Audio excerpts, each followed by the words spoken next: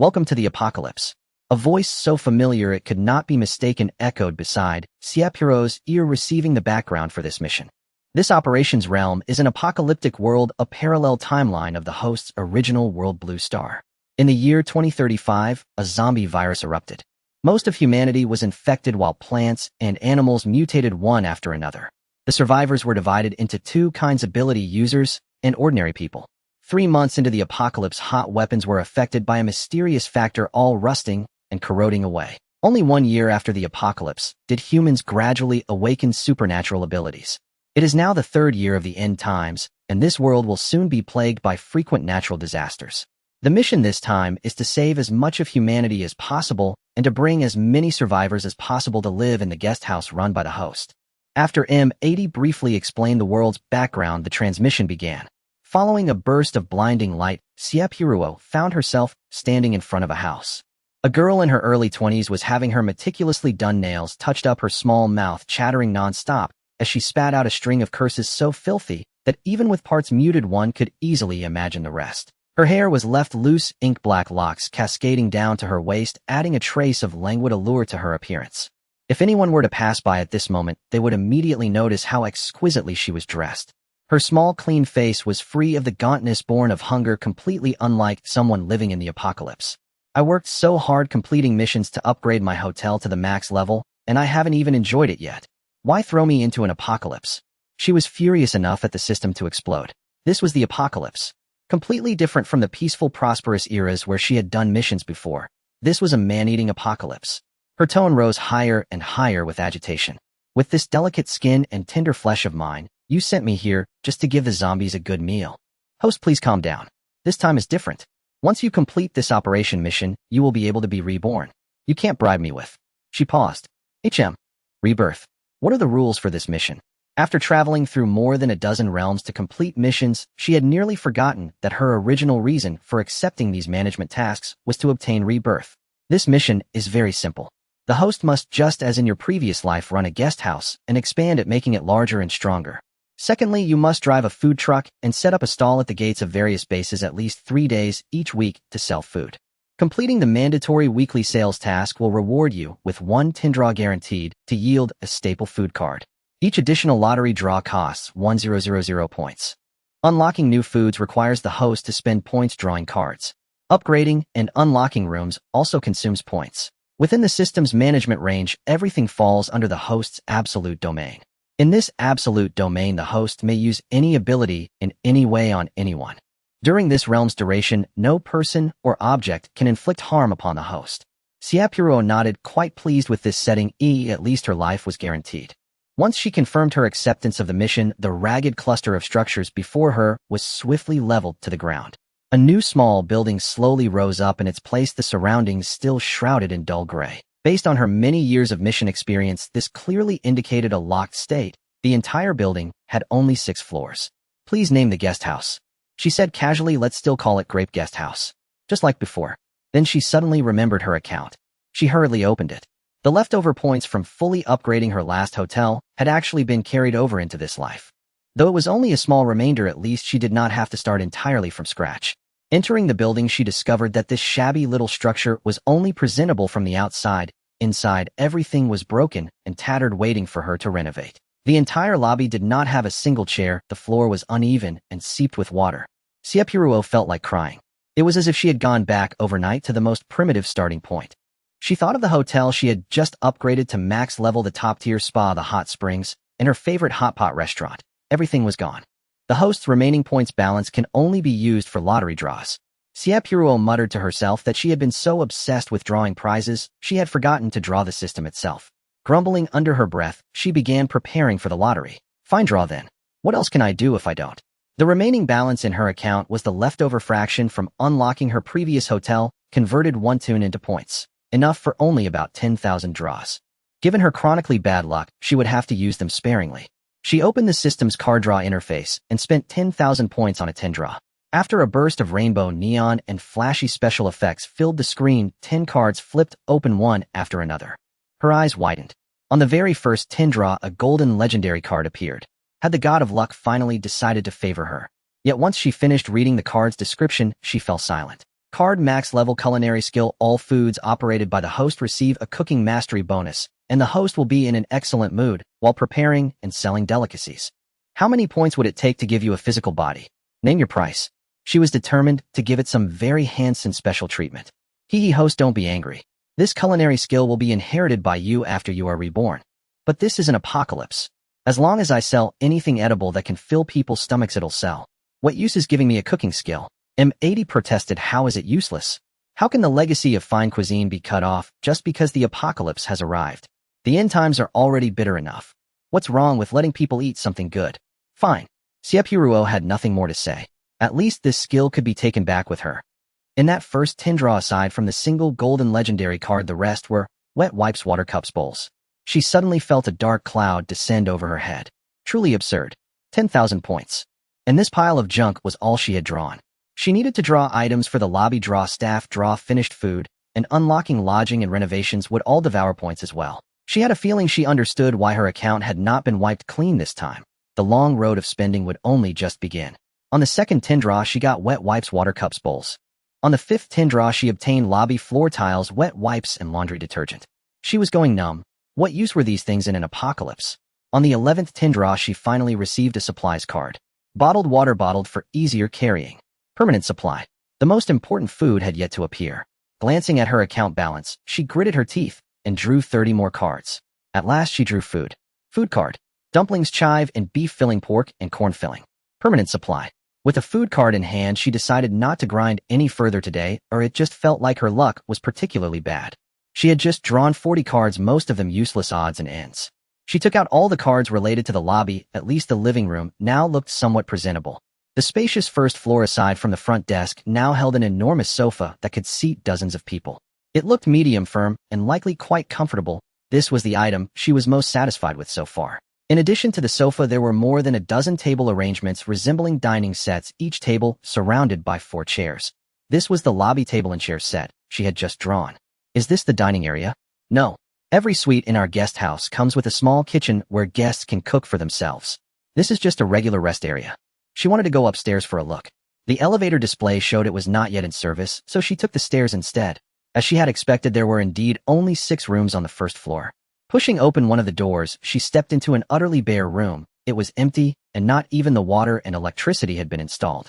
Once you come up the stairs and turn right, you reach the row of rooms, 6 of them facing each other across the corridor. She opened every door to check inside. Apart from their different orientations, the layout was identical, and each room looked to be roughly 50 square meters in size. Each single room was a self-contained unit with 1 bedroom, 1 living room, a kitchen, and a bathroom. No wonder it was called a homestay rather than a hotel. She sighed softly. Compared to the almost lavishly decorated lobby downstairs, the second floor felt like a stark contrast. One side glittering with gold, and jade, the other still raw cement and bare structure. Her initial point balance was 2,000, which could be spent on card draws or renovations. A permanent mission required her to operate the food truck and set up a stall at least once every week, with the location free for her to choose. A second permanent mission stated that every time the homestay reached its current maximum occupancy, she would unlock a new reward. The first task was to successfully renovate a room to meet the bare minimum standard for renting. Completing that task would earn her 2,000 points. A second task required her to run the food truck, sell dumplings to 10 customers, and in return, she would receive a water dispenser as a reward. Xie Purou had long since grown used to such chains of management missions and barely spared them a glance. Renovation would consume points, and the minimum requirement for renting out a shabby room was running water and electricity, plus a functioning toilet. Xie Purou deftly opened her control panel and began operating it. On the renovation page, she could see the internal layout of the rooms. All the rooms on the second floor were single-occupancy units. Painting the walls of each room required 100 points, and she could not skip it. A bed cost 500 points, and even connecting water and electricity demanded 300 points. Furniture in general was far too expensive, so she set it aside for now. For the moment, she could only ensure that each rented room had a bed and basic utilities in order to make any profit at all. She furnished only a single room, changing the wall color in a simple way and installing water, electricity, and a bed. That alone consumed 900 points, making her painfully aware of how little her currency truly amounted to. Her novice mission was marked as completed, and the reward had already been issued. The system displayed host Xie Purou. Current points, 3,100. Another matter awaiting her was the mandatory weekly stall task. Xie Purou walked into the backyard. Behind the first floor lay a large, empty expanse broken only by a single food truck standing there in lonely isolation. Its exterior was mainly white and soft milky purple with grape patterns painted along the body of the vehicle. From the outside, it looked like an ordinary food truck, just larger than usual. The back kitchen space was generous with every kind of facility fully equipped. The truck had running water, electricity, and even a small toilet on board. She walked all the way around the truck and discovered that the trunk was also very large, filled with many tables and chairs clearly prepared so that customers could have a place to sit and eat. "Will the food sold from the truck be forcibly changed whenever I draw new cards?" she asked. The system replied that it would only force a change once a week, and once she had unlocked a large variety of ingredients, she would be free to cook whatever she wished with her culinary talent backing her up. She had no objections to that arrangement. Despite how deserted this place seemed, she could still hear the howls of zombies echoing in the distance. It had already been 3 years since the apocalypse began, and by now, even in the city center, there could not be many living humans left. Driving the food truck out to attract customers would help her earn points and at the same time promote the homestay. Why not do both? "This thing should have intelligent driving, right?" she murmured. The system confirmed that it did. She only needed to set the destination. At that, she walked to the control cabin at the front, tapped open the navigation screen, and saw the food truck marked as the center point with the nearest bases and their distances displayed around it. She tried selecting a location at random, and the food truck immediately began to drive itself. She did not interfere, instead settling back to leisurely admire the ruined scenery of the apocalypse along the way. Leaning back in the front passenger seat, she watched as the view outside the window swept rapidly backward. Through the glass, she felt for the first time the raw, unfiltered cruelty of this post-apocalyptic world. The road surface, long neglected, was riddled with potholes and uneven ridges. The land lay cracked and split into jagged segments. It was hard to imagine how one might farm anything on such ground. If crops could not be grown, what did people eat in this apocalypse? On what did they rely to stay alive? And these were merely changes in the environment. By far the greatest transformations were in the creatures themselves, as plants and animals had clearly mutated. Along the streets, severed animal limbs that had been half devoured by plants lay scattered everywhere. At a glance, the greenery looked no different from the plants of the pre-apocalypse era, yet somehow they were able to grow unchecked in such conditions. She did not dare think too deeply about the forces that might be driving their growth. The route the truck took avoided collapsed buildings and piles of rubble. It was evidently a more remote path. Even so, groups of 3 to 5 zombies could still be seen wandering from time to time. If the outskirts were already like this, one could easily imagine how terrifying the zombie swarms in the city must be. The food truck produced by the system had truly impressive shock absorption. Even on such a battered road, she did not feel the slightest bump. Master Su pondered for a moment and shook his head. "No, if that person is unable to fend them off, the soldiers on horseback will eventually catch up to us." They only knew that the young man was formidable, but did not know. "Watch closely and learn. I'm only teaching this once," Xie Purou said after parking the truck, taking the tables and chairs down and arranging them. "We'll stay right here.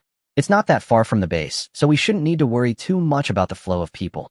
In the apocalypse, the most dangerous thing is the human heart," she continued. "It's only my first day here, and I still don't understand the situation. Why rush to cozy up to a base and start dealing with them?" The food truck carried 6 tables in total, each with 4 chairs. Judging by this location, she would be lucky to get a handful of customers, so she only set out 2 tables. After pulling down the truck's awning to create shade, Xie Purou finally went back inside. She placed the bottled water from her unlimited supplies drawer in the most eye-catching spot, then took out the daily necessities she had acquired, wet wipes, tissues, laundry detergent, and so on, and arranged them a little off to the side. Only after all this did she begin preparing the dumplings. The system provided them as pre-wrapped, uncooked products, so she still needed to fire up the stove. The dumplings were stacked in tall layers, 30 pieces per drawer, enough to fill an adult's stomach. She took down one layer, planning to cook it for herself first. Once a layer was removed, the stock automatically replenished itself, saving her the trouble of restocking. The truck had 5 stoves in total, 3 at the front and 2 at the back. She actually liked boiled dumplings and pan-fried dumplings alike. Since the truck had every kind of cooking utensil, she decided to make a batch of pan-fried dumplings while the steamed ones were cooking. When the food was ready, she sat down beside the counter and began to eat. For now, all she could do was wait for customers to come. As she ate, she silently prayed that reality would not slap her in the face. If no one showed up, she would have to move somewhere else. The weather in the apocalypse was brutally hot, the sun baking the earth like a steaming cauldron. Suddenly, a black car burst into view, racing forward like madness, the driver flooring the accelerator without letting up. A woman's voice rang out, shattering the dead silence of the apocalypse. "Go!" Qian Wushuang shouted. The driver clutched the steering wheel in a white-knuckled grip, doing everything possible not to crash into more zombies, lest the car become trapped. At this moment, the people in the car were in a state of panic, and the silent air was filled with the three individuals' desire to survive. No one dared to say a word, fearing it might disrupt the driver. They were surrounded by zombies and did not dare to open the car windows to attack them with their abilities. In the back seat, Chu Ling could do nothing. She was a healer without offensive capabilities, remaining silent. Qian Wushuang, who possessed mental abilities, sat in the passenger seat, drenched in sweat, as she struggled to control her dwindling powers, doing her utmost to clear the zombies blocking the road ahead. She frantically unleashed her abilities as if her life depended on it, moving only a few zombies out of the way in front of the car. Seeing an opportunity, Zhuoxing floored the accelerator and drove towards the quiet mountain in the distance. By the time the small car reached the mountain, 2 or 3 dozen zombies were still trailing behind. Zhuoxing glanced at Qian Wushuang, who was pale from overexertion, unable to lift her hand to wipe the sweat from her face. Driving in the apocalypse lacked rules. He was only focused on the zombies chasing behind, and only then did he realize there seemed to be a vehicle ahead. "Captain, there seems to be a vehicle ahead." An RV. Qian Wushuang, with her head drooping, bit her colorless lips and forced herself to stay alert. She vaguely saw a girl in a dress. "Looks like a survivor." Xie Purou had just finished frying dumplings, preparing to serve them alongside steamed dumplings. The sound of cars moving in the quiet apocalypse was particularly striking her. Upon hearing it, she looked back and saw that there were indeed quite a few zombies pursuing them. "There's a girl ahead, steer clear. Let's head up the mountain," Qian Wushuang weakly commanded. "Okay." This was their trio's rule: do not harm any survivors. The strongest captain was already exhausted, and so many zombies were still in pursuit, one of which was a level 3 zombie. Given their current strength, facing it would be akin to striking a stone with an egg. If they were to perish this time, it would be better to spare one person from dragging them down. Standing up, Xie Purou had no idea of the trio's thoughts, as she only knew that her little shop should have customers now. "Hey, over here. It's safe here," Xie Purou shouted loudly, arms wide open beside the RV. "What is she doing? Has she lost her mind? With so many zombies behind us, she's actually telling us to go over," Zhuoxing said with a mournful expression. "Captain, if we keep going, we'll reach the mountaintop. Continuing like this will lead us to a dead end." Chu Ling pondered for a moment and suggested, "The girl ahead looks clean. Anyone surviving in the apocalypse would have some means of survival. How about we try going to her?" Before Qian Wushuang could respond, Zhuoxing turned the steering while pressing the accelerator as they returned near the food truck. Xie Purou was puzzled as to why so many people were running after the car without coming here. Was she more frightening than zombies? As she raised her eyes, the vehicle came back again. Xie Purou began to feel anxious. System, is the protection range of the food truck really this large? The area within 5 meters of the food truck is absolutely safe. Host, rest assured. She sighed in relief and raised her hand to signal the vehicle to stop. She shouted, "This way. Bring the car over here." Zhuoxing heard her words and drove the car beside the food. His eyes were fixed on the rearview mirror, constantly observing the movements of the zombies. Through the rearview mirror, he surprisingly saw that since they had driven closer to her vehicle, the zombies behind seemed to have lost their target and were turning away awkwardly. It was as if they could not see this girl. Her shouting had not even drawn the zombies' attention. After the car stopped, Zhuoxing was drenched in cold sweat from the chilling thoughts that arose. What is going on?" Chu Ling sighed in relief, but was also frightened. No one could answer her, nor did she expect anyone to provide an answer. After the car stopped, she opened a bottle of water and handed it to Qian Wushuang, asking with concern, "Captain, are you alright?" Qian Wushuang shook her head, slightly recovering some strength, and took the water, sipping it slowly. Not wanting to drink too much as water resources were hard to come by, she only had a little to moisten her lips. What a tempting aroma. Do you guys smell something? What a delicious smell. It seems like dumplings. Are you hungry and delusional? 3 years into the apocalypse, not a single grain was harvested. Flour, meat, vegetables. Were they not all precious and scarce resources? I smell it too. It's the aroma of dumplings. Qian Wushuang licked her lips. After they were safe, Xie Purou sat down and continued eating dumplings. The combined scent of flour and meat filling was incredibly enticing. In this resource-scarce apocalypse, it could be described as soul-stirring. The fresh fragrance of vegetables resonated with the greasy filling, and under Xie Purou's top-tier culinary skills, their simple pairing surpassed any gourmet delicacies. In the apocalypse, the emergence of a meat aroma was quite strange and out of place, wasn't it? Qian Wushuang became increasingly vigilant and shook her head vigorously. The group cautiously got out of the car, assessing the lavender food truck. The food truck displayed bottled water casually, and there was a machine that looked like a cash register. A glance inside revealed dumplings. Xie Purou swallowed the dumpling in her mouth, and as the others were shocked by the sight inside the food truck, she quickly finished the last dumpling in her bowl before smiling and greeting them. Don't worry, zombies can't get in here. Welcome to the grape food truck. Do you need to buy something? Qian Wushuang looked at her. The girl's smile was pure and bright, like a warm sun illuminating the cold and harsh apocalypse. People like her, so clean, were rare in this world. Even Chu Ling, who was the most protected in their team, did not possess such a pure aura. The other party seemed so pure, as if she had never experienced the apocalypse. No, not just the apocalypse. It was as if she had never faced the harsh realities of society. She softened her voice and gently asked, "Are you selling things here?" "Yes," Xie Purou nodded, putting her clean plate back into the food truck. "I saw that there are dumplings on the food truck. Is that available for sale, eh?" Chu Ling swallowed her saliva uncharacteristically. "Yes, the food truck currently sells water and dumplings, chive and beef filling, and pork and corn filling. Customers can take a look. Everything we offer here requires points for exchange," Xie Purou said with a smile, continuing to explain. "What are points?" Xie Purou returned to the food truck and pointed to the point exchange device placed in front of it. "Put the crystal core here to exchange for points. One level 1 crystal core can be exchanged for 100 points. Upon hearing this, the three exchanged quick glances. Chu Ling was particularly grateful for Xie Purou saving them earlier, to the extent that she didn't view her as a bad person. "How many crystal cores does it take to exchange for a portion of dumplings?" "They'll go first." The price was set by the system, and Xie Purou spoke without hesitation. One level 1 crystal core can be exchanged for 100 points. 20 points for one portion of dumplings, with each portion containing 30 pieces. Steamed dumplings can be eaten immediately, while pan-fried ones will take some time to prepare. What? A single level 1 crystal core can buy 5 portions of dumplings.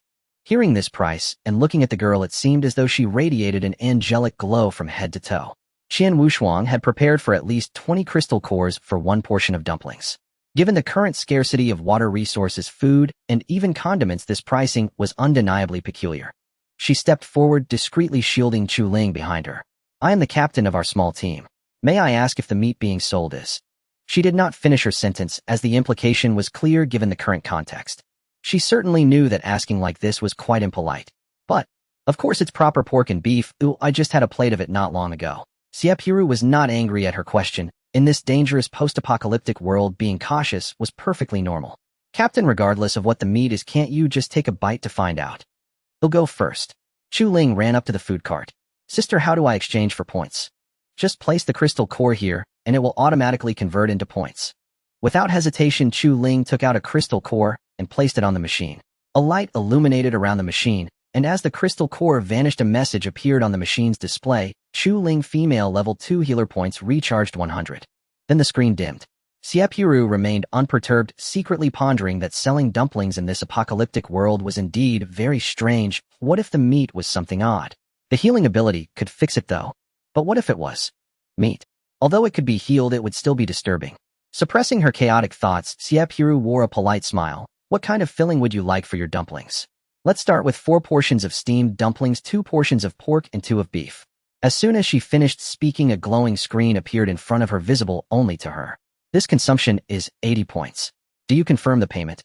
Xie Purou provided an explanation before she could ask. The prompt information and personal account can only be seen by the user. Others won't see it. "Rest assured it won't affect you in any way." Chu Ling suppressed her shock and silently affirmed her decision. A prompt appeared once more. "Grape food cart consumption successful. Points consumed 80, OI points balance 20. Xie Purou complained to the system. "There's no card or anything. There used to be. Host, wake up, this is the apocalypse. Who would carry a card with them without spatial abilities? Isn't technological advancement supposed to be for convenience? I really don't understand humanity." But then again, being able to directly convert crystal cores into points makes carrying cards redundant. The other two looked at their exchange in confusion, but she didn't mind, allowing Chu Ling to explain. The long-lost aroma of dumplings wafted into their nostrils. Everyone present except for Xie Purou felt a discomfort in their stomachs due to not having eaten for so long and now being reminded of food. Since the apocalypse began, they had dared not indulge their appetites. Many would resort to eating grass from the ground out of hunger. "Just a bite. If it's not proper meat, I won't eat it. I have healing abilities, so it should be alright, right?" Chu Ling reassured herself, and their thoughts aligned. Even the calm Qian Wushuang could not resist the enticing aroma of the dumplings enhanced by culinary skills. They stood in front of the food cart, gazing longingly at the prominently displayed mineral water. "Is this water for sale too?" Yes, everything here is for sale. Xie Purou gestured to the neatly arranged items on the food cart. Seeing those items annoyed her. Thinking of the points she had worked hard to earn only to be able to afford such junk made her angry. 1 point for a bottle of water, other daily necessities are 5 points each. What? This girl must be a young lady from some base, trying to experience life. Water the source of life. Xie Purou was also puzzled by the pricing of water. System, shouldn't water resources be very precious in this apocalypse? Why are we only selling it for 1 point? Our mission is not just to earn points, but to rescue as many survivors as possible. The pricing set by the system means that even an ordinary person without abilities could buy 100 bottles of water by killing a level 1 zombie. She wasn't a saint, but she also wouldn't ignore life. Whatever price the system set was fine. After all, she was just doing her part in this indifferent world. Out of caution, Zhuoxing stepped forward and exchanged crystal cores for 100 points. Zhuoxing, male level 2 fire ability user points recharged 100. He temporarily took only 3 bottles of water and one of each other daily necessity. After having Chu Ling explain, he wasn't too surprised at checkout. Noticing that Qian Wushuang's expression was not good, Xie Purou understandingly said, "You all sit down, I'll bring the dumplings over in a moment." Upon hearing this, the three found a table to sit down. Xie Purou quickly picked up 4 portions of dumplings and placed them on a plate, then walked slowly to the only occupied table in front of the food cart. The three sat tense, feeling both excited and conflicted. The dumplings with thin skin and ample filling glimmered after steaming, allowing them to see the broth within through the delicate layer of dough. After a few seconds of silence, Chu Ling could no longer contain herself and assumed a heroic posture. Brothers and sisters, I'm a healer, I'll taste it first in respect. She then resolutely picked up a beef dumpling and put the whole dumpling into her mouth, gently biting through it only to be scalded by the juice that flowed out. She opened her mouth, it's so hot. Then hurry and spit it out, you really are something, it's still fresh out. Qian Wushuang found it hard to manage her carefree nature, handing her a disposable bowl to indicate she should spit it out. But Chu Ling was reluctant to do so. The flavors of leek and beef blended well together with the broth, mixing with the unique taste of the leek. The meat filling slid smoothly over her tongue, bursting with delicious juice, and even the dough tasted extraordinarily sweet. Having heard of soup dumplings and juicy buns, who would have thought that this steamed dumpling in her mouth would also have such a surprise? The delicate minced meat overflowing with broth dribbled all over her mouth. And no, I won't spit it out. She savored the long-lost taste of meat, while the two fixed their gaze on her intently. Once she finally swallowed, Qian Wushuang asked with concern, "How is it?" "Delicious. It's so good. The taste of home." "Wait, the dumplings at home didn't taste this good." Zhuoxing was originally quite nervous about her, his tense expression almost breaking as he suppressed the urge to roll his eyes, and said, "Who asked you this?" "I asked if you felt unwell." "No, it's delicious." She savored the dumpling's freshness and said, "It's better than any dumpling I've ever had." Her statement was very subjective, but they all thought she just hadn't eaten dumplings for too long. Chu Ling urged, "You all eat too, it's really delicious." Xie Purou had nothing to do and watched them. Chu Ling's expression was too adorable, like a little hamster who suddenly saw a pile of food. She couldn't help but start to like this naive younger sister, feeling that she was soft and cute. If it were a time of peace, such a girl would surely be the jewel of someone's family. When she spoke to others, her father would always be wary of whether the person had yellow hair. At Chu Ling's invitation, the group began to eat. Once they took a bite, they couldn't hold back, ignoring the scalding dumplings, casually blowing on them before popping them into their mouths. There is a difference between types of meat. From the first bite they knew it was definitely normal pork and beef. The quality of the meat was even better than what they had tasted before the apocalypse. 3 plates of dumplings were snatched up frantically, one person finishing and immediately reaching for another. As the dumplings were about to be devoured, Qian Wushuang, still somewhat calm, sighed. Reluctantly standing up, she walked to the food cart and pulled out a crystal core. She had watched Chu Ling exchange it earlier, and now, without needing Xie Purou's help, she successfully completed the exchange. Qian Wushuang, female, level 3 mental abilities. Points balance 200. "You just mentioned there are fried dumplings, right?" Qian Wushuang felt a bit embarrassed asking this, but she was really craving it and wanted to try a different style of dumpling. Unexpectedly, "Yes, we have." "How many servings do you want?" Qian Wushuang thought for a moment. "Let's have 2 servings of both flavors, thank you, boss." Xie Purou wanted to ask if they could finish it, as wasting food was not encouraged. But the words were swallowed back. From the way they were devouring the food, it was clear they cherished their meals, so there was no need for her to say anything more. "Okay, please wait a moment." Xie Purou turned around and got busy. As time passed, the aroma of the fried dumplings spread. The fried dumplings were being made simultaneously, and in no time they were ready. The originally translucent skins were turned golden, and the bottoms visibly crispy. The rich meat aroma had already spread far in the air, and Qian Wushuang stood quietly at the stall waiting. One dumpling after another shaped like crescents sizzled with oil as Xie Purou brought them out. The four from Qihua who were about to return to the base caught a whiff of the long-lost fragrance and followed the scent eagerly. Your dumplings are ready. Xie Purou handed the dumplings to Qian Wushuang. She then went to the back of the food cart to find the small blackboard.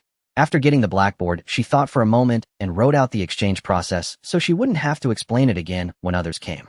Hanging the small blackboard on the food cart, she idly started chatting with a few people. Is your team just Chu Ling, feeling particularly fond of Xie Purou due to the joy brought by the food, said. Yes, we were good friends before, and when the apocalypse came we teamed up together. Where do you all stay? We have no fixed residence, we just go wherever to search for supplies and stay at whichever base we find. Most people in the apocalypse lived like this, and for a moment the atmosphere became a bit somber. Boss, will you still be selling dumplings here in the future? After hesitating for a long time, Chu Ling decided to ask. Not necessarily. She lowered her gaze. Indeed, it was so remote here, and the boss dumplings were so delicious, how could she continue selling them here forever? But I do have a guest house. If you want to eat dumplings in the future, you can come to my place. The guest house is fixed, but I might not always be there. Xie Purou's words made Chu Ling's eyes light up again. Please give me the address. She returned to the food cart and casually found a pen and notebook from the pile of trash she had drawn today, writing down the address provided by the system. She handed the paper to Chu Ling. The guest house sells what we have here, and there will be more and more things in the future. More and more things. The three were stimulated by her bold words. Qian Wushuang held the note tightly in her hand, feeling a heavy weight, planning to find a time to check out this place. What a fragrance. So aromatic. A murmur came, and Xie Purou heard it, looking toward the source of the sound. She discovered a new customer. She excitedly shouted, we sell dumplings here. Want to come eat dumplings? Really? Where would dumplings come from in the apocalypse? It wouldn't be some female ghost luring us in to drain us dry, would it? What nonsense, it's the apocalypse. What ghosts are you talking about? You might as well say it's some high-tier zombie. What's wrong with that? Who says zombies and ghosts can't appear together?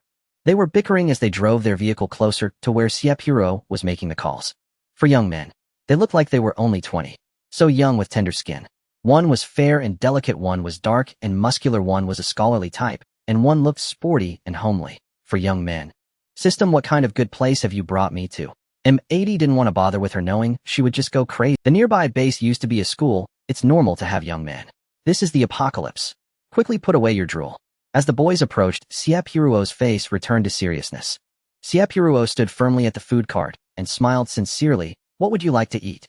We currently have dumplings for sale. You can exchange crystal cores for points to buy them. The price and exchange process are on the small blackboard here. The fair young man wasn't afraid that she was a bad person. He stepped forward to look at the dumplings and then went to exchange for a crystal core. Shizhu male level 3 wood-based ability, user points, charged this time, 200. After charging, he looked at Xie Purou and asked, is this enough? She nodded. What fillings do you want for the dumplings? Let's have 4 servings of both beef and pork dumplings, okay? Miss, can I buy the bottled water on top? Yes, you can take it yourself and pay for it. Xie Purou wasn't worried at all that they would run away, not to mention that they all looked clean. The system's defenses were no joke. After paying, they sat down at an empty table. Sitting quietly, no one spoke. The 4 of them who were originally chattering away now found their thoughts drifting far away, enchanted by the aroma of dumplings in the air. It had been a while since Qian Wushuang and the others escaped. The zombies chasing them had long since vanished. Now that they were about to leave, they were reluctant to part with the delicious food they had finally encountered. After some discussion, they decided to buy some water and tissues, but most importantly, to pack a portion of dumplings. Little boss, can we pack some pan-fried dumplings to go? Qian Wushuang carefully considered her tone, fearing that she might inadvertently irritate the resourceful and beautiful young girl. Sure, what fillings do you want? 2 portions of beef and 2 portions of pork. Qian Wushuang paid for the pan-fried dumplings and exchanged all the remaining points for the supplies available. Steamed dumplings needed to be steamed again and couldn't be done quickly, nor did they require someone to watch over them. She could safely go to the back for the pan-fried dumplings. Before leaving, Chu Ling reluctantly asked, Sister, will you be here selling tomorrow? Or where will you be selling? Xie Purou thought about the task given by the system. Having just arrived in the apocalypse for a few days, the guest house she opened was somewhat remote, fearing that there wouldn't be any customers if she didn't attract them. I should be selling here tomorrow and the day after, but after that it's uncertain. If you want to find me, just go to the guest house at the address. Here are your pan-fried dumplings, all packed up. She handed the exquisitely packaged pan-fried dumplings to Chu Ling. The 4 of them waited for quite a while, but but still didn't receive the steamed dumplings. Instead, they were greeted by the enticing aroma of pan-fried dumplings. If it had been before the apocalypse, he would have arrogantly declared that he didn't want them, but smelling the rich meat aroma around, he couldn't help but feel tempted, and his stomach was persistently growling. After Qian Wushuang and the others left, they couldn't sit still. Xie Hua stood up and approached the food truck politely, saying, "Boss, we'd like 4 portions of pan-fried dumplings, 2 of each flavor." "Okay." Xie Purou glanced at him, sure. Xie Hua, male level 4 Earth Element ability user. Current points 100. So the muscular guy was named Xie Hua. One look at his stature, and it was clear he must have been an athlete before. This squad was quite strong, with a level 4 ability user among them. No wonder they only displayed a fleeting surprise at the bottled water without much more of a reaction. "Can I ask, boss, what was that guest house you mentioned?" "My guest house is located at..." Xie Purou provided the address. "If you're looking for accommodation, you can come to me." "I've already mentioned the guest house twice, that's quite enough. I should really make a flyer." Not wanting to say much more, she simply wrote the address again and handed it to Xie Hua. "If you want accommodation or food, you can find me over there. Right now there are only dumplings, but there will be more in the future." "All right," Xie Hua replied, his gaze lowered as he pondered something. In just a few minutes the dumplings were ready. 120 dumplings were neatly divided into 2 large plates according to their flavors, and they were given 4 sets of bowls and chopsticks. She had to make 3 trips to carry everything, and Xie Hua quickly took 1 large plate of steamed dumplings from her hands. I'll take it." She glanced at him, finding him quite gentlemanly. After being tortured by the aroma for so long, the others also got up and approached the food truck, taking their bowls and chopsticks back to the dining table. Their curiosity was instantly piqued. Xie Purou, following his words, asked, "Are there no girls in the base?" "There are, how could there not be? It's just that. You know how human nature is after the apocalypse. Some who lack morals only know how to bully women, making their living conditions quite poor. We young college students, especially the boys, are probably easy to deceive. Early on we were also stepping stones for those beasts."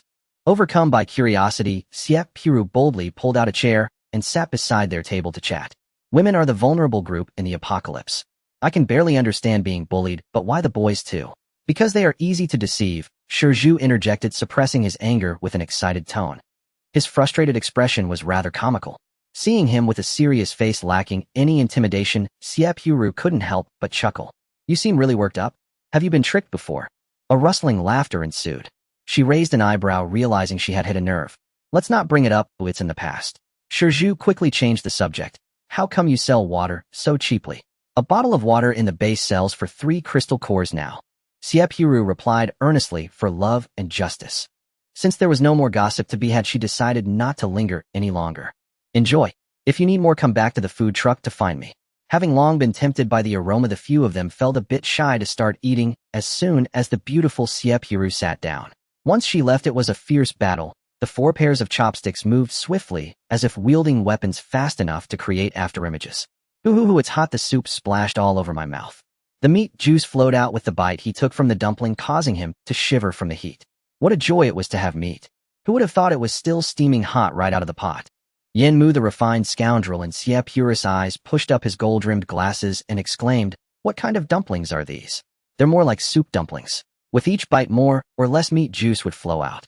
The chives in the beef and chive filling seemed to play a supporting role, complementing the beef without stealing the spotlight. The unique fragrance of the chives added a wonderful touch to the dumplings. Every bite was filled with meat, each mouthful so satisfying. "I've finally had meat. I've long grown tired of those awful canned meat." Lu Ming, dressed in sportswear, was so excited he wanted to build a temple for Xie Purou and shout her praises. "Miss, you deserve to be enshrined in the ancestral temple. I had no idea how she did it."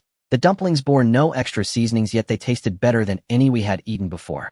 There was so much meat, and yet it never grew tiresome. The flavor was so intoxicating it seemed to swallow the tongue. The 4 of them swept through the plates like a gale, and before long, only a single dumpling remained. "Shizhu, I'm too thin. You don't want me to hold you back, do you?" "Xie Hua, without meat my muscles will waste away. You don't want to watch the old bullfrog turn into mere morsels, do you?" "Yen Mu, they say dumplings are good for the brain. I'm our team's thinking man." Lu Ming, meat. Mine." For pairs of eyes fixed on that last dumpling as chopsticks dove in unison. A fierce scramble ensued, and by some small stroke of luck, Zhu snatched up the final prize.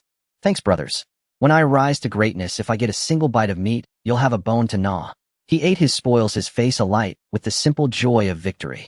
Xie Purou stood to one side, holding a plate of pan-fried dumplings. When the 4 noticed her, they were so awkward They could have carved a mansion out of embarrassment with their toes. I saw nothing. I suffer from intermittent blindness and deafness. Carry on.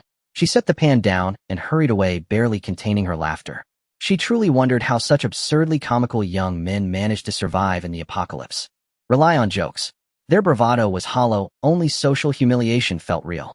The four of them hung their heads and replayed the last minute of their foolishness over and over. Were those childish fools really the same people before such a beauty? No, this was the end of the world. Xie had a point who said zombies and female ghosts could not appear in the same frequency. They must have been possessed, utterly possessed. Before they had time to settle, the distinct aroma of frying dumplings wafted up, invading their noses. They plunged into a new round of culinary combat. Watching their fierce contest, Xie Purou quietly slid another batch of dumplings into the empty steamer. Not long after the dumplings began steaming, sure enough. Owner 4 more portions, steamed and pan-fried 1 pork and 1 beef of each. The half-grown boy's claim that he would starve was not an empty boast, she thought, with a private smirk. Lu Ming, male level 4 fire-type ability user. This recharge granted 200 points. Yet another level 4 ability user. Xie Purou found herself curious about the distribution of powers now. She kept her question to herself and replied calmly, "All right, please wait a moment." Only after she finished the batch and brought them out did she realize the steamed dumplings lacked soy sauce and vinegar. System. Where are the soy sauce and vinegar? How could she sell steamed dumplings without their customary condiments? It was the apocalypse, true, and people were less picky, but without the 2 perfect accompaniments few would truly embrace them. M80 whimpered meekly and did not dare argue. Ingredients must be allocated by draw. Draw you.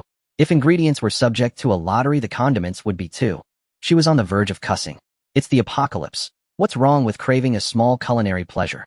If there's no soy sauce and vinegar, what culinary delight is this? She nearly swore with excitement. M80 offered then. Shall I apply to the organization? Go. If they refuse, pester them until they relent. Dumplings must not be served without condiments. She ordered. Xie Purou issued the command with finality. She and M80 had been through many pocket worlds and countless missions. She knew something of the machine's stubbornness and resolve.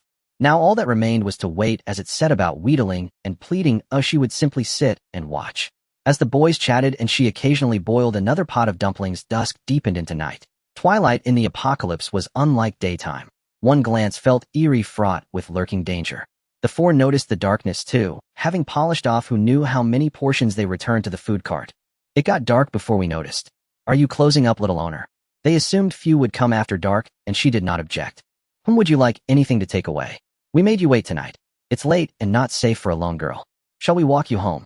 Faced with their kindness, Xie Purou almost reflexively mouthed a refusal, then thought better of it.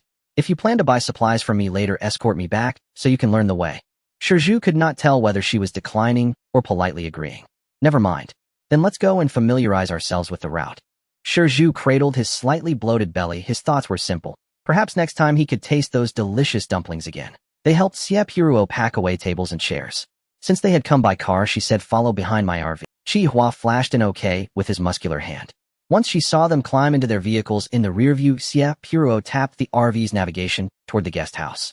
The road was no calmer. The night brought more zombies than the day and scenes of revulsion anew. Xie Purou drew the curtains. She had no wish for nightmares that night. Unlike her caution, the 4 in the vehicles behind remained brazen. Their plan was as before: the lowest ranked ability user Xie would drive, while the other 3 battered zombies from the windows. They opened the roof expecting an onslaught, yet for a long stretch no zombies came near. What is happening? Have the zombies lost their sense of taste? There are 5 of us, including the owner, ahead. So many healthy people, and not a single chase. Maybe it's some kind of vegetarian day. Zombies have unwritten rules, perhaps today they don't eat meat. No, that's wrong, very wrong. Yanmu calmed and began to reason them through it. Have you noticed that it's not just the zombies who ignore us? Even animals and plants seem oblivious to our presence. Have we lost our appeal? Xie puffed his cheeks, looking like a plump cat taking driving seriously. Perhaps it's because of that owner ahead. You don't really think the apocalypse would leave someone who sells ordinary food so uncomplicated, do you? You mean? Xie's expression turned serious, all levity drained from his face. Yes. Impossible. Absolutely impossible. Xie shook his head frantically. Yanmu, shut up. The beautiful owner cannot possibly be a female ghost. The 3 in the car were speechless. Xie said, this owner is remarkable to have so many supplies in the apocalypse. Why don't we stay one night at the guest house she runs? Xie's left hand briefly left the wheel and shot up. I agree. To everyone's surprise, Yanmu, their captain, also said, "Let's put it to a vote." "I agree too." Shizhu agreed, and it was quite curious that Yanmu also concurred. 3 pairs of eyes were fixed on him, prompting Yanmu to explain his thoughts. "It's the apocalypse. Oh, every day is just a boring fight against zombies." The 3 of them agreed, and Lu Ming had no choice but to concur. It wouldn't hurt to take a look. He had quite a bit of confidence in the strength of their team. 3 level 4 ability users and 1 level 3 ability user. Such strength would be highly sought after in any base, and what could a girl possibly do to them? Successfully parking the car in the backyard, Xie Purou got out and knocked on their car window, asking with concern, "Is the journey back dangerous? Should the guests stay here for the night?" On one hand, they could help her with her business. On the other hand, she genuinely felt it was dangerous outside. "Sure, little boss, lead the way." Shizhu climbed out of the car first. He was curious, with several big men around, wouldn't such a beautiful girl like Xie Purou be afraid? The few of them got out of the car and closed it properly. Leading them into the guest house, she returned to the front desk, stretched lazily, and waved, "Come here, I'll check you in." Since they had all exchanged crystal cores for points before, there was no need to register their information again. Currently, there is only a single room available on the 2nd floor. "Are all 4 of you staying for one night?" Yanmu's gaze swept across the entire hall. The spacious and bright hall was surprisingly well lit. For a moment, it felt like returning to the world before the apocalypse. In the apocalypse, any resource was scarce. Even ordinary electricity was precious. Many bases would plunge into darkness as soon as the sun set, leaving no light at all. It seemed the little boss truly did not lack supplies. To be able to squander so freely, even the big bases would likely not dare do the same. Suppressing the shock within him, he maintained a calm expression and replied, "All right, let's proceed with this for now. A day requires 30 points. Anyone whose points are insufficient can come here to exchange." With her exquisitely manicured fingers, she pointed to the point exchange machine in the hall. She checked in Shizhu first. Successfully received the first guest unlocked elevator usage. Instinctively, he looked up at the elevator, which had been dark in the afternoon, but was now lit. "It's ready." Name Shizhu. Room number 2001, single room. Fee 30 points for 24 hours. Remaining checkout time 23 hours and 59 minutes. Shizhu's personal panel popped up, and his shock still hadn't faded. "Isn't there a room card?" "No, the room door has facial recognition. Once it verifies your identity, you can enter." Xie Purou reminded, "Single rooms can only accommodate 1 person. Others can enter, but not for more than half an hour." "All right." Shizhu nodded repeatedly. Whatever she said, he would comply. The check-in time is calculated on a 24-hour basis. If you don't renew the room, you must check out before the time on the panel runs out. Xie Purou wanted to continue checking in the next guest, but suddenly realized she had only unlocked 1 room. The remaining initial points, plus the reward from the first task, were still sufficient. Quickly calling up the renovation panel, she copied the decoration of room 2001 and pasted it into the other 3 rooms. She was experienced. The entire process took just a few seconds. She continued checking in the others. "Yours are done as well. The bottled water at the front desk can be purchased too. If I'm not around, just take it yourself and deduct points." Xie Purou yawned. After a busy day, she was tired herself. "You all go up by yourselves. It's on the 2nd floor, and both the elevator and stairs can be used." The rooms were rather simple, but water and electricity were included in the room fee, so guests should not waste them. She reminded them one last time before stepping towards the owner-exclusive small wooden house in the backyard. The 4 big men did not choose the stairs and instead took the long-lost elevator. "This place is so luxurious. How can they afford to use an elevator when there are so few people?" Moreover, the little boss just mentioned that there's water and electricity in the room. She probably didn't clarify if it's likely just drinking water, right? The 4 of them were unsure, and as they exited the elevator, the first thing they saw was room 2001, Shizhu's room. Standing in front of the door, Shizhu felt a bit nervous. "Should we go in together and take a look?" Chihua urged, "Hurry up and open the door." Shizhu opened the door, and the lights turned on automatically. The entrance led into a living room connected to an open kitchen. The kitchen was still in its infancy with only a sink and faucet. Pushing open the bedroom door revealed a clean and tidy king-sized bed. Chihua was in the living room, opening another door and exclaiming, "Wow, there's really a toilet." The other 3 rushed over at the sound. The bathroom contained only a sink, toilet, and simple shower facilities. Chihua had already turned on the shower head, placing his hand underneath it as warm water flowed onto his hand. Hot water. What seemed normal in Xie Purou's eyes sent the 4 boys into a frenzy. "I need to go back to check on my room too. I can finally take a proper shower. Having used paper to dab water on himself daily, I'm turning into a smelly man." Chihua turned off the faucet and headed back to his own room. Lu Ming and Yanmu closely followed, returning to their own rooms. Comfortably taking a shower, he scrubbed off a huge, leg-stretching, and eye-opening ball from his body. This sight sent chills down the spine of the cleanliness-loving Yenmu. It was hard to imagine that this lump had come off his body. Yenmu washed for a long time, meticulously scrubbing every inch of himself. When he resolved to ring Lu Ming's doorbell, he walked in to find Shi Zhu and Qi Hua already standing in the living room. "Are you also thinking of staying here in the future?" Yenmu nodded in a daze. "Yeah, at least here we can eat and drink without worries as long as we have crystal cores, and it's not expensive." They also came to discuss staying here with me, and it was just a matter of moments. I was just about to call you over. "So, are we staying here then?" The captain's words prompted 3 agreements. "Great. Then let's go back and sleep early. We'll get up early tomorrow to talk to the little boss about extending the stay, and also have to go back to the base to move our stuff out." "All right." The next day, when the 4 of them woke up, the sun was already high in the sky. The hotel's blackout curtains were of excellent quality. Once drawn, it was impossible to distinguish between day and night, and the exceptionally scorching sun during the apocalypse did not affect their sleep at all. It was Lu Ming who woke up first, pulling back the curtains to realize they had overslept. One by one, he knocked on doors to wake the others, agreeing to meet downstairs after washing up before returning to his room to get ready. Upon going downstairs, he only saw Xie Purou had left 4 big words on the bulletin board: "Owner out." Qi Hua exclaimed, "Ah, the owner is out. I wanted to say I'd wake up early to eat dumplings again this morning."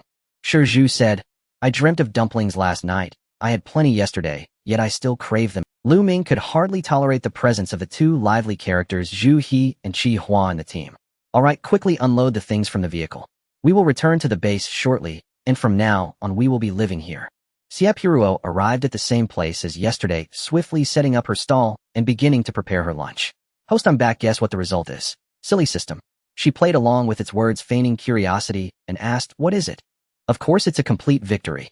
Under my persistent arguments, the main system agreed to convert all the seasonings into unlimited resources for us, without the need for drawing cards. M80 is really impressive. You are the best system I have ever encountered." After spending so many worlds together, Xie Purou fully understood M80's quirky nature and knew it thrived on such praise. Indeed, a compartment for seasonings appeared on the food cart, complete with all sorts of seasonings, many of which she had never seen before. It was just right for her to change up her flavors. She decided to make sour soup dumplings. With the water boiling, she prepared only the beef-filled dumplings, as they were her favorite. Chopped green onions, minced garlic, chili powder, and white sesame were drizzled with hot oil to release their fragrance. A pinch of salt and sugar was added for seasoning, along with soy sauce, vinegar, and a spoonful of oyster sauce, all mixed thoroughly. A large spoonful of the cooking broth was added to the seasoned sauce, and the dumplings were scooped out to be mixed well with the sauce. Finally, a sprinkle of chopped green onions completed the dish. With the addition of chili powder, the mixed dumplings were drenched in a vibrant red oil, looking irresistibly appetizing. What a pity there's no drink, otherwise it would be perfect. She had a little quirk. Whenever she enjoyed delicious food, she liked to have a drink and watch humorous variety shows, or else it felt like something was missing. Thanks to the enhancement from the golden finger she obtained, the dumplings tasted better than any dumplings she had ever eaten before. It truly felt like a shame not to have a show to watch during such a moment. Without her phone or any drinks, Xie Purou found it hard to stay idle and opened the panel to draw lots again. Considering her non-lucky hand, she hesitated, feeling conflicted inside. Should she draw or not? She found that the resources drawn, apart from unlimited resources, did not have a fixed quantity. Like the wet wipes, although it was only 1 card, when she converted it into resources, she ended up with over a dozen packs of wet wipes. In short, with her luck, she would never run out of paper in this lifetime. Let's do another 10 draws. Let's see if there will be any surprises. Wet wipes, tissues, cups, backpacks. At least a backpack came out. Oh, let's draw one last time. Business cards for homestays, backpacks, tissues, wet wipes, hand sanitizer. Xie Purou felt that the dumplings in her mouth suddenly lost their flavor. Looking at her hands, she questioned her life. Could it be that she really was unlucky? She clicked on the introduction of the new items. Backpack, an unremarkable backpack, just like the ones before the apocalypse. Homestay business card, yell, grape, you are my god. 3 times at the card, and a magical bus will appear to take you to the homestay. Remaining uses 5 times. Suddenly, she felt that her luck might still be good. The dumplings in her mouth were tasting better and better. Using the business card, 5 cards appeared in her hand, which felt too few. A broken miracle is better than none. A broken miracle is better than none. She recited it 3 times to comfort herself, sobbing happily too early. While she was still murmuring to herself about her misfortune, the aroma of the dumplings, enhanced by M80, wafted far and wide. Changgu was wandering around at the foot of the mountain, recently craving some meat, so he would often sneak out from the base to try his luck, hoping to encounter a lower-level mutated beast. As he walked, he suddenly caught a whiff of a delicious smell coming from food. He held his breath, focusing intently, and inhaled deeply. He couldn't tell what kind of meat it was, but it seemed like there was a hint of chives. Mixed with a slightly spicy vinegar scent in the air, he instinctively swallowed hard. So fragrant, so fragrant. In this apocalyptic world where food is scarce, this meat aroma was truly intoxicating. No longer thinking about finding mutated beasts, Chang-gu rolled down the car windows to the max, straining to sniff out the source of the aroma, and drove towards it. The scent grew closer, and his cravings reached a peak. Xie Purou had finished eating and cleaned the table. Chang-gu finally reached the food cart, and tears welled up in his eyes at the sight of the steaming dumplings. Tightening his grip on the crystal cores in his hand, more than a dozen crystal cores were all he had. "Boss, can I buy some dumplings?" Chang-gu looked at Xie Purou with a pitiful expression. His gaze was so humble, completely mismatched with his large physique and age. She had no doubt that if she refused him, this burly man with a beard would probably kneel before her. "Sure, take a look at the sign on this small blackboard." Who just placed the crystal cores on the machine to exchange them. With some free time, she showcased her artistic talents, illustrating each step in a drawing format. With simple diagrams, the text on the small blackboard became clear. He was just as surprised as everyone else at the price of exchanging crystal cores for dumplings, but he didn't think too much and proceeded to exchange. Wang Daqiang, male, level 2 metal type ability user. This recharge grants 100 points. Xie Purou frowned slightly and reminded him, "The shop refuses to waste. One serving has 30 dumplings, and they are quite large. Why not order a bit less?" Xie Purou frowned slightly and reminded him, "The shop refuses to waste. One serving has 30 dumplings, and they are quite large. Why not order a bit less, and after finishing you can ask for more?" "All right, then I'll start with 3 servings, 1 pork and 2 beef." She opened her mouth to say 3 servings weren't too many, but swallowed it down. If he couldn't finish, he could always take it away. In this apocalypse, there shouldn't be anyone who wastes food. "Okay, please wait a moment." Chang-gu's gaze returned to the small blackboard. He had been too focused on wanting to eat dumplings and hadn't carefully read that there were also steamed dumplings and sour soup dumplings listed. "Wait. Boss, can I get 2 servings of steamed dumplings, 1 pan-fried dumpling, and 1 sour soup dumpling?" The clumsy tall guy tried hard to pronounce Mandarin correctly. It was clear that effort alone wouldn't suffice. To Xie Purou, his speech sounded like Mandarin mixed with an accent, as she couldn't discern where it was from, but she understood it nonetheless. "Sure, what filling would you like for the other 2 types?" Chang-gu grinned. "For the pan-fried dumplings I want beef, and for the soup dumplings I want pork." "Thank you, boss." Thinking about how long it had been since he brushed his teeth, he forced his mouth shut, fearing that he might tarnish the plump, white dumplings. He stood in front of the food cart staring at the dumplings while Xie Purou didn't mind allowing him to look. "Little girl, you look quite young. Aren't you scared being here all alone?" Wang Daqiang casually attempted to strike up a conversation with Xie Purou, hoping to alleviate his craving for dumplings. Xie Purou glanced at him, realizing he meant no harm. Complimenting her youth was simply an attempt to make small talk. At first, she thought he might be making inappropriate remarks to tease her, but in reality, the uncle's gaze was fixated on her hands. To be precise, he was staring at her as she picked up the dumplings. "I'm not scared. Uncle, your steamed dumplings are ready. You can sit down and eat while I finish preparing the rest, which will take a bit more time." As she handed him the dumplings, the uncle's face lit up with joy at the sight of the long-awaited food. "Great, great. If you need any help, just call me, okay?" Wang Daqiang walked over to the nearest table by the food cart, holding the dumplings as if afraid she would run away. Xie Purou felt a bit embarrassed. It seemed like all the people she encountered in this post-apocalyptic world were good-hearted. A person who only cared about food and not coveting others' resources was quite rare in times of peace. "Uncle, you're just eating steamed dumplings. Do you want a bottle of water?" There was still water. His eyes were solely on the dumplings. Reluctant to leave the dumplings on the table, Wang Daqiang walked over to the food cart with them. He casually grabbed a bottle of water and was pleasantly surprised to find it only cost 1 point after scanning. He took 2 more bottles without hesitation. Xie Purou couldn't help but laugh, as she had never seen such a foodie. She seriously doubted whether this uncle, who had traded twice, had even seen her face clearly. There were simply too few people around. From yesterday to today, they had only served 3 groups of customers. She started to suspect whether she had chosen a poor location. While lost in thought, she quickened her pace with her hands, finishing the pan-fried dumplings and sour soup dumplings. Since there were few people, she was bored without her phone, which was why she took the dumplings over herself. If there were more people, that wouldn't be possible. "Uncle, here are your dumplings." After setting down the dumplings, she remembered she hadn't brought soy sauce and vinegar. She returned to the caravan, found a few small bottles for condiments, and placed them on the table. "Uncle, did you come from that nearby base?" "Yes, don't worry. I won't tell anyone you're setting up a stall here. Wang Daqiang didn't even lift his eyes, his gaze still glued to the dumplings, though this time it shifted to the sour soup dumplings and pan-fried dumplings. He wanted to finish the steamed dumplings before moving on to the others, but that bowl of bright red water dumplings looked like it was begging for sauce.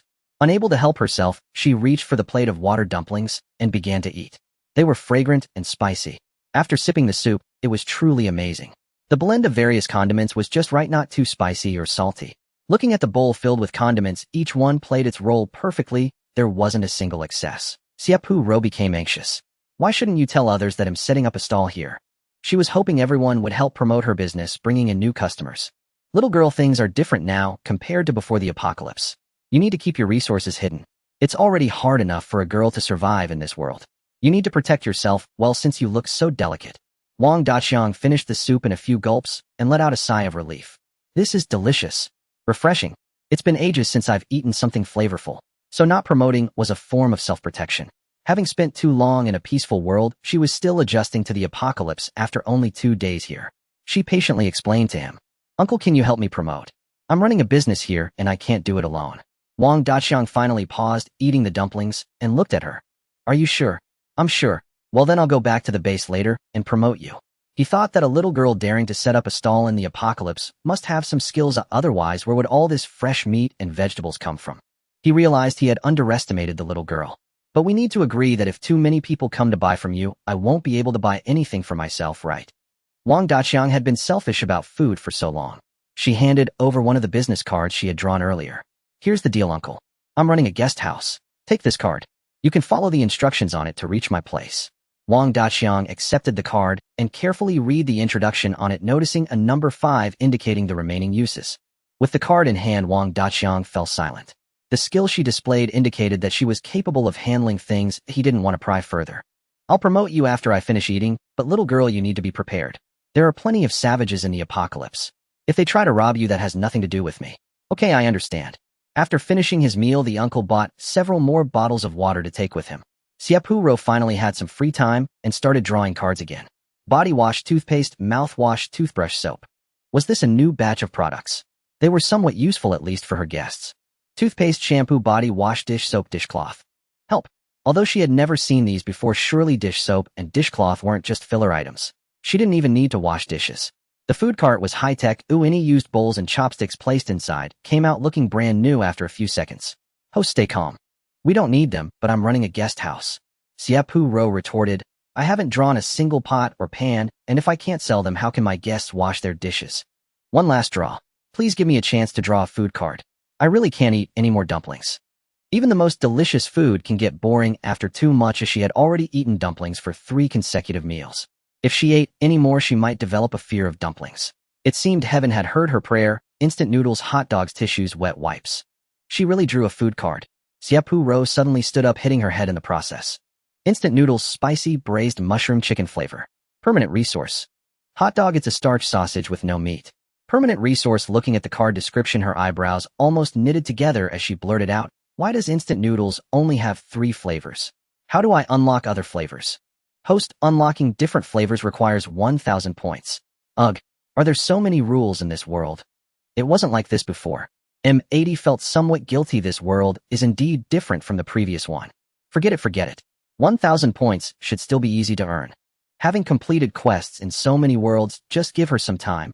Earning a mere 1,000 points would be a piece of cake.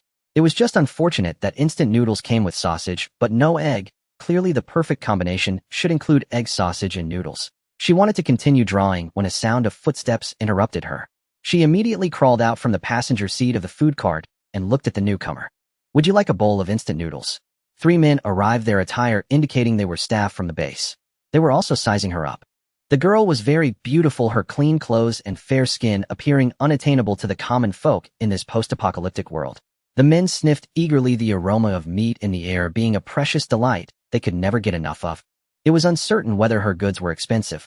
The freshly unlocked instant noodles and ham sausages were displayed on the extended shelf of the food cart, which in the eyes of the 3 men were rare delicacies that had once been deemed junk food before the apocalypse. The leader Gao Sheng swallowed hard, eyeing the plump, white dumplings with a desire to eat. "Hello, how much are these?" The men looked expectantly at Xie Purou, silently praying that the prices were not too high. If they could just scrape together their resources, they would all want a bowl, even if it meant eating bug cakes for another month.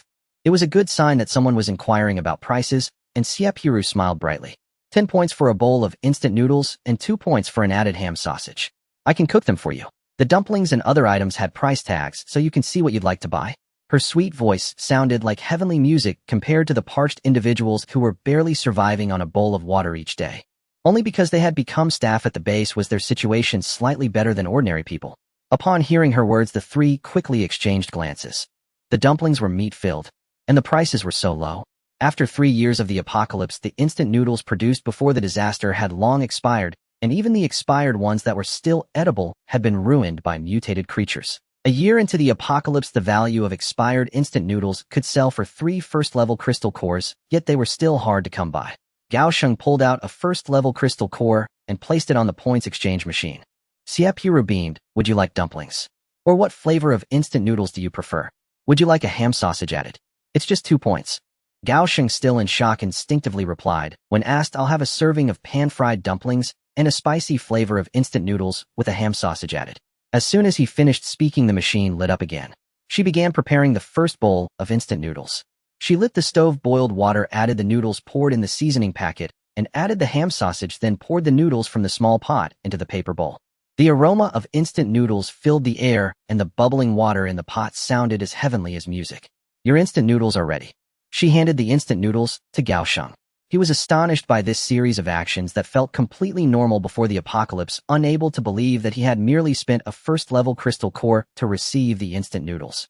Seeing he had no further action, Xie Purou took the initiative again. The instant noodles can be a bit salty. Would you like to buy a bottle of water? It's just 1 point for a bottle. Can I buy a bottle for my companion? Gao Sheng asked cautiously, still holding the instant noodles. She had inquired about the system beforehand and could only voluntarily give away or sell at the original price. Why not restrict reselling? Her task was to operate a business, not to monopolize. Everyone being able to drink water was a win-win. I'll take 3 bottles. With one hand holding a bucket of instant noodles and the other holding 3 bottles of water, he walked over to his companions. Zheng Jiao and Zhang Shan took the water from his hand, eyeing the instant noodles with swallowed saliva. Before they could exchange words, Xie Purou's voice came from the food cart. Would the other 2 young gentlemen also like a bowl of instant noodles? The prices are reasonable and the taste is good. Gao Sheng nodded to the 2, prompting them to approach and place a first-level crystal core on the machine. Task 2. Serving 10 customers at the food cart has been completed. Rewards have been issued in the guest house lobby.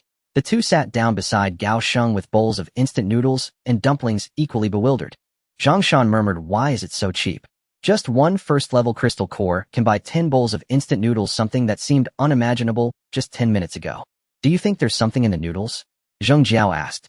The 2 looked at Gao Sheng, wanting to discuss with him. How could you eat it all? Aren't you afraid of danger? Gao Sheng replied, I ate it, and it tastes great. I've endured enough hard days. Isn't there a saying? It's better to be a glutton than to starve. After saying that, he didn't urge the 2 to eat, but walked to the food cart. Can the instant noodles be taken home to cook? Yes, but all the products in this store only accept voluntary resale at the original price. If they were taken away or resold at a higher price, the products would disappear, but she didn't mention that consequence. Thinking about the points he had left, Gao Sheng ended up buying 5 buckets of instant noodles, 10 ham sausages, and 3 bottles of water. Xie Purou used the packing tools available on the food cart, a plastic bag, to pack everything and handed it to him, saying thank you for your patronage. Gao Sheng returned to the table with his items, and with no one beside him, he safely placed the bag on the adjacent seat. Seeing that the 2 hadn't yet opened their bottles of water, he took them back with a swift motion. You can buy your own water with your points, so I'll take this back. Gao Sheng was in a good mood. His cheerful smile displayed a somewhat simple-minded appearance. The 2 said nothing. After all, the water was just 1 point per bottle, and they could afford it themselves, continuing to sip on the instant noodle soup. Zheng Jiao ordered steamed dumplings while Zhang Shan ordered pan-fried dumplings. The 2 even swapped bites, dipping them in soy sauce and vinegar, and ultimately soaked the dumplings in the noodle soup. Gao Sheng held up his empty bowl of sour soup dumplings for the 2 to see, saying the noodle soup isn't as good as this bowl of sour soup dumplings. Finishing this bowl makes life feel complete. I haven't had instant noodles in a long time, and dumplings are still more enjoyable. No matter how delicious the instant noodles are, they can't compare to meat-filled dumplings. Xie Purou's appearance interrupted their conversation. Here's a flyer for our guest house. You can take a look. This was printed using the printer in the lobby when she came. The 3 took the flyer and looked at it together. The Grape Guest House is an absolute safe zone in the post-apocalyptic world. Abundant food providing water and electricity able to withstand natural disasters and zombies. A single room is 30 points per day or 900 points per month. Address H City Suburb. Is this really true? Zhang Shan held the flyer, his eyes filled with disbelief. Gao Sheng, however, was unconvinced before we came here and ate our fill. Didn't we also doubt we could eat enough in this apocalypse? Just 9 first-level crystal cores for a month's stay. If we work hard to take down a few more zombies, we'd only need a dozen first-level crystal cores a month to ensure we don't starve. Zheng Jiao's summary resonated with the already tempted two, leading them to a decision. Gao Sheng lowered his head. I've made up my mind. Do I want to go? In the apocalypse, each person opens and closes their eyes every day just to survive. At this moment, they have a better choice. Since it is all a gamble, why not strive for a better life? Zhang Shan immediately followed up saying, I want to go to Xinge. I will go with you, and it will be better to have company while fighting zombies. The only hesitation was the worry of surviving alone in a guest house, but now that they could go together there was no— The two looked at Zheng Jiao, who had not yet made a decision. The three of them were just ordinary colleagues, all hired for the dangerous job of guarding the base. In the event of a zombie tide, those guarding the gates would be the first to perish. It was as if they were exchanging their lives for a job. I will go too. The three of us will fight zombies together. It's better than staying in the base. The three all second-tier ability users formed a small team. All were single and only needed to care about themselves without worrying about anything else. However, they still had to quit their jobs at the base. Xie Purou sat in the food cart counting the points she had earned so far. As long as customers exchanged for crystal nuclei, it counted as her sales. After 2 days, she had already accumulated 1,800 points. Earning so much in just 2 days, she decided to reward herself with a card draw. She found that drawing cards was indeed addictive, enjoying that suffocating feeling of frustration when not getting something, as well as the joy of obtaining items. The combination of these two feelings made for an especially captivating experience. Another 10 consecutive draws yielded shelves, tissues, egg shampoo. Shelves used to display goods clearly. Shelves belong to furniture cards and can only be placed within the guest house. Eggs, yellow egg, liquid, sterile, and can be eaten raw. Eggs can only be sold within the guest house. Permanent supplies. Great, the two main companions for instant noodles are complete.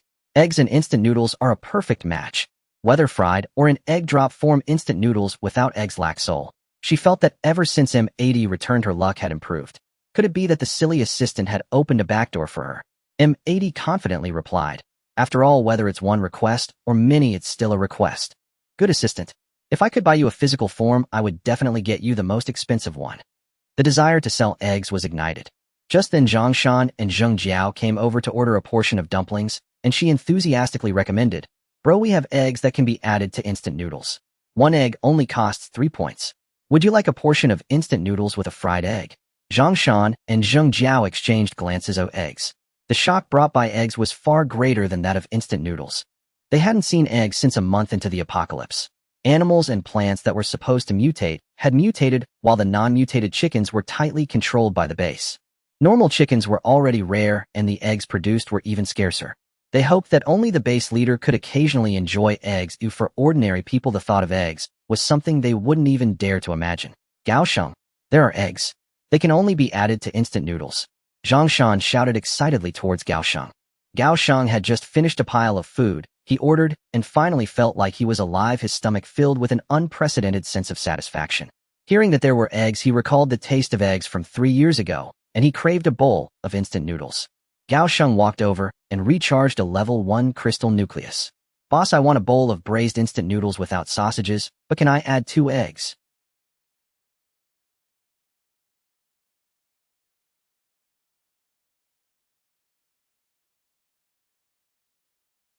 I also want mine with eggs and sausage. She heated a pan until dry and added a little cold oil. The fried eggs sizzled, the egg whites bubbling up into big and small bubbles.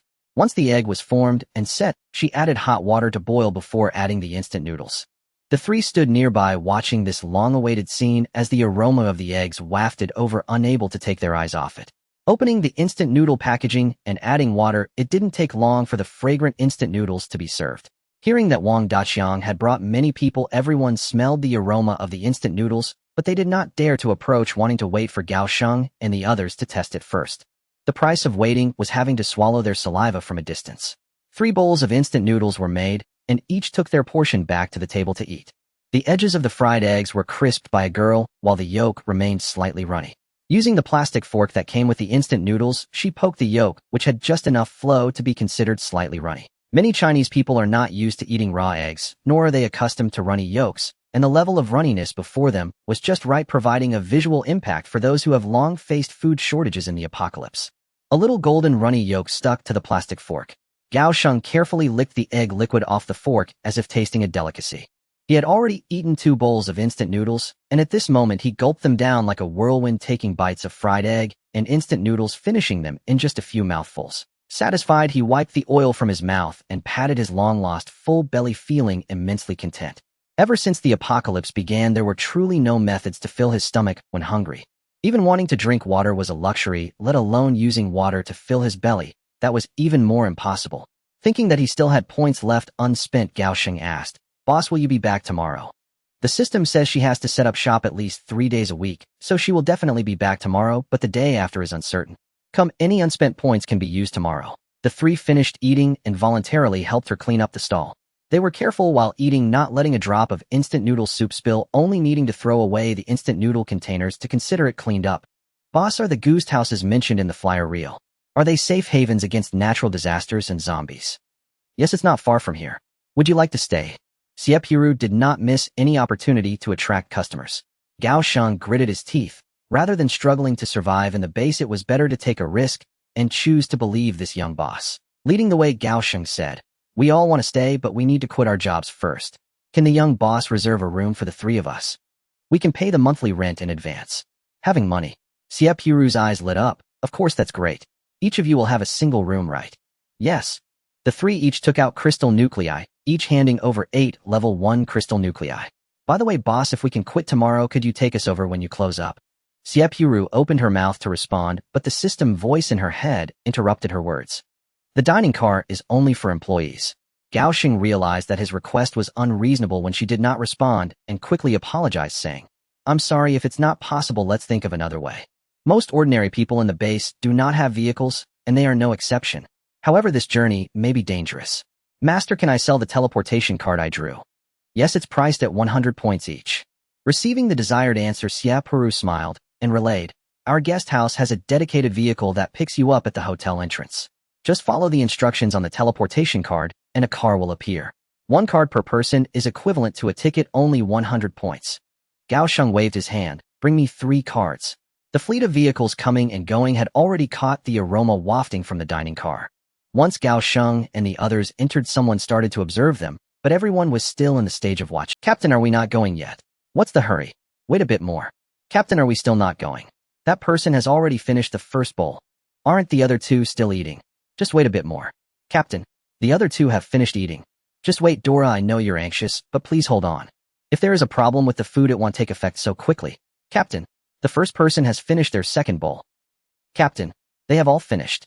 Gao Sheng and the others have all finished." Gu Jing licked his lips. He was also tempted, but as the captain, he had to be responsible for every team member. Then, forget it. If he comes out and everything is fine, well, go. Besides Gao Sheng, the other 2 bought 5 bottles of water each. The 3 of them had recharged a total of 3,400 points with her. She had barely warmed her seat when suddenly a customer arrived. Gu Jing's team drove over with 2 vehicles and parked near Xie Purou's stall. The 3 members of their team found a table to sit down, with Gu Jing talking to Xie Purou. "Hello, may I ask how much the instant noodles cost?" Xie Purou responded with a gentle smile, beginning to introduce the prices. "Instant noodles are 10 points, adding an egg is 3 points, adding a sausage is 2 points, and bottled water is 1 point each." The prices of other items are listed on the small blackboard. Gu Jing took out 3 level 1 crystal nuclei. The machine displayed his information. Gu Jing, a level 3 metal ability, user, 300 points. 4 bowls of spicy instant noodles, each with sausage and egg. 4 portions of sour soup dumplings, pan-fried dumplings, and steamed dumplings. Surprised by the price of bottled water, Gu Jing hesitated for a moment and asked, "Is this water pollution-free?" "Of course." Xie Purou eagerly accepted his large order, busying herself, otherwise she would definitely roll her eyes at him. Why would she sell water if it wasn't pollution-free? Gu Jing ordered a bottle of water, opened the cap, and smelled it at the mouth of the bottle, confirming that it was safe water. He bought 3 more bottles of water, shared them with his teammates, and sat down to await the delicious food. The prices here are very cheap. 1 crystal nucleus can buy a lot of things. He told everyone the prices and Dora excitedly said, "Then let's buy more." Just as my supply of water is running low in my space. I think the same. I want to check how much more water your space can hold.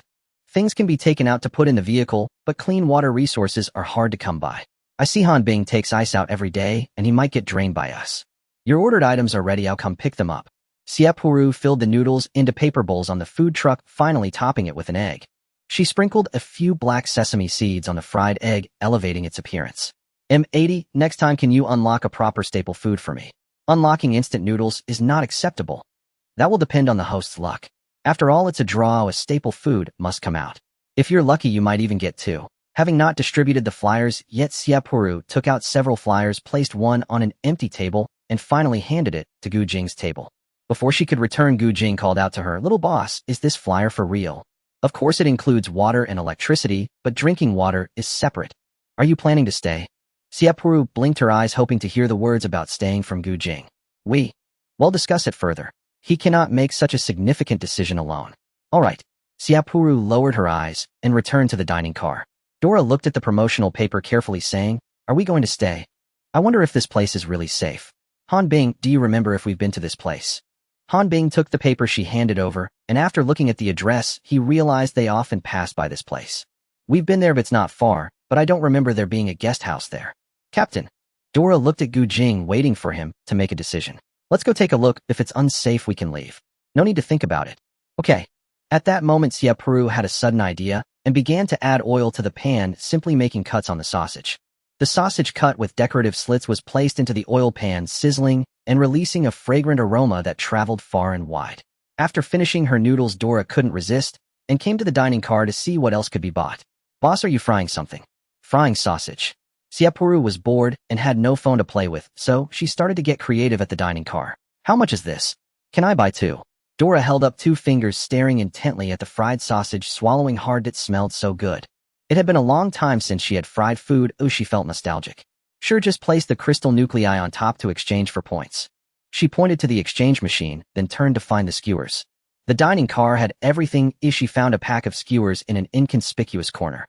A whole pack of skewers was placed in an easy to reach spot, and she also grabbed chili powder and cumin. Using tongs to hold the sausage, she smoothly inserted a skewer into it. "Do you want cumin and chili powder?" "Yes." "Can I have more chili powder?" "Okay." Xie Purou liberally sprinkled chili powder, and the aroma made her feel tempted. Finally, she sprinkled white sesame seeds, wrapped the bottom of the skewer with a small piece of paper towel, and handed the fried sausage to the short-haired girl. "All right, given the limited conditions, this is the best I can do, but it's definitely not that my skills are lacking." Dora's eyes lit up as she reverently accepted the grilled sausage, saying gratefully, "Thank you, sister."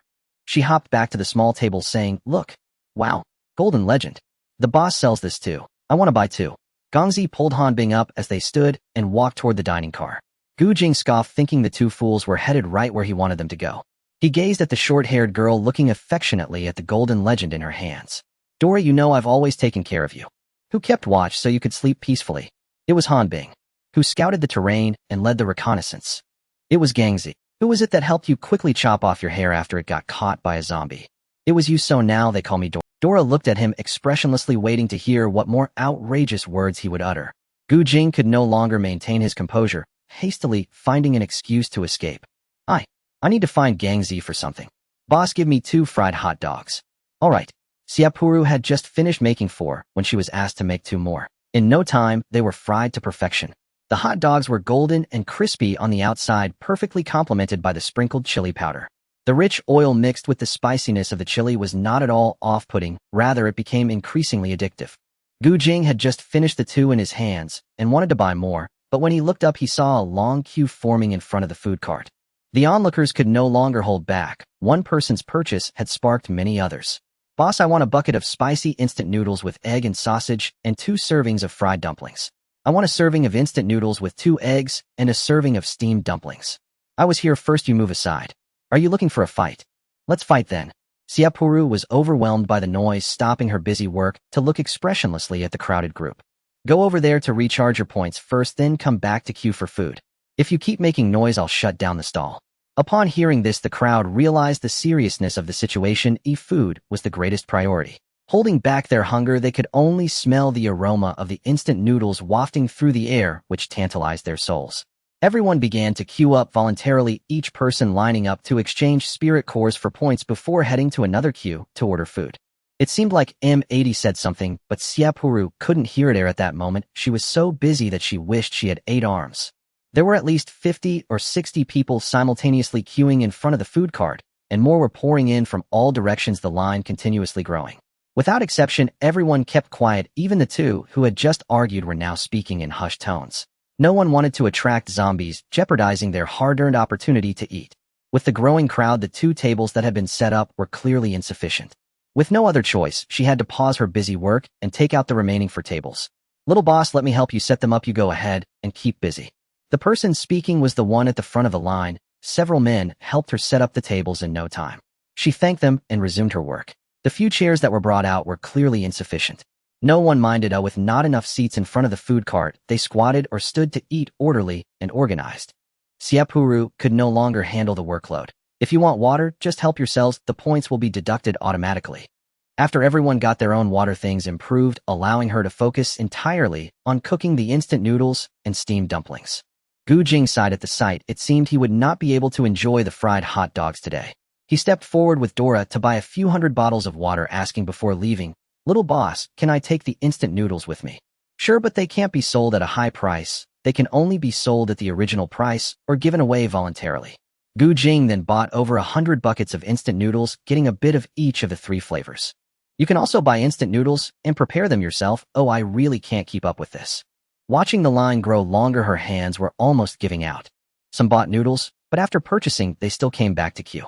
Seeing this, everyone stepped forward to buy a few bowls to keep for themselves. It wasn't that they were unwilling to prepare their own, but now water resources were precious. Every sip the ordinary people had in the base was counted. Xie Purou's hands could no longer handle such intense work. She found an excuse to slip away to the food cart's restroom to check if there was anything in the system mall that could resolve her urgent need. The more anxious she became, the more mistakes she made. When she opened the system mall, her mind went blank. M80 couldn't bear to watch and reminded her to first use the water dispenser she had just received as a reward. The water dispenser had 3 temperatures for dispensing water: cold, room temperature, and hot. So timely. Sob. Making money is so exhausting. How wonderful it would have been if this long queue phenomenon had appeared when she was selling at her stall in her past life. Keep going, work hard, and you will get rich. Xie Purou washed her hands, and upon leaving the restroom, saw dozens of eyes peering into the cart. The corners of her mouth, which had been curved, stiffened. Were they worried she might die in there? "Boss, you can come out now. We were worried about you being in there for so long." "Don't worry, everything on top is untouched. They're all waiting for you." The person with the crew cut at the front sighed in relief when he saw her come out and took the initiative to inform her. He had just stopped a few people who wanted to sneak away with goods. He gestured to the others behind him, signaling that the boss had come out. "Hold on, I'll be right back to serve." She took out the water dispenser and placed it in an obvious spot next. "From now on, I'll only be responsible for frying eggs and not cooking noodles. Everyone can buy instant noodles and come here for hot water. Hot water for purchased noodles is free, but absolutely no waste allowed. Those buying dumplings and those wanting fried eggs should line up separately." After saying that, she began organizing the people present into 2 lines based on their needs. Her voice resonated in the hearts of everyone present. The stout person who appeared imposing was nearly moved to tears. "Boss, you must be a living bodhisattva. I'm just a merchant." Nearby people began to shower her with praises. As she fried eggs, she listened. Since most people wanted to add 2 eggs, she cracked 2 eggs into each pan. "She is truly beautiful and kind-hearted. Such a precious resource as instant noodles can be bought for just 1 spirit core for 10 buckets.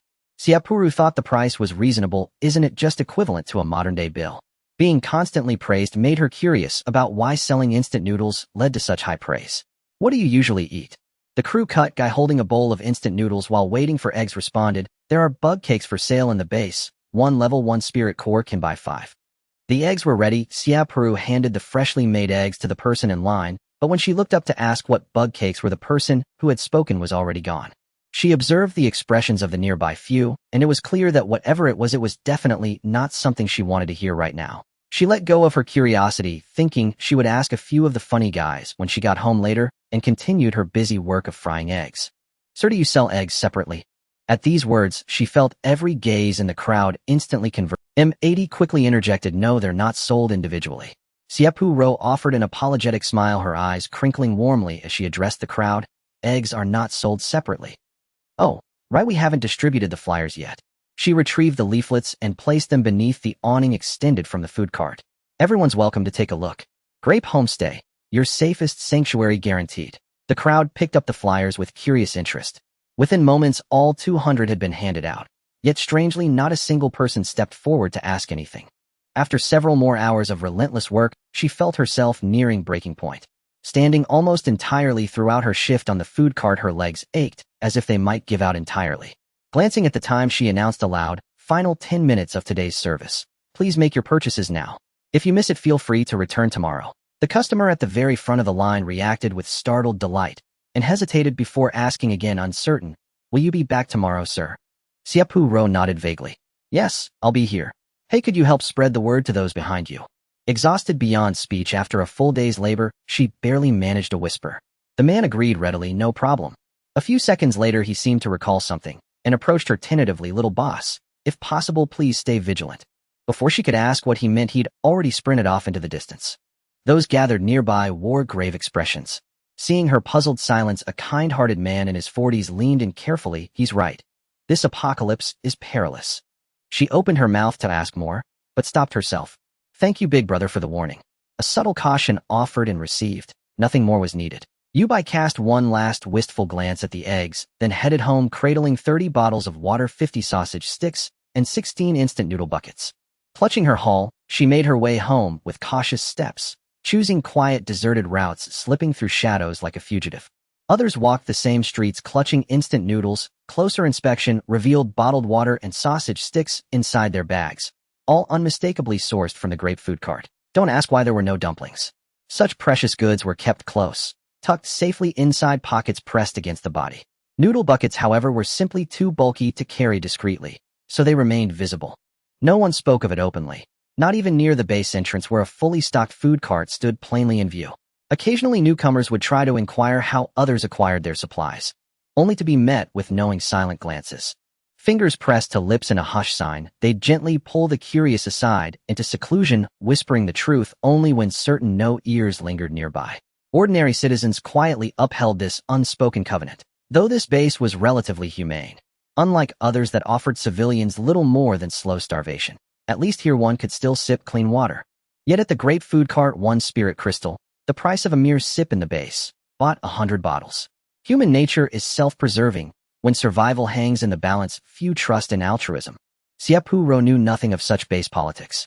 At that moment, she was pouring every ounce of remaining energy into finishing her final minutes, eager only to collapse onto her bed the moment she got home. Her body screamed under the strain of non-stop labor. As the queue thinned, she caught sight of a man and woman approaching from afar, the man carrying the woman in a bridal hold. She watched them a beat longer, thinking perhaps this apocalypse isn't so bleak after all. At least love still exists between couples. It wasn't quite as grim as she'd imagined. Since closing time was imminent, she decided to let this pair be her last customers of the day. "Customers, if you'd like dumplings, please decide quickly. We're packing up shortly." The man tightened his grip on the woman as his arms strained, then drew a deep breath and broke into a jog. As they drew nearer, Xie Purou began to overhear their conversation. His voice low and steady. "Little one, climb down for a moment. We've nearly arrived. Let me buy you something to eat first, okay?" She pouted, her voice artificially childlike. "No, there's still time. Don't put me down just yet." Following the sound, she studied the pair. Both appeared. She stared for a long moment, unable to believe. "This is the child. Why does she look older than me?" The young woman continued to nestle playfully in his arms, widening her eyes and cooing with exaggerated innocence. "Big brother, am I heavy?" "Yes, you're heavy." She scrunched her nose, feigning tears. His voice, gravelly vibrato-laden like a motorbike revving endlessly, stretched each syllable into a drawn-out theatrical croon. "How could you not be heavy? You're my entire world." If he kept going, his voice would blur irretrievably into the roar of a tractor. Is this performance free to witness? Others nearby had heard too. She could see their shoulders, trembling faces clenched tight to suppress laughter. She wanted to laugh, but with the couple standing directly before her, bursting into giggles would be deeply inappropriate. So she held it in, mentally replaying every tragic memory she'd ever endured just to keep her expression solemn. "What would you two like to order? We only have steamed dumplings left." She kept her words brief. No one knew how fiercely she fought to keep her face utterly neutral. The man lowered the woman slowly, as though setting down half a side of pork. His flushed face finally relaxed, slender arms wiped sweat from his brow as he paused, catching his breath before speaking. 5 orders of steamed dumplings, for our little one. He produced 2 spirit crystals to exchange for points, then used the remainder to purchase instant noodles and sausage sticks. Understood, please wait a moment. Xie Purou deftly retrieved the dumplings, eager only to complete this final transaction. Then came the woman's honeyed, unsettling voice. Big brother, am I prettier than her? You're far more beautiful. My little one is the loveliest of all. I wouldn't even glance at another woman. Mid-sentence, he instinctively flicked his eyes towards Xie Purou. He turned briefly to glance at the woman. Then releasing her hand sent Xie Purou a flurry of exaggerated, pleading glances. Beautiful lady, your beauty leaves me drenched, like the Pacific Ocean itself flows for you. The woman erupted, stamping her feet in fury. You don't look either. Xie Purou thought silently, am I now part of your performance? Everyone else who'd purchased from her, and hadn't yet left, burst into open laughter. Where did these 2 lunatics come from? Don't scare off the little boss. Or where will we eat tomorrow? Hey, she hasn't even glanced at your man once. If you're upset, just take him home. Exactly. Does anyone actually care about your man? Hasn't she ignored him completely since you 2 started talking? Only then did the woman realize Xie Purou truly hadn't uttered a single word since their arrival. Then why are you ignoring my brother? Didn't you hear him when he spoke to you? How arrogant. Xie Purou wiped away the non-existent sweat from her forehead. She wanted to retort, but the woman didn't give her a chance to speak. After questioning her, the woman turned to the man. Brother, don't you love children anymore? Why do you need to talk to that woman? The woman's tone was pitiful, and after this barrage of questioning, Xie Purou felt that she would never master such a combo in her lifetime. Finding a gap to insert herself was impossible. The woman spoke without taking a breath, and she couldn't get a word in. She decided not to argue, and simply watched the drama unfold, curious to see how the man would respond. Child, of course brother loves you the most. I don't care about other women at all. Are you still worried about brother? This was brilliant. Such a statement was truly classic. If it weren't for the circumstances at the moment, she would have wanted to munch on some seeds. Brother is so good to the child. Then the child forgives brother. Give brother a kiss. The woman blushed with a smile, tiptoeing and pouting her lips towards the man's. Xie Purou finally couldn't hold back and shouted, Hey you 2, if you keep this up it will be rude. If it really doesn't work, look, there's a small patch of grass over there. The nearby woods were plentiful, so she didn't even need to point, they were everywhere. She still had business to attend to, and seeing this in front of her stall was quite an eyesore. I'm seriously selling food here, not a stage for you 2 to perform.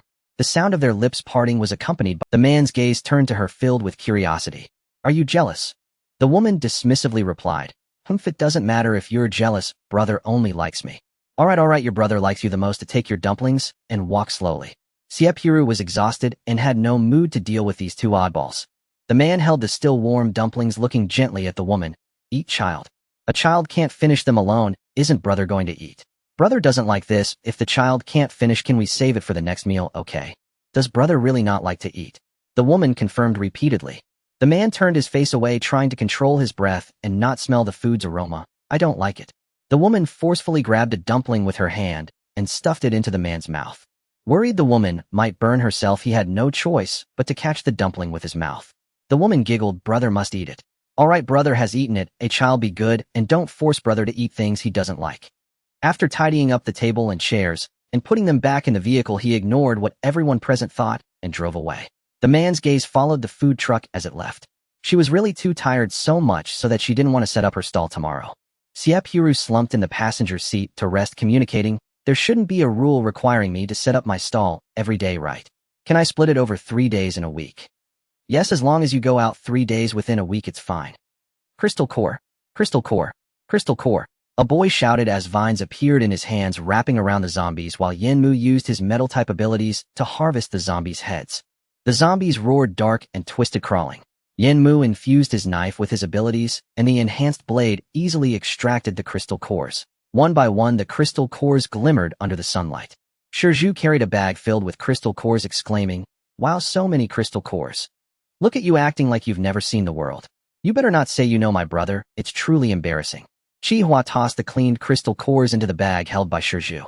In their team, the rule was to evenly split the harvested crystal cores. No one cared about who contributed more or less. The distribution of supplies had always been this casual. The one who contributed the most was always the team leader, Yanmu, who said supplies are easy to find. Brothers who risk their lives together are only a few of us. Lu Ming commented, When we went out to deal with zombies before, didn't we get more than these crystal cores? I didn't see you this happy then. Shizhu shot a glare at the three of them. They may have gathered more, but maintaining appearances was not simple. Aside from him, the other three grandfathers in the team each wanted to eat well, drink well, and live well, spending crystal cores like flowing water. This time was different. As long as there were crystal cores, it would significantly improve their quality of life and diet.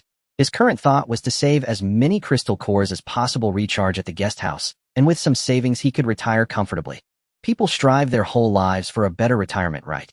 Thinking this, he warned the few, "This time we can't spend recklessly. I still want to stay at the guest house for a while and enjoy my retirement." All right, caretaker. Lu Ming playfully echoed Shizhu. "We won't have anywhere to spend money in the guest house. We can buy water and food for a few crystal cores, and the lodging isn't expensive either." Shizhu weighed the crystal cores in the bag again, confirming that there were enough to cover their rent, and said to the three, "That's enough, let's head back." They piled the zombies together, and in the end Lu Ming set fire to the zombie bodies. "Today's harvest was pretty good. We just made a month's rent with this outing." Shizhu walked ahead cheerfully. "Be careful." A zombie charged towards them at a speed so fast that only a shadow could be seen. Xie quickly activated his abilities, and a wall of earth rose up. However, he was still a step too slow. Shizhu reacted to dodge, but was grazed on the skin by the zombie's fingertips. Yanmu unleashed his metal-type abilities and swiftly decapitated the zombie. "It's a speed-type ability zombie. No wonder it's so fast." After speaking, he noticed something was off. No one responded, and looking up he found Shizhu's face was pale. "Quick, come and hide here. There are still zombies over there, hurry." A woman's voice abruptly rang out. It was Chu Ling, who popped her head out from a room waving at them. "You all go." Shizhu feigned a relaxed tone, which made the expressions of the others increasingly grim. They remained motionless, and Chu Ling urged them again. "Hurry and come in. Wait any longer, and the zombie tide will come." She felt quite apologetic, having witnessed the earlier scene. In truth, those zombies were drawn by their team. They had been dealing with zombies too, just a street away from Shizhu and the others. After halfway through, they encountered a speed-type zombie. Qian Wushuang and Zhuo Xing couldn't handle it, so they hid inside. "Hurry up, it would be bad if the zombie tide comes." Shizhu pulled them inside, pushing them all in while he stayed outside. "Shizhu, what are you doing? Didn't we say we'd be brothers for life? There's a way, you hurry in. We'll go to the big base. There must be healing abilities there, we can find them." The sounds of zombies grew closer. The three anxiously shouted, trying to persuade Shizhu to come in. They didn't dare push too hard. If they broke the door, they wouldn't survive. "Shizhu, come in. You've only scratched a little. If a zombie grabs you, it won't turn you that quickly. As long as you're alive, there's hope. If it were an ordinary person, they would transform into a zombie within 2 hours of being grabbed. Awakened individuals could delay the transformation for a longer time." Shizhu ignored the words of his former teammates. The nearest base was the one where Xie Purou set up her stall, and that base was too small. There were no healing-type ability users there.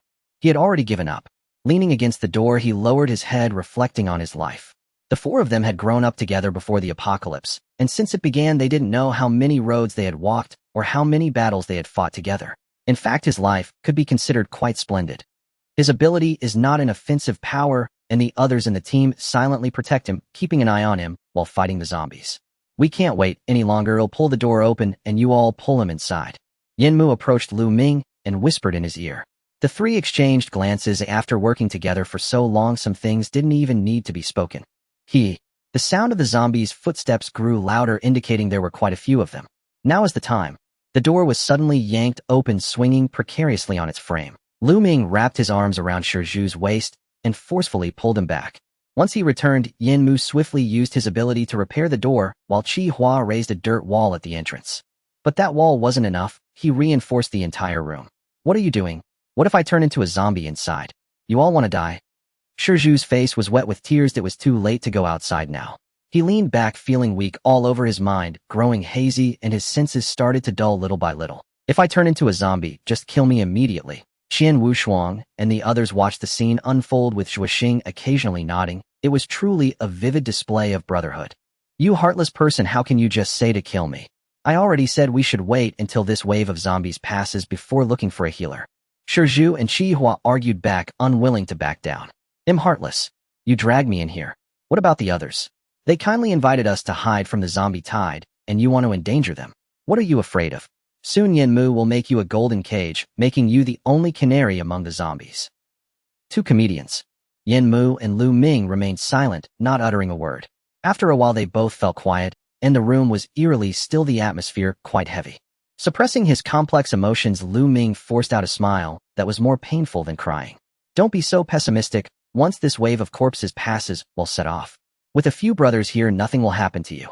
Yen Mu's gaze deepened slightly as his mind raced, contemplating which base had a higher probability of encountering a healer. The door had already been closed and reinforced. There was no way to go out now. Shizhu could only try to curl up in a corner, keeping his distance from them in case he turned into a zombie, giving them time to react. Chu Ling walked over to him and placed her hand on the cut on Shizhu's arm. It's just a small wound, right? No one contradicted her. The four stared at her hand on Shizhu's wound. Her hand was glowing with white light, continuously channeling energy. This is healing ability. The three were overjoyed watching the white light at Chu Ling's fingertips pour out, like it was free, feeling an indescribable gratitude in their hearts. Healing abilities are rare. It is said they are only cultivated in large bases to serve the prominent. Healers can eliminate the zombie virus, and although the wound isn't severe, the virus that has infiltrated the flesh can be deadly. Who wouldn't want a healer? If someone were to be accidentally scratched by a zombie, having a healer in the team is a life-saving trump card. Yenmu looked at Chu Ling. He had heard that there were rewards at the base. Anyone who reported the whereabouts of a healer could receive a substantial reward. As for how to recruit a healer, that remained unknown. Her willingness to reveal her ability to save a life at this moment filled the three with joy, apart from Shizhu, who was still in a daze. The room was silent, fearing it would disturb Chu Ling's treatment. Her level was too low. She was at level 2, while Shizhu was at level 3, making the healing process somewhat challenging. It wasn't until her lips turned pale that she finally cleared the zombie virus. Shizhu could feel the vitality within him gradually recovering as the death energy was slowly driven out by Chu Ling. Are you okay? Qian Wushuang approached to take Chu Ling away, leading her to a corner to give her a crystal core to absorb. Thank you. Please use our crystal cores. Shizhu took out the bag he had just treated as a treasure, grabbing a handful of crystal cores for Chu Ling. Seeing he was fine, Chi Hua stepped forward to tease him. TSK Tisk, just now you treated it like a treasure. He was holding about 30 level 1 crystal cores, more than enough to restore Chu Ling's abilities. Sensing the sincerity from the group, Qian Wushuang didn't say much more. She could feel that the energy levels of the others were similar to hers, if not higher. Rather than taking their crystal cores, she took out her team's crystal cores to replenish Chu Ling's energy. Shizhu felt a bit embarrassed, scratching his nose, and said awkwardly, "She probably won't recover quickly. Once the zombie tide passes, do you all have a safe place to go?" Zhuixing looked at him warily, and Qian Wushuang's heart skipped a beat. It really isn't advisable to be overly friendly to two girls in the apocalypse. Shizhu explained, "Don't misunderstand. I just wanted to say that if you don't have a safe place, you can go to Grape Homestay. We also stay there. The environment is quite nice and safe." Grape Homestay. Chu Ling, hearing the familiar name, looked at them weakly. Is it run by a very beautiful young lady? Yes. Seeing their reactions, Yen Mu understood they knew about Grape Homestay. He stepped forward to express, "I am the captain of our small team. If you want to go together, we are willing to pay for a month's accommodation for you. If you don't want to, we can just give you the crystal cores, and after the zombie tide passes, we will part ways." He proposed parting ways out of respect and protection for the healer. "Thank you for your help. We won't disclose your ability. Our team owes you a favor, so if you need anything, just ask." Qian Wushuang's heart relaxed. As long as these people didn't have bad intentions to snatch Chu Ling. Chu Ling wanted to say something, but Qian Wushuang held her back, coldly stating, "No need for accommodation fees. That zombie that scratched him came after us just now. I'm sorry. In the apocalypse, the most important thing is to avoid easily making enemies, especially with several strong men. It would be even more unwise to turn them into adversaries. Rather than being found out later, it's better to admit it now to prevent trouble. It's fine, we were careless ourselves. If you go to Grape Homestay, can our car follow behind?" Yemu nodded sure. When Xie Purou returned to the homestay, she saw both teams waiting for her in the lobby. Chu Ling had exhausted her abilities, and even after absorbing the crystal core, she couldn't regain her energy. She leaned against the sofa in the lobby and fell asleep. "Boss, we want to renew our stay." "How long do you want to renew for?" As Shizhu spoke, he took out a crystal core. He pointed in the direction where Chu Ling was lying and said, "I want to pay for a month's rent for the three of them." Xie Purou smiled meaningfully and glanced at the two teams, saying, "If they agree, you can transfer the points to their accounts. Whether they agree or not, let them communicate on their own. Come here, I'll teach you how to operate it. You can first exchange the crystal core for points, and then transfer it to them to practice." This function was only informed to her by M80 today. While Shizhu exchanged the crystal core for points following her instructions to transfer the money, she was busy decorating the remaining two rooms.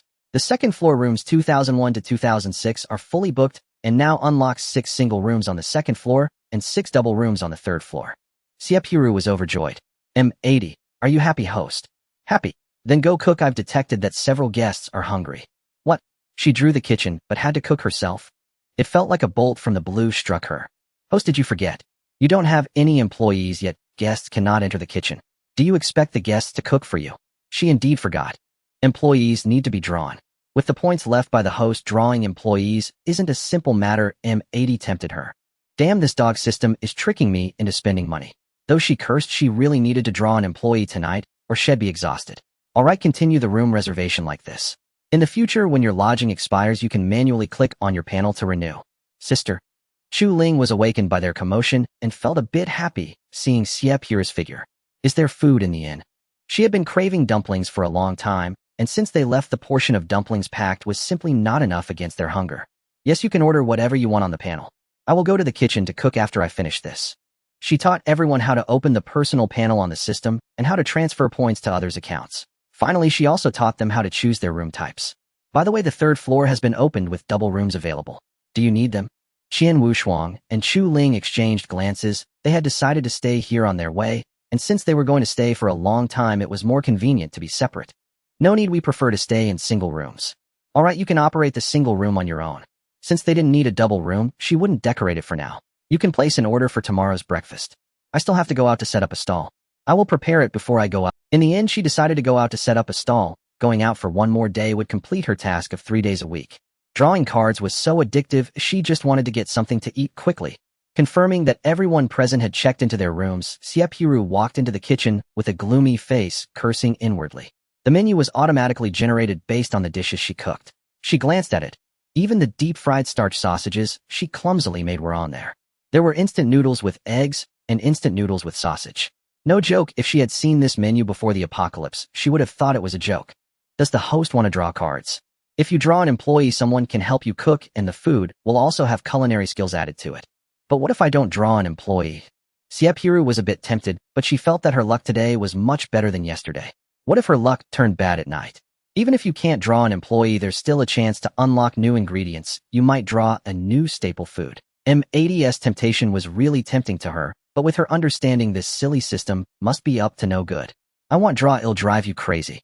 The kitchen wasn't exactly exquisite, but at least it had pots and stoves. As long as she had unlocked the seasonings and ingredients, they were all available in the kitchen. The dishes ordered by several people were sent to the back end. She just took a glance and confirmed how many portions of each food needed to be made. After 2 days of busy experience, she quickly finished and made herself a portion of instant noodles.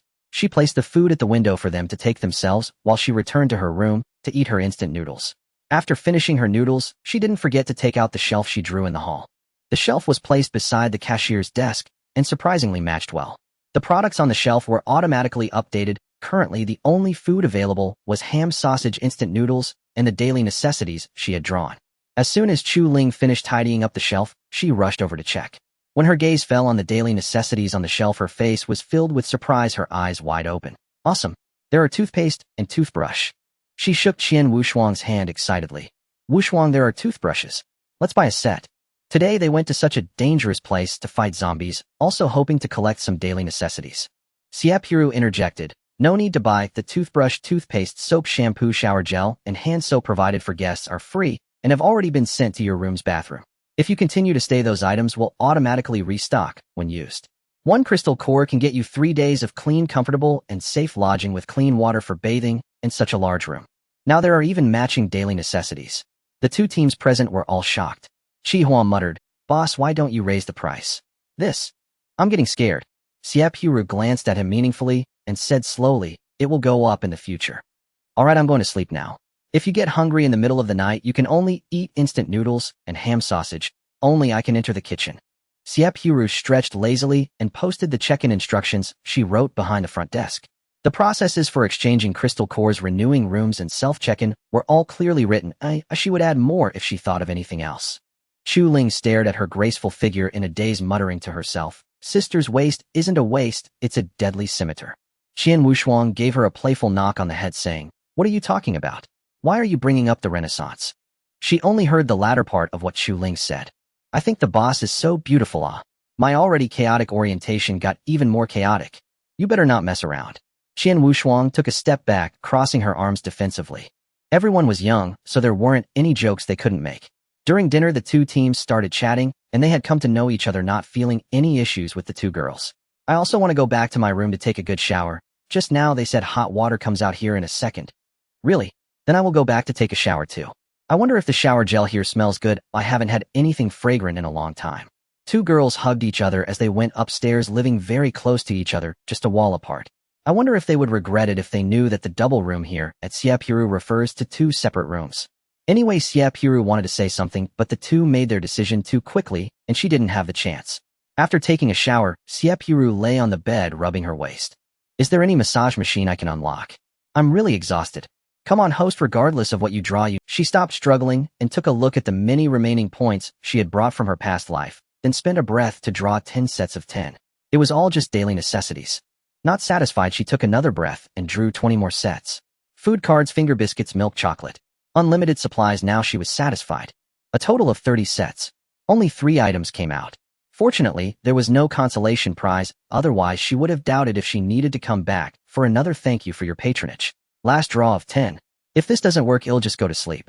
As the card drawing interface flickered, a large beam of light illuminated a purple card that was revealed. Purple is below gold, the second best card. Xie Purou was so excited that she shouted on the spot, almost like setting off firecrackers. She clicked on the card. Employee robot Bibu will clean the guest house daily. Just leave the hygiene of the guest house to Bibu. Good news, she drew an employee. Bad news, the function is not what she wanted. System, can I recruit employees myself? Without waiting for M80 to respond, she murmured to herself, forget it, I'll talk about it later. I feel I still can't trust others. She had employees in several small worlds before, but unfortunately, as long as they were human, they would have humanity, which is the most unsatisfiable thing. Although there are protective restrictions from the system, human greed will always find various loopholes tirelessly. If there were people in this world that she found agreeable, she might consider it. For now, the exhaustion is still bearable. Compared to exhaustion, the humanity in the apocalypse is the most terrifying. M80 knew what she was afraid of. The host doesn't need to worry too much about recruiting employees. Perhaps drawing cards will yield a machine to detect malicious intent, and this dimension is no longer a time of peace and prosperity. You can just throw people into a pile of zombies. I've only been here for 2 days, but I'm not quite adapted yet, so please remind me more in the future. She mumbled her words unclear before drifting off to sleep. When she woke up again, she felt like she was fully charged, filled with energy. Daily, she drew a set of 10 cards and received a food card starch. Based on the ingredients she currently had, the only use she could think of for starch was to make dumplings into crispy fried dumplings. She opened the door and headed to the kitchen to make herself a meal to fill her stomach, and her eyes fell upon a clean and tidy living room. Bubu had been released by her last night. It was a machine about 1.2 meters tall with hands and feet. This little guy even arranged every table and chair in the hall as if no one had ever sat there. Even the shelves that she hadn't separated were adjusted by Bubu into sections with the food cards she drew last night prominently displayed. She didn't know when the several people she had booked yesterday would arrive. Bookings also started counting points from the moment of check-in. Many people came yesterday to exchange points, probably around 200. With the additional 3 people who booked the hotel, she now had over 36,000 points. Luxuriously, she furnished all the single rooms on the second floor to be rentable standards, while she left the double rooms on the third floor untouched. After breakfast, she had learned her lesson this time. Judging by yesterday's situation, there would be many people buying dumplings. She pre-steamed several batches of dumplings, moved the cooked dumplings to the other side, so they could be reheated and served directly to customers when they arrived, reducing waiting time. After steaming more than a dozen batches, she leisurely pushed the food cart out, knowing it was the last day, and once she finished, she could sleep in. Wake up, we need to go early today. Be quiet, don't let the base find out. At 6 in the morning, the sky was just getting bright. Yesterday, someone reminded Xie Purou to be careful of the buzz-cut guys from the base, who were waking familiar faces one by one. They were ability users just at a low level, and their living conditions could only be considered having a room crammed with people. Usually they go out in groups to fight zombies, and had agreed to go to queue for the grape food cart at this time. The dumplings yesterday were really delicious. Oh, I've never had dumplings that fragrant before. If there had been a store like that in normal times, I would have gone every day. I was craving them for a long time last night. Who isn't? I bought some dumplings to take home. My wife and kids said they were good, and they didn't even eat instant noodles anymore. How many instant noodles did you buy? More than 30 buckets. If I wasn't afraid I couldn't carry them back, I would have bought more. I was also thinking of buying more today. Shall we drive out? Sure, I was just about to say that. Several men from different families came to an agreement, and the buzz cut guy said, let's take 2 cars, we have a lot of people. 6 men, 6 families, each family had a lot to buy. Don't ask if you will get tired of eating instant noodles a few times makes you want to vomit. Is that food? It's life, having something to eat is already good. Xie Purou drove the RV and saw people waiting for her from a distance at the stall. When people saw that familiar milky purple food cart, they lined up spontaneously. Some people didn't notice and were quietly reminded by those in line. Hurry up, the boss is here, get in line properly. From so far away, I feel like I can smell the aroma of dumplings, such a familiar meat scent. This person was new and was brought by a familiar friend to buy dumplings. Everyone be quiet, don't attract the people from the base over here. The volume of the line immediately dropped, significantly turning into whispers. Xie Purou noticed this, but said nothing, silently taking out tables and chairs from the vehicle to set up. The buzz cut guy leaned forward and eagerly took the tables and chairs from her hands. Let me do it, little boss, you go set up the stall, haha. He smiled, honestly thinking he would give her a bottle of water later to thank her. Xie Purou didn't waste much time, thanked him, and got busy up front. The buzz cut guy called a few companions to open the tables and set out all the chairs, leaving one person to occupy a spot at the table while the others went back to queue. Xie Purou returned to the food cart and first steamed and heated the dumplings. She hung out a small blackboard and organized a space to display the products. She set the prices in front of each item: biscuits 3 points, chocolate 5 points, milk 5 points. Only after finishing all this did she announce to everyone, today we have new products. Feel free to take more home. I won't be here tomorrow to set up the stall. The poster next to the food cart has the address of the Grape Guest House. If you need it, you can buy more today, and you can also come to the guest house to purchase supplies in the future. You won't come tomorrow. When will you return, oi? The boy with a flat haircut grew anxious. The crowd, stirred by her words, quieted down, waiting for Xie Purou's answer. The host can come again next week, but it's not advisable to set up at the same place for too long. There are still many people to save. You think I'm a savior, huh? She thought to herself. Yet she said to the crowd, I'll be back next Monday, don't worry. But next week isn't guaranteed. Oh, I see. The boy with the flat haircut understood. What would you like today? 5 portions of steamed dumplings, 10 portions of fried dumplings. Can I pack the sour soup dumplings? The boy with the flat haircut looked at her eagerly. She guessed he probably wanted to take them back for his family at the base. Xie Purou thought for a moment about the various packing materials in the camper. Sure, I'll separate the soup and dumplings. You can mix them together when you get home. Then I'll take 5 portions of sour soup dumplings. Thank you, boss. The boy with the flat haircut was the first to exchange crystals for points today, and she had looked at him twice for that reason. People behind grew dissatisfied. You've ordered everything, what about us? Don't go too far. What are we supposed to do with so much? Don't rush, there's plenty as long as everyone has points they can buy. Xie Purou comforted the crowd. However, the person remained unsatisfied. Even if there's plenty, how long do we have to wait for him to order so much? He then turned to the long queue behind him and asked, isn't that right, everyone?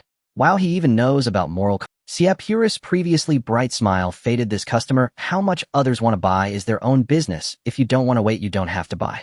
Don't cause trouble here. How do you talk, woman? I come here to buy things to show respect for you, to support your business. If it weren't for my good heart, I would have taken over your little stall long ago. Is he trying to cause trouble? She stopped her actions and looked towards the unreasonable male voice. How many mothers does he have at home?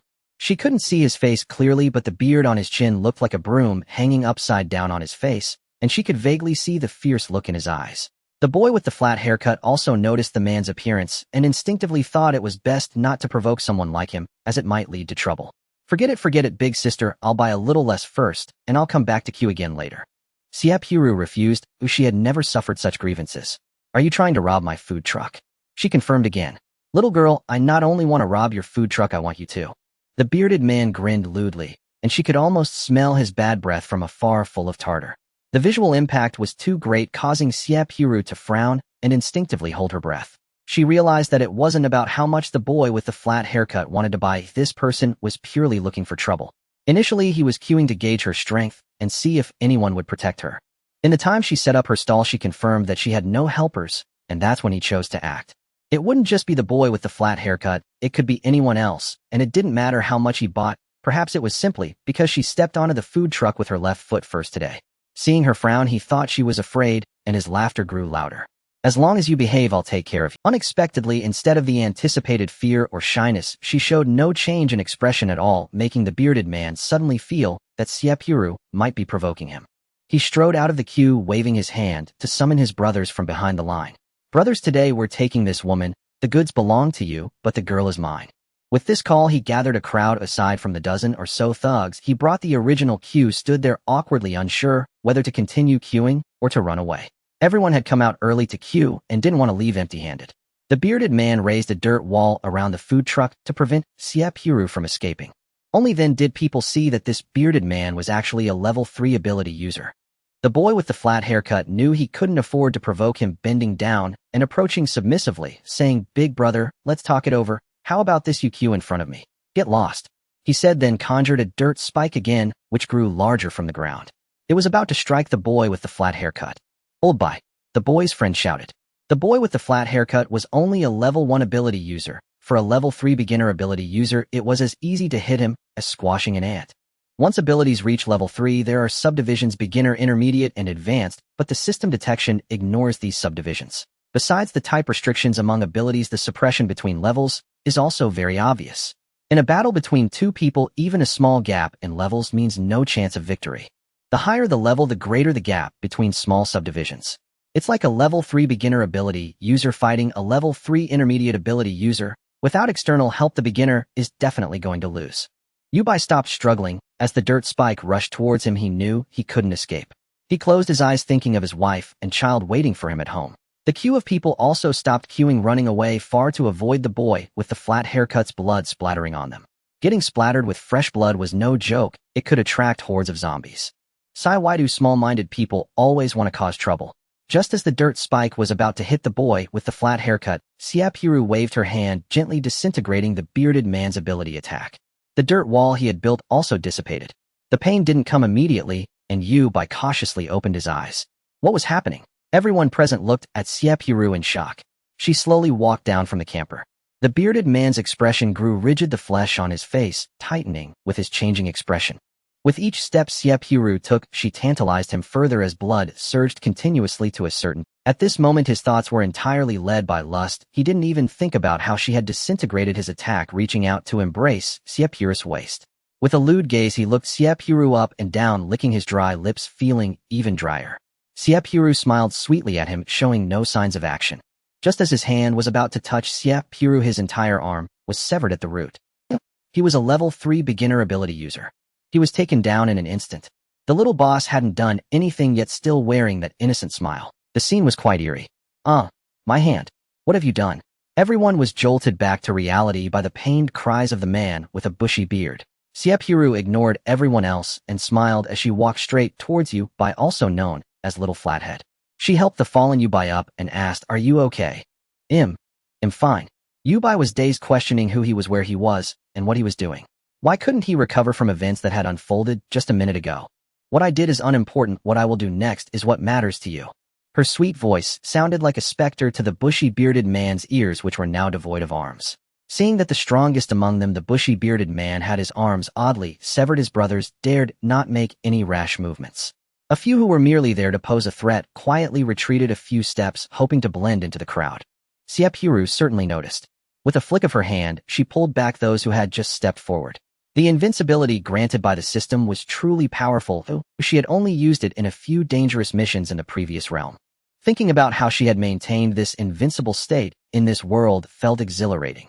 "This has nothing to do with us. He came to find us, saying he knew of a food-rich food truck that brought us here.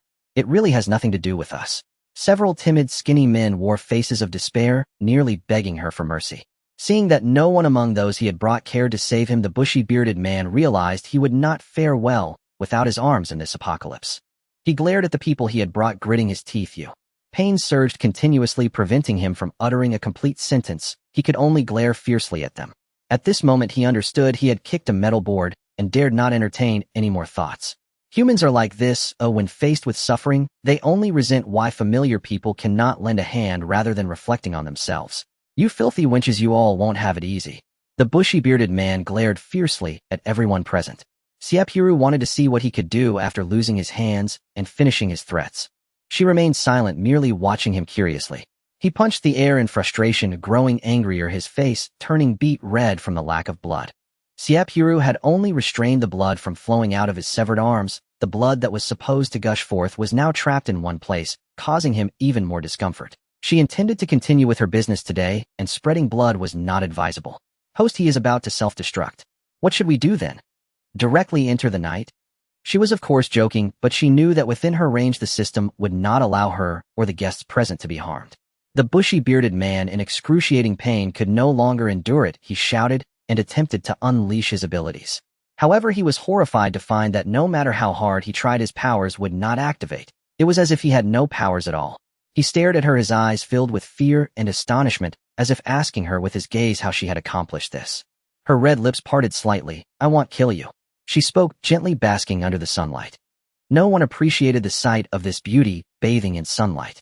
Just moments ago, those who thought she was easy to bully now dared not stare at her openly after witnessing the bushy-bearded man's fate. The atmosphere shifted as she slowly articulated her method of dealing with him. "I'm giving you a chance to live. What happens next depends on you." Her tone was cheerful, and with a snap of her fingers the bushy-bearded man vanished before the crowd. Where did he go? At this moment, only Little Flathead dared to speak. "He went to a place surrounded by beauties. Don't worry about him.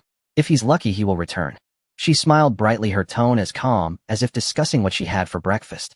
The bushy-bearded man was sent to H City Hospital, the place that had fallen the fastest before the apocalypse. Before the arrival of the apocalypse, this place was filled with beautiful nurses. Xie Purou's mention of a place surrounded by beauties was no exaggeration. Humans always have a desire to survive, and his first instinct upon being transported here was to find a place to hide. The moment this thought crossed his mind, his arms were filled with beautiful nurses. Xie Purou's mention of a place surrounded by beauties was no exaggeration. The nearest beautiful zombie seemed to have been summoned, her lips painted in bright red, letting out a hissing sound as she approached him step by step. 3-5 zombies surrounded him, enclosing him in the center to devour him completely. M80 saw this and relayed to her what a pity the host gave him a chance, but he was unlucky. Xie Purou's smile remained bright, as if she were in a good mood. "It's fine, there's still more." The trouble was how to deal with these few people. They seemed to have done nothing, or rather they were too late to act. What if she let them go and they went to find help, causing an endless stream of trouble that disturbed her business? She cast her gaze towards a dozen small ruffians who were out of place among the crowd. Upon meeting her eyes, the group of troublemakers immediately knelt to the ground. "I have an 80-year-old mother and a 3-year-old child. Please let me go." Xie Purou nodded as if she had taken it to heart. Her cold tone held no emotions as she glanced at the remaining people and asked, "What about you?" The rest exchanged glances. I have 3 wives at home." The voice of the speaker grew softer, unsure if this would work. Carefully stealing a glance at Xie Purou's reaction, he saw her merely lowering her eyes and sighed in relief. "What about the rest? My patience is limited." In an instant, various reasons were presented until everyone had shared their thoughts. One slow-reacting individual thought about whether to pretend to speak up. After all, with so many people talking, he figured he wouldn't be heard. When he opened his mouth, the whole crowd fell silent. When he realized this, he didn't know why everyone's gaze was focused on him. He broke down in tears, clutching his head, having forgotten all the countless reasons that had passed through his mind. Daddy, my real father. Spare me, please." Xie Purou corrected him, saying, "I'm a girl, not your father." Then, "Mommy." In front of so many people, he felt a bit shy. Xie Purou's face darkened. What was this all about? It was quite absurd. It seems no one really wants to live, huh? Let's do this. Recite the core values of socialism, starting with you. She casually pointed at someone. From left to right, one by one. The person who was pointed at looked bewildered. Although terrified, he bravely asked, "What is that thing again?" "Goodness, she just said it, and it's already forgotten. You come forward." Xie Purou said, her face darkening as she randomly pointed at another person. What on earth was wrong with these people? They looked to be of age, yet how could there still be such ignorance? The one pointed out happened to be the last person who couldn't come up with an excuse. He trembled as he said, "Mom, please." She pointed out a few more people, and surprisingly none of them could recite. "This is truly outrageous. You are the worst group I have ever taught. The worst batch. Listen carefully, repeat after me. Let her, this good student, show them some mercy and teach them a lesson." She said 2 words: prosperity. Prosperity. Patriotism. Patriotism. The onlookers wondered, who are we? Where are we? Are we dreaming back to our student days? After finally finishing, Xie Purou fell into deep thought. These people didn't deserve death, but it's unlikely they could be kept easily. How about this? I'll send you out for some training. Whether you can survive depends on your luck. I've given you a chance. If we meet again, I hope you'll turn over a new leaf and start anew. In the end, she added, when we meet next time, I want you to remember everything I taught you and engrave it into your bone. With a casual wave of her hand, over a dozen people were randomly sent to different places. The only thing in common was that these places were all thousands of miles away. However, given the extent of the road damage in the post-apocalyptic era, it would be quite difficult to meet again. Out of sight, out of mind, she felt great and hummed a tune. I send you away thousands of miles apart. Host, should we blacklist them? If we blacklist them, they won't be able to shop in our store. Correct, let's not blacklist them for now, just mark them. When I see them next time, let me know. When they come back, I still need to check their homework. After dealing with the scene of the villains, Xie Purou casually handed a bottle of milk to the buzzcut guy. Sorry for scaring you. This cup is on me. Have a bottle of milk to calm your nerves. He'll go back and prepare what you just ordered. You can just sit here. With her words, the buzzcut guy didn't need to line up anymore as points had already been deducted, so he just needed to wait at the table. As the store owner, she had the right to allocate resources. It wasn't too much to give a cup of milk to a customer who was threatened with their life in her store, right? It seems she still needs to block abilities within the scope of her business in the future. If no one can use their abilities, then there wouldn't be so many fools daring to covet her resources. M80A activate the ability suppression within the scope of business. Activated. She turned around and added a new store rule on the small blackboard: no abilities allowed in the store, no fighting or harming others. She thought for a moment as she only wrote the store rules without mentioning the penalties. The system's punishments are numerous and varied, but they are all too straightforward and uninteresting. In a post-apocalyptic world without mobile phones, one must find some fun to avoid boredom. Let's follow. As the last stroke of the pen fell, she added at the bottom of the small blackboard, all interpretation rights belong to the store owner. As soon as the blackboard was hung up, it attracted a crowd to watch. What does this store rule mean? I don't know, the boss is still too naive. Those with abilities wouldn't just stop using them because she said so. There were many voices of discussion, which Xie Purou completely ignored. She still had a lot of work to do. Soon someone discovered that they could not use their abilities. This discovery caused everyone to panic. Abilities are everyone's lifeline in the apocalypse. Without abilities, they would be ordinary people. What kind of life do ordinary people live in the apocalypse? They could only survive on a sip of water and half a bug cake. Someone astutely noticed that it seemed like they couldn't feel their abilities ever since Xie Purou wrote the store rules on the blackboard. Boss, what's going on? Why can't we use our abilities? Facing the eyes of so many people, Xie Purou simply said, this is the store's rule aimed at preventing incidents like today from happening again. After leaving the store, your abilities will be restored, so don't worry. It's also for the safety of the customers. Someone panicked, but what if zombies come? How do we deal with them? Zombies can't enter the scope of the small store, so rest assured, dear customers. The crowd who had been left to the side by her exchanged glances, unable to believe the truth in her words. She says zombies can't enter, so they can't. Is she the mother of zombies? Don't forget the little boss just did nothing. That third-tier ability user lost both hands. Moreover, before that, with just a light wave of her hand, she dispelled the abilities, which doesn't seem like something an ordinary person can do. Logically speaking, with so many of us gathered together, the human scent is so strong, even if it doesn't attract a horde of zombies, not even a single zombie passing by has been seen. Could it be that zombies really can't enter here? No one could provide an answer, and everyone had their own thoughts. Suddenly no one spoke. Everyone quietly lined up. Xie Purou listened to everything, not wanting to explain. She let them guess. She placed a large stack of steamed dumplings in another place to keep warm and started steaming raw dumplings. The items ordered by the buzzcut guy were all packed up, and Xie Purou called him over to pick up his meal.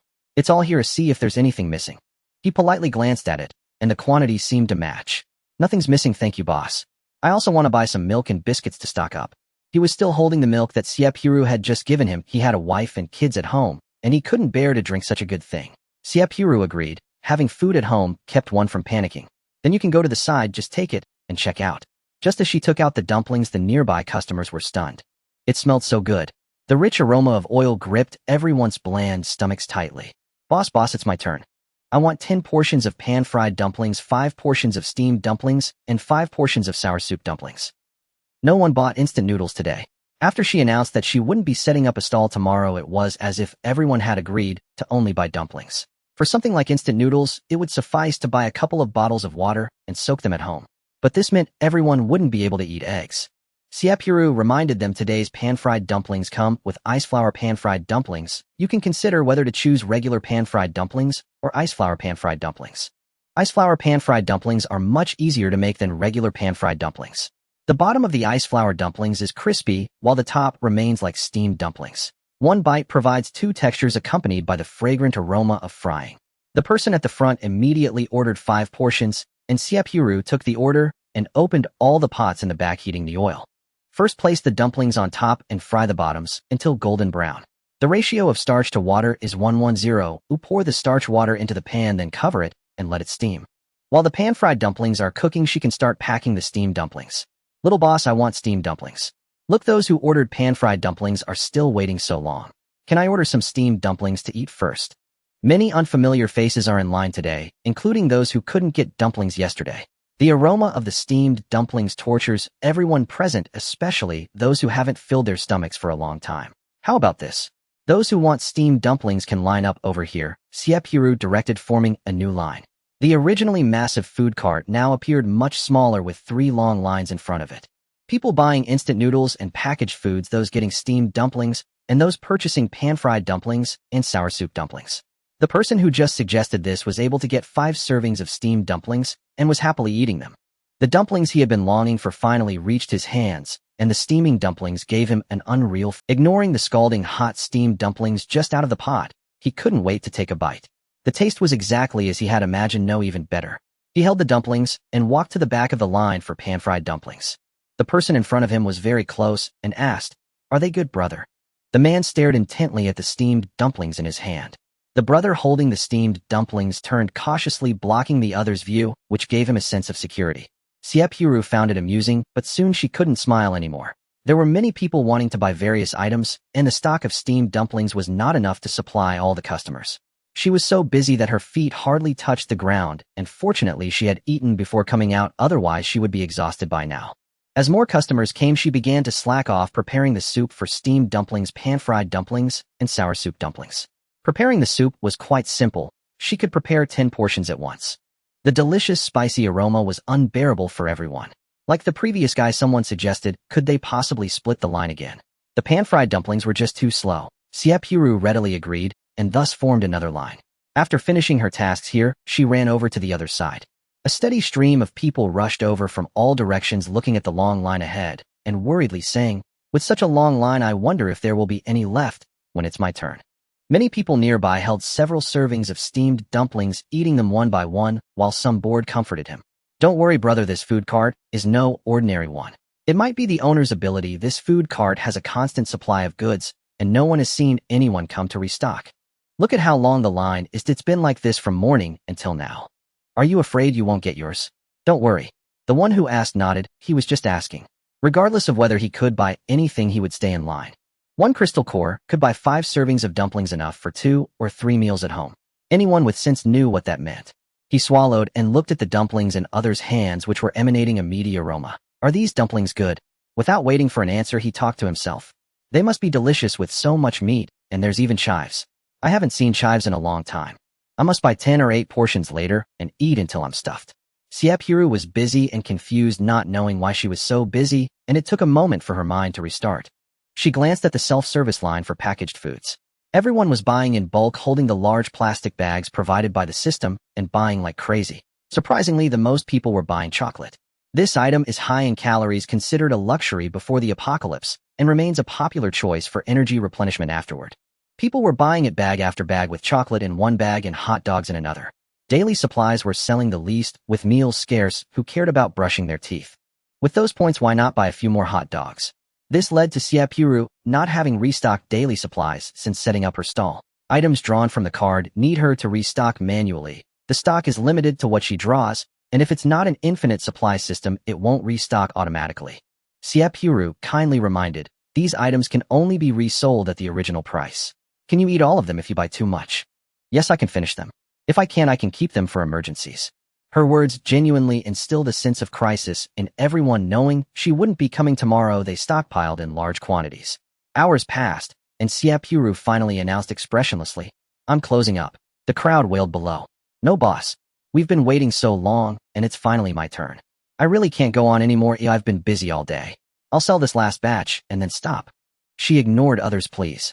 Turning to the back to count how many servings were left, she confirmed and called out to those in line, "There are 23 servings of steamed dumplings and 10 servings of pan-fried dumplings left. Each type is limited to 1 per person. Those in line should take a look and disperse quickly." "Why? I stood in line for half a day, and you say you won't sell? This is too much, isn't it?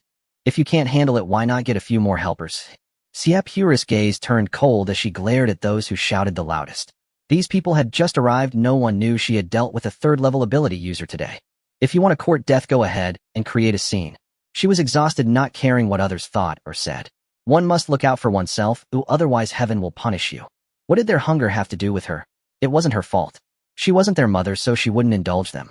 After speaking, she ignored their thoughts and focused on packing the remaining dumplings. The noisy men wanted to say more, but were stopped by others. Stop talking, or are you looking for trouble? What's so scary about a woman? What's there to be afraid of? Can she really take my life? The man scoffed.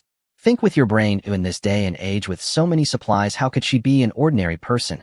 Someone with so many supplies could easily sleep in a safe zone. Oh, why would they come out to set up a stall and still have to care about your feelings? Don't make a fuss anymore. She said she would come back next week. If you anger her, I wonder what you will eat in the future. Everyone has quickly forgotten the feeling of hunger. Those who were still considering causing a scene realized that their stomachs were still hungry. They were just upset due to Xie Purou's sudden announcement of closing. Someone who had watched the commotion this morning snorted. This little boss dealt with a third-level ability user this morning. If any of you want to go head-to-head with her, you better think about your own strength. Ignoring the farce, Xie Purou closed her stall earlier today than yesterday. Overwhelmed by the sheer number of customers, each buying 5 or 10 portions, she could hardly bear it. She had never faced such a predicament in the previous worlds. Dragging her weary arms and legs back to the driver's cabin of the food truck. Fortunately, the system automatically cleans up the food truck, so she didn't have to. If she had to toil all day only to clean up after, she would definitely curse. Earlier today, she had printed 1,000 promotional flyers for ghost houses to bring here, but the spot for the flyers was already empty. She was so busy that she didn't even notice if someone took them one by one. Slumping into the passenger seat, she couldn't help but ask, how many points did I earn today? Today's harvest is great, plus you earned 100,000 points yesterday. Really? Xie Purou sat up suddenly, almost hitting her head from the force. Indeed, she never expected to earn so much in the apocalypse. Oh, just one day of selling yielded such rewards. M80 was equally astonished. This result was unprecedented in previous worlds. That's normal. We had so many customers today, and each one bought a lot to stock up. However, after this, I doubt there will be as many people stocking up next week. And have you noticed? Most of the customers buying goods are first-level ability users, and ordinary people, second-level ability users, are rare. M80 only then realized this and curiously asked, why is that? Realizing that the machine brain couldn't compare to the human brain, Xie Purou chuckled. From the reactions of those comical male groups, it was clear that the high-level ability users didn't look down upon her goods. Either second-level and above ability users are scarce, or they haven't been informed by the majority in the base. For now, it's just the old leading the newcomers. This meant that if she came back to sell next week, the points would be even more. M80 started to calculate in its mechanical mind. Host, actually, I can also change into a physical form, but it's just too expensive, and I didn't dare to tell you before. M80 saw hope in the 100,000 points earned this week, feeling as if the billions needed for a physical form were not so unreachable. When it felt that their relationship was so good that the host would definitely agree. Xie Purou smiled and said, I have to politely decline. She had already noticed from the hesitant words of those from previous worlds that it must be possible to exchange for a physical form, but it required a significant cost. This week, she merely exchanged crystals from ordinary people who, despite her high income, it was likely that each ordinary family could only provide her with the crystals they had to trade for supplies. Next week's situation was uncertain, and her intuition suggested it wouldn't be optimistic. Having points was equivalent to having capital for card draws, and it also meant she had the funds to upgrade the guest rooms. Her mood was good, thinking that with the points her physical exhaustion seemed to fade. Selling goods in this apocalypse was indeed better than in the previous worlds, earning more, but she was suffering quite a bit. She decided that before her next stall, she must draw cards. She wouldn't rest until she drew someone who could help her. Upon returning to the guest house, her first task was to take a shower. Just as she was enjoying her wonderful off-duty time, M80 brought her good news. Completing the stall task once a week rewards you with a 10 consecutive draws guaranteed staple food. Working is indeed strange. Clearly, it was exhausting during work hours, but after work with time for herself, she felt fully revived. Xie Purou sat at the front desk in the lobby preparing to start renovating the rooms. She looked at her hands that had just been washed. Her hands were already clean, and her luck should be okay, right? For some reason, she felt a chill run down her spine. A woman's intuition told her not to draw cards today, or she would end up with an endless supply of daily necessities. But the reward of a guaranteed staple food from the first 10 draws. Drawing once should be fine. The golden food card was revealed. Rice bowl, tomato, scrambled eggs, rice bowl, minced meat, eggplant, rice bowl. Permanent supply ding. Next week's stall dishes have been changed to rice bowls. Xie Purou's eyes were almost squinting from her smile, praising M80. Great system, you finally brought me rice. She really didn't suit eating noodles every day with her southern palate. Although dumplings were delicious, she was nearly sick of them. The two flavors unlocked were her favorite rice bowls. Not thinking about what guest rooms to set up anymore, she got up and went into the kitchen. Indeed, the ingredients had already appeared in the kitchen. There were already eggs plus extra tomatoes and eggplants. The rice was already cooked, and there were plates of rice kept warm in the cabinet waiting for her dishes to be placed on top. Since it was an infinite supply, each plate of rice taken would automatically be replenished. Putting on an apron, she first washed the ingredients. The tomatoes looked great, their colors bright and vivid. Washing them to eat as fruits was just right. One portion of rice bowl would fill her up. She would save the tomato scrambled eggs for tomorrow.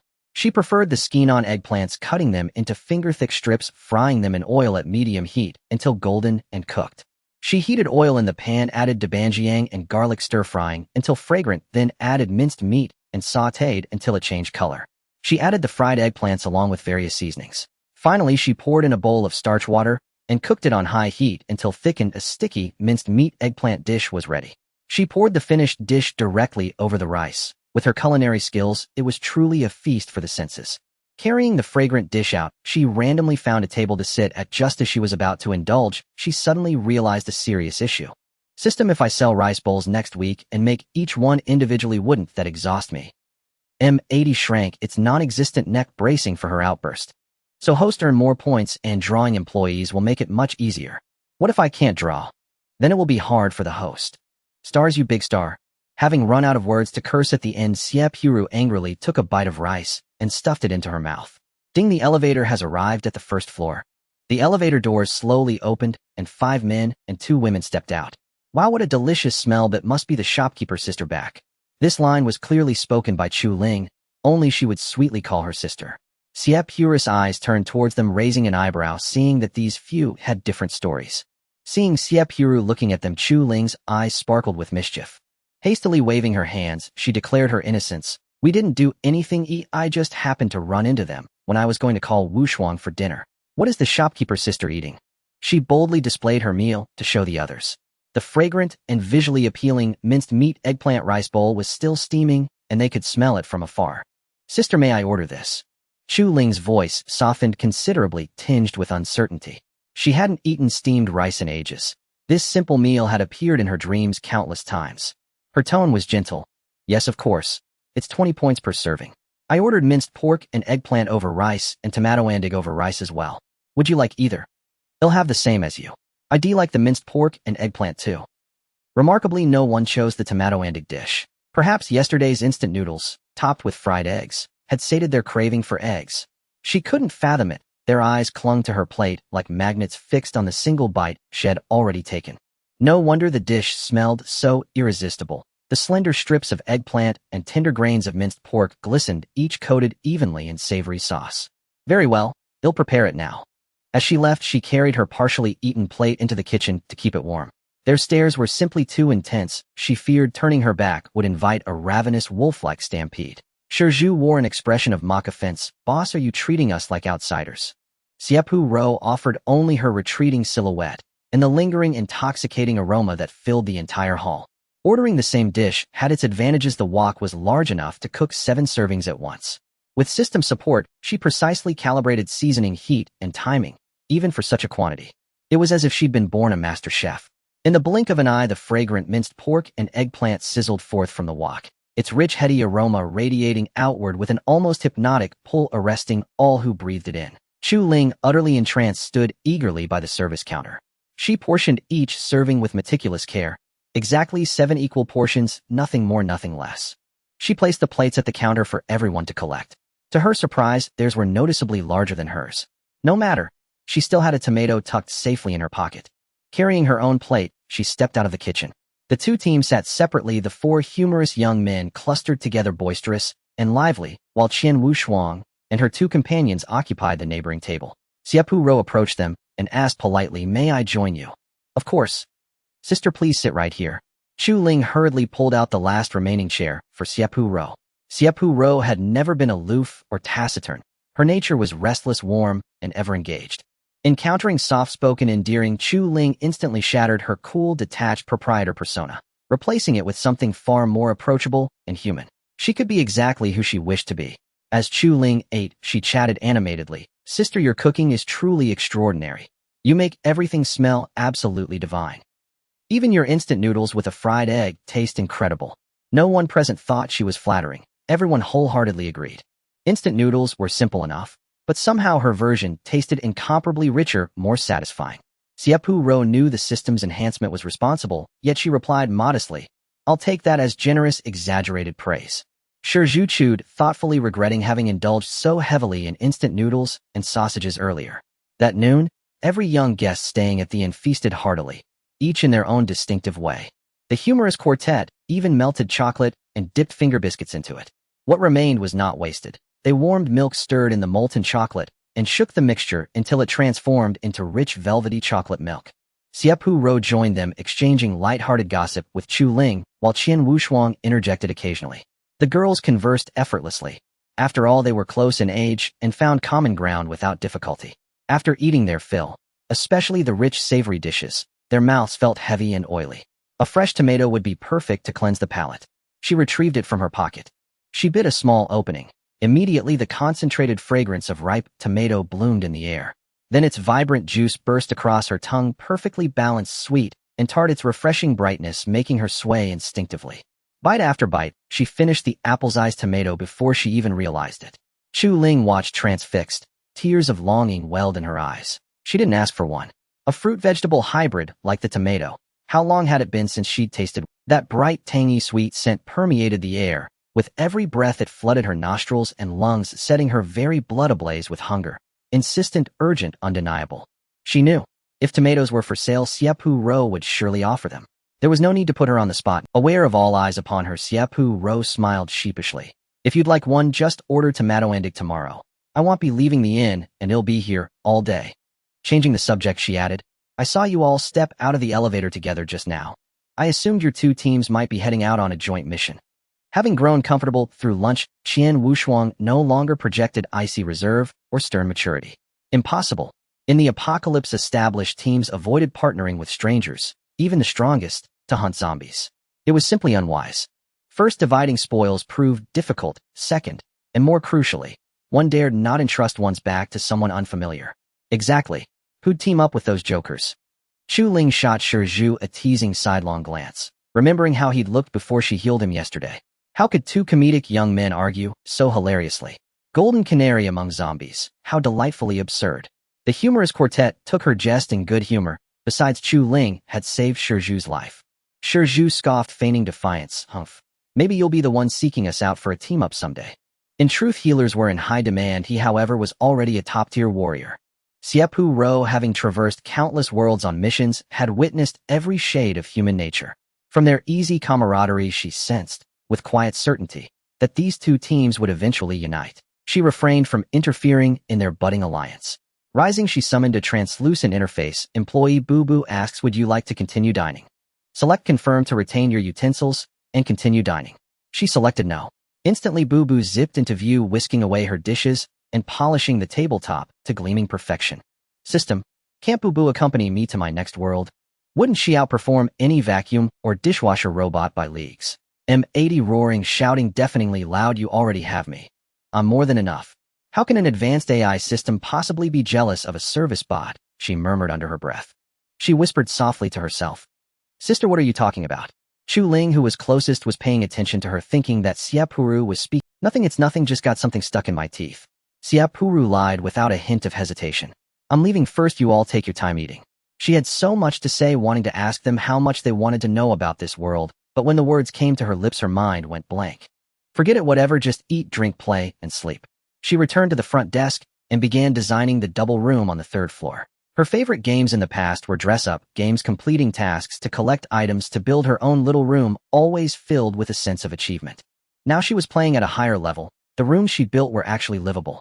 The double room on the third floor consisted of 2 bedrooms, 1 living room, 1 bathroom, and 1 kitchen. She practiced with room 3001, which had a total area of about 70 square meters, making it spacious enough to live in comfortably. All the room types here had open kitchens, making the living room appear larger. To the right upon entering was a floor-to-ceiling storage cabinet where decorative items and various things could be placed on top, while shoes could be stored below, maximizing the storage capacity. The living room was furnished with a simple sofa and coffee table, a carpet laid beneath, and the television and sound system placed opposite the sofa. The kitchen was equipped with a refrigerator and exhaust hood and a stove. Under the current conditions, if she wanted to add utensils and tools like bowls and knives, she would have to wait until she could extract them for sale. Both bedrooms would have super comfortable large beds spacious enough for 3 people to turn over. Dressing tables, wardrobes, and nightstands were all arranged. She was excited while decorating, boldly installing a floor-to-ceiling window and adding curtains.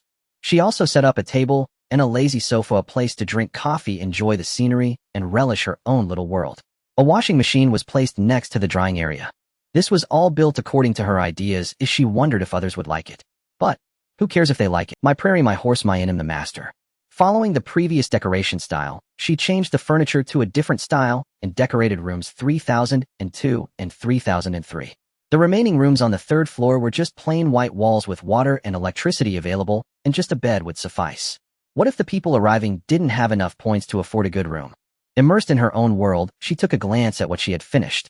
To stay in the elegantly decorated, fully furnished room she had created one would need a whopping 24,000 points. However, she had spent over 30,000 points just decorating 3 rooms, leaving only a few thousand after spending 100,000 all at once.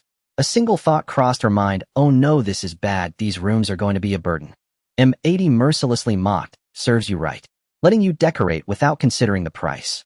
You didn't say that earlier. When I was installing the curtains, you said to get an expensive, good quality blackout one. Wasn't that just me giving you some advice? Besides, you're the host, and I'm the system. How could I be wrong? They argued for a while, but in the end, of course, Xie Purou emerged victorious. She brought up the occupancy panel: single rooms 1012, double rooms 06.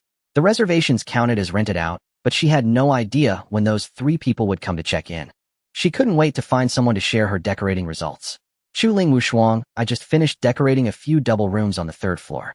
Do you want to come up and take a look with me? Oh, sure, let's go take a look together. Chuling initially didn't react, but once she did, she pulled Wushuang to Xie Purou's side. Chihua pulled Shizhu, boss, take us up to C2.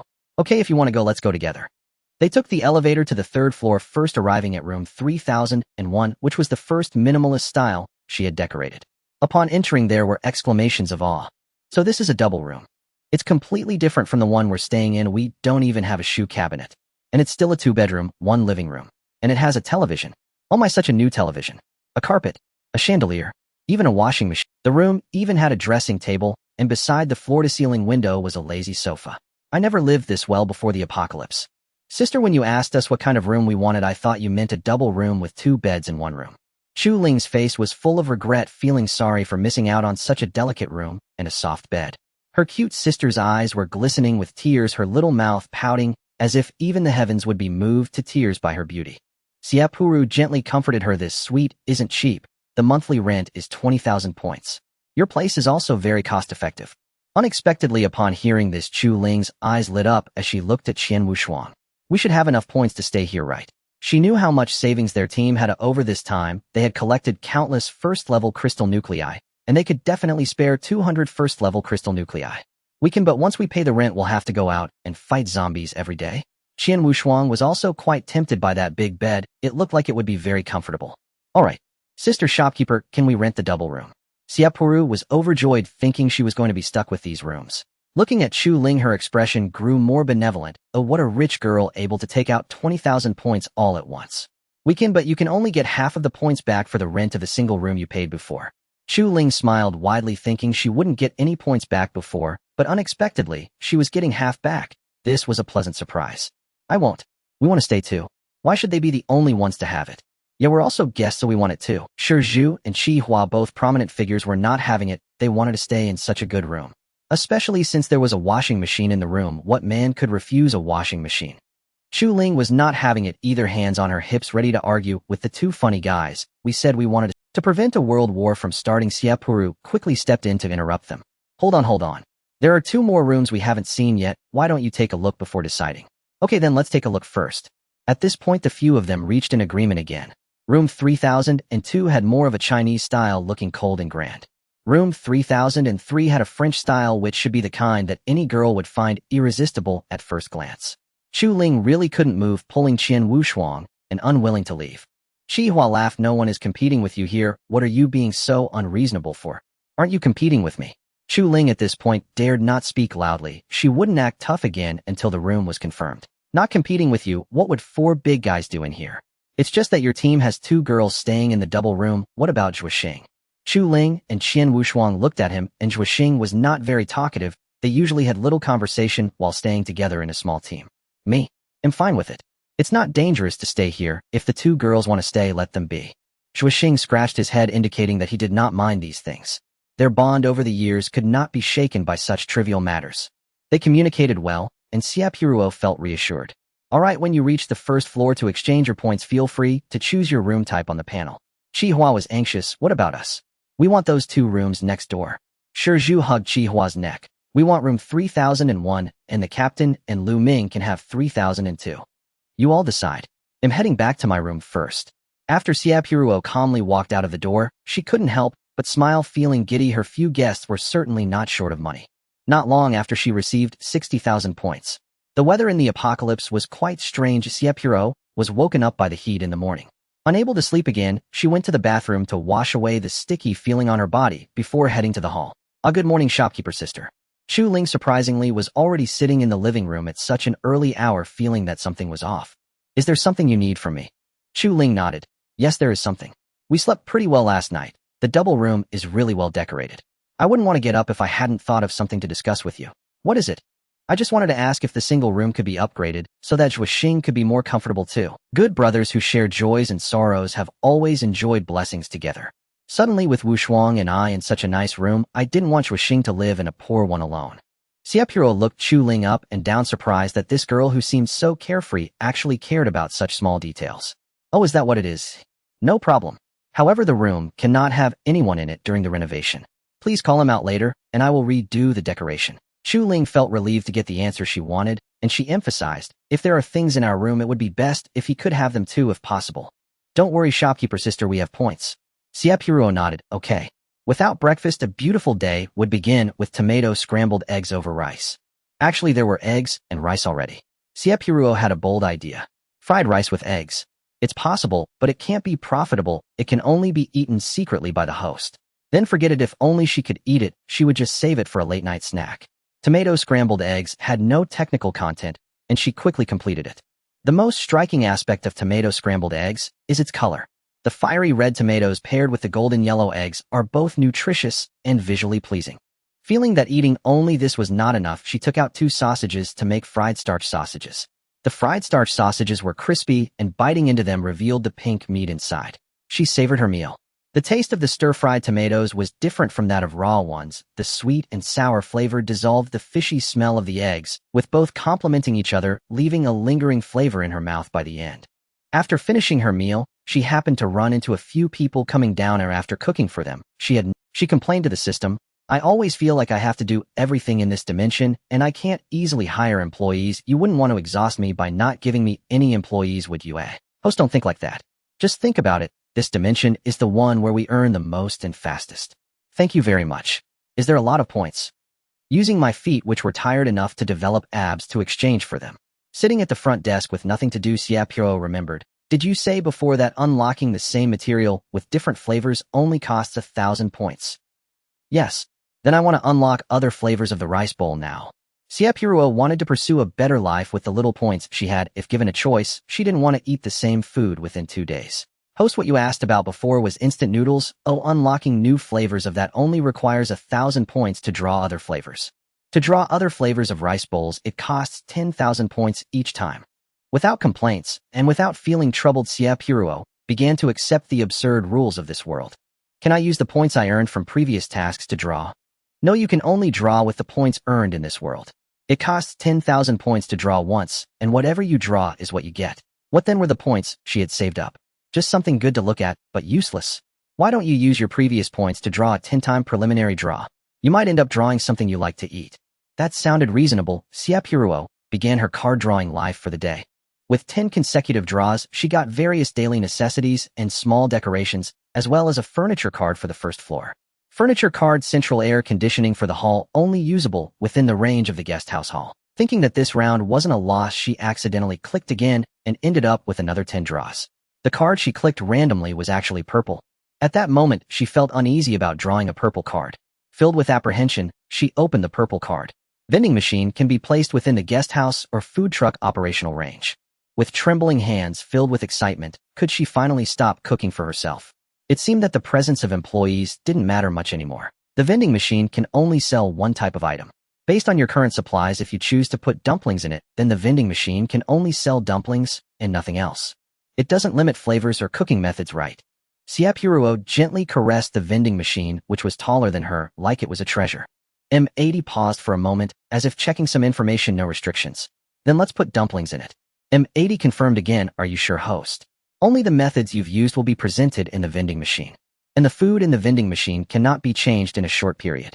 Xie Purou complained. Stop being so verbose. Just confirm it. She had her own little 99 after frying dumplings until her hands were sore last week. She never wanted to go through that again. The vending machine was moved to the side of the kitchen serving area. Qian Wushuang came out of the elevator heading straight for her. Shopkeeper, can the single room be upgraded to? Xie Purou already knew what she wanted to say and interrupted her. Can the single room where Zhuixing is stay be upgraded? Qian Wushuang nodded in confusion. How did you know? Chu Ling just told me about it. Didn't you discuss it? Oh, we left one after another and indeed didn't discuss it. Qian Wushuang then noticed the large machine beside her. Is this a vending machine? Yes, from now on when I'm not around you can buy dumplings from the vending machine instead of just eating instant noodles. Xie Purou felt a bit hungry again. She clicked on the icon for the ice flour dumplings and had to choose a dipping sauce. Among various sauces, she selected soy sauce and vinegar. As the shop owner, she didn't need to pay with points. With a ding, a plate of 30 dumplings appeared at the vending machine's pickup slot. How intelligent! Qian Wushuang exclaimed in surprise. Ever since she met the shop owner and moved in, she had lost count of how many times she had been astonished. Xie Purou took out the dish, each dumpling plump and white on top, golden brown at the bottom, arranged neatly in a clean dumpling plate adorned with black sesame seeds. The steaming dumplings smelled delicious, reminiscent of those she had just made herself. Despite having eaten many dumplings before, Qian Wushuang still craved them at the tantalizing aroma. They'll go call them down to eat dumplings. Xie Purou ignored her and carried the plate to the table to eat. The plate was a dumpling plate, the kind with 2 holes for dipping sauce on the side. She picked up a dumpling and dipped it in soy sauce, feeling quite content. A woman's delicate voice was filled with impatience. Is this it? A man took out a promotional poster for the Grape Homestay and carefully checked the address and the storefront photo. The address was correct, the sign was right, but the photo looked a bit different. This should be it, the flyer described it pretty much like this. The woman covered her face, her eyes revealing unmistakable disdain, as if she had caught a whiff of something foul. Is this really a homestay? Which fool would sell things in a place like this? Who would have resources to stay in such an obviously robbery-prone area? Xie Purou noticed some commotion at the door and stepped out to see a man and a woman standing at her shop entrance looking quite disdainful. Displeased with the woman in her heart, she did not show it on her face and lazily said, "This is a homestay, we have things for sale, do the guests wish to buy something?" The woman saw the exquisite manicure on Xie Purou's hand and believed her a bit. She swayed her waist and stepped inside. "Jiao Jiao, wait for me, what if there's danger?" The man hurriedly followed closely behind Jiao Jiao. Why did it feel like this was another couple of eccentric people? Xie Purou frowned and then relaxed. In the apocalypse, normal people can't easily survive, she wanted to see what was up with these two. In front of her stood a man so thin she could knock him down with one slap, and a woman of average build. "Hey!"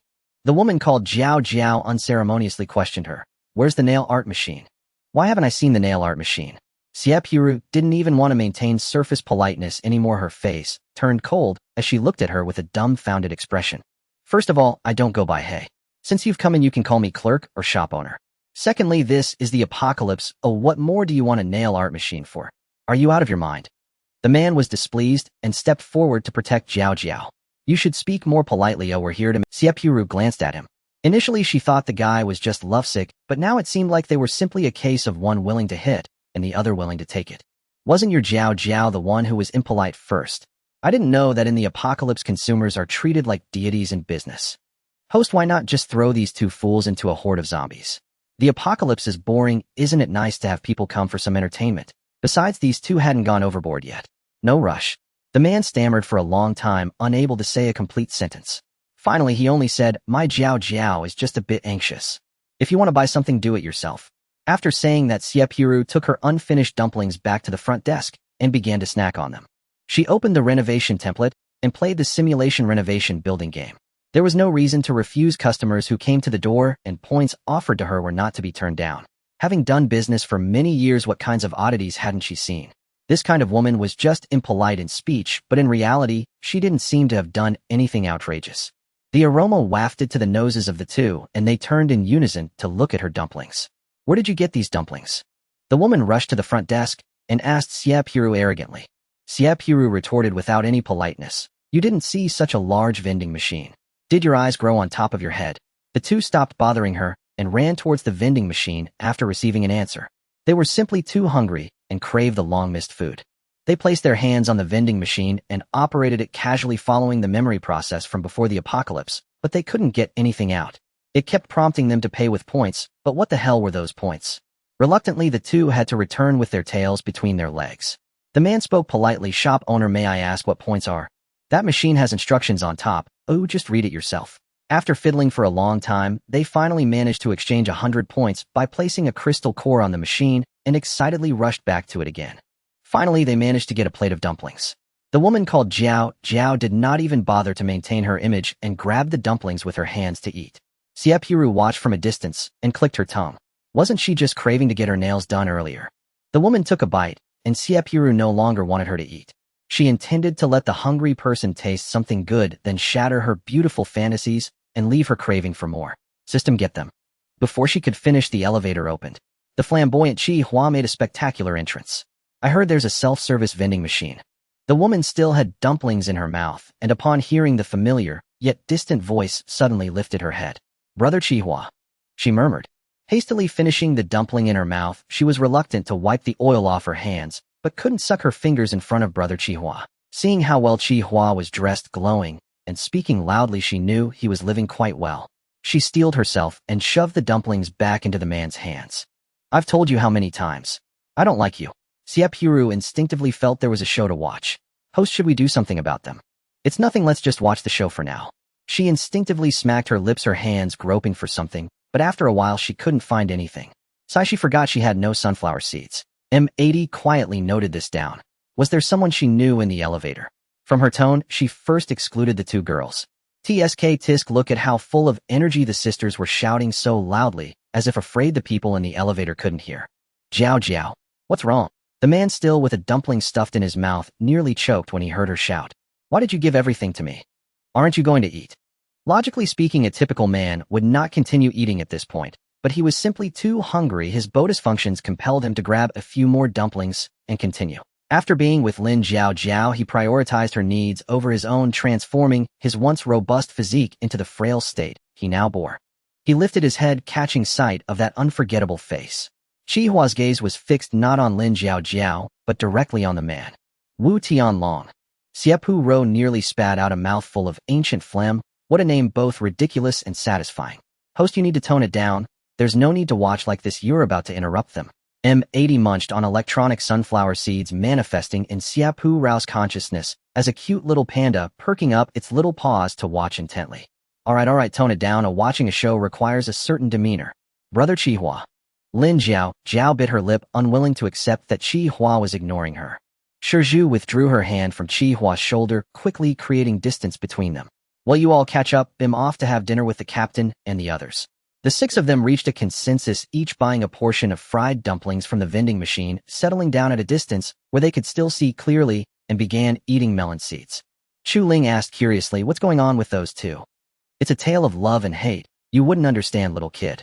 I understand. Chu Ling glared at Shizhu. Is it that the girl likes Xie Hua and two men are vying for her?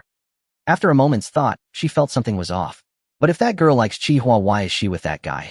There's much to learn here. Shizhu chuckled, keeping the suspense alive. He wouldn't spoil the story. If you won't tell me, I'll figure it out myself.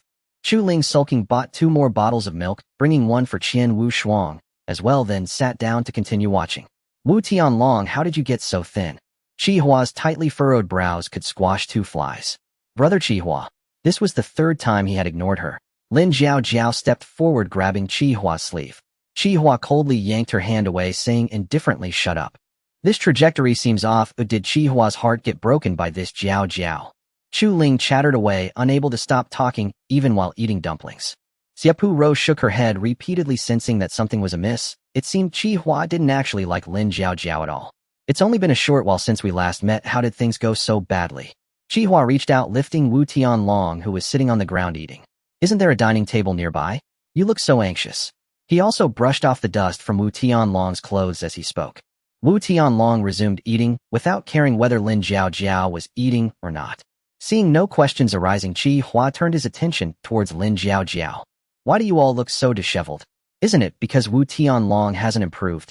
He awakened his powers in those 2 years, but since then his abilities have stagnated. He's only a secondary ability user now. Lin Jiao disdainfully looked at Wu Tianlong, moving closer to Hua, pressing her body against him. The softness of her form brushed against Hua's side, the seductive intent unmistakable. Wu Tianlong finally reacted abruptly, gripping Lin Jiao's wrist, his voice taut. How can you say that about me? In the apocalypse, he had been among the first to awaken his powers. After being with Lin Jiao, she enjoyed the best food and clothing, even reluctant to walk on her own. He could only exchange the crystal cores he collected for food and fuel. You could say he was always at her beck and call. Whatever she wanted, he would find a way to get it for her. He had heard her say similar things before, but she had never spoken so openly in front of others. This time was different, as she said it in front of Hua like that. Lin Jiao continued to rub against Hua, not sparing a glance at Wu Tianlong, casually saying, "What's wrong with calling you useless?" His hands trembled, unwilling to believe that the person he had protected for 3 years would speak so disparagingly of him in front of Hua, his best friend.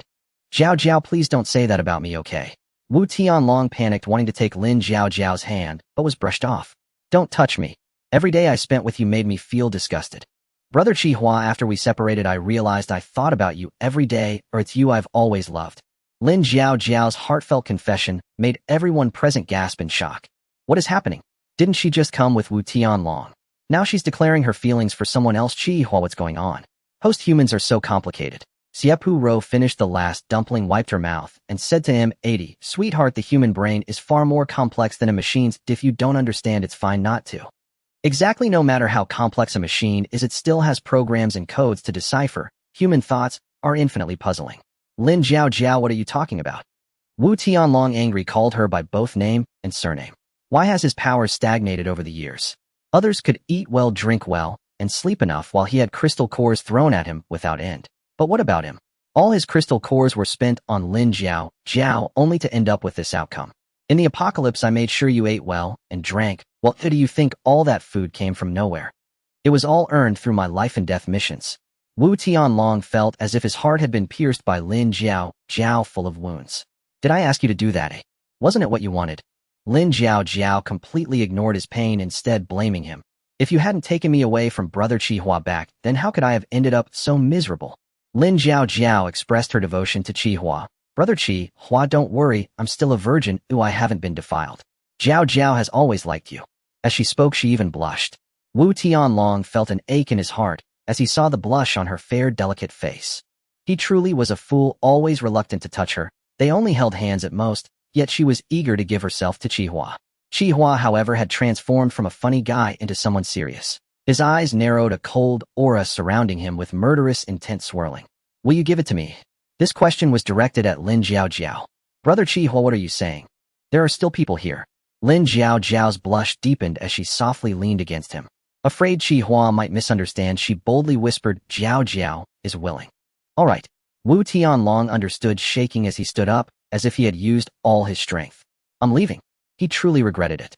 He and Hua grew up together, playing with 3 others, but they became distant because of Lin Jiao. Perhaps this is his retribution, a punishment for forgetting friends in the face of attraction. I didn't say you could leave. Hua grasped his wrist, locking eyes with him as life faded from his gaze. I'm sorry, brother, but I truly couldn't hold back. He turned towards Lin Jiao. Hua Gij. Lin Jiao called him sweetly.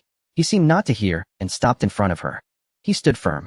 Spreading his legs apart as if in a horse stance, he pulled her close. Like carrying a bucket of water, he unceremoniously tossed her over his shoulder. He brought her to the door and let go of her. He tossed her to the ground like refuse. Hua Gij. Lin Jiao didn't understand. After saying that Hua shouldn't have thrown her here, instead of taking her, what was he doing? Hua Gij, what are you doing? Get lost. Hua was truly angry. How could his childhood friend be treated this way? He stormed back to the guest house in 3 steps, not forgetting to warn Lin Jiao. If I see you again, I'll throw you into a horde of zombies to scream your heart out. Lin Jiao was confused and instinctively chased after him. What's wrong? It's me, Jiao. Xie Purou greeted Xie Hua as he entered. Do you need my help? She blacklisted her, preventing her from entering the guest house. Xie Hua nodded. Then I'll trouble you. Thank you. Luckily, she was quick. Just as she blacklisted Lin Jiao, she lunged forward only to be bounced back by the protective barrier. Wu Tianlong. What are you doing? I've been bullied. Are you dead? Not a word from you. Seeing she couldn't get in, Lin Jiao was truly anxious. Her long-term support was still inside. As a weak girl without any abilities, she had always relied on Wu Tianlong's protection during the apocalypse, rarely encountering zombies. If she had to face the apocalypse alone, she dared not imagine what would happen. Wu Tianlong. Where are you? She pounded on the protective barrier of the guest house, hitting and calling out. Xie Purou scoffed. This person only dared to be arrogant within her own walls. She had hands and feet. Why didn't she know how to fight zombies to earn crystal cores? Annoyed, Xie Purou muted her voice. Book a room for my bro Wu Tianlong, hurry up. Wu Tianlong kept his head down, deaf to the outside world, as if covering his ears could help him escape it. When Xie Hua's hand touched him, intending to pull him over to open an account, the frail youth finally broke into tears. Xie Hua. The others, including Shizhu, looked on with sympathy, and one of them patted his shoulder. The unspoken bond between men is to not offer comfort. Yanmu solemnly extended his hand. Welcome back to the team. We've been waiting for you. Amidst the expectations of the crowd, Wu Tianlong's hand met Yanmu's in a clap. Captain. His voice choked.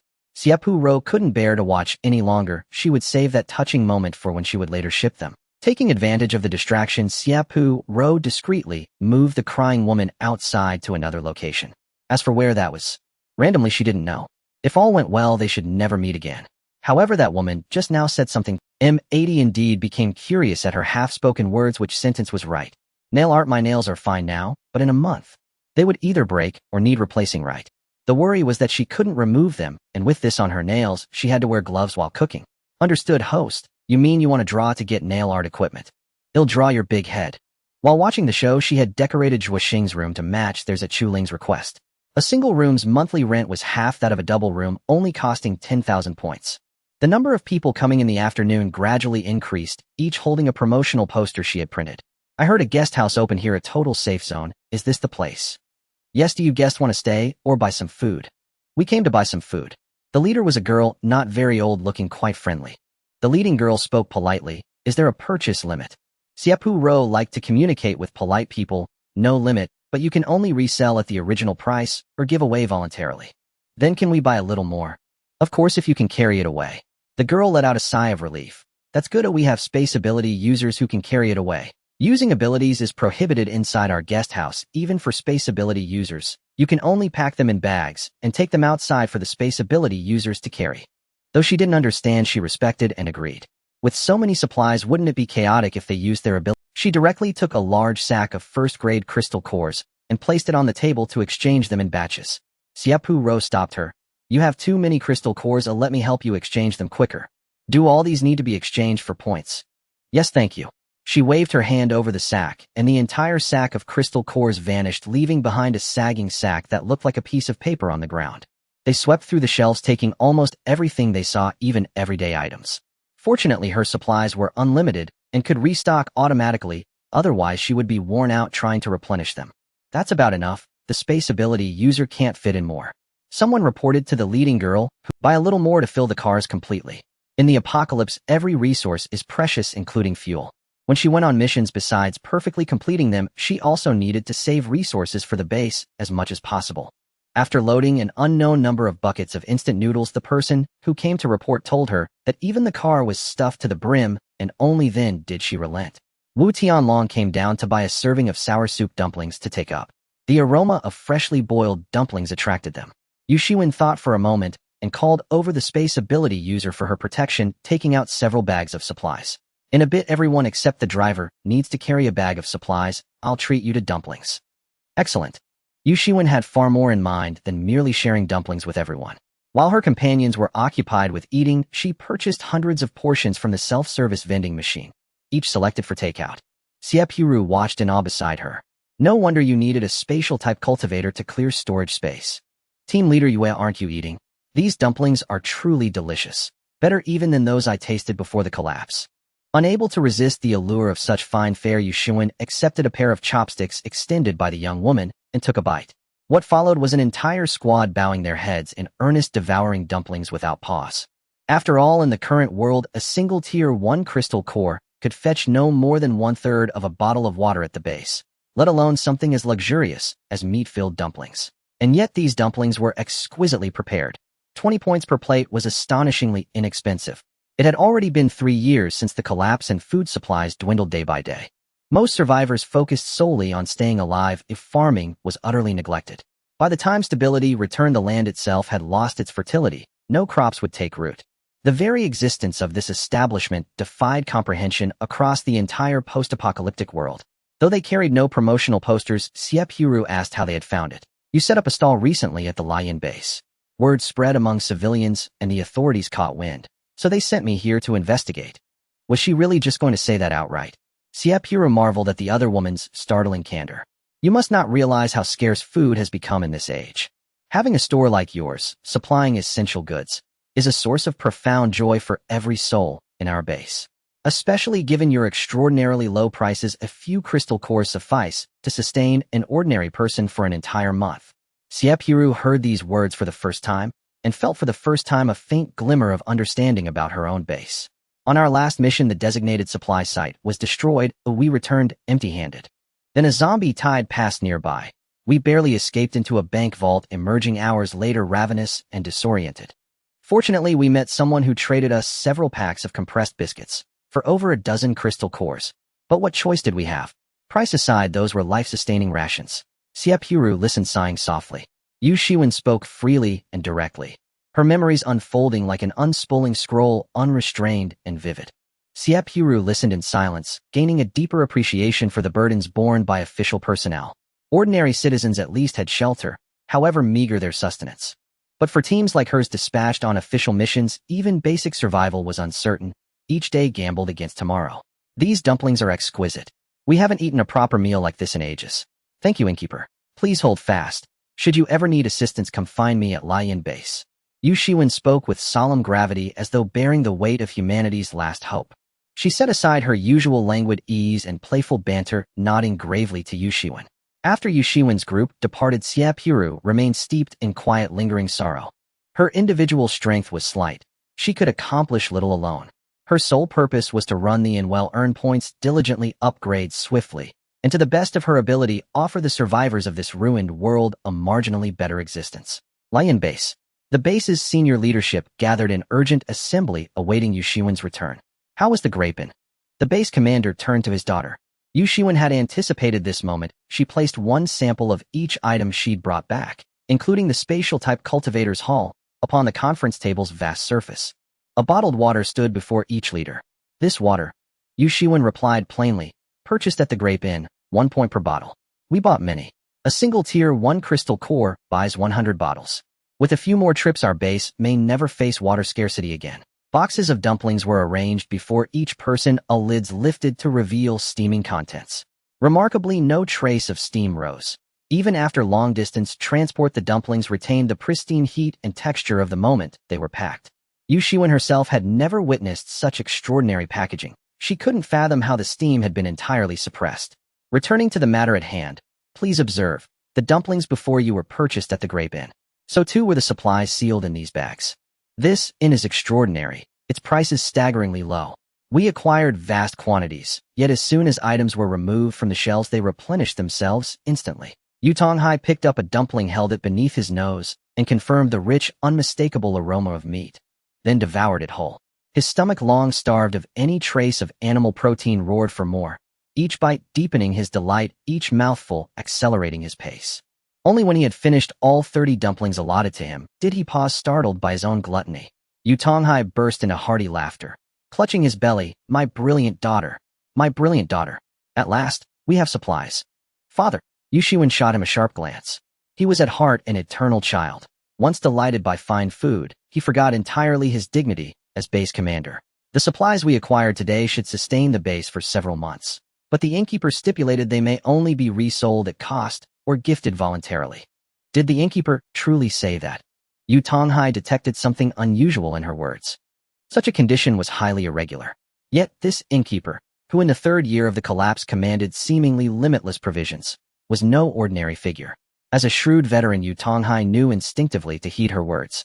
If the innkeeper has spoken thus, then so shall we abide. Shiwen, you will oversee implementation of this directive. Understood. No objections arose among the leadership. They were still savoring the long-forgotten taste of dumplings. They drank deeply, ate heartily. Luxuries even high-ranking officials rarely indulged in. Perhaps, Shiwen, you might revisit the Grape Inn at your earliest convenience. Bring back more dumplings, and see if they stock plain steamed rice. As a native southerner, Yu Tonghai, setting aside all else, cherished above all else the simple sacred pleasure of a bowl of pure white rice. Yu Shiwen stared blankly at her father.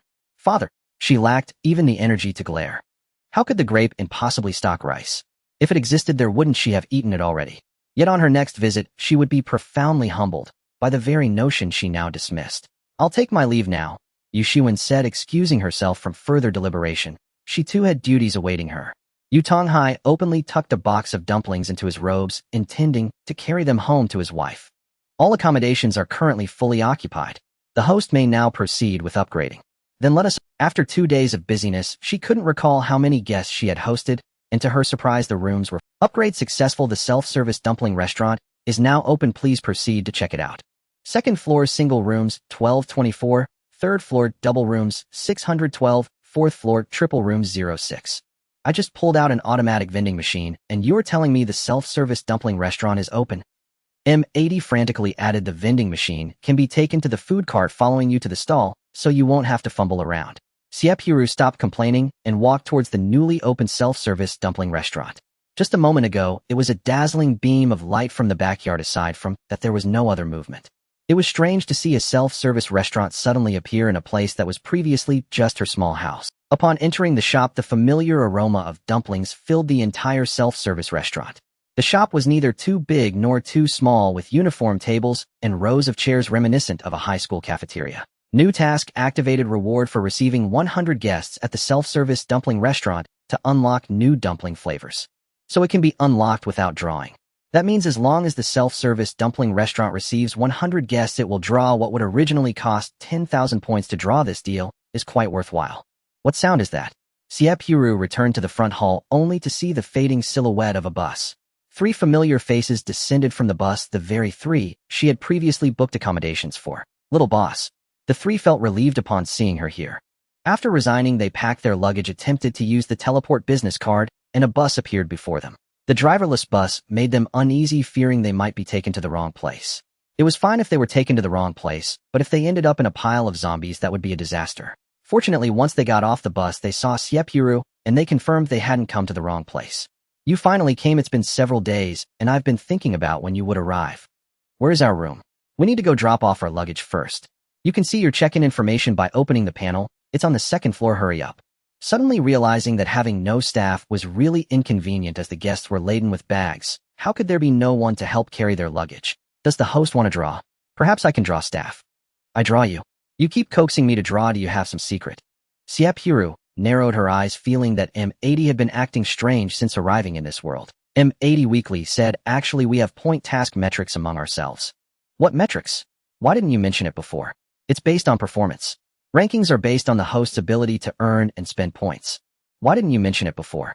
You were so lazy, barely passing any tasks. Even in the last world, it took you over 30 years to reach maximum level. M80's simple grievance made Xie Purou feel embarrassed. You never urged me. I didn't want to put pressure on you. M80 roared and shouted, but to no avail. M80 had always been at the bottom of performance among the ranks, and now that they finally saw a glimmer of hope in this world, the host was still stingy about spending points. Why are you thinking about putting pressure on me now? This is the last task. Earning points is so quick. I just wanted to see what it feels like to not be at the bottom of the rankings. After seeing the system in her mind take the form of a national treasure panda, it only left her with a back view, looking as if she had put it in a lot of distress. All right, I will earn more, but I can't have no points at all. Can I draw when I save up more points? Okay. She had soothed the system, and the little panda in her mind was nibbling on an electronic bamboo, looking really cute. Little boss, is there still dumplings to eat here? The 3 were very excited to see that there was actually water to wash their hands and take showers in the room. They quickly washed their hands and came down. They would wait until they were full before taking a proper shower. After unlocking the dumpling self-service restaurant, Xie Purou put away the vending machine. Now to eat, one had to go to the self-service restaurant. I'll take you there. A new self-service dumpling restaurant just opened, and you can eat dumplings freely for just 50 points to eat as much as you want. Gao Sheng's eyes burst with fervent excitement. Yes, you can eat any type and method of dumplings that I previously sold. There is no time limit. If you eat too much and become too full, you will be forcibly sent out of the self-service restaurant.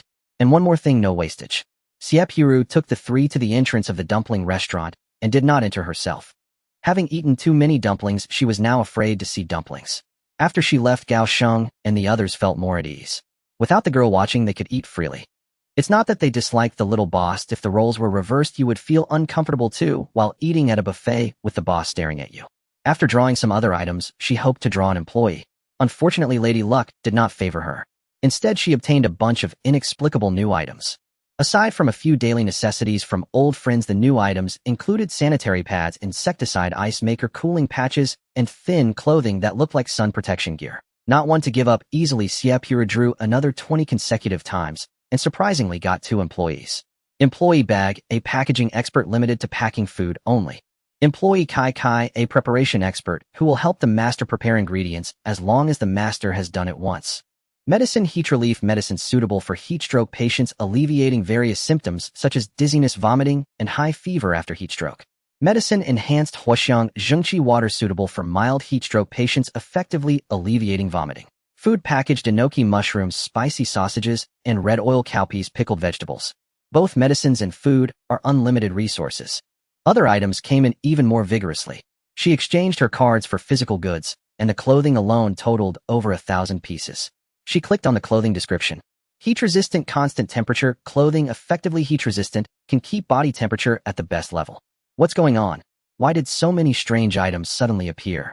M80 did not respond. She asked a few more times, but M80 remained unresponsive. Not thinking too much about it, she decided to take it easy and went to sleep. The benefit of waking up early is that one can get up at dawn, and a busy figure appeared in the kitchen. Although eating spicy food in the morning might not be ideal, Xie Purou dreamed about it last night. She dreamed of mapo tofu. She believed that the best way to enjoy tofu is through mapo tofu, which is spicy, fragrant, and delicious. Originally, she was not fond of tofu as it had a bean-like smell and little else, just a mild taste. However, she truly loved the way mapo tofu was prepared, as she could eat 2 large bowls of rice each time she made it. First, she prepared a portion for herself, cutting the whole block of tofu into small square pieces. The cut tofu cubes were placed in boiling water, and a spoonful of salt was added, which could effectively remove the bean-like smell from the tofu and infuse some base flavor. After boiling for a while, they would be ready to set aside. Meanwhile, she heated a little oil in another pan and added minced pork belly to stir-fry. The oil released from the meat itself would smell much better than peanut oil. She added large chunks of ginger, minced garlic, and chopped green onions to accommodate those who do not eat ginger. Then she added seasonings to fry out the red oil. Next, she poured in an appropriate amount of hot water, brought it to a boil, added the tofu, adjusted the final seasonings, and drizzled in some starch water to complete the dish. The finished mapo tofu piled on top of the rice was visually appetizing. Scooping it up with a spoon, she savored each bite. The smoothness of the tofu and the balance of the seasonings made it irresistibly delightful. Just as she was enjoying her meal, a guest arrived at the inn. Looking up, she saw Yushuan, the god of wealth, with whom she had only met once. "Hello, are you here to buy something today?" "Store manager, I want." "Are you eating?" Yushuan caught a whiff of the long-lost aroma of rice. Xie Purou nodded yes. "You seem a bit dazed for someone who woke up early. Can I also have a serving? Is this something that can be sold?" "Of course. You can select dishes from your system panel to order. You order first. I'll finish these 2 bites and make it for you." Seeing the big bowls of white rice, Yushuan was tempted to buy the entire store. The big white rice that her dad had mentioned last time was now within reach, making her crave it intensely. Unfortunately, rice cannot be kept for long, or else she would really want to buy thousands of servings to slowly enjoy. "Can I get 200 servings? Xie Purou nearly spat out her mouth full of rice. Was this sister here to stock up? Without directly answering her question, she asked back, "Are you going to buy it back to the base?" Yushuan nodded. "I need to set up a stall soon, but it's better to buy fresh and eat it." "All right, I'm here to discuss the stall with you. If you're willing, can you set up a stall inside our base?" The sight of the big white rice dazzled her, as she forgot the main reason she came here. Inside the base. Yes, setting up outside is somewhat unsafe, but with so many people there's concern about zombies attacking along the way. This point hadn't crossed her mind. However, she was indifferent about simply changing locations for her stall. "All right, what do you want to eat? I'll make it for you first. Can I have the same as you?" Yushuan sat up straight, her body tense. "Mapo tofu, right? Just wait. Xie Purou got up and walked to the kitchen, leaving Yushuan alone in the hall lost in thought. She came alone this time, intending to ask Xie Purou if she could bring her food cart inside the base to set up a... With only herself left in the hall, she instinctively looked at the shelves, thinking that she couldn't come here for nothing and should buy something to take back. To her surprise, the shelves were brimming with items much more than when she had arrived. As she looked through the introductions, she increasingly felt that the store owner was quite remarkable. She even managed to get medicines. With the weather getting hotter by the day, ordinary people were suffering from heatstroke more frequently. To be honest, the two types of medicine she had were exactly what was needed. The prices were reasonable, with each medicine costing only 100 points. There were also several new snacks. Before the apocalypse, she had looked down on them, but now she wished she could devour them all. When she saw the description and price of the clothing, her heart skipped a beat. The clothing was a coat-like outerwear, transparent and as thin as a cicada's wing. Would it really keep her at the most comfortable temperature when worn? Your meal is ready. You can eat first while I check on the ingredients preparation, Xie Purou yelled from the serving window. Coming. In the end, Yushuan bought nothing, prioritizing filling her stomach first.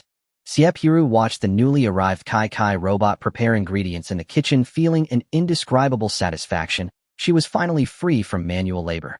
Host, the food cart has been upgraded. Do you want to take a look? Is there a significant difference? If not, I won't go. Yes. There's a surprise. The food cart upgrades weekly based on what the host plans to sell. Go check it out. Is this surprise what you meant?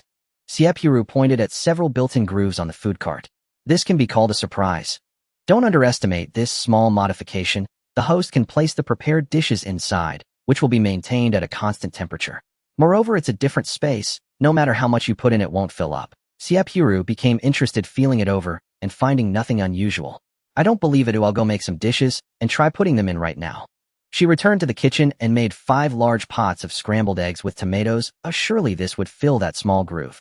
Puffing and panting, she divided the dishes from 5 large pots and gradually moved them over, pouring them into one bowl after another. By the end, I believe it now. Having finished the other 2 dishes, it was already quite late, almost noon. Xie Purou felt the urgency of time and realized there was no time to dawdle. After tidying up, she was about to head to the base. Just before stepping out, she remembered that Yushuan was still. Seeing her come back, Yushuan immediately understood her intention and proactively suggested, "Shall we go? You drive in front, and I'll follow behind you." Okay. Yushuan had eaten his fill and casually grabbed a few pieces of clothing from the shelf along with many new snacks. Without counting, she filled the bags until the points deduction alert indicated how much it was. Xie Purou placed the meal cart and retracted the 2 robots into the system's storage. She let the RV follow behind Yushuan's car and took a short nap. When she opened her eyes again, they were already outside the base. Yushuan brought her to a vacant lot not far from the base entrance to set up the stall.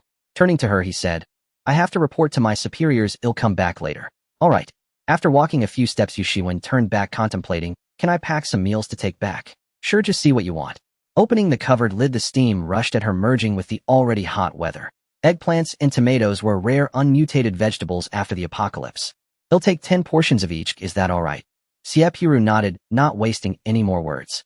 She packed the rice and dishes separately, having already pre-filled some containers with rice. Picking up a clean packing box, she found that just 2 full scoops were enough to fill it. She left the rest to the robot packet to handle. It packed quickly and efficiently, far superior to Xie Purou's slow and laborious method. "Can you handle this many?" Yushuan asked, carrying the lunchboxes to the car. Hearing Xie Purou's question, he flashed a charming smile. "You underestimate me." Unexpectedly, while Yushuan appeared so serious, he had such a cute side. Indeed, one should not easily define a person based on first impressions. After watching Yushuan leave, Xie Purou continued to tidy up everything in the car. She opened the awning of the meal cart and hung out a small blackboard. She also moved the vending machine next to the meal cart. There was no need for her to shout or call out. Customers lined up as soon as they caught a whiff of the aroma. The customers were mostly regulars, familiar with the process of exchanging crystal cores, obediently waiting in line until she was done. A few helped her set up the table when they saw her preparing to stall. This time she didn't bring out daily necessities to sell, only milk and some edible items. In an apocalypse, nothing was more important than food. Setting up a stall at the base had its advantages, as most people preferred to buy and eat at home with their families. After finishing everything, Xie Purou stood on the meal cart and opened the cover to prevent dust from settling on the dishes. The rich aroma of the food wafted in. This was the taste of home-cooked meals before the apocalypse. Smelling this aroma, she momentarily felt transported back to a time of peace and prosperity. There was no need to fight over a moldy biscuit or debate online whether sweet or savory tofu pudding was better. The squabbles over trivial matters were because of the stability of the nation. Only those who had experienced it would understand the happiness of arguing over little things. Come, those here to buy meals line up over here. Those buying dumplings can go to the machine next to it, and for exchanging crystal cores, it's still here. As soon as she finished her sentence, those already in line were unwilling to leave, while only newcomers hurried. Boss, we know the rules without you saying anything. Looking back, Xie Purou saw that those who had shopped with her would teach the newcomers how to exchange crystal cores, so she didn't need to worry. Without further ado, or else the customers would get impatient. What would you like to have? They'll take one of each. Xie Purou moved swiftly, her hands steady as she scooped 2 full scoops of vegetables into the boxes. Paka the robot was packaging on the table, and the completed packages were taken away by the customers themselves. With Paka's help, Xie Purou could pack 8 portions of food in a minute. It's so hot, I don't know why it has been getting hotter lately. It must be around 40 degrees. Even if it's not now, it's bound to be soon. They quickly reached the chatting duo. Enough talk, it's our turn, let's think about what to eat. Since it's rare to buy meals, what choice is there? Of course I want everything. Suddenly the base's broadcast sounded. Ordinary people curled up in some corner immediately stood up upon hearing the announcement. This was not a regulation. Every broadcast would announce important matters. The last broadcast was due to a zombie siege, and the casualties were beyond description. Hence, everyone in the base understood that the broadcast was only used for significant matters. Attention, all personnel in the base located at the base. Those in need of supplies can go purchase them. The meal cart sold bottled water. 1 crystal core could be exchanged for 100 points, allowing the purchase of 100 bottles of water. The base might be worried that the public would be afraid of high prices and not come to buy, so they listed all the prices of what she was selling. A few minutes later, the crowd visibly increased. What do we do, Tongzi? There are so many people. If I sell out these dishes, I won't have time to prepare more. Don't panic, host. I'm not calm either. Xie Purou's ignited fighting spirit fizzled out. M80, always following the lazy Xie Purou, had never seen such a scene and was quite pleased at the moment. With no other choice, she could only finish selling the remaining dishes before preparing to cook. Although she had 2 robot helpers, she still felt overwhelmed. It was easier. Cooking only required her to season and toss the dishes. With the aid of her culinary golden finger, she could manage 3 pots without losing control. But why was this queue growing rather than shrinking? Many people were buying other supplies, especially water. Yu Shiwen appeared from nowhere, standing beside the meal cart and talking to her. How's it going, little boss? Business is booming today. Exhausted, am dying of exhaustion. Finally, someone asked about her feelings. Such a dear person. Talking about it made her want to tear up. Why don't you take a break? There are plenty of people at the base. Don't wear yourself out. They can queue for dumplings instead. Yu Shiwen offered her a suggestion. Xie Purou's hands were so sore that they began to tremble. Hamil, rest for a while. She agreed while Yu Shiwen shouted to maintain order for her. Everyone at the back, please wait. Those who have already queued should not come back to line up again. Give others a chance to eat. If you've eaten your fill, have you forgotten that others are still starving? I'm talking about you. Still lining up? I just saw you buy more than 10 portions. Hurry up and leave. Her tone shifted from playful to sharp, her gaze fierce, reminiscent of the cool demeanor she exhibited when Xie Purou first met her. Xie Purou observed this and felt a sense of empathy, easily connecting with her. It was astonishing that a girl of her age could possess such an intimidating aura. One could only wonder how much hardship she had endured to hone it. Yu Shiwen stepped forward to reveal a person hiding in the queue, pretending to be deaf and mute. I've said it before, give others a chance to eat. If the leaders of our base were like this, so selfish, would you still have a way to survive? She was not targeting this individual. Her intention was to awaken everyone on equal footing. With so many people at the base, it was just one girl, the store owner, busy with everything. These people truly lacked gratitude. Xie Purou agreed it should be this way. If such selfish individuals were to reach high positions, they would certainly disregard the feelings of others. The apocalypse was already challenging. If people could not unite, and each only thought of themselves, wouldn't that make survival even harder? She was unaware that such individuals were rampant in the apocalypse, as the saint had perished long before. The saying, the apocalypse first kills the saint, had become a prophetic internet phrase. She too was not idle. Although she was resting, she merely relaxed her hands, slightly flipping the food occasionally while cooking. Yu Shiwen managed the situation and returned to stand beside her, as if she intended to maintain order right there. Xie Purou asked, are you here to buy food? No, I was told by the higher-ups that since we've met, and we are both girls, I was specifically assigned to maintain order. Indeed. Xie Purou checked the cooking and engaged in casual conversation with her. There are so many people buying water here, the queue is already so long. Yu Xiwen's eyes reflected a worry that Xie Purou couldn't comprehend. She simply replied, yes, and offered no further commentary. Yushiwen had just returned with clothes bought from the grape and having only purchased 3 pieces, so she hadn't revealed them to everyone. To prevent the clothes from acquiring a filter effect due to functional impressions, she had her father try them on. As soon as he wore them, he remarked that it felt as if he wasn't hot anymore. As a daughter, she knew that Yutonghai had a significant weakness. He was extremely afraid of heat. Yet he was a fire element ability user, and his power did not help with that fear. In this kind of weather, he would sweat profusely every time he stepped outside, soaking several pieces of clothing. After putting it on, Yutonghai found it amazing and stubbornly insisted on wearing it out to test it. She had no choice but to take 2 pieces, one for her mother and one for herself. The 3 of them strolled under such a blazing sun, yet none of them broke a sweat. Recalling the task her father had given her, she had drafted many mental notes and gathered her courage to speak to Xie Purou. I bought a few pieces of clothing from your store today and just tried them on. Oh, it's quite remarkable. We would like to represent the base and purchase a large quantity of these clothes. Xie Purou was busy. It was hot, and she had turned on the air conditioning while cooking, making her situation not much better.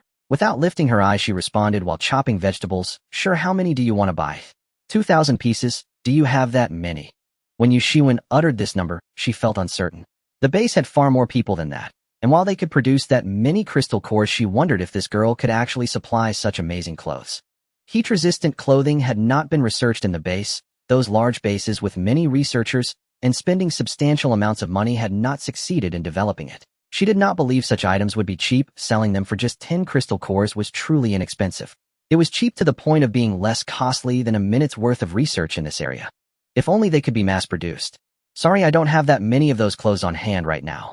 Yu Zaiwen's first reaction was disappointment, but upon reflection, the store owner hadn't outright refused her. Her heart leaped with joy. So how many can you sell us at most? She hoped Xie Purou could offer more. If these clothes reached the research institute, who knows what significant advancements could be made in research. At most, 500 pieces. She did not disclose all her inventory. On one hand, she didn't want the clothes to be monopolized, and on the other, she wanted to sell a few herself to test the waters. While it did not meet her expectations, 500 pieces was still a surprising amount. Can I reserve them in advance? After you finish work today, I can come back to the inn to collect the items. Xie Purou opened her mouth to agree, but was interrupted. M80 cautioned, wait, don't agree just yet. What's wrong? Just don't agree for now, you'll find out later. But I can't ignore such a large transaction, can I? That's 500,000 points. M80 was silent for a moment before saying, you can only collect the items next Monday at the earliest. You just trust me on this. Your obedient servant wouldn't harm you, would she? To outsiders, her conversation with the system appeared as if she was zoning out. Yushiwen called her several times, but she didn't respond. Boss. The store owner came back to her senses. Yes. There is a slight issue. The clothes can only be available next Monday. It was only Monday today, and they would have to wait another 7 days. Yushiwen was not anxious. She understood that such good things were hard to come by and couldn't be rushed. Perhaps the owner had her own reasons for delaying. So we'll wait until next week. Do we need to pay a deposit? Xie Purou declined. No need. It wasn't that she was greedy, it was just that in the apocalypse deposits were not guaranteed. Small orders could be overlooked, but a large order was different. What if she ran off with such a large order? Although it was unlikely, she wanted to provide her financial backer with a bit more assurance. While she continued chopping vegetables, her curiosity grew. Normally M80 was not one to meddle. Why was she so unusually adamant about rejecting a straightforward 500,000 points? Recalling the potential implications of this batch of supplies and M80's words when she first arrived in this world, she had an intuitive sense that something significant was about to happen. Previously, M80 had mentioned that this was an apocalypse composed of natural disasters and zombies. She had only seen the ubiquitous zombies and had yet to witness any natural calamities. Whatever the reason, faced with potential disasters that could arrive, soon she felt uneasy. This was merely her speculation. The system must have its unspoken reasons for remaining silent. She didn't pursue the matter further and could only guess for herself. Yushiwen continued to make her request. Additionally, we would like to place a bulk order for water resources. Is that convenient for you, boss? M80 spoke again. Agree to her. Xie Purou emerged from her thoughts and responded, how much do you want? If it's convenient, I'll go back to count how many places are suitable for storage and then discuss it with you. Is that all right? Okay. M80's voice echoed her thoughts, making her feel that extreme heat was indeed approaching. A frail little girl weakly licked her dry lips. Lying in the slums of the flame base, she felt as though her life was coming to an end. Brother. Her throat was so parched that she could no longer speak. Gao Jiao's situation was slightly better than his sister's, but not by much. Both siblings' lips were dry. He comforted softly, "Don't speak. The base just announced that they are selling water. I'll go see if I can buy some." Gao Ge managed to squeeze out a weak sentence. "Do we still have any crystal cores?" "Yes." Gao Jiao tightly gripped their only crystal core in his small hand. Despite their young age, his tone was very determined. If the prices announced were true, they would be saved. If not, he would have to beg a water-type ability. "You stay here and wait for your brother to come back. Brother, be careful." "Excuse me, is this the place mentioned in the broadcast where supplies are sold?" Gao Jiao cautiously asked the person ahead. He couldn't see the food truck at all due to the long line. "Yes, this is the line for buying food. If you want to buy water or instant noodles, you should line up over there." The older brother, he asked, pointed in a direction. "Okay, thank you, big brother." Gao Jiao tightened his grip on the only crystal core in his hand and joined the end of the line. The originally orderly queue became somewhat chaotic. Xie Purou looked from a distance and noticed that the end of the line seemed to explode into chaos. What happened? Did someone die here? It seems like an ordinary person. What bad luck. If they were going to die, they could have at least done it far away. Finally able to eat some rice, and encountering a corpse is truly disgusting. Xie Purou felt tired and wanted to rest, and watched the commotion, witnessing the scene before her. The person on the ground was still breathing, and their body was rising and falling. Ooh, what were these people saying? "Move aside, let me through." Yu Shiwing squeezed through the crowded crowd and came to Xie Purou's side, taking a protective stance. Seeing the familiar figure on the ground, she squatted down and turned the person over. "Gao Jiao? Why did he faint? Why is everyone surrounding him? He needs air, so move aside." As the daughter of the base leader, she valued every person and every life in the base. "It seems like he is dehydrated. Should we give him some water?" Xie Purou suggested. Since he was someone Yu Shiwing knew, it wouldn't be right to just leave him lying there. Yu Shiwing's boyfriend with great strength picked the little boy up in a princess carry. Together with Xie Purou, they went to the food truck and using his points bought water in a nearby empty space, feeding Gao Jiao small sips. Feeling the intense gaze from Xie Purou, she found it too overwhelming to pretend to ignore. "This child is Gao Jiao. His mother used to work as a cleaner in my house. After the apocalypse, she continued to do so until she passed away due to an accident. Perhaps not wanting to trouble us, he took his sister and left my house while we weren't paying attention." "I see. It seems the little boy knows not to cause trouble for others and is quite loyal. We've also looked for them, but couldn't find them. We thought they had left the base, but unexpectedly, they were still here, living like this." Yu Shiwing recalled and realized that she had watched the two children grow up. "Thank you for your trouble. You can continue your work. They'll wait until he wakes up to ask where his sister is, and then take them home." "Okay." Xie Purou nodded, not intending to meddle in others' business. However, feeling stifled, she wanted to find something to listen to. She wasn't a saint, but she also hated those who kicked someone when they were down. She disliked those who had said the boy should die far away. Secretly thinking when she reached them, she would definitely shake her hands, and in front of them, let the meat shake off. It would infuriate them. As soon as Gao Jiao opened his eyes, Yu Shiwing couldn't wait to ask, "You're awake. Where's Gao Ge?" "Gao Ge? I came to buy water for her, as she needs to drink water." Trusting Yu Shiwing, he opened his small hands. In his palm lay the crystal core that Yu Shiwing had struggled to pry open. "You go buy it, and after we buy it, we'll go find Gao Ge together, and then you two will come home with me." "Sister Shiwing, you know that Gao Ge and I don't want to trouble you. What happened to your mother? It was because she saved us all. Do you want our family to feel guilty and die?" Yu Shiwing put away her smile and said sternly, "You are not a burden, you are a responsibility. It is my responsibility towards your mother." Gao Jiao no longer insisted, tears welling in his eyes. "Sister Shiwing, I understand now. Let's hurry to find Gao Ge. Ooh, I'm so worried about her." "Where is she?" "In the slums." Yu Shiwing felt her heart ache as if it were turning into something tangible. She didn't ask why she had sent people to the slums so many times and still couldn't find them. She didn't ask why things had turned out like this or why she wouldn't go back to look for her. "You actually left Gao Ge, a girl, there. Do you know how dangerous it is for a girl in the apocalypse?" If not for her self-control, Yu Shiwing would have been unable to suppress her urge to shout. "I'm sorry, let's hurry to find Gao Ge. I don't dare to argue now." It wasn't the time for talking, but her task. She looked at Xie Purou, who was also paying attention to them. "You all go ahead and don't worry about me." Although she said this, Yu Shiwing could not really leave her there without care. After speaking to Xie Purou, she found a few guards at the gate to keep watch. "They'll be back soon." Xie Purou didn't understand why Yu Shiwing treated her like a child, but she nodded in agreement.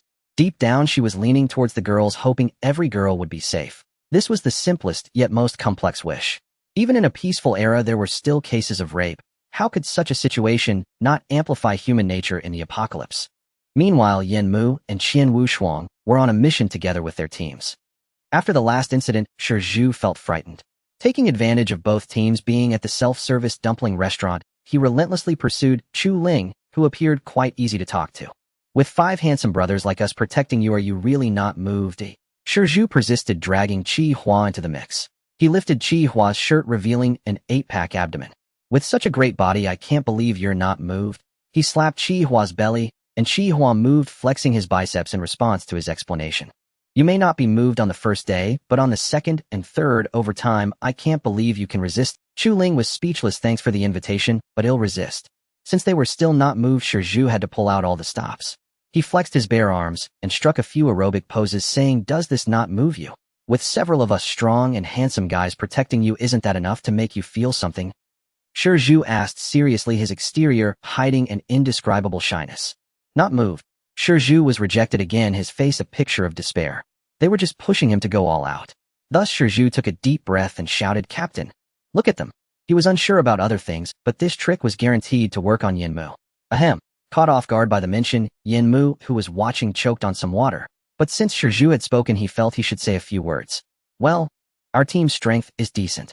Qi Hua, Lu Ming, and I are all level 4 ability users. Shi Zhu was at level 3, and Wu Tianlong had just advanced to level 3 last night.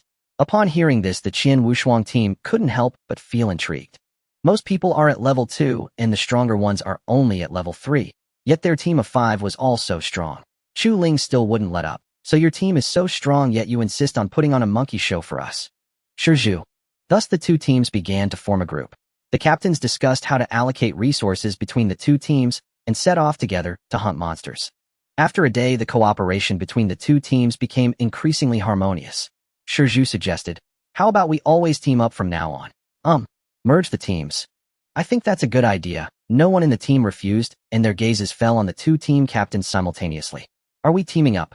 Yen Mu invited Qian Wushuang, passing the final decision to her.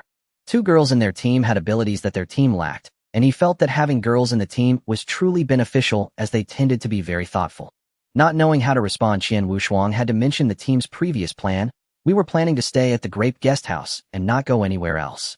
Yen Mu smiled, his eyes behind golden-rimmed glasses becoming softer. What a coincidence, we planned the same thing. Qian Wushuang hurriedly averted her gaze from his eyes, her heart racing. Nodding under the eager gazes of the crowd. Joining them posed no downside. Their team was fundamental. Chu Ling's healing ability needed protection, and her mental ability couldn't perform area attacks yet. Merging the two teams would undoubtedly enhance their survival capability in future missions. Yay? That's great. Chu Ling clapped her hands happily. But if our two teams merge, there can only be one captain, right? She can be the captain, and he'll be the vice captain. Girls are thoughtful, and I think Wushuang would do better as captain than I would. Yen Mu said this first. Qian Wushuang suggested, how about having 2 captains with no hierarchy, so both sides can exchange opinions without being limited to one person's thinking? Chu Ling said boldly. It's settled then.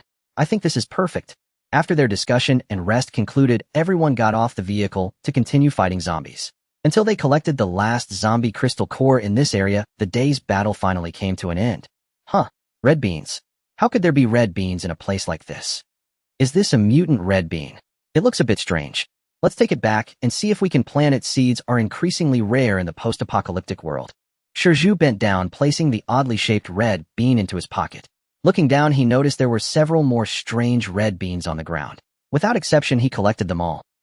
Xie Purou had finished her shift and driving the RV. She had initially intended to park it directly in the backyard, but from a distance, she saw Shi Zhu and a few others standing at the Goose House's entrance without going in.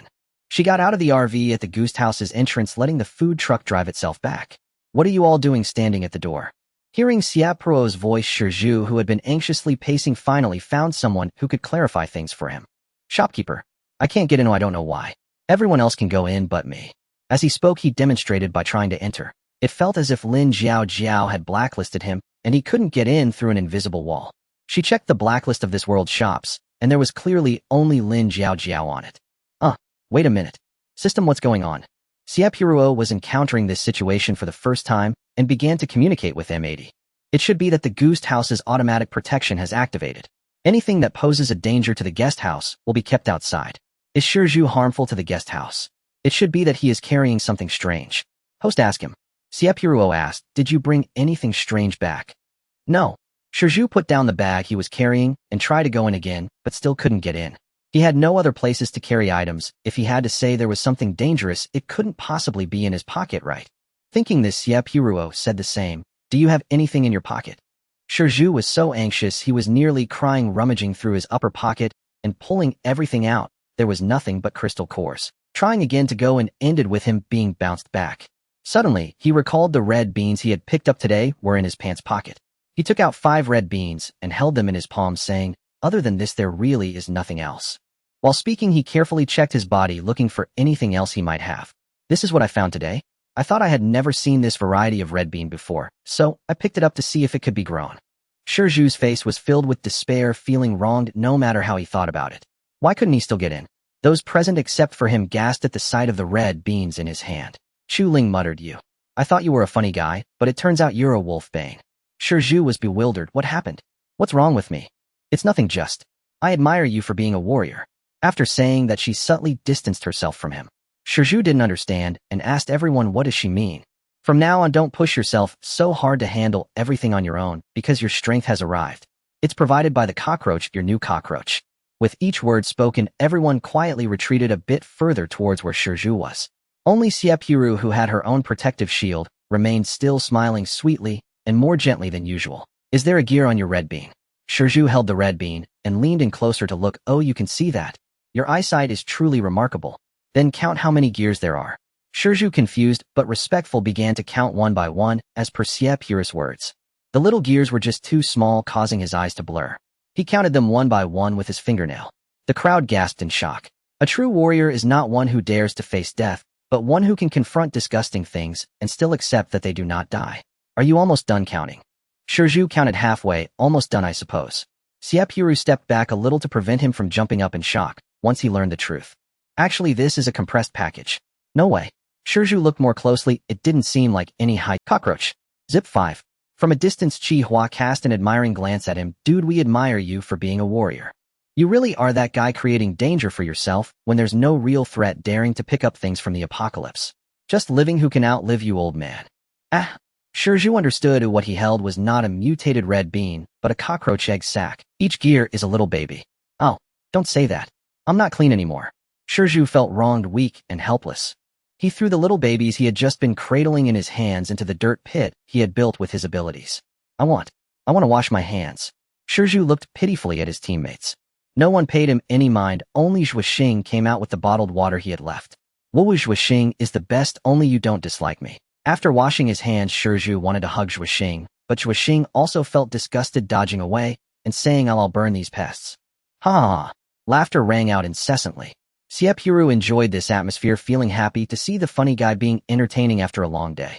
Her gaze fell upon the burning cockroach egg sacs on the ground. It seemed the extreme heat brought not only warmth, but also an impending insect plague.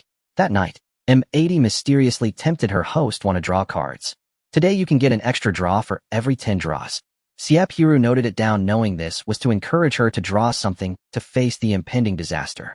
In her heart, she was overjoyed, but pretended to be indifferent, saying, I won't draw. I won't get anything even if I do. Oh, how could that be? There's still an event going on. As long as you draw, anything you get is a profit. M80 was anxiously circling around, trying to persuade Xie Purou to draw cards. Unable to resist teasing it, she said, All right, I'll draw, but if I don't get anything good, I won't draw again. All right, host, hurry and draw. Xie Purou knew she would definitely get something good this time, since M80 said, so it should be something decent. She went straight for 110 draws all at once. The screen flashed wildly, showcasing a burst of colors. Food: sunflower seeds, spicy chicken feet, endless chicken legs. Unlimited supplies: drinks, Coke, Sprite, Mirinda. Unlimited supplies items: insulated shoe covers, insecticide, insulated clothing, teleportation, business cards. The items that came out were just too many, so many that she couldn't count them all. There were also the 2 types of medicines given last time, which were extremely potent. Employees: spoon can replace the owner and cooking can cook, just like the owner. Vending machines: 5 can only vend drinks. Vending machine: 1 usable only in the guest house lobby. Central air conditioning: only usable within the guest house, automatically adjusts the temperature to the most comfortable level after installation. Compared to before, when she drew 50 10 draws to get 1 employee, this was already quite good. With so many pieces of equipment, Xie Purou's mood grew heavier. She was quite satisfied with the items drawn this time, but still teased M80, saying, "What is this? Not a single new staple food drawn. That's hard to draw." Even sunflower seeds were hard-won after M80 begged the main system for a long time to get them. It wouldn't tell Xie Purou that only after drawing a full 100 times in a single day would a staple food appear. Basically, drawing for staple foods relies entirely on the chances after completing weekly tasks, as the cost of drawing 1,000 times in a day is just too high. All cards clicked for use, and the air conditioning took effect immediately. Other items would be organized and put on the shelves by Bubu, the vending machine that only sold water. Did the system want her to place it in the base? With questions in her mind, Xie Purou fell into a deep sleep. With the help of the employee, she no longer had to prepare ingredients or cook. At most, she just needed to move things onto the food cart. Going back and forth several times, Shovel had made many dishes and was still working before she got up. She had no idea how much had been made, but moving it all was exhausting for Xie Purou. After moving a few times, she had a sudden inspiration. Trying to give Bubu a command to help her move it surprisingly worked. Xie Purou felt 3 black lines on her forehead. Hadn't she just made a fool of herself? Today she would still set up a stall at the base. There were a lot of dishes today, so she should have an easier time. Thinking about the few vending machines she had drawn last night, her mood dampened, and she felt gloomy on her way, contemplating how to tell Yushuan. She couldn't suppress her worries in her heart, and after a day of internal struggle, she finally asked M80. "Tell me honestly, is a natural disaster coming?" "Yes." M80 answered honestly. It was supposed to tell her, but the main system wouldn't allow it, only permitting it to speak next week. It didn't mention that it was the host who realized it, not it telling her. It was merely responding. "Is it extreme?" "Yes," M80 answered vaguely, and Xie Purou confirmed her suspicions. It seemed her thoughts were correct. The extreme heat and the accompanying insect plague should also be quite severe, which is why she was given so many versatile insecticides and various items to counter the extreme heat. With her worries, Xie Purou arrived at the base to set up her stall. There were just too many buyers. She didn't even put down the table to block the way, since most buyers were just packing up to eat. After selling for a while, Xie Purou finally spotted that familiar figure. Yushuan stood by the food truck waiting, just like yesterday. Xie Purou put down what she was holding, spoke to the people in line, and then got out of the car to find Yushuan. "Yushuan, didn't you say yesterday that you wanted to buy water in bulk?" "Yes, what's wrong?" Yushuan replied, somewhat nervously, fearing that the manager might not want to supply anymore. "It's nothing, I just wanted to let you know that I can place an automatic vending machine that only sells water at the flame base. You can go and consult with the base, if they agree." Before Xie Purou could finish her sentence, she was interrupted by Yu Zaiwang's joyful exclamation. Her eyes widened, and in her excitement, she instinctively clenched her arms. Xie Purou was a bit shorter than her, and she had to look up to meet her gaze. "No need to apply. This is a great opportunity." Yushuan recalled something and continued, "But what about the exchange points? Can we use crystal cores to exchange for points at the vending machine?" "Yes, you can," Xie Purou relayed. Yushuan looked slightly troubled. "Does it need electricity?" "It's not that she's stingy. The entire base only has electricity in the office area, and even her father, the base leader, has to use candles at night." "No, it doesn't need electricity." "That's wonderful," Yushuan exclaimed with delight. "I will inform the higher-ups about this and let them decide where to place the machine." Xie Purou thought for a moment and grabbed her again. "You might be disappointed. Not one location, but I can provide the base with 5 vending machines that sell water. As long as it's available in my inn, it can be purchased through the machines." "That's fantastic. Our base can solve the water issue. Rest assured we won't waste water." Xie Purou trusted them. In this world, those who waste water would suffer on their own without her needing to punish them. "There's one more issue. They'll talk to you after you finish selling. I need to find the higher-ups to discuss the placement first." Watching the woman leave with an air of confidence, she walked away, filled with hope. It seemed as if her proposal could save the base. Though they had only known each other for a short time, she had to admit that Yushuan truly cared about the lives of ordinary people. If someone like her could survive longer, she would certainly give hope to the struggling, ordinary people at the bottom. Recalling something important she hadn't mentioned, yet she moved on. After staying at the flame base for 2 weeks, it was time to head to another base next week. She truly admired Yu Zaiwang's character. Fortunately, the inn was close to the flame base, so she could come frequently for supplies and would run into her again. "Little boss, your business is getting better. Do you remember me?" Yubai greeted her with a silly smile.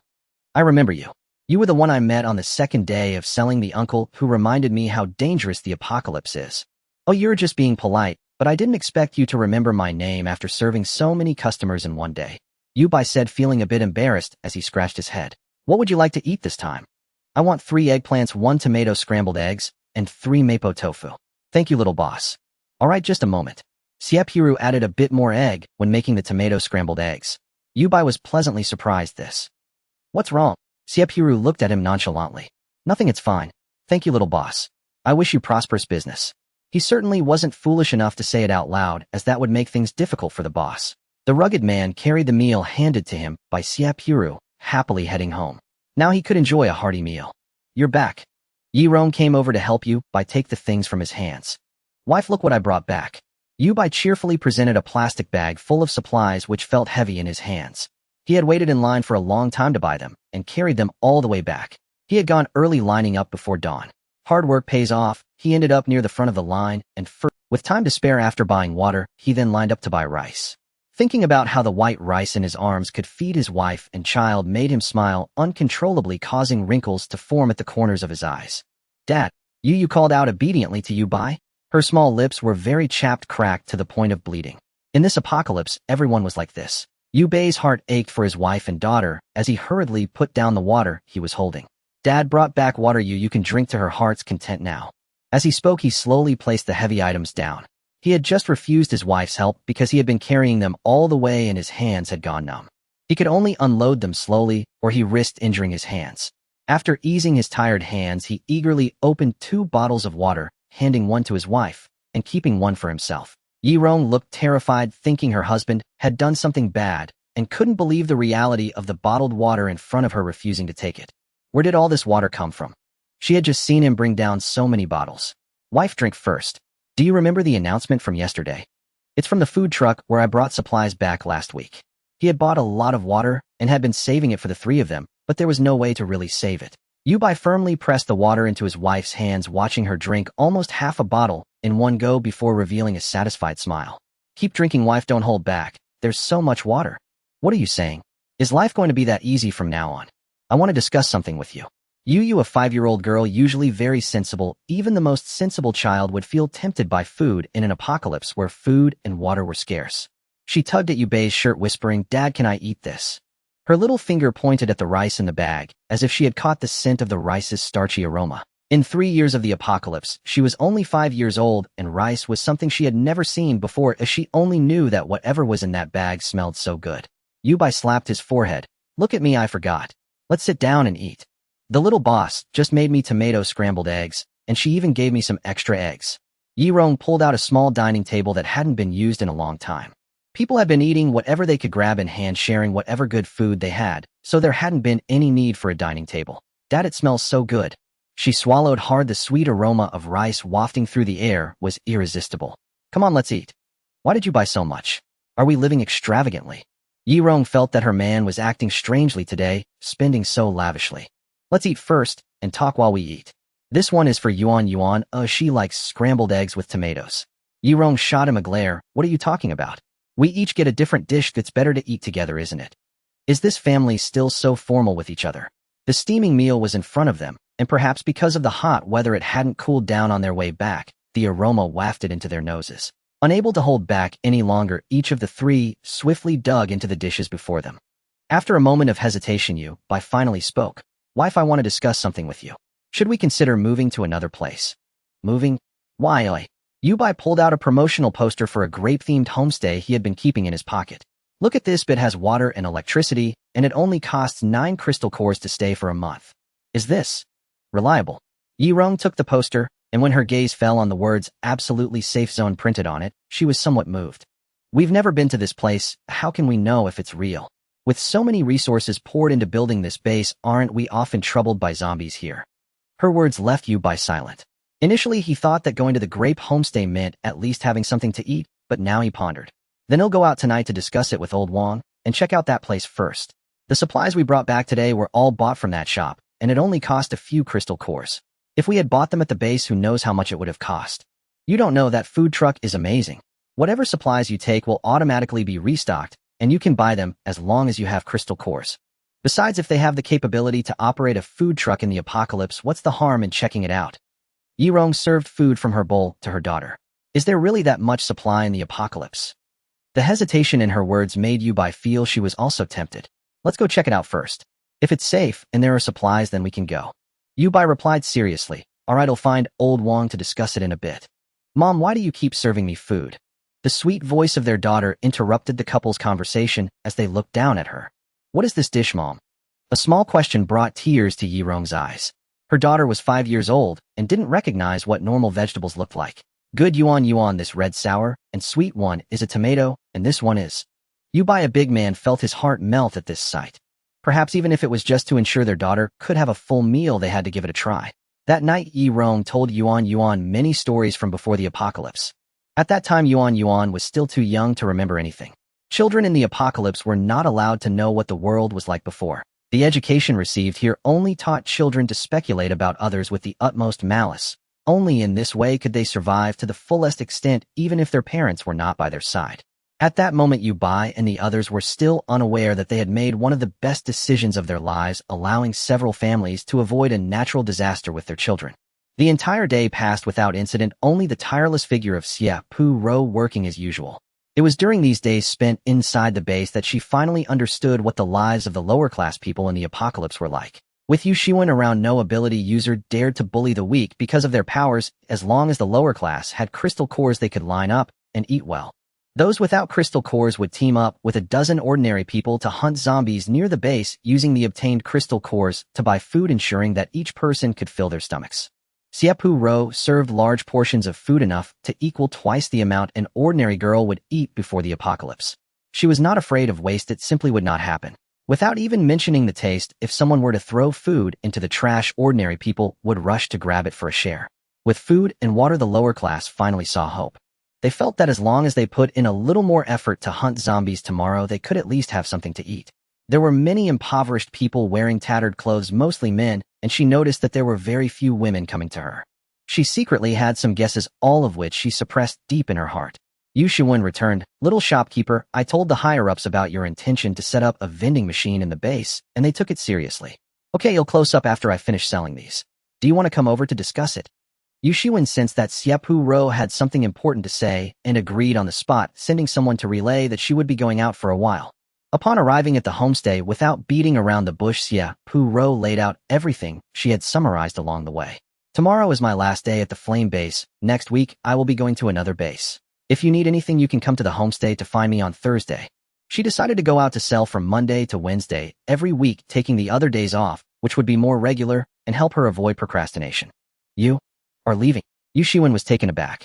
Which base are you going to? I don't know. Anyway, I won't stay in one place for long. Xie Purou stated this quite straightforwardly. The two actually did not have a deep revolutionary friendship. They were just two girls who appreciated each other. Yu Shiwen admired her boldness and skill, though she didn't know where all these strange items came from. A young girl who did not hide and hoard for herself surpassed 95 of people in the apocalypse. In these past few days, Yu Shiwen often asked herself, if she were the owner of so many supplies, would she want to go out and see, and would she help more people? Now she looked at Xie Purou and firmly answered herself. Yes, she definitely would. If it were her, she wouldn't limit herself to a small base. There were many more people waiting for such a miraculous food truck to come and fill their stomachs. Understanding the reasoning behind it, Yu Shiwen lightly said, I understand you. The atmosphere became momentarily stagnant. Don't be sad, my homestay isn't going anywhere. If you need any supplies, feel free to come over to stock up. Yu Shiwen was amused by her, and she didn't know why the relationship between the two seemed to have gotten closer, perhaps because they had many similarities. She joked, Little girl, do you think you can just see me whenever you want? Fuel is precious. Xie Purou caught her joke and pouted. Once she finds a way to extract unlimited fuel supplies, she could come every day to fill up, and then let's see if it's still considered precious. However, would Xie Purou's luck as a non-lucky person really allow her to draw unlimited fuel supplies? Without continuing on the topic, Yu Shiwen chatted casually with Xie Purou. The weather has been strangely hot lately. Since you have air conditioning here, I might come over often to enjoy it if I have the time. Yu Shiwen looked up, glancing around to find the air conditioning vents, but she couldn't locate them. She simply felt a coolness upon entering the hall, which was quite pleasant. Xie Purou's heart tightened and she asked nonchalantly, has there been any change in the base with this recent heat? What change could there be? It's still the same. Although the weather has heated up with you selling water at the base, everyone is doing better than usual. She recalled something and continued. Recently, it does feel like there are more mosquitoes and insects. Xie Purou asked nervously, has the base not come up with any countermeasures? Seeing her serious expression, Yu Shiwen chuckled. What's the matter? They're just small bugs. Xie Purou fell silent, unsure of what to say. In the apocalypse, can bugs be normal? How could she persuade Yu Shiwen to buy more insecticides to take home? They're just small bugs, and most people wouldn't pay them any mind. Would the base take care of seemingly harmless insects so far? They probably have their energy focused on other more important matters at the base. But if they let the mosquitoes grow unchecked, what might those inconspicuous insects become when the extreme heat arrives? She didn't have the ability to foresee, to put it plainly. She was just here to do business. She only picked out the unusual items from the goods that appeared due to the system's reminders and card draws. Without those blatant hints, she would have thought those phenomena were normal. She pondered many things, from lousy to the Queen Mother of the West. She was a shop owner merely wanting to sell her goods. Nothing strange about that, right? Having come to terms with herself, she no longer felt entangled. She looked earnestly at Yu Shiwen, her expression unusually serious. Shiwen, do you feel that something is off about all this? Infected by her seriousness, Yu Shiwen sat up straight and reflected. She recalled what she had just said, the heat and the increase in mosquitoes. They were merely two key phrases, but she fell into deep thought, feeling as if she had grasped something. Seeing this, Xie Purou chose not to speak further. A subtle hint was enough. From what she knew of Yu Shiwen, if she had noticed, she wouldn't let it go unaddressed and would surely investigate deeply. What happened next was beyond her control. She was merely chatting, whether or not it was taken to heart and what actions were taken were matters for the base. Disasters are ruthless, but humans have feelings. She had the system's protection and the ability to remain uninvolved. If someone like her only wanted to look after herself, ordinary people would have no way to survive. I have insecticide here, you can buy a bottle to try it out. Xie Purou looked at her playfully, winking. Yu Shiwen knew she didn't want to be too explicit. The shop owner was always mysterious. No one knew where the grape homestay and food truck came from, as if they had appeared out of thin air, bringing hope to people. I got it, I'm about to head back anyway, just in time to buy some things to take with me. Yu Shiwen smiled at her, and the two reached an unspoken consensus once again. She really left buying a lot of new items and filling her vehicle before driving back. Before leaving, she turned to say to her, "Thank you." Xie Purou smiled back, returning her with a brilliant grin. "Don't let me down." Having traversed so many small worlds, she was quite perceptive about people believing that Yu Shiwen wouldn't let her down. Yet Yu Shiwen remained as thrifty as ever.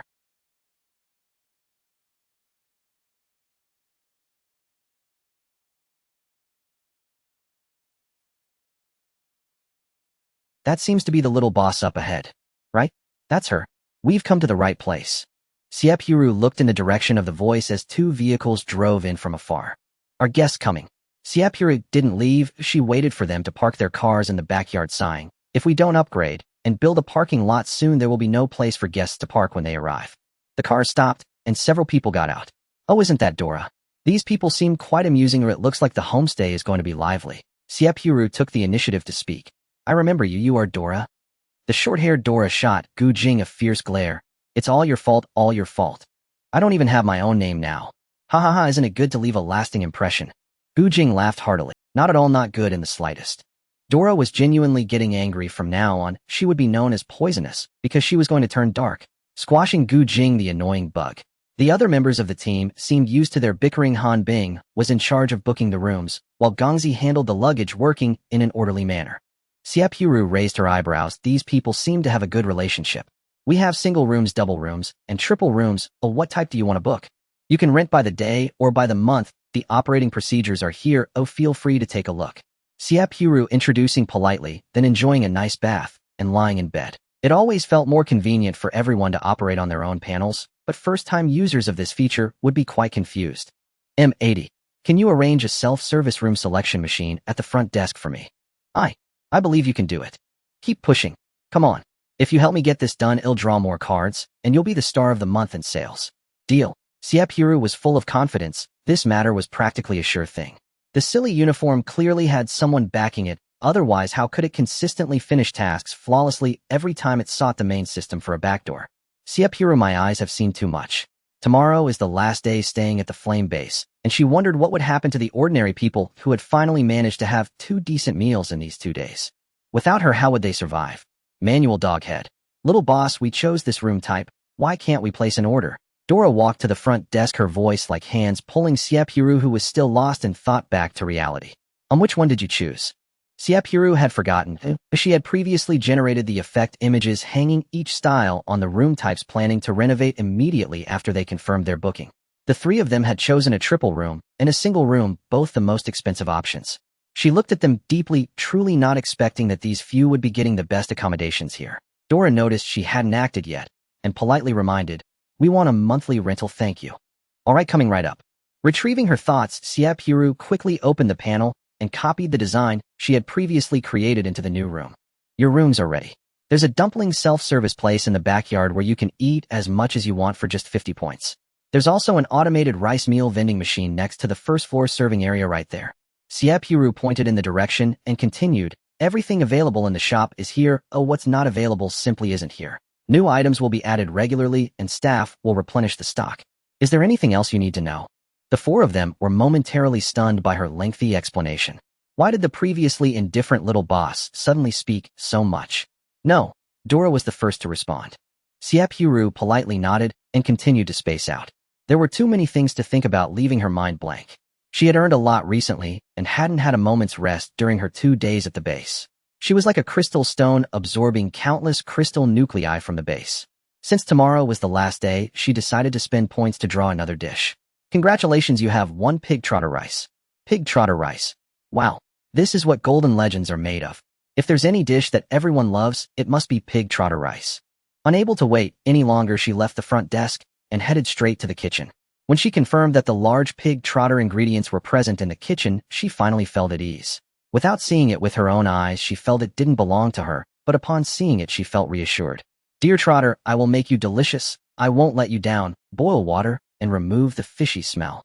She only took 1 pig trotter as her energy was limited. She would only make 1 serving, leaving the rest for the spoon to handle. When the time was right, she added various seasonings and let it simmer for 2 hours, and the pig trotter would become tender and flavorful. The waiting time for the delicious food always felt long. During this period, Xie Purou boredly drew cards. After 30 draws, all she got were a bunch of strange items. Items like mosquito tents, the previously seen ice machines, and mosquito badges all popped up. There was nothing useful for her. The system's protective shield was too formidable, and no pests could enter her space. Before drawing cards, happily waiting for pig trotter rice. After drawing cards, gloomily eating pig trotter rice. Did she give her employees too much? They even stopped giving her employees. She didn't want to think too much. The aroma of the pig trotter slowly wafted from the pot. After waiting a while, she finally opened the lid and served it in the dining hall. The pig trotter wasn't fatty, with plenty of collagen, and the lean meat was flavorful and delicious. Gently biting the surface, it slid smoothly along her tongue into her mouth. Using an iron spoon, she could easily separate the pig trotter bone from the meat, mixing it with rice and pig trotter broth. 1 spoonful contained half rice and half pig trotter meat, topped with enticing broth. With each bite, the texture was soft and crumbly, the rich collagen and tendons of the pig trotter adding much flavor to the simple dish of pig trotter rice. The gelatin was delicate, yet not sticky, truly a product blessed by culinary artistry. I want to eat beef-filled fried dumplings later. I've been craving them for too long. I've been wanting them for a week. I must eat my fill. I want to eat sour soup dumplings. My stomach has been bland this week, and it's going to turn into a bland belly. Does no one want to eat pork? Steamed dumplings are good too. Why is no one praising them? I just love those a 1-bite bursts with juice. Not hearing their voices, but seeing the people first. Dora and her group didn't know whether they had agreed to put down their luggage and come downstairs to eat, or what. Anyway, at this moment, they saw Xie Purou enjoying her meal and stood frozen in place. Dora, it's not that I don't want to leave, it's that my legs want to eat this. Wow, it smells so good. It's the scent of pig trotters. Xie Purou didn't have time to greet the new arrivals. She was completely defenseless in front of the pig trotter rice. At that moment, eating pig trotter rice made her the happiest woman in the world. Who cares what others think? She was lost in her own world until she scooped up the last spoonful and held her belly, letting out a satisfied burp. Dora leaned closer and asked softly, was it delicious? Why are so many people around me? Why are they all watching me? Gu Jing also moved closer, but kept a safe distance from Xie Purou. How could it not be delicious? It smells so good. If I eat it, I can't even imagine how lively and cheerful I'd become. Gongzi coldly retorted, coward, I dare to imagine. Dora didn't even give him a glance, but kindly corrected him, you're an old boy. You're almost 30. Oh, please stop pretending to be young, thank you. After their banter, the three turned towards Xie Purou and asked, Boss, do you still have pig trotter rice for sale? They had originally planned to go eat dumplings first.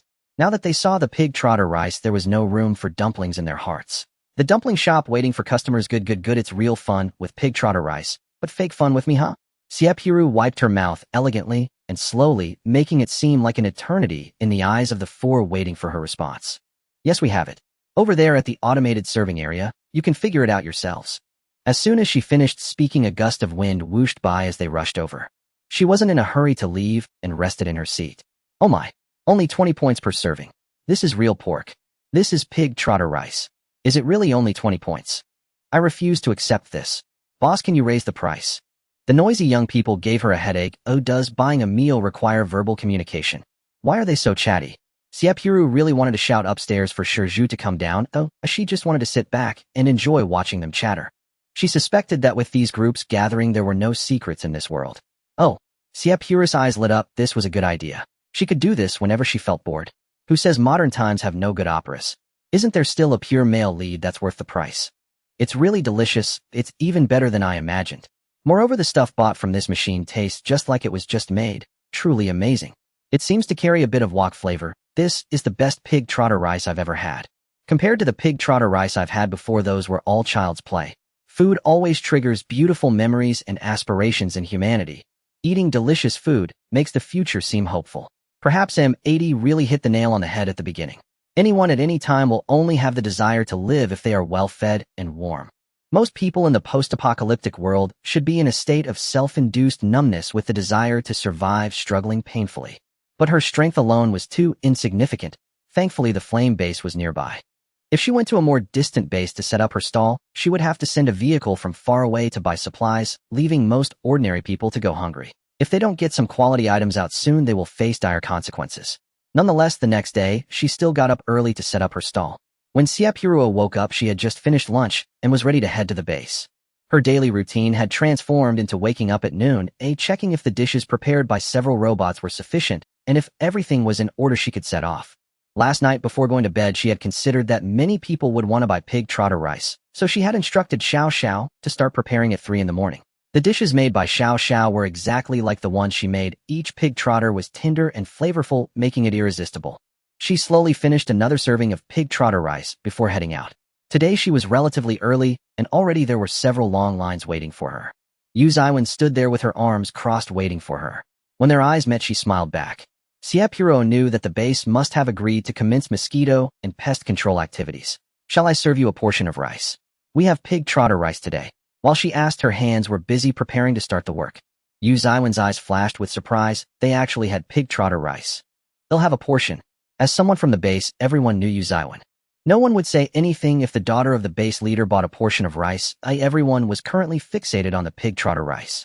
Those behind began to worry, unsure if the boss had prepared enough trotters and whether they would be able to get some. Here's your pig trotter rice. Well, I've poured a generous ladle of sauce on it for you. Try it quickly. Xie Purou handed the box meal to Yu Zaiwen. It wasn't convenient to eat while standing, so she specially set down a table and chair for her, planning to take them back once she finished. Yu Zaiwen wouldn't let her do it alone, grabbing the table and chair herself. All right, I'm going to dig in. Don't mind me. Xie Purou returned to the food cart and began today's cooking and selling. Those in the back couldn't see what the pig trotters looked like on the cart, and those who bought it just took the box and left. Reluctantly, everyone could only direct their gaze toward Yu Zaiwen.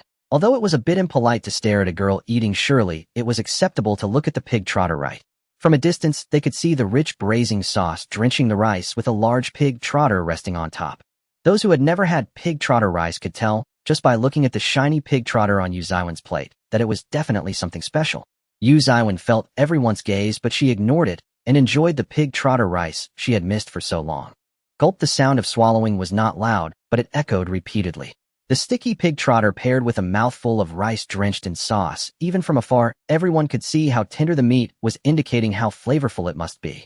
The chewy pig skin was also uncertain if it would be elastic, considering the boss' skill in making vegetarian dishes so delicious. The pig trotter rice must be a culinary delight. Why was the wait becoming increasingly long? When the person in front moved a step, the ones behind followed closely. Step by step, they finally reached Yu Bai. This time, without thinking, he simply ordered 3 portions of pig trotter rice. Xie Purou was surprised to receive an order for only 3 portions for the first time at the base, and when she looked up, she realized it was Yu Bai, an old acquaintance. She quickly prepared his meal, as usual, adding a bit more sauce. Little boss, if luck permits, see you tomorrow. With that, Yu Bai left, leaving Xie Purou feeling puzzled. Without giving her much time to think, the next person in line began to order, and she moved back to her busy preparations. Little boss, the pig trotter rice is really delicious.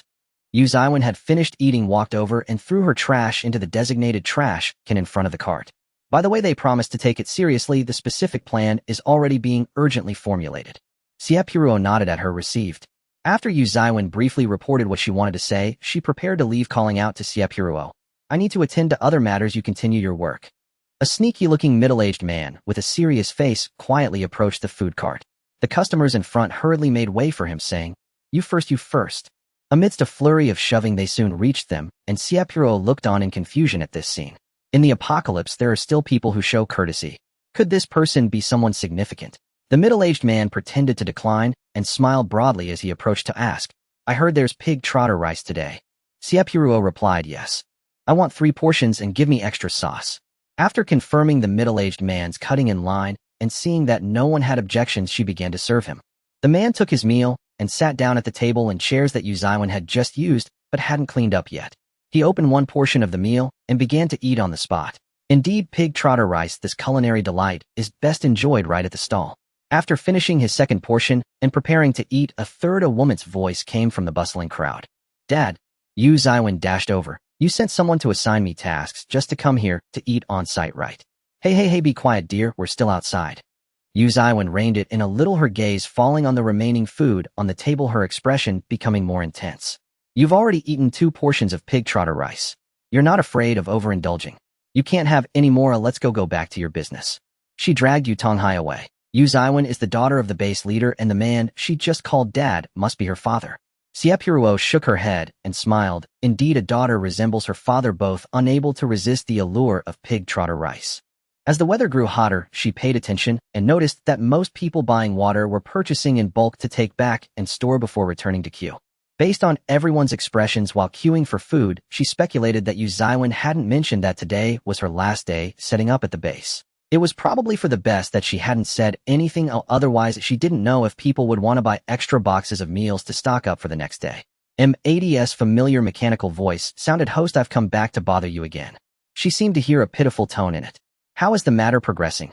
Perfect. The main system promised to reward you with an upgrade to the inn next time, but you must not forget your promise to me. Got it. It's just spending money, silly system. She intended to spend money anyway. That night after closing her stall, it was Xie Purou's time alone. She had just returned to the inn when Yu Zaiwen followed closely behind. Little boss. Sorry, I just sent my dad home, and when I came back to find you, you had already closed up. Yu Shiwen parked the car, feeling the sweltering heat, and eagerly dashed into the guest house. She did not wear the heat-resistant temperature-regulating suit, as the base indicated that her identity was special, representing the higher-ups of the base, making it inappropriate for her not to set an example. Therefore, the heat-resistant clothing she bought could only be worn at home by her and her parents.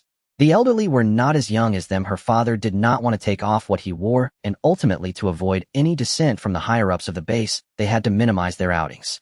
There's so much I wanted to tell you, but I came here to find you instead. Xie Purou sat beside her and asked, What's wrong? It's about the self-service vending machine for water. We've discussed the placement location. Do you think it can be installed in the base tomorrow? Let me briefly explain the proposal we reached at our base. Essentially, the base is willing to provide 30,000 first-level crystal cores in exchange for the annual rental rights to use 5 machines. Xie Purou looked puzzled, wondering what this was all about. What are you talking about? What 5,000 crystal cores? It's for the vending machines placed in our area. We will pay you the annual fee. Now I understand, but according to the system's regulations, I cannot accept it. Xie Purou organized her words, trying to express everything clearly. We don't want any crystal cores for usage rights. If at any point the base fails to meet our expectations, I will retrieve the machines. Of course, if the base doesn't want me to place the machines there, I will also take them back. I only need to sell water using the machines placed within the base, and the points will be calculated based on how many points each bottle of water requires. The machines will be equipped with a crystal core exchange device for use. Having expressed everything at once, she felt much relieved. Yu Shiwen had no objections to this. The directive given to her by the base was to persuade the store manager to place the vending machines in the base no matter what. Any conditions proposed unilaterally by Xie Purou, as long as they were not overly excessive, could be agreed upon. Moreover, the young girl did not make unreasonable demands. She simply had her own way of handling matters. All right, we will cooperate. Do you have any other requests? None. Yu Shiwen then shared a series of methods the base was implementing to cope with extreme heat, but Xie Purou only listened to the beginning and did not continue. How the base operated had nothing to do with her. A base that could afford to pay rent for machines to provide to the impoverished surely would not disregard life. Yu Shiwen continued, Starting tomorrow, I will be coming here to restock. There is one thing I do not understand, the issue regarding not being allowed to raise prices on sold goods. If we can only sell at the original price, how can our base ensure the residents' survival while reselling? M80 provided a solution. Host, you can sign an authorization contract for resale with the base. Once the contract takes effect, the base can raise prices within a reasonable limit. Xie Purou asked, what does reasonable range refer to? This system will make a judgment. Any malicious price increase will automatically revoke the authorized contract. She relayed the message verbatim to Yu Xiwang, indicating that the decision was not solely hers, and stated she would bring an answer when she came next time. Yu Xiwang took out an item, spread it on the table, and to her surprise, it was the layout map of the base. Xie Purou gasped, isn't this kind of thing confidential? It's not just my decision. The higher-ups decided to let me show you the placement locations. The Lian base had long concluded that regardless of the situation, Xie Purou could only be a friend, not a foe. Before the appearance of the great food truck, people at the base died from hunger and thirst every day. It was only after she set up shop inside that everyone had something to eat. The conclusion reached by the group of old fellows was that if there was any hope left in this apocalypse, the great food truck and the great guest house would surely bring them hope. Having said all this, Xie Purou was indeed curious to see where the base would place the vending machines, and she leaned closer to take a look. The map was marked in great detail. Even though Xie Purou had not seen the entire base, she could easily recognize where everything was. 2 vending machines were placed on the middle level, 2 in the impoverished area, and 1 vending area was set in the upper level. She was very satisfied with this distribution. The crowd was consistently within the middle and lower levels. There were few people in the upper level, so 1 vending machine was indeed sufficient. I've finished looking you. I have no objections. You can put it away now. This kind of confidentiality is still not suitable to be displayed in such a public setting. If there were people around, it wouldn't be good if someone saw it. Okay. Yu Xiwang obediently put the items away.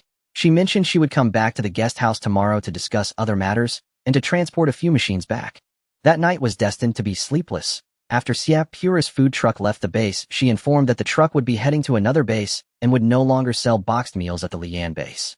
People from the middle and lower levels were all sleepless. They had finally managed to eat 2 full meals in these past few days, and suddenly hope was gone. Later, the base announced that it had signed a contract with the guest house, and in the future the base would sell all packaged foods offered by the great food truck.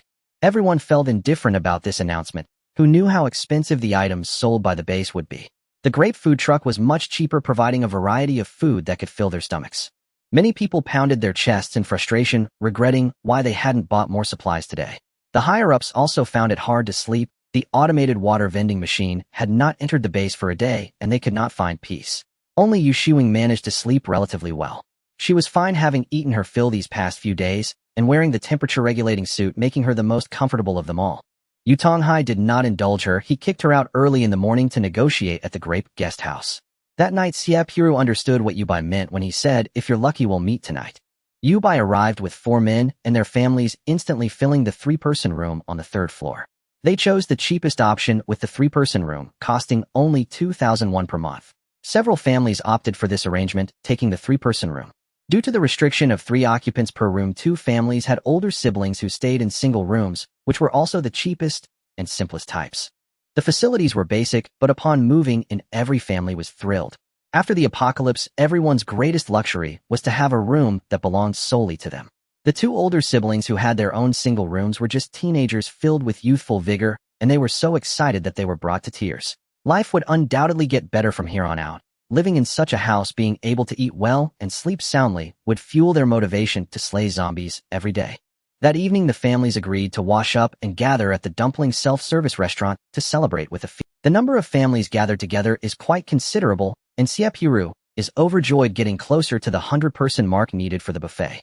During her time selling outside the shop, had hardly any business. The flyers she distributed had minimal effect, and most of those who took the flyers were from the base. Since everyone at the base could eat there, no one would bother coming such a long way. However, there were some guests who came while she was away reading the instructions she left behind. Some people left, some didn't understand, and waited for her to return to teach them, while others spent a lot of time figuring it out themselves. When she returned and had nothing to do, she would sit at the front desk greeting new guests coming and going to become familiar faces. After some fuss, only 2 rooms remained available for the next upgrade. That evening, she completed her 2nd week of selling, and the food she drew included vegetable salad and several types of fruit, along with supplies for milk tea and a sealing machine. The vegetable salad naturally became the next food she planned to sell. She really couldn't understand it. In the apocalypse, shouldn't no one need to lose weight? Selling vegetable salad.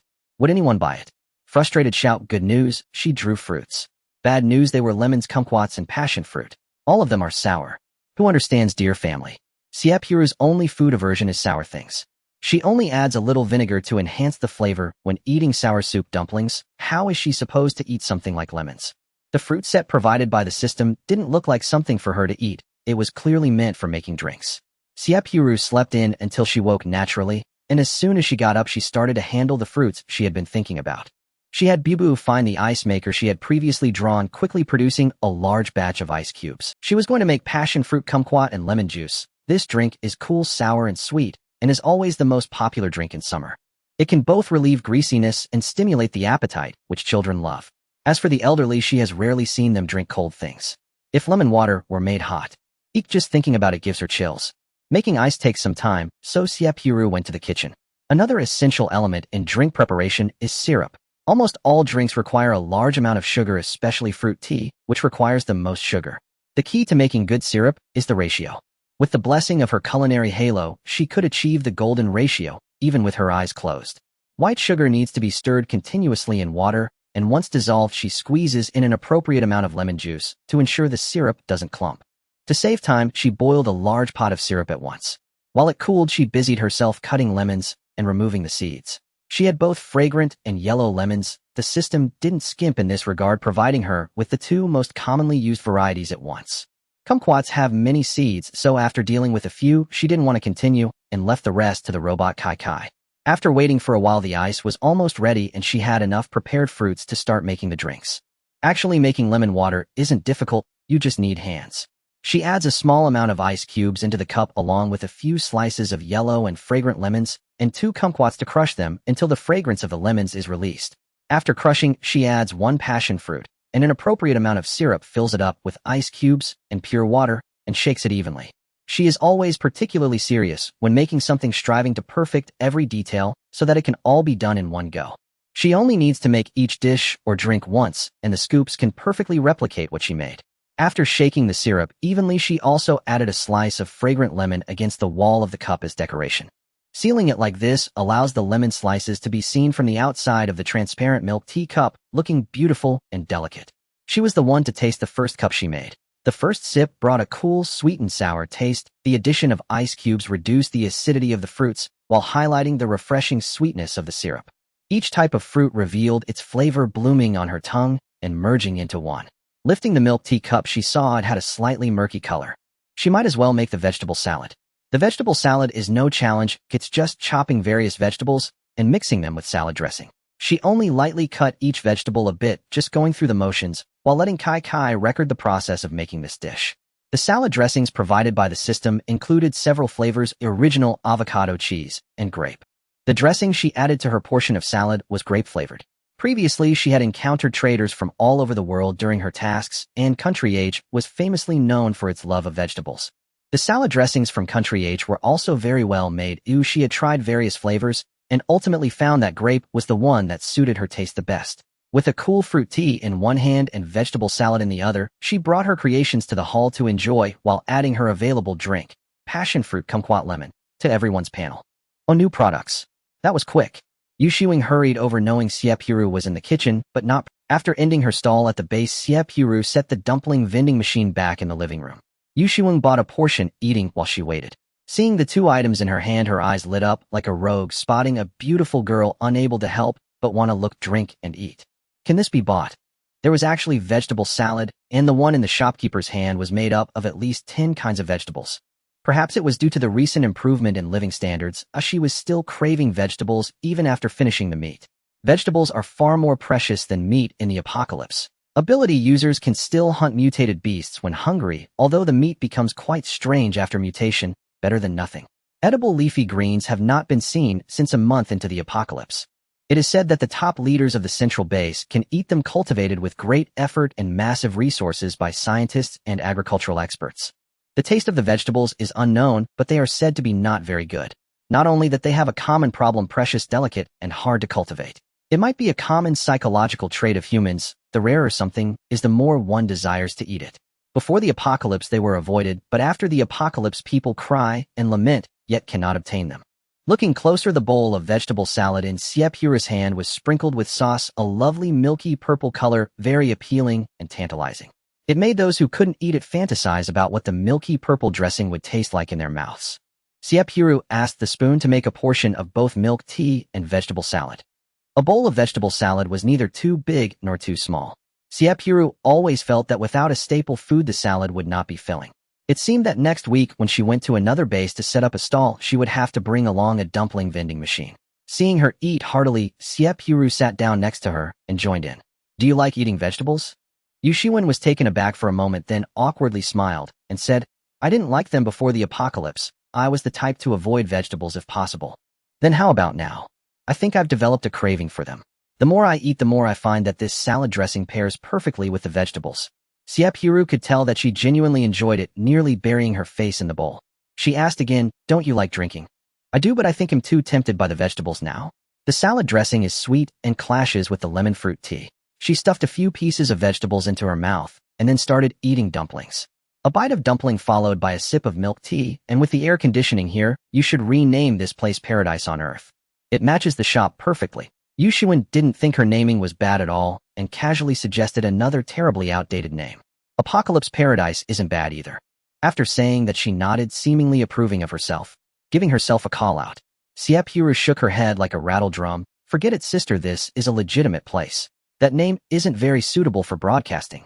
After signing off on Xie Purou's unilateral tyrannical clauses, Yu Shiwen contentedly let someone take the machine away.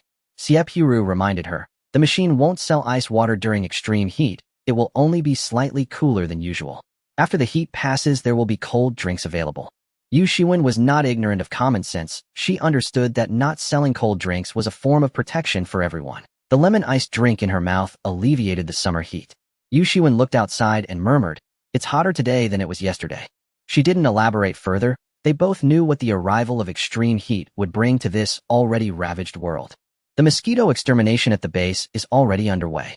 My dad reported it to the central base, but we haven't received any feedback. I don't know if they'll listen. Yu Shiwen was full, taking small sips of the unfinished iced drink.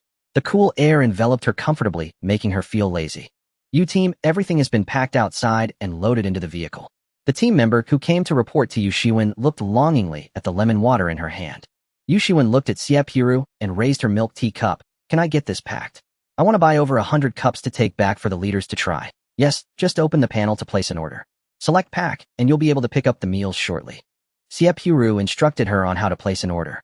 Yu Xiwen's companions each bought a cup of milk tea, taking back a lot of meals and dumplings to the base.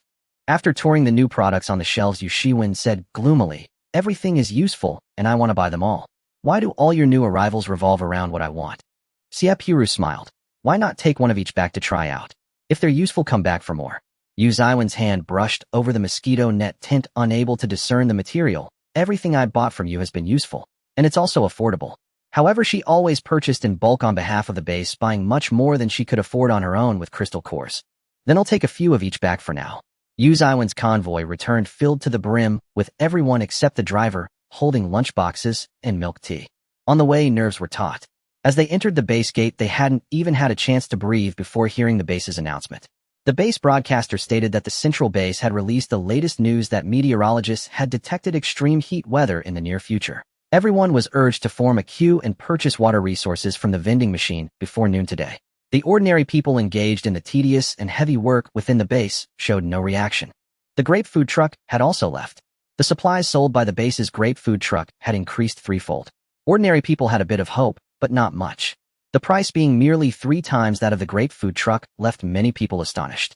Originally, the food truck's prices were absurdly low, and after the base purchased supplies, they had to transport them, consuming significant manpower and resources, yet only increased by 3 times. The base was responsible for transportation, eliminating the dangers that everyone might encounter when leaving the base. Those in the lower and middle tiers should be grateful to the base leader for their benevolence.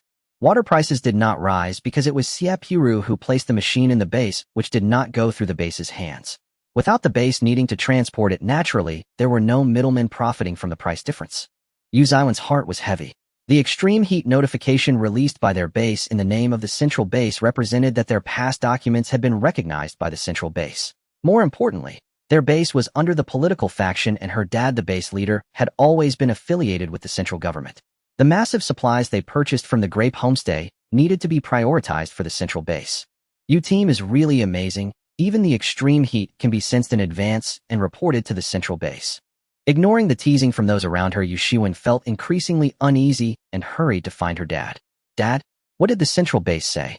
Yu Tonghai glanced at her, his eyes darting behind her, not seeing what he was hoping to find. You're so impatient. Didn't you bring something delicious for your dad?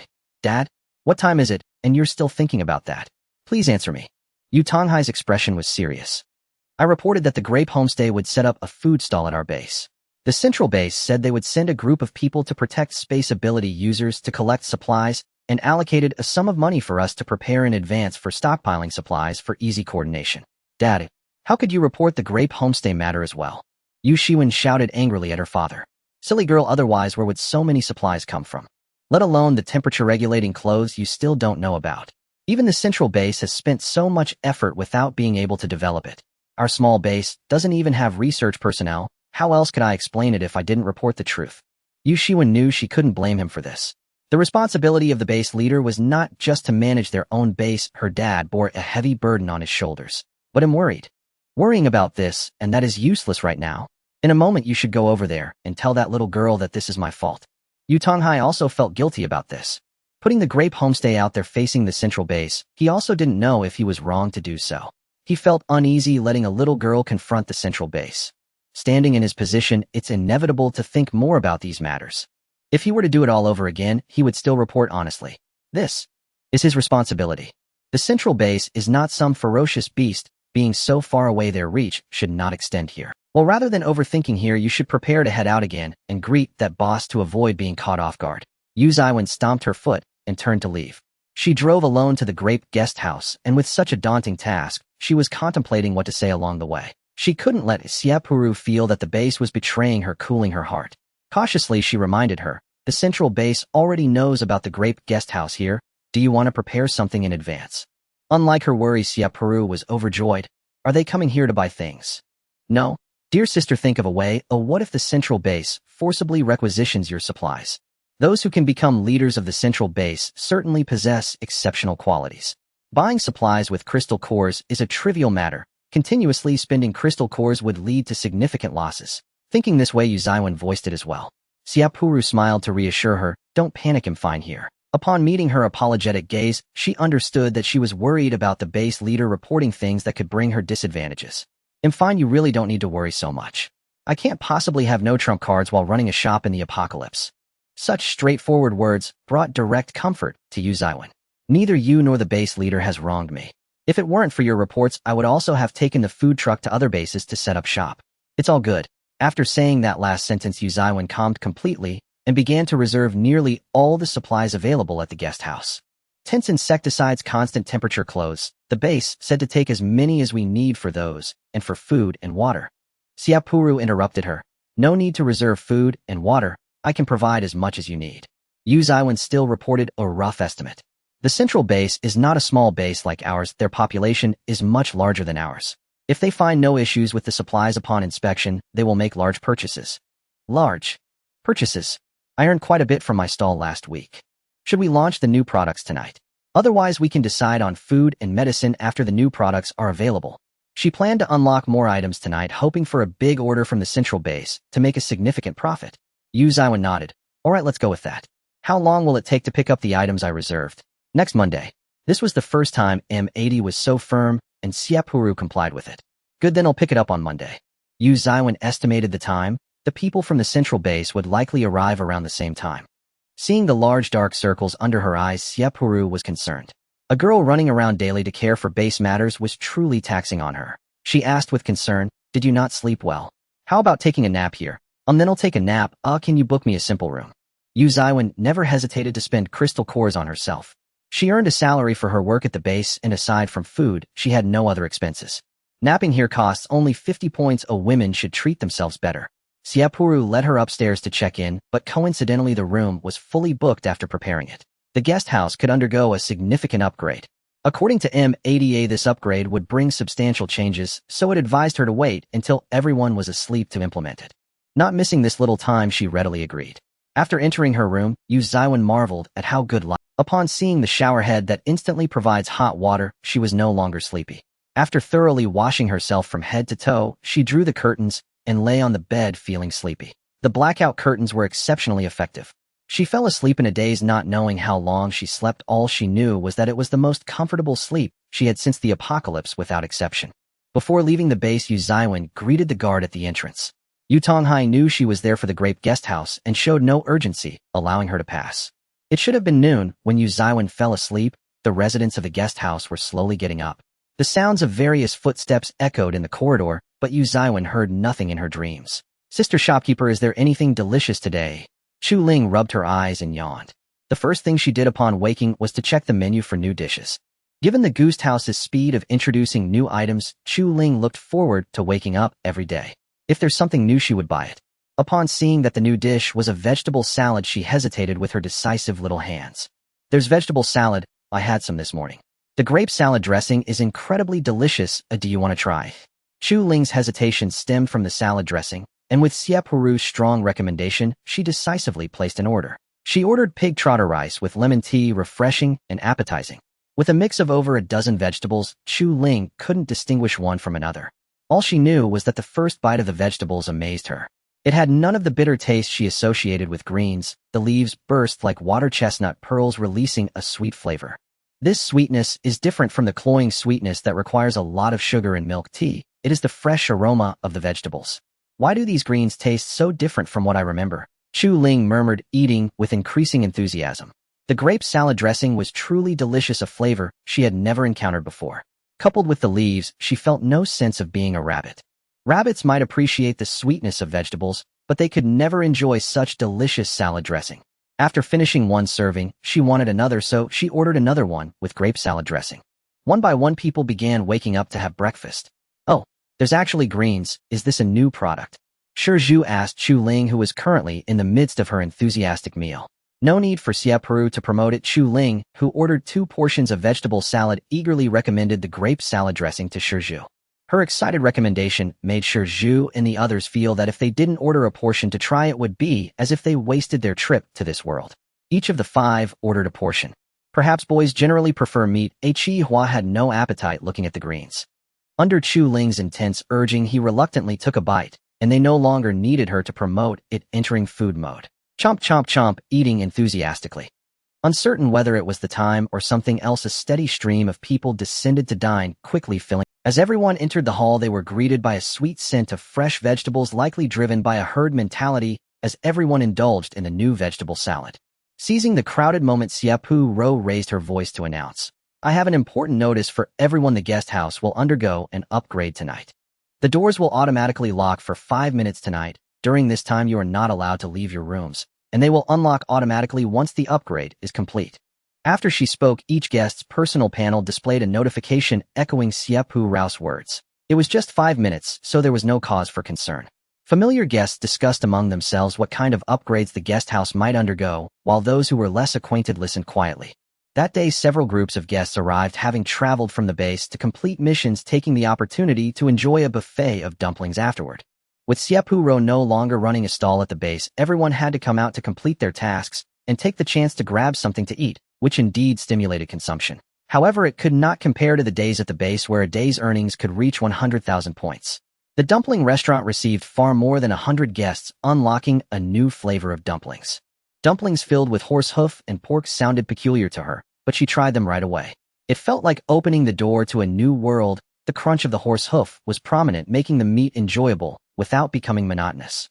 That day, feeling bored, she decided to showcase every dumpling recipe she knew all at once. Sesame sauce, dipping sauce, clear soup, sour soup, spicy Thai-style red oil, numbing spice tomato, and many more variations, all adding diverse flavors to the buffet of dumplings. That night, as the guest house upgraded, she woke up early before everyone else. After the upgrade was successful, her room, transformed, adorned with many exquisite pieces of furniture. Even her bed had enlarged significantly along with the room. Was this a proportional enlargement? Host, please go out and take a look. This is truly a major upgrade. After washing up, she leisurely stepped outside. It was still early. Glancing at the time, it was just 5 o'clock. At 5, the sun had not yet risen, yet the sky was surprisingly bright. Inside the guest house with central air conditioning, even standing in the backyard, the temperature felt perfect, shielding her from the outside chill. It seemed that the outside temperature had risen a few degrees compared to yesterday. However, dwelling on it was futile. She withdrew her thoughts and surveyed her surroundings. From a small room, it had upgraded to a two-story villa with a yard full of blooming flowers and plants outside. Besides her space, the entire guest house had expanded. Surrounded by a layer of iron netting from the outside, the current guest house appeared as a large building enveloped in greenery, resembling a community. The whole guest house had significantly increased in size. This large building was the new appearance post-upgrade. The first floor remained an immense dining hall, but now it had many unlocking windows waiting for her to illuminate. A total of 5 different types of rice bowl restaurants needed to be unlocked to initiate automatic vending in the dining hall. Current progress, 45. Please unlock the remaining types swiftly to avoid affecting the diners. The original kitchen had become a separate operation room accessible only to her and the robotic staff. A small shop for purchasing supplies was located within the dining hall, occupying a newly cleared area. She had unlocked too few supplies, leaving it looking rather empty. Now Xie Purou felt the first floor no longer resembled a dining hall, what felt more like a massive high-speed railway station. After the upgrade, her main activity area shifted from the first floor of the guest house to the dining hall. Was the dining hall expanded due to the increased number of guests? The reception desk had upgraded into a self-service interface, a panel that was familiar and convenient for people to operate. On it, she could check the room types, view images of the rooms, and select the level of accommodation she desired. The small shop had also been upgraded. To purchase a large quantity of supplies, one only needed to select an item and input the quantity at the payment area. After successful payment, the goods would be automatically packaged into bags according to the purchased quantity. Her questions remained unanswered as M80 urged her to check the parking lot below. Now parking no longer needed to be in the backyard. The expanded parking was surrounded by flowers and plants, forming a large activity area. Children could run, jump, and play while adults could jog in the open space. Incoming vehicles parked in the newly designated parking lot beside. She had just checked the side from her food truck. All the guest vehicles had been moved to the parking lot below. The parking lot seemed like a different space, appearing never to fill up. A new 4-person room has been unlocked, totaling 6 rooms located on the 5th floor. The original room count had doubled. Current room availability. Single room 2,448. Double room 1,224. Triple room 612. 4-person room 06. Are you satisfied with this upgrade, host? Xie Purou nodded eagerly. I'm satisfied. It makes things easier. After the upgrade, she hoped the hotel card drawing items would also have some changes, so she took this opportunity to draw. Various medications to prevent heat stroke and heat exhaustion emerged consecutively, along with many common injury supplies, such as disinfectants, gauze, and bandages, all of which were infinite supplies. She also drew many thermal insulation and temperature-regulating clothes. Combined with what she had from before, she probably had 2,000 pieces now. There were so many miscellaneous supplies that she couldn't be bothered to look at them and directly had Boo Boo add them to the shop's inventory. Until she finished drawing all the points from her past life, she had also unlocked a breakfast set, including buns, soy milk, and fried dough sticks. The breakfast items were part of a related series. To unlock others, such as soup, dumplings, or sandwiches, she only needed to spend 10,000 points. However, she was unaware of the specific contents or what she might draw upon unlocking. Additionally, there were various packaged snacks, including her favorite infinite chicken legs and marinated eggs. The beverages included Wangzai milk and iced black tea, and everything in sight was to her liking. Originally, guests who would sleep until noon or afternoon were surprisingly waking up at this hour. Shizhu and Chi Hua emerged with dark circles under their eyes. They had gone out to fight zombies yesterday and collapsed into bed sleeping until noon. Shizhu woke up first, feeling bored, and recalling the shopkeeper's words about not being allowed to go out, he shook Chi Hua awake. Chi Hua was furious, and they ended up fighting, eventually tiring themselves out and watching television in the hall. Watching television couldn't stave off sleep. Around 3 or 4 o'clock, Chi Hua, unable to hold on any longer, was pinched by Shizhu on the thigh. They then engaged in a thigh-pinching contest, continuing until dawn. In Shizhu's words, they were determined to be the first to witness the changes in the guest house. Just live. Who can live longer than you alive, father? Chi Hua rubbed his purple thigh, cursing as he opened the door to the room. As soon as the door opened, everyone was dumbfounded. Even the corridor in the hallway had changed. The elevator had transformed from 1 into 2. Have I stayed up too long and hallucinated? Who believes that the changes from leveling up can be so significant? Shizhu Xian scoffed, looking at Chi Hua with disdain. You lack culture. Our ability users level up like this in a powerful way. Then both of their eye sockets turned dark. They began to fight each other. Xie Purou was startled. What's wrong with you guys? Didn't sleep well? No, it's that the room is haunted. Xie Hua glared fiercely at Shizhu, truly wanting to teach this good. From now on, sleep must involve locking the door tightly. Fireproof, theft-proof, and Shizhu-proof. The questioning gaze fell on Shizhu, who pretended to cough twice to change the subject. The guest house has changed quite a bit. It must be 3 or 4 times larger than before. He felt like he could play badminton inside. It is indeed quite large, and there are many new things. Do you want to go take a look? They went to the store with their arms around each other, with Xie Purou closely following behind. Wow. Infinite chicken legs. Spicy flavor. My favorite. Xie Hua lunged forward like a tiger pouncing on its prey. A small bag of chicken legs only cost 4 points, rounding down to practically free. Let's get 100 and achieve chicken leg freedom. Xie Hua lunged forward like a tiger pouncing on its prey. A small bag of chicken legs only cost 4 points, rounding down to practically free. Yes, the mall now has shopping carts designed like a supermarket, and they can self-check out. This was done for the convenience of replenishing supplies for those passing by the guest house, as everyone is quite accustomed to this model. M80 shook its head while others evolved for convenience. Its host upgraded for convenience. Xie Purou also shook her head, grabbing a bottle of Wangzai and walking to the cafeteria. Don't forget to remind them after the upgrade there will be breakfast. After saying that she didn't care about them anymore, and walked to the breakfast window, ordering a portion of soy milk, oil sticks, and steamed buns. She was fooled. What bun is this? Isn't something without filling called a steamed bun? M80 stubbornly replied, Our buns are just without filling. Forget it. At least there were oil sticks and soy milk. The oil sticks were crispy and could be dipped in soy milk. Actually, for breakfast, she still preferred some congee with pickled vegetables. Her Chinese stomach loved this. She now had a balance of several 100,000 here. She couldn't remember. But if she wanted to draw cards or unlock supplies in the future, she would have to spend points to draw them herself. A 10 draw costs 1,000 points. Really reluctant. Shizhu and Xie Hua pushed the small cart, overseeing the oil stick in Xie Purou's hand. Both ordered 2 portions. Xie Hua said, oil sticks, haven't had them in a long time. Fried food really wins people's hearts. Shizhu, just eat, you greasy man. While eating, the two of them dragged Xie Purou into a conversation. Social interaction usually revolves around those few topics, and they quickly chatted about the oddly abnormal weather recently. Shop owner, don't you think the weather has been a bit strange lately? Oh, these 2 funny guys are testing her. Are they trying to see if she is stocked up on so many heat-resistant supplies? She pretended to think, and after a moment said, it is a bit strange, right? I said it's been hot lately, but since we now have 1 temperature-regulating outfit each for our tasks, we can't really feel it too much. The temperature-regulating clothes that the store stocked are quite useful, but I wonder if they would work on zombies. What? Put them on zombies. The scene was too beautiful to imagine. She asked, why would you want to put them on zombies? The weather has gotten hotter, and the zombies are rotting more seriously. I'm curious if putting them on would slow down the decay. Shizhu said this.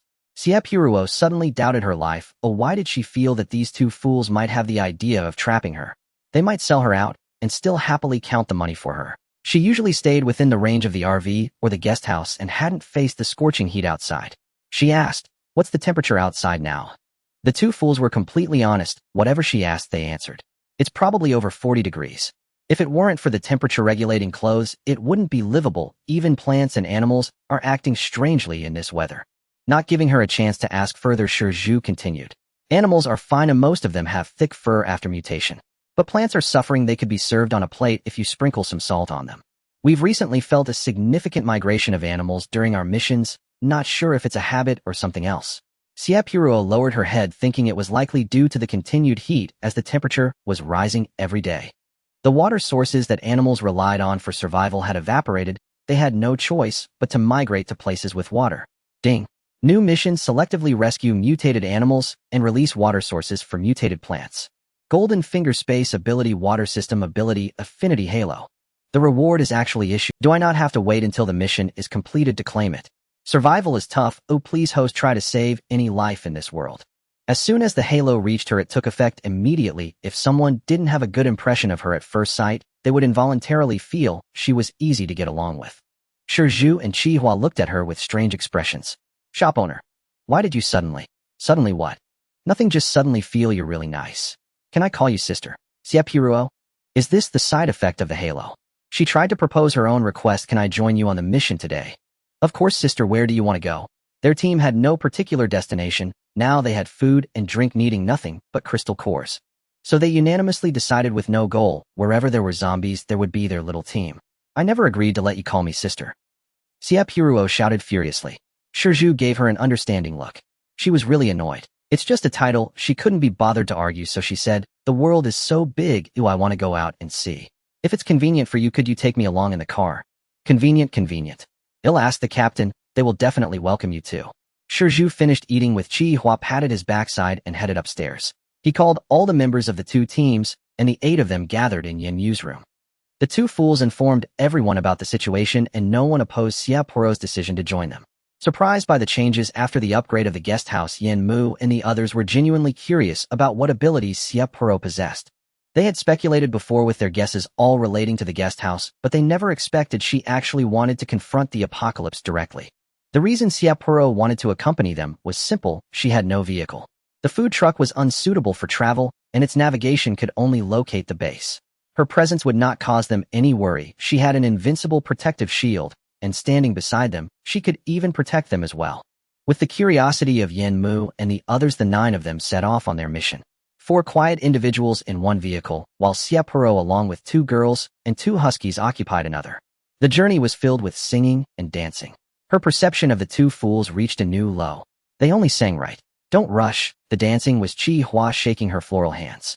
The 2 sang and made a ruckus all the way. Chu Ling and Qian Wushuang had already gotten used to it since the day they started missions together. After consulting the opinions of the 2, Yin Mu arranged for them to be in the same vehicle, and they endured such torment every day. Shizhu murmured as they drove, it's strange, we haven't seen any zombies during our entire journey. Could it be that some brave warrior cleared out the zombies in this area? Are we going to have to drive into the city to fight zombies? Xie Purou knew the reason. It was likely due to her invincibility, which could shield her presence from the zombies. System, can you turn off the protective shield for a bit? Otherwise they wouldn't even encounter any zombies. No, for the sake of the host's safety, it must remain activated and cannot be turned off. She no longer struggled. In an apocalyptic world filled with crises, any slight accident could leave her helpless. This way it was quite good. Shizhu's vehicle was in front with Yin Mu's vehicle following behind. No matter how deep they ventured, they just couldn't find any zombies. The vehicle slowly made its way into the city, where dilapidated buildings long uninhabited seemed to only testify to the remnants of human civilization. Passing by a rundown children's welfare institute, Shizhu said they were low on fuel and needed to stop for gas. Qi Hua signaled to the vehicle behind, but she didn't understand. In any case, they stopped at the welfare institute. Xie Purou told Yin Mu, you all fuel up first, I want to go inside and see what it's like now. Such a bold suggestion. Not to mention Yin Mu, even the 2 fools advised her it's dangerous. She had no intention of hiding her protective shield, briefly explaining it. Qian Wushuang and Chu Ling, whom she had saved before, understood immediately and began to persuade. Xie Purou reassured them, don't worry about me, you all wait in the vehicle. If anything happens, either come close to me or leave first. Shizhu was envious of her protective shield. Which young teen doesn't have a fantasy of being invincible? He boldly said to her, crab meat, you can rest assured to go, I'll be here to protect you. Xie Purou raised an eyebrow and asked the 2 fools, how about you join me? Don't worry, my invincibility can cover both of you. This doesn't seem right, sis. Shizhu hesitated. The rundown Children's Welfare Institute appeared ominous, and they were only unafraid of facing zombies, not of such strange places. Qi Hua, also intimidated, gained courage from seeing his bro's fear and declared, let's go. If sis says she can cover us, what are you afraid of? He even provocatively mocked Shizhu, what, don't you trust sis? No matter what he said, he directly locked him in a throat hold. Sis, I've got him restrained. Let's go inside. Rolling her eyes at the 2, she let everyone sit back in the vehicle and placed a piece of paper on the front window. This can temporarily shield us from zombies. Even if they pass by, they won't notice you. You can rest assured. This was just something she drew and hadn't even warmed up yet. But since she was hitching a ride with someone else's team, she would do her best to avoid bringing danger and trouble to others. Yin Mu and Qian Wushuang nodded at her from their respective vehicles. Not wanting to waste any more time, she took a few steps with the 2 huskies and walked inside. The walls were filled with children's innocent drawings, some destroyed, others faded and lost their color due to the passage of time. On the pure white walls there were splatters of blood which had forever solidified into a dark red color over time, making it evident what had transpired here. 3 years into the apocalypse, it was uncertain whether there would still be survivors within. She strode deeper inside. Suddenly, she heard a faint rustling sound. She had encountered worlds filled with monsters before, and her courage had long been cultivated. The sound came from a room directly across the courtyard, which was the most conspicuous. It looked bloody from the doorway. Truly, little fools. Isn't this a case of drawing attention to themselves, afraid others wouldn't notice someone was here? Qi Hua and Shizhu stood beside her, trembling and nervously asked, Sis, can we not go in? Look at all that blood, who knows what's inside? Shizhu's imagination was too scared to voice, fearing the good wouldn't work and the bad would. Not paying them any mind, Xie Purou strode forward confidently. In between was a large mutated tree in the courtyard. She looked up and saw unfamiliar fruits hanging from its top. She speculated that whatever was in that room might possess some intelligence, whether it be human or a plant or animal was hard to say, but it could make sounds to scare them off. In any case, its intelligence couldn't be very high. Creak. The old broken wooden door opened, and the two huskies were so frightened that they forgot any gender differences, clinging tightly to Xie Purou's arm and hiding their heads behind her as they trembled with their eyes closed. She surveyed the room and walked to the only possible hiding spot. Just as she reached out to open the large water tank that could fit 2 people, something inside moved. 2 little girls poked their heads out. Their faces were dirty, and they were emaciated, leaving one to wonder what they had eaten in such a place. Could it be? Xie Purou had a faint guess in her heart. Shizhu and Qi Hua leaned in, and the 2 little girls, already shaking in fear, were left with nothing but despair upon seeing the men. The older girl flashed a look of terror, followed by struggle and finally resignation. Despite being a little one herself, she patted the younger girl's shoulder as a comforting gesture. Then the girl approached and took off her dirty pants, saying, I'll give you these to play with. Ooh, just don't touch my sister, okay? The 2 fools were even more confused and continued to place their heads behind Xie Purou. Before setting out, she packed various items that might be useful into her newly acquired space, and now it came in handy. She sighed and gave one of them a slap. You two, why don't you wait for me over there? Qi Hua nodded eagerly, pulling Shizhu aside to a spot where they couldn't see what was happening here, getting closer to Xie Purou. She sighed, helped her pull up her pants, and wrapped the clothes she took out around them. In a gentle tone, she comforted them. Don't be afraid, we are not bad people. The clothes on the 2 children were as dirty as rags covered in who knows how much mud. Not only were their clothes dirty, but they were filthy as well. Xie Purou had always known what kind of things women would face in the apocalypse, let alone little girls. Even adult women wouldn't fare much better. Her inn was for profit, and the 2 girls likely couldn't stay. Without crystal cores, there wasn't much. Shizhu and the others often encountered such situations during missions. Most of the time they wouldn't intervene, but these 2 little girls were too young. It was hard to say whether they would survive if left alone. He suggested, why don't we take them to a nearby base? The older girl reacted strongly, pleadingly, looking at her.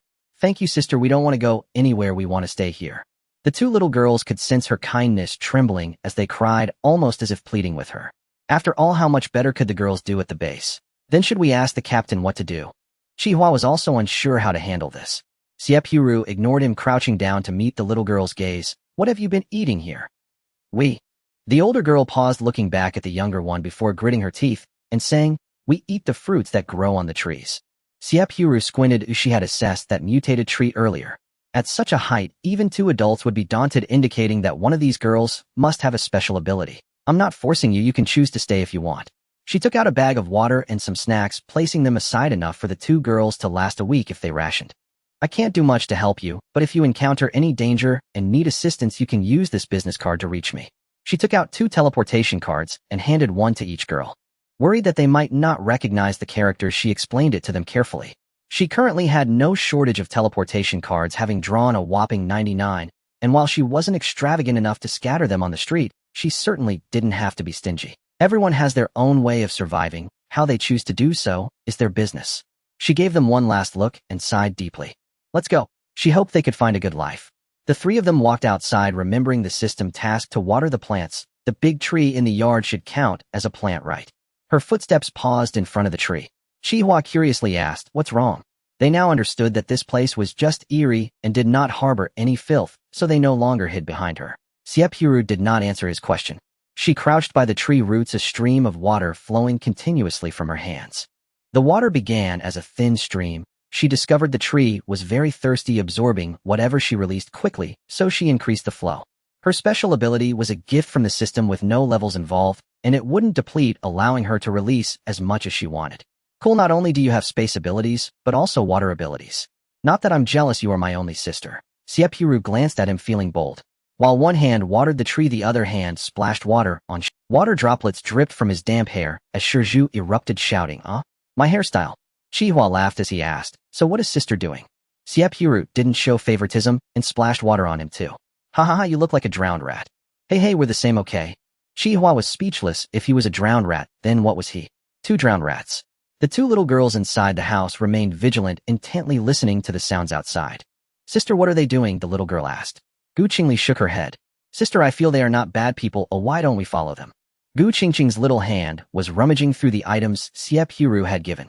She saw a bottle of Wangzai milk, happily opened it, but her little hand lacked strength, so she passed it to Gu Qingli to open. Gu Qingli was deep in thought, as she was not as naive as her sister.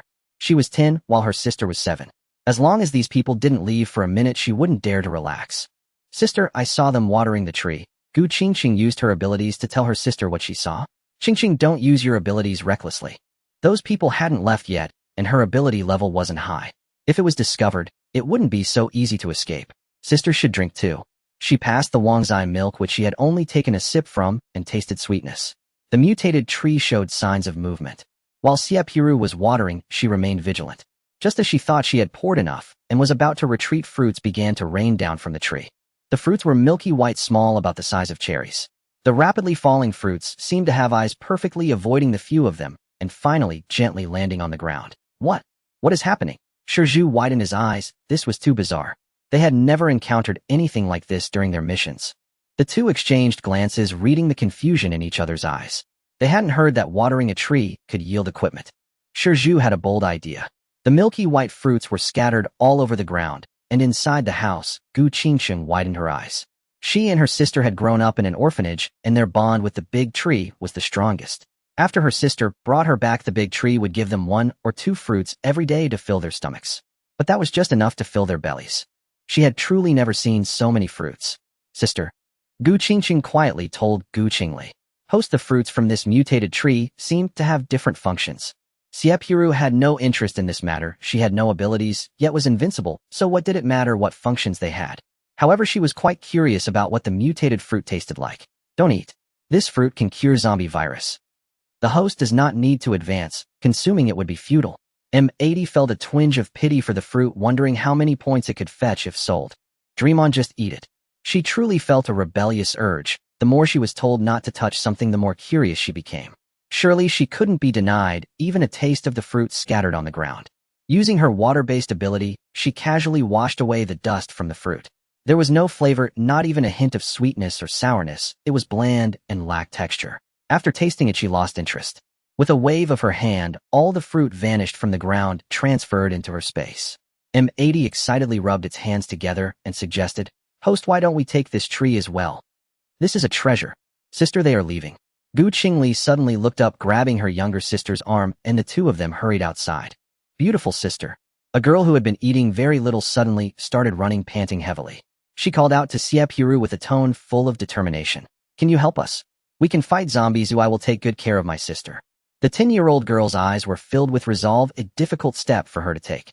She had a feeling that if they missed this beautiful sister in front of them, they might have to stay here for a long time. She took out the crystal core she had been holding, saying, You said you run a guest house. We have crystal cores, so we won't be staying for free. Trusting this beautiful sister, she felt this could be a turning point in their fate. The crystal core was obtained at the cost of the principal's life. Now only she and her sister remained in the orphanage. Before passing, the principal had asked her to take good care of her sister, and she absolutely could not miss this opportunity. Xie Purou pursed her lips, contemplating. Why do you trust me? Your eyes are the most beautiful I have ever seen. Since the apocalypse, the kindness she felt had come solely from her. Moreover, the aura you carry makes me feel you are a good person. Gu Qingli held her sister tightly, hoping her decision was not mistaken. Upon hearing this, Xie Purou understood. Perhaps it was the effect of the system's aura, and now everyone felt obligated to give her a good person card. I'm just a merchant. If you want to accompany me, you must earn your own crystal cores. As long as you have crystal cores, I can provide you with safe shelter and food. Do you understand? I need to clarify this to the two little girls. Saving people does not mean making them dependent on oneself. Even if they are young, they might not fully understand what I mean, but I still need to say it.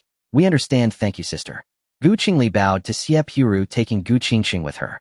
Xie Purou's gaze softened slightly as she wanted to pat the heads of the two little girls, but hesitated, finding them too dirty. Host, just take this tree. This tree is amazing.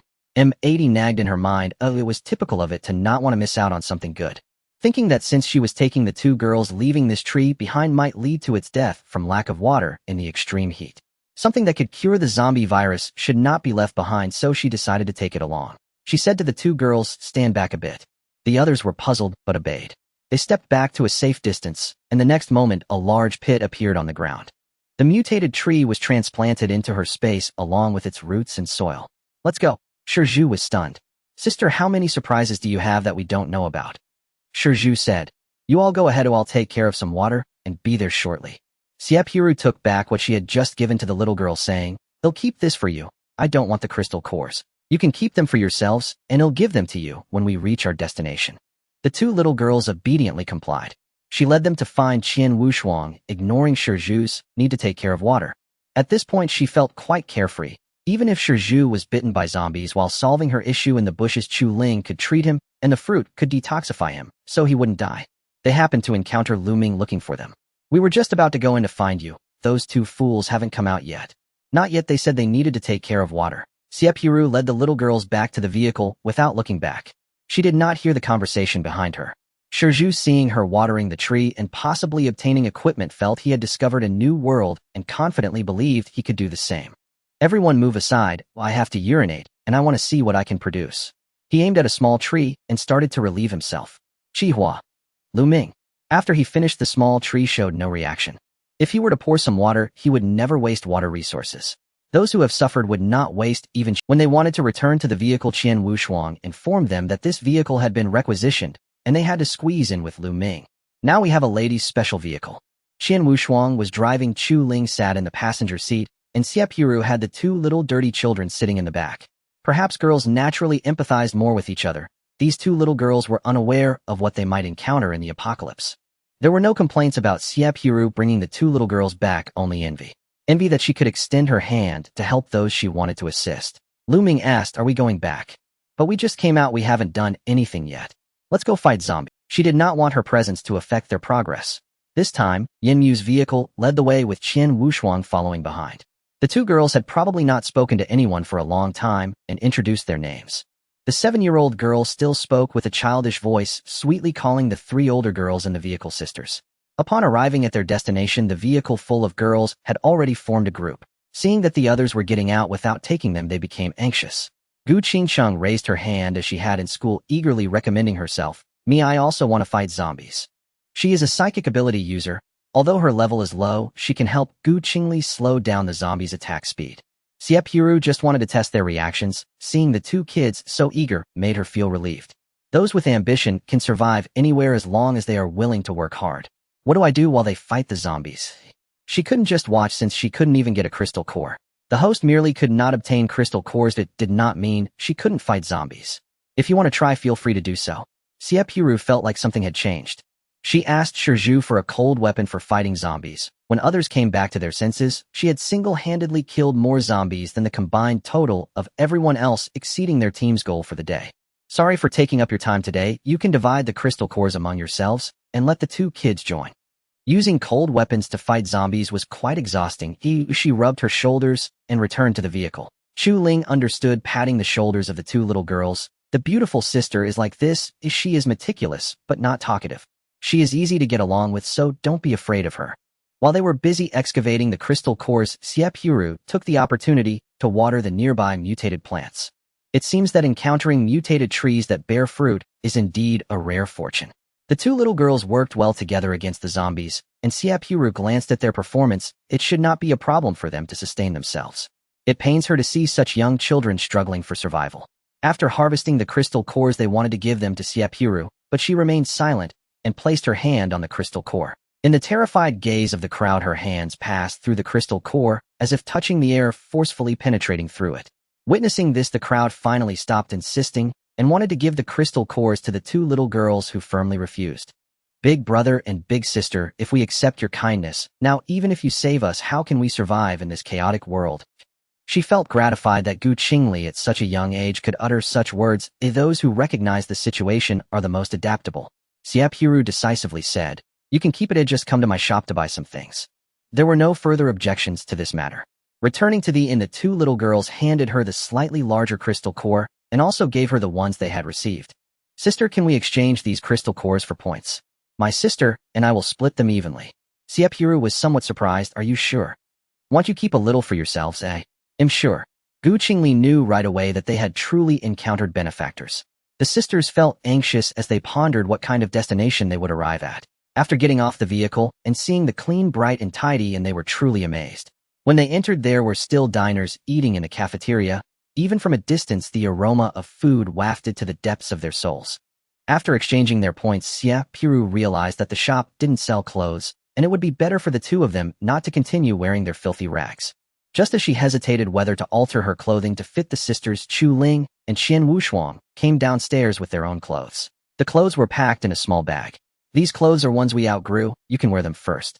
If the shop has new ones later, you can buy them then. In the apocalypse, there are no small clothes. If they fit, they are good clothes, and the two girls knew they were being. Gu Qingli pulled Gu Qingcheng and bowed again. Thank you, big sisters. Xie Purou opened a double room for them, the cheapest one. They chose to wash up first, and then come back to eat. The sisters had no luggage, only the clothes they had. Looking around, Gu Qingcheng's eyes sparkled. Sister, are we going to live here from now on? Gu Qingli replied. Yes, I will work hard to earn crystal cores for us. In fact, she herself had not figured out how to deal with zombies, and their combined points added up to more than 5. The second-level crystal core left for them by the principal's grandmother alone was worth 1,000 points. The rest were from their battles today, plus what Xie Purou contributed. The prices here are very low. We can eat 3 meals a day. Ching from now on, this will be our home. Chung and Lily's home. Little Orange smiled sweetly. The sisters bathed together, washing off each other's dirt. These impurities which others would avoid were the best protection for them. The clean water rinsed away the shower gel that had turned gray from the excessive dirt, revealing the sisters' small. In a peaceful era, these two faces would have been the focus of protection by the principal's grandmother, but in the apocalypse, they became a curse for the sisters. What does it matter if their beauty is hidden? In the apocalypse, the beasts do not care whether you are still young. After fleeing from the base the night they hid in a stinking ditch, they saw a group of men who did not even spare. The little dog howled in despair, being held down by several men in turn. They pulled out the dog's teeth and tongue, silencing it. The world was chaotic with demons among men. For a moment, it was hard to tell who the real beasts were. The men did not know that the dog was actually a mutated animal. When they had the dog on the brink of death, it self-destructed. Those who were far away were barely harmed, but those close by were left bloodied.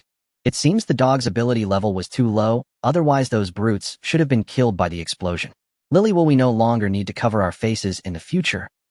Gu Qingli was unsure, as she did not know if this place was truly safe, but she knew to guard against men and avoid adding trouble for her sister. However, with the dirt washed away, the room was spotless, and there was nothing to cover them. Reluctantly, they could only go downstairs like this. Shopkeeper, sister, do you have masks for sale? Xie Purou was momentarily caught off guard when two beautiful little girls stopped her. It took her a while to realize that these familiar voices belonged to the two children she had just brought back. So beautiful, needing masks for an obvious reason. Thinking back to how dirty the two girls were earlier, she suddenly felt a pang of heartache. We don't have masks. They were simply too short. Their growth time lacked sufficient nutrition, which was why they looked like this. Standing, she couldn't talk to them on equal terms, so she bent down, softening her voice in front of the high-beauty little girls. I am very safe here, no one will harm you. As long as you are here, you are absolutely safe. After saying this, she herself was taken aback. It was safe here, but what about outside? They still said they needed to go out to fight zombies, otherwise how would they earn crystal cores and survive? Can you stay indoors for now? I will think of a way for you. Okay. The Fruit sisters were very obedient. Even if she said it was safe here, they still bought food to take back to their room. There was no entertainment in the apocalypse, so what could they do while waiting in their room? Watching them go upstairs, Xie Purou pondered what more she could do to help those like them. After thinking all night, without finding an answer, she asked him, Host, work hard to level up. This world is different, leveling up may bring you what you desire. Implying that it couldn't solve such problems for now. Xie Purou was no longer anxious upon receiving this answer, because she was about to set up a stall at the next base, where she could properly promote the inn. Yu Shiwen arrived, taking away a large batch of supplies with only the thermal constant temperature clothing to be delivered next week. She received funding from the central base, quite generously paying for the points of the constant temperature clothing all at once. After paying the points, she hesitantly spoke to Xie Purou. Manager, the central base found out that we have a water vending machine and asked if we could send 2 units over there. The water vending machine cannot be moved soon after being placed. Xie Purou replied directly, no. They can buy water from me, but the machine can only stay at your base and cannot be moved. The manager's attitude was firm, and Yu Shiwen breathed a sigh of relief. She had no feelings for the central base. On the contrary, she had taken on the responsibility of the flame base. If several machines were sent over, they would have to reduce their own supply. Putting aside the supply and demand issue, she simply did not want to share her things with outsiders. The flame base had not even warmed up the water vending machines yet, and they were already reaching out for them. She was unwilling in every way. In the face of life and death, everyone's life is equally precious. All she could do was hope that the spatial ability users coming to the base would be more numerous, allowing them to bring back more supplies, so that the people over there could have a little more to drink. Manager, I really think you are amazing. Compared to you, I feel so selfish. Xie Purou was left speechless by her abrupt remarks. Yu Shiwen still had many things to attend to, so she took a lot of meals and left. When night fell, she looked up in her small yard and could see many stars bright and shining. System, can I take that tree out to plant in my yard? Sure, your yard is so big that no one else can come in except you. Go ahead and plant it. With the approval, she grabbed a shovel and bent down to dig in the large yard. M80 only reminded her when she was almost tired from digging, did you forget? This is your territory, you have absolute control. Xie Purou, can I reward you with a yard of red? A flurry of chirping and floral scents omitted here. She was already tired from digging, and after scolding, she was so exhausted that she put her hands on her waist. Finally, she transplanted the tree into the yard. The mutated tree seemed quite excited. The branches swayed, even though there was no wind. Trying to put some water for it, it accepted everything eagerly. A leaf fell on her head, and she reached up to take it down. Why do I feel like this tree is spitting at me? M80 excitedly shouted in her mind. Host. This is a gift from the mutated tree. She held the leaf up and examined it closely, pondering the tree's gift. What use is this? Just keep it for now, or you'll know when the time comes. Xie Purou obediently stored it in her space. Tomorrow marked the end of the rest period, and it was time to set up shop at the new base, which still made her a bit excited. She unlocked a new flavor of rice bowl, sweet and sour pork rice. After gathering 5 dishes, the cafeteria added a new rice bowl window. In the future, even when she wasn't there, everyone could order rice bowls made by the spoon. Just selling vegetable salads was clearly not enough, so she unlocked other salads. Spending 10,000 points, she unlocked avocado salad. For now, she would only sell 2 types of salads and gradually increase the variety. The ingredients needed for avocado salad are quite simple. In fact, everyone's salad is different, and the system-provided recipe includes avocado, cooked pumpkin, soft-boiled eggs, and several kinds of vegetables. Just mix it well with salad dressing, and it is really easy to make. Unlike other fruits, to process avocado, you need to peel the outer skin to see the green flesh. She felt that avocado had no flavor. Biting into an avocado felt like eating an avocado itself. After careful chewing, the taste of avocado spread throughout her mouth, just like eating a piece of avocado. Avocado is a very versatile fruit. No matter what food it is paired with, it can enhance the deliciousness of the other food. Yes, verbose literature is quite suitable for describing the taste of avocado. It always feels like eating avocado is akin to gnawing on soap, even though she wasn't so twisted as to actually gnaw on soap. That's just the imagined feeling. This thing is quick to make without selecting ingredients. She set the machine staff to start preparing ingredients at 8 o'clock, have the bag pack itself, and finally let Bubu carry the packed boxes of salads away. Freeing her hands, she was only responsible for waiting to sell at the base. At 12 in the morning, Xie Purou woke up. The diners coming for lunch watched the iconic milky purple food truck leaving. I said it, the shopkeeper will definitely go out today. Every Monday, she drives the food truck out. If you only came 2 days earlier than me. I didn't expect the shopkeeper to be so selfless. I wouldn't want to go out in such hot weather. Setting up a stall would be. Everyone at the guest house already has a piece of thermal clothing. Even if you wear thermal clothing, you wouldn't want to go out. While it is comfortable, the fatigue is very real. The shopkeeper truly deserves our admiration. If I had such willpower, I would have killed all the zombies nearby by now. The admirable shopkeeper Xie Purou was currently deciding which base to go to. In reality, she was not familiar with any place, so she casually picked a nearby one. The nearest base was the Flame base within a few kilometers, and the Shurgang base, which was 11 kilometers away. She chose that base. After a short nap, she woke up just as they were nearing the destination. The Shurgang base seemed smaller than the Flame base, and the guards at the entrance noticed the food truck the moment it appeared. What a strange vehicle, oh, it looks brand new. Xiao Li murmured to the person next to him. It is indeed quite new, just like your brain. Xiao Ming retorted. Do you even have a brain? How could such a new vehicle exist in the apocalypse unless it came from a large base like the central base? It's impossible to drive a new car. Should we report to the big brother? Xiao Ming replied. Not in a hurry, let's see what it wants to do first. Just reporting a vehicle showing up would be too much. You know those people aren't easy to deal with. It's just appeared, it hasn't done anything yet. If we report this, they'll think we're making a fuss over nothing. Pay attention and observe closely. The food truck naturally stopped not far from the entrance of the base, a position that was convenient for attracting customers without obstructing vehicle traffic. Xie Purou stretched lazily, doing the final relaxation, and began her usual stall work.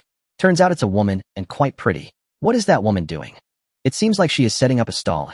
Xiaoming thought her way of tidying up was very reminiscent of the snack stall downstairs from his house before the apocalypse, which was just like this, taking out tables and chairs to prepare for work. Isn't it insane for a beautiful woman to set up a stall in the apocalypse? If those high-ranking officials see her, who knows what might happen. Sigh. In these times there are plenty of ruined women, and now that there are so few women left, it's surprising to see a beautiful woman so boldly walking the streets. Does she even have supplies? It seems she really does. I think I saw food. Green, probably leafy green. You stay here on guard, I'll go buy it. He shoved the binoculars back into his hands. No way. Why should you go first? I want to go too. What would it look like if both of us go? Their argument grew louder, attracting the attention of several nearby patrol teams. What are you arguing about? Xiaoming recounted the situation. Someone suggested, why don't we send someone to scout first? The others can wait here. No one objected. In the end, they decided through rock, paper, scissors that Xiaoming would go take a look. Xie Purou took out an automatic vending machine, which originally sold dumplings, but had been changed to serve rice bowls. She had gotten up too late and hadn't had time to eat before setting up her stall. Now is a perfect time to try the newly unlocked sweet and sour pork paired with the new avocado salad. It should be both sweet and refreshing. Just as she opened the rice bowl from the vending machine, Xiaoming halfway there caught a whiff of the delicious food and dashed over. What are you doing? The closer he got, the stronger the sweet and sour scent became, and Xiaoming's stomach growled incessantly. So hungry. Seeing the steaming food, he couldn't help but put on a smile. No matter what, in the apocalypse, having supplies is everything. The beautiful woman in front of him paled in comparison to that plate of food. Nothing is more important than filling his stomach. If she could fill his stomach, he wouldn't mind calling her mother. The man approached too quickly. Xie Purou blinked and glanced at the rice bowl and salad in her hands. Isn't it obvious what I'm doing? Eating. This clumsy person is bothering her meal, and she's a bit annoyed. If you can't figure it out, maybe you should see a healer with healing abilities to get your eyes checked. Xiaoming smiled ingratiatingly, his eyes darting toward her bowl. No, I was asking, are you setting up a stall with these things? Xie Purou shifted her body and pointed at the vehicle behind her. Of course I'm here to set up a stall. Isn't it obvious from the big words "grape food truck" on my vehicle? Xiaoming, too lazy to beat around the bush, got straight to the point. Little beauty, how much is this? Our new products are 2 types of salad: vegetable salad and avocado salad, 18 points each. Just take what you want and pay the points. There are 5 types of rice bowls, 20 points each. Go check the vending machine yourself. By the way, there's a guide on how to exchange crystal cores for points at the back. Ask me if you don't understand anything. Xie Purou finished her explanation in one breath. She wanted to eat now. The sweet and sour pork was deep fried and coated in sauce, offering a sweet and sour taste that was aromatic but not greasy. She controlled the oil perfectly. The pork was not greasy at all. When the smell reached Xiaoming's nose, he couldn't hold back any longer and anxiously exchanged a crystal core for points. He glanced at the salads on the food truck. The avocado salad seemed quite worth it, combining both leafy greens and fruit. In truth, he had no idea what an avocado really was. He had merely heard about it before the apocalypse. That thing used to sell for $7 each. Among the men he knew, not even those into fitness would buy such expensive. He grabbed a box of avocado salad and started to hesitate in front of the rice bowl machine. His first instinct was to choose Pig Trotter's rice, but the aroma of Xie Purou's sweet and sour pork made him salivate uncontrollably. In the end, he still chose the first instinct of a man, which was the Pig Trotter's rice. After buying his food, he was about to leave when Xie Purou looked up and asked, "Aren't you going to eat here?" My companion is waiting over there for me to report back on this situation." Xiaoming, without knowing why, blurted out his purpose for being there. Was he really someone who would treat those with food as his mother? Just because she offered him food, he would consider her as such. Fortunately, she didn't make it hard for him. She nodded and let him go. Xie Purou thought he might attract more customers if he stayed at the stall to eat, but since he wanted to leave, then so be it. Returning to promote her stall was fine too. Xiaoming took one last glance at the grape in advertisement on the food truck before leaving. So far, nothing was more important than the meal he had been yearning for. The 9 of them were waiting for him to return. As Xiaoming approached, they saw the items in his hands. There really is food. They scrambled to open his lunchbox, which Xiaoming fiercely protected. "You all go buy your own. It's right over there, and really cheap. I can buy so much with just 1 crystal core. And even more. 1 crystal core.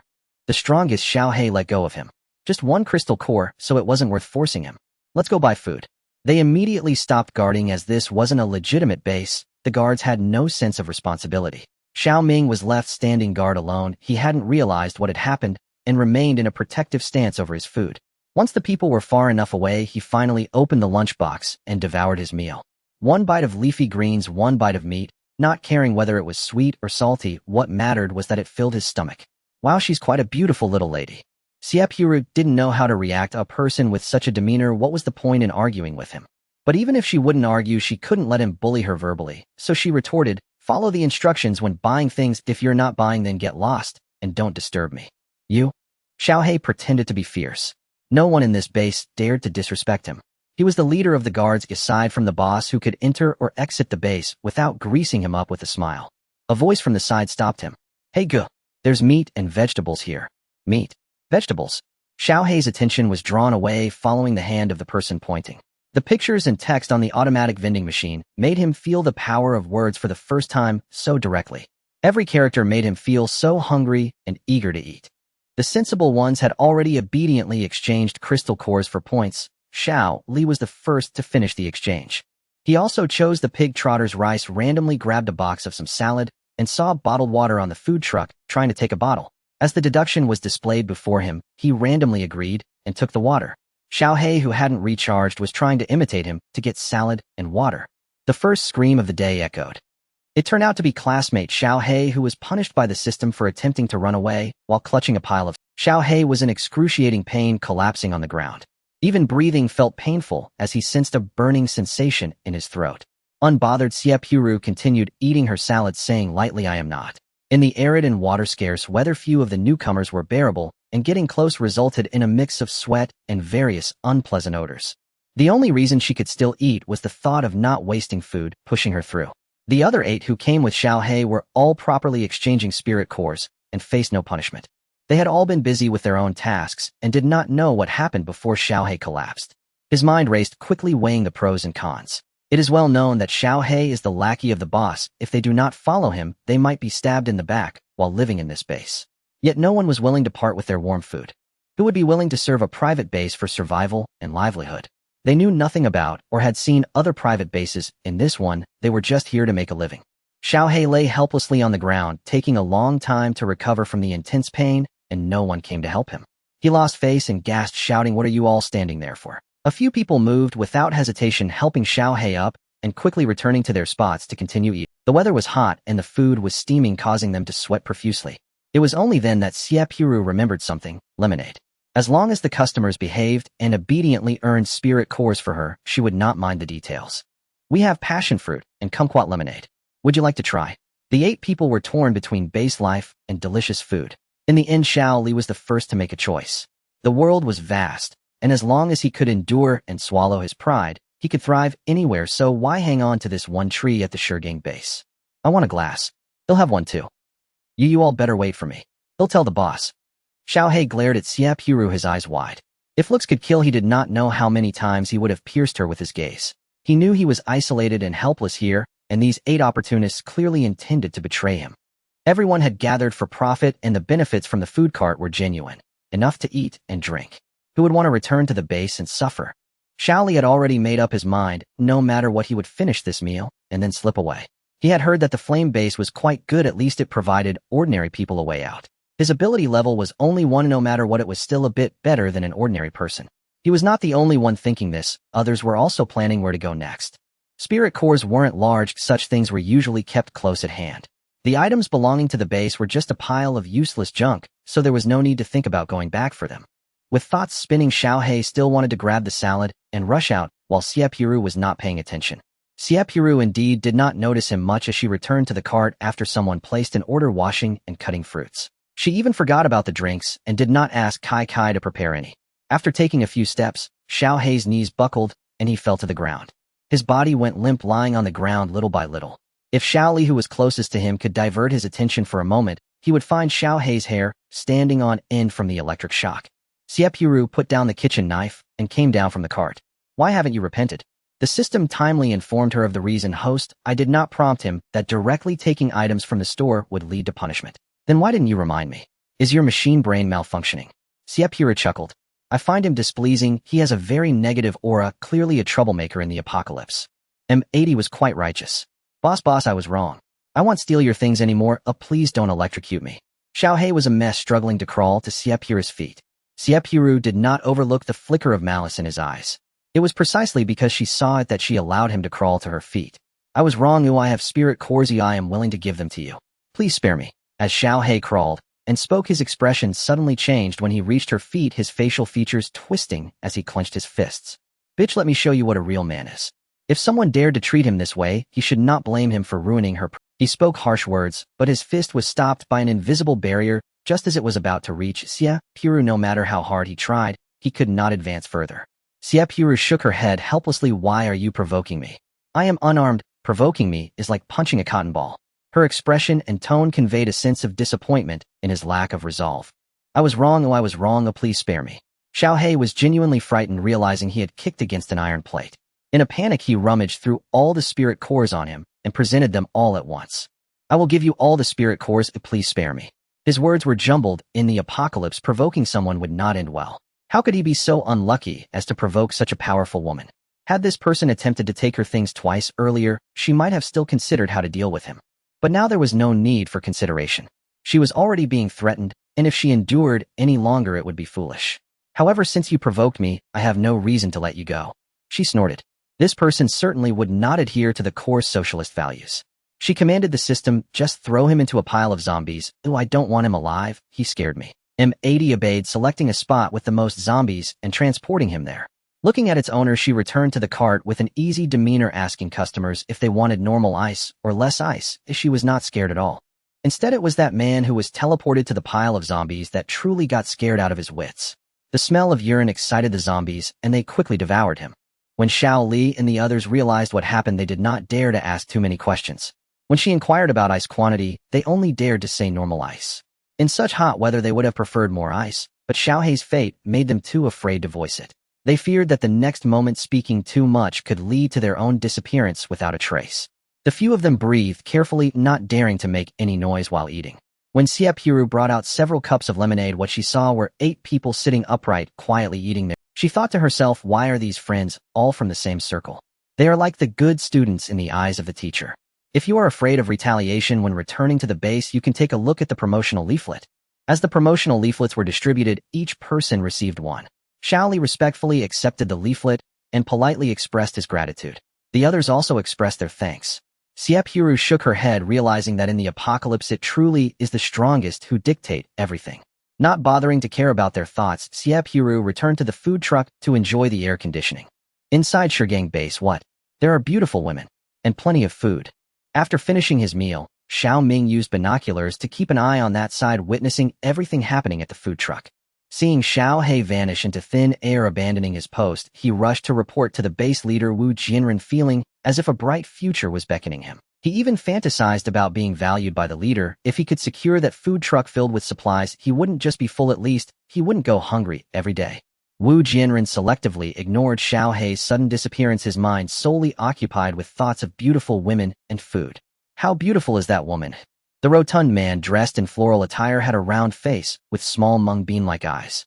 He grinned lewdly with the flesh around his eyes squeezing them into mere slits, leaving one to wonder if he could even see.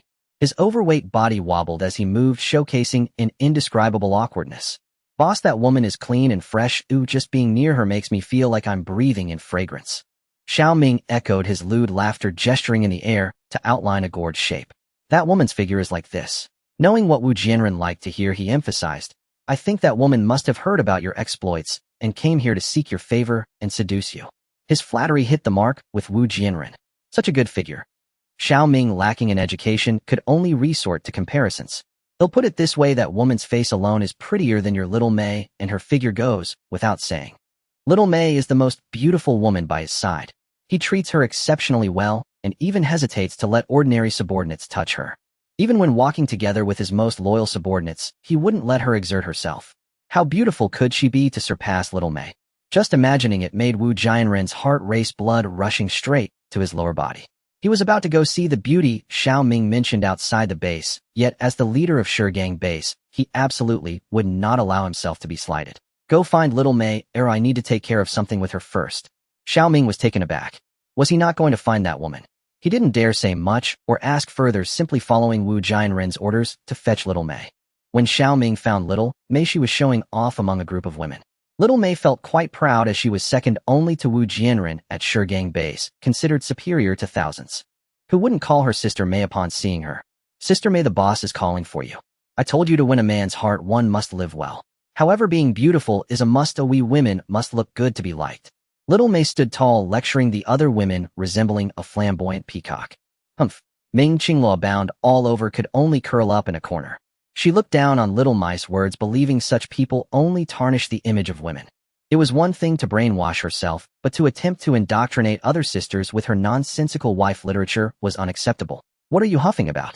Ming Qingluo, I've tolerated you for a long time. Do you think you can talk back to me? Little Mei glared at her, gritting her teeth. This woman was just captured yesterday, and her beauty brought about quite a sense of crisis. Wu Jianren hadn't dealt with her the same day. He claimed to like her rough nature and wanted to conquer her slowly. She couldn't understand. Powerful men always preferred beautiful, gentle women. What good was a woman like Ming Qingluo? If you must not have attended elementary school, how can you say such things? Ming Qingluo laughed sarcastically. If any of her students spoke like this, she would definitely reprimand them, but sadly civilization was the least valued in the apocalypse. Little Mei couldn't stand her condescending expression. So what if I haven't been to elementary school? I'm still able to step on you now. You can only rely on climbing into men's beds to make your point. Apart from your body, what other value do you have? You. Seeing the two women about to argue again, Xiao Ming could only intervene. Sister Mei, the boss is calling you urgently. Did you hear that? The boss thinks of me. Bringing you back was also for my sake. Little Mei flashed a victorious smile at her. Ming Qingluo looked at her, as if she were a clown, unable to understand why Little Mei would take such things as sources of pride. How could a woman view such situations as bragging rights? Wasn't she ashamed? Little Mei sashayed out her usual outfit, being a cool, transparent camisole dress, something that would have been called a sexy outfit before the apocalypse. To prove her charm in front of Ming Qingluo, she brushed her ample behind against Xiao Ming's pants as she walked by, throwing him a flirtatious glance. Seeing his tint pitched out of politeness made her smile satisfactorily. Xiao Ming felt dry-throated from her teasing. Irrationality reminded him that she was the boss woman, only to be touched by those closest to the boss. He was just an inconspicuous gatekeeper who could usually only glance at women. Yet he had already informed the boss about the beautiful woman with supplies outside. When the boss was pleased, wasn't it only a matter of time before he replaced the boss' closest confidant? It was this woman who had first seduced him. Having not touched a woman in a long time, he could no longer control his inner turmoil.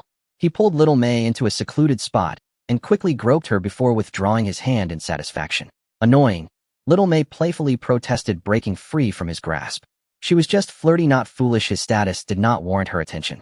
For now this would suffice. Once the boss gave her to him, he would surely indulge himself. Let's go, the boss is calling, he urged helplessly. That day Little Mei and Wu Jianren engaged in indescribable activities for an entire afternoon, leaving Wu Jianren walking unsteadily. Little Mei genuinely felt a sense of crisis, using all her skills to cling to Wu Jianren, fearing he might have the energy to seek out Ming Qingluo. After all, after Wu Jianren finished, would he think of finding someone at the base? Unfortunately, Xie Purou had already closed up and gone to sleep. Today, only 9 transactions were made. Excluding Xiao He, after he threw out all the crystal cores, she had the 8 individuals divide them. Each of them bought a teleportation card from her, and that very night, they settled at the Grape Inn. Xie Purou's task was merely to set up shop at the base 3 days a week with no performance expectations. If no one came, she would simply return. She found it strange that the Shigang base was empty. The 10 guards at the gate were gone. It didn't the people inside notice. Unable to make sense of it, she decided not to dwell on it, and slept soundly until dawn, ready to set up shop again. Xiao Ming couldn't sleep well all night, pondering how his leader would reward him after obtaining a large amount of supplies, while also thinking about how to deal with Xiao Mei harshly. He was called early in the morning by Wu Jianren to guard the base entrance, ready to report the arrival of the food truck at the first opportunity. However, he was disappointed today. Xie Purou arrived very late, only setting up shop in the afternoon. The base here was too small, hardly anyone came or went. Xie Purou mentally marked this base with a big cross, wanting nothing more than to quickly complete her task. Xiao Ming ran frantically to find Wu Jianren, tripping several times along the way due to his speed. Last night, he informed Wu Jianren that the other 8 guards at the base were not coming back, but Wu Jianren, unconcerned, sent a few more people to guard the gate. He wasn't familiar with these new guards, and fearing that his achievements would be overshadowed, he shouted at the gate boss. That woman has appeared. Wu Jianren, having indulged excessively yesterday, spent the entire day waiting for the beauty that Xiao Ming mentioned. At the gate, he stood up, pulling up his pants. His belly had grown larger. Usually wearing pants was uncomfortable, but since it was his territory, he thought why wear them. Today was different, for the legendary beauty Wu Jianren even brushed his teeth. He stroked his chin, having just shaved, thinking to himself that his looks had improved. He considered himself somewhat of a gentleman, not wanting to offend the beauty when he finally saw her. Before leaving, he glanced at Xiao Ming with a warning look. Since he had rarely brushed his teeth, if the one coming wasn't the beauty he expected, he might as well wait for doom. Upon seeing Xie Purou, he smiled so widely that his eyes nearly disappeared, making an effort to open them wider. He felt that missing even one glance at her would be a loss. "Hello, beautiful. What is your name? Just call me boss or shop owner." He took out his greasy hand, wiping it on his pants before extending it towards Xie Purou for a handshake. Xie Purou did not shake his hand, feeling disgusted by his oily gaze. How could someone survive the apocalypse and be this fat?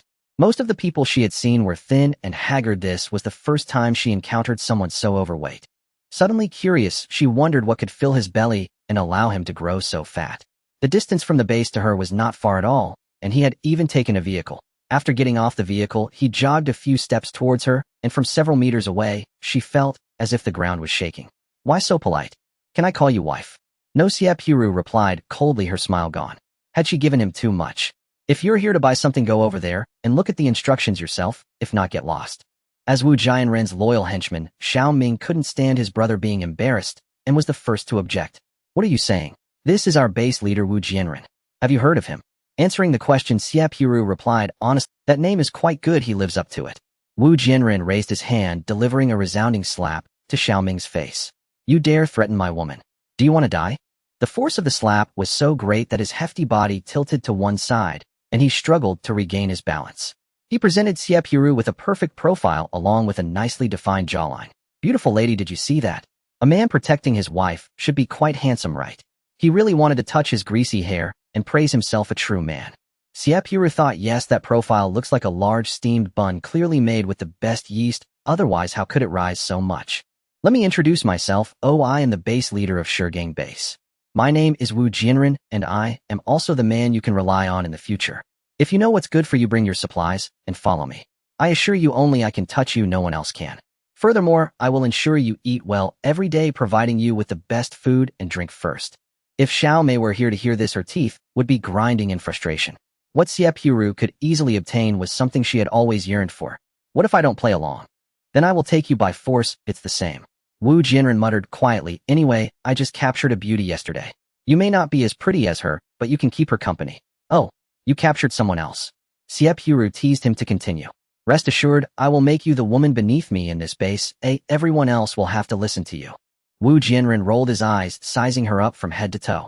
"This treasure is truly beautiful, like a star, so fair-skinned." Xiao Mei indeed couldn't compare to her. The Xiao Mei he compared her with was on her way here. News spread through the base that Wu Jianren was going to find a beauty at the gate, creating quite a stir. Someone even said that the beauty setting up shop at the gate was more beautiful than her. She couldn't afford to delay any longer.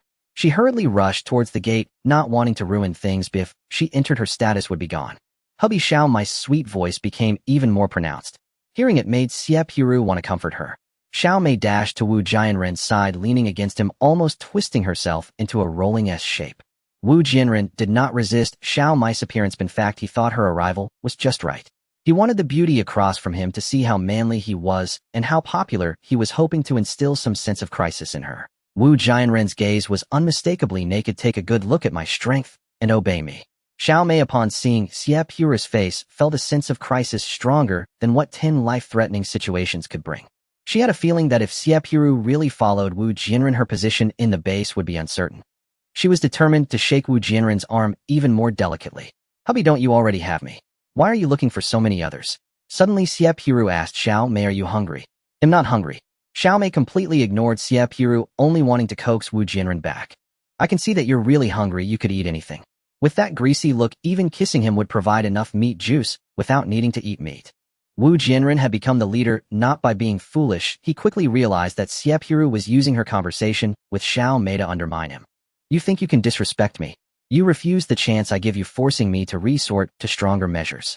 He still wanted to leave a good impression on Xie Purou and didn't intend to take action himself. He stepped back while holding Xiao Mei. A group of people who had followed him surged forward, surrounding Xie Purou. Wu Jianren looked at her with concern. "Don't struggle, or it will hurt you." He reminded the group, Don't injure her. Wait. Xie Purou suddenly spoke with a blank expression, her gaze landing on Wu Jianren's face. Others also dared not touch her. After all, she was the woman the boss wanted. Wu Jianren was both surprised and delighted. Have you come to your senses? No. I just want to know what you eat to become so fat. Xiaoming stepped forward, wanting to make a good impression in front of the future sister-in-law, his swollen face, marked with 5 clear handprints. Our boss has meat every meal. Following the boss won't leave you starving. Moi. Xie Purou showed a confused expression. After so long in the apocalypse, she had never seen any mutated animals. What meat were they eating? It's just two-legged sheep. Xiaoming's eyes gleamed with a sinister smile. The people around him joined in his laughter, their expressions grotesque, like demons crawling out of hell. He turned to see the boss, expression unchanged, and continued, Our base raises meat pigs. If you bring your supplies, our boss will definitely prioritize giving you the best. Xie Purou understood the implication. They actually dared to eat people. No wonder this base looked so well fed. Her eyes filled with frost as she coldly surveyed everyone around her. No, these people were devouring their own kind and could no longer be called human. System. M80 understood instantly, filled with righteous indignation. Host, they have gone too far. Do whatever you want with her. Stop wasting time with her. If she doesn't comply, well, just take her back and deliver her to the big brother's bed. Women just need to experience the benefits of the big brother, and they won't be able to leave. Her tone grew colder, yet she continued to ask patiently, Are the women in your base also treated this way after being captured? Yes, but don't worry, you're the woman our big brother has taken a liking to. Xiaoming dared not frighten her. Threatening was one thing, but if he truly scared her, the big brother would make sure to slap his other cheek to match. Hubby. Xiaomei stomped her feet, wanting to ask Wu Jianren if he still loved her. When she saw the impatience in his eyes looking at her, she fell silent. The circle of people was chattering with compliments to Wu Jianren, and in front of such a beautiful woman as Xie Purou, his masculinity was greatly satisfied. What are you waiting for? Take your sister-in-law back. Wu Jianren looked at Xie Purou with even more fervor, wishing to see through her clothes with his eyes. Xie Purou had one last question. Did those who guarded the gate yesterday besides Xiao He eat human flesh? Xiaoming's expression turned strange. What nonsense was this girl saying? Did she think everyone could eat meat in the apocalypse? What are you thinking? Such precious meat can only be eaten by those favored by the boss. Did she think raising meat pigs didn't cost anything? Raising them still meant they couldn't starve. Women are truly naive. Stop talking nonsense, get it done quickly, so I can go back to sleep. Wu Jianren was on edge. Xie Purou's cold voice rang out. You're right, let's get it done quickly. Without waiting for others to react, she kicked up a wind and soared into the air. Ice. A wave of coldness erupted, slowly rising beneath everyone's feet. At first they felt quite cool, but a second later their legs were frozen solid, and the crowd was pinned in place, unable to move. What was happening? Where did the ice come from in such hot weather? Was this woman an ice-type ability user? Xiaoming looked at the strongest person in the base, Wu Jianren. Boss. Save me. He didn't know that at this moment Wu Jianren was also desperately trying to save himself. Clearly he was a fire-type ability user. He should have easily broken through the ice, yet he couldn't use his abilities at all. He was sweating profusely, unable to even care for himself, let alone listen to Xiaoming babble. Shut up. The others understood that Wu Jianren was not the type to save anyone. They wanted to use their abilities to save themselves. At that moment, they were horrified to discover that they could no longer use their abilities. Yes, within the range of the food truck, if they didn't actively use their abilities, they wouldn't realize they couldn't use them. Unfortunately, they realized it too late. Freeze. Xie Purou's cold and melodious voice issued their final death warrant. Everyone except Xiao Mei was rapidly frozen from the bottom up.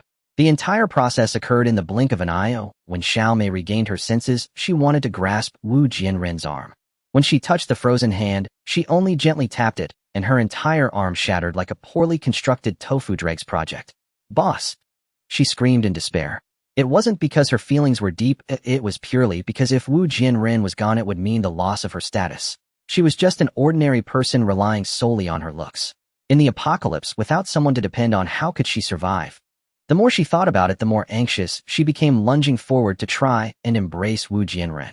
Now it was worse. She had initially lost an arm, but now her entire body was shattered into chunks of ice. Xie Purou looked at the woman who was screaming. This was her first time personally killing someone in this world. Before, she had only let M80 send people into the zombie horde. Now she was truly angry. She hadn't killed her, as she only needed her as a guide. Take me inside. Xiao Mei dared not refuse. You go, close the door. Xiao Mei trembled, sobbing with every step. Xie Purou was very impatient. Hurry up, or I'll be forced to hit you. There were no guards at the door, and they entered so easily. Most of the people on the street were guards of the base, and Xie Purou killed each one she saw. The smell of blood on a hot day was quite unpleasant, she froze them one by one. The number of ice sculptures piled up, making the entire Shurgang base much cooler. She had hardly seen any women on the way here. Take me to find the captured people. Xiao Mei led her deeper into the base. From afar, she heard the cries of women begging for mercy from shabby tents on the streets. Xie Purou's heart tightened as she quickened her pace. More than 40 men were scattered around, casually ordering women who were shackled. The women had disheveled hair, and each one's expression was nothing but numbness. They had clearly been tortured by suffering, and their eyes held nothing but despair, for they had long accepted their fate, knowing that no one would come to save them. Host. Oh, they have gone too far. I am so angry. M80 was so furious that it almost swore, but its programming did not include profanity, so after being angry for a long time it could only use the word excessive to describe these beasts. Now it regretted not having learned a few curse words when the host scolded it in the past. Xie Purou didn't bother to respond to it. Stepping forward, it kicked away the man who was on top of the woman, forcibly separating them.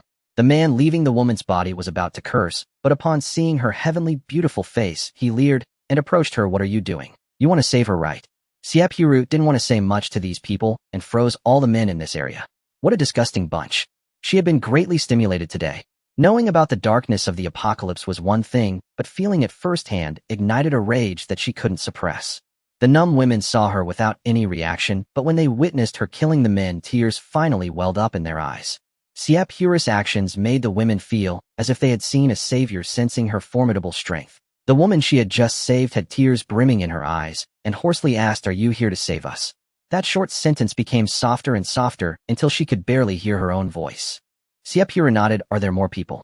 Her intuition told her that there were not just these women, but even more waiting for her. The women's gaze gathered in another direction.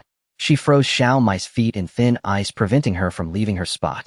The tattered tents might be mere outlets for ordinary men, but inside the better tents lay genuine anger. Young girls were bare-skinned, their eyes swollen from crying. The smallest among them was as young as Gu Qingqing, with bruises all over her petite body from being beaten and grabbed. No wonder the two little girls reacted that way upon seeing a man. Hell is empty and demons are on her, still freezing. Everyone go die. Xie Purou was enraged. She froze all the men present into ice shards. She wanted to take out clothes from her space to cover the women and girls, but she didn't have enough. As a fellow woman, she could deeply understand the pain of these women. Just this alone was not enough. She told them, "Those who want to take revenge personally follow me." With Xiao Mei leading the way, she took a group of women to rescue the victims who were imprisoned. The women here not only suffered mental and physical torment, but those deemed too ugly or whose bodies had been ruined and were sick were called to take the place of men. A group of women full of rage under Xie Purou's leadership froze one of them and struck a beast to death with a wooden stick they had found. This stick had been passed on by countless people. They marched through almost the entire base like a fierce tide. Some people recognized their relatives and rushed over, their eyes swollen from crying. Some were still looking around, trying to find their loved ones. The further they went, the more her anger boiled. These were all human, living beings. In some places, when they arrived, the women they rescued were already in a decent condition. Xie Purou realized that the first place she arrived at was relatively acceptable. At least it was not like this place piled with unknown corpses, whether of men or women. Some girls suffering from diseases were left here to await death. The women all understood that if they had not been saved today by that girl who resembled a goddess, their fates would have been no different from awaiting death. Xie Purou's face was always sour, not towards them, but because her mood was too heavy to smile. Most of the people in the base had been killed. Anyone who looked like a bad person in Xie Purou's eyes was killed. There were also those who looked honest, as Xie Purou intended to let them go, but other women jumped out to say they had once been bullied by them. In the past, men could freely beat, scold, and humiliate women, dragging them over to satisfy their desires. Now the roles had reversed, and women had become the ones who could decide their lives and deaths. They wailed and admitted their faults, but what use was that? Forgiveness was a matter for the gods. Xie Purou's task was to send them to hell. Eventually, a tacit understanding formed. Women who could not articulate their faults were barely spared, while the rest were all killed. In the apocalypse, it was very difficult to remain unscathed. By the end, no more than 50 people from this base could be spared. Benefactor, are you tired? The kind-hearted women were reluctant to let Xie Purou tire herself out, wanting her to take a break. I am not tired. Let's clean up the base first. She looked up at the people following her, her eyes so clear and bright. The hope that had been strangled by the apocalypse had returned to people's eyes like countless little stars. Since this group of people seemed to be killing one by one, those left behind followed them closely, and no one went to inform others. The entire base was almost cleared by them. How many places are left? Xie Purou looked at Xiao Mei. Meeting those sharp eyes, Xiao Mei dared not. There are two more. One is a room for keeping women who are pretty, and the other is. What is it? Xiao Mei's gaze flickered, and after biting her lip, she said it's a place for keeping the meat pigs.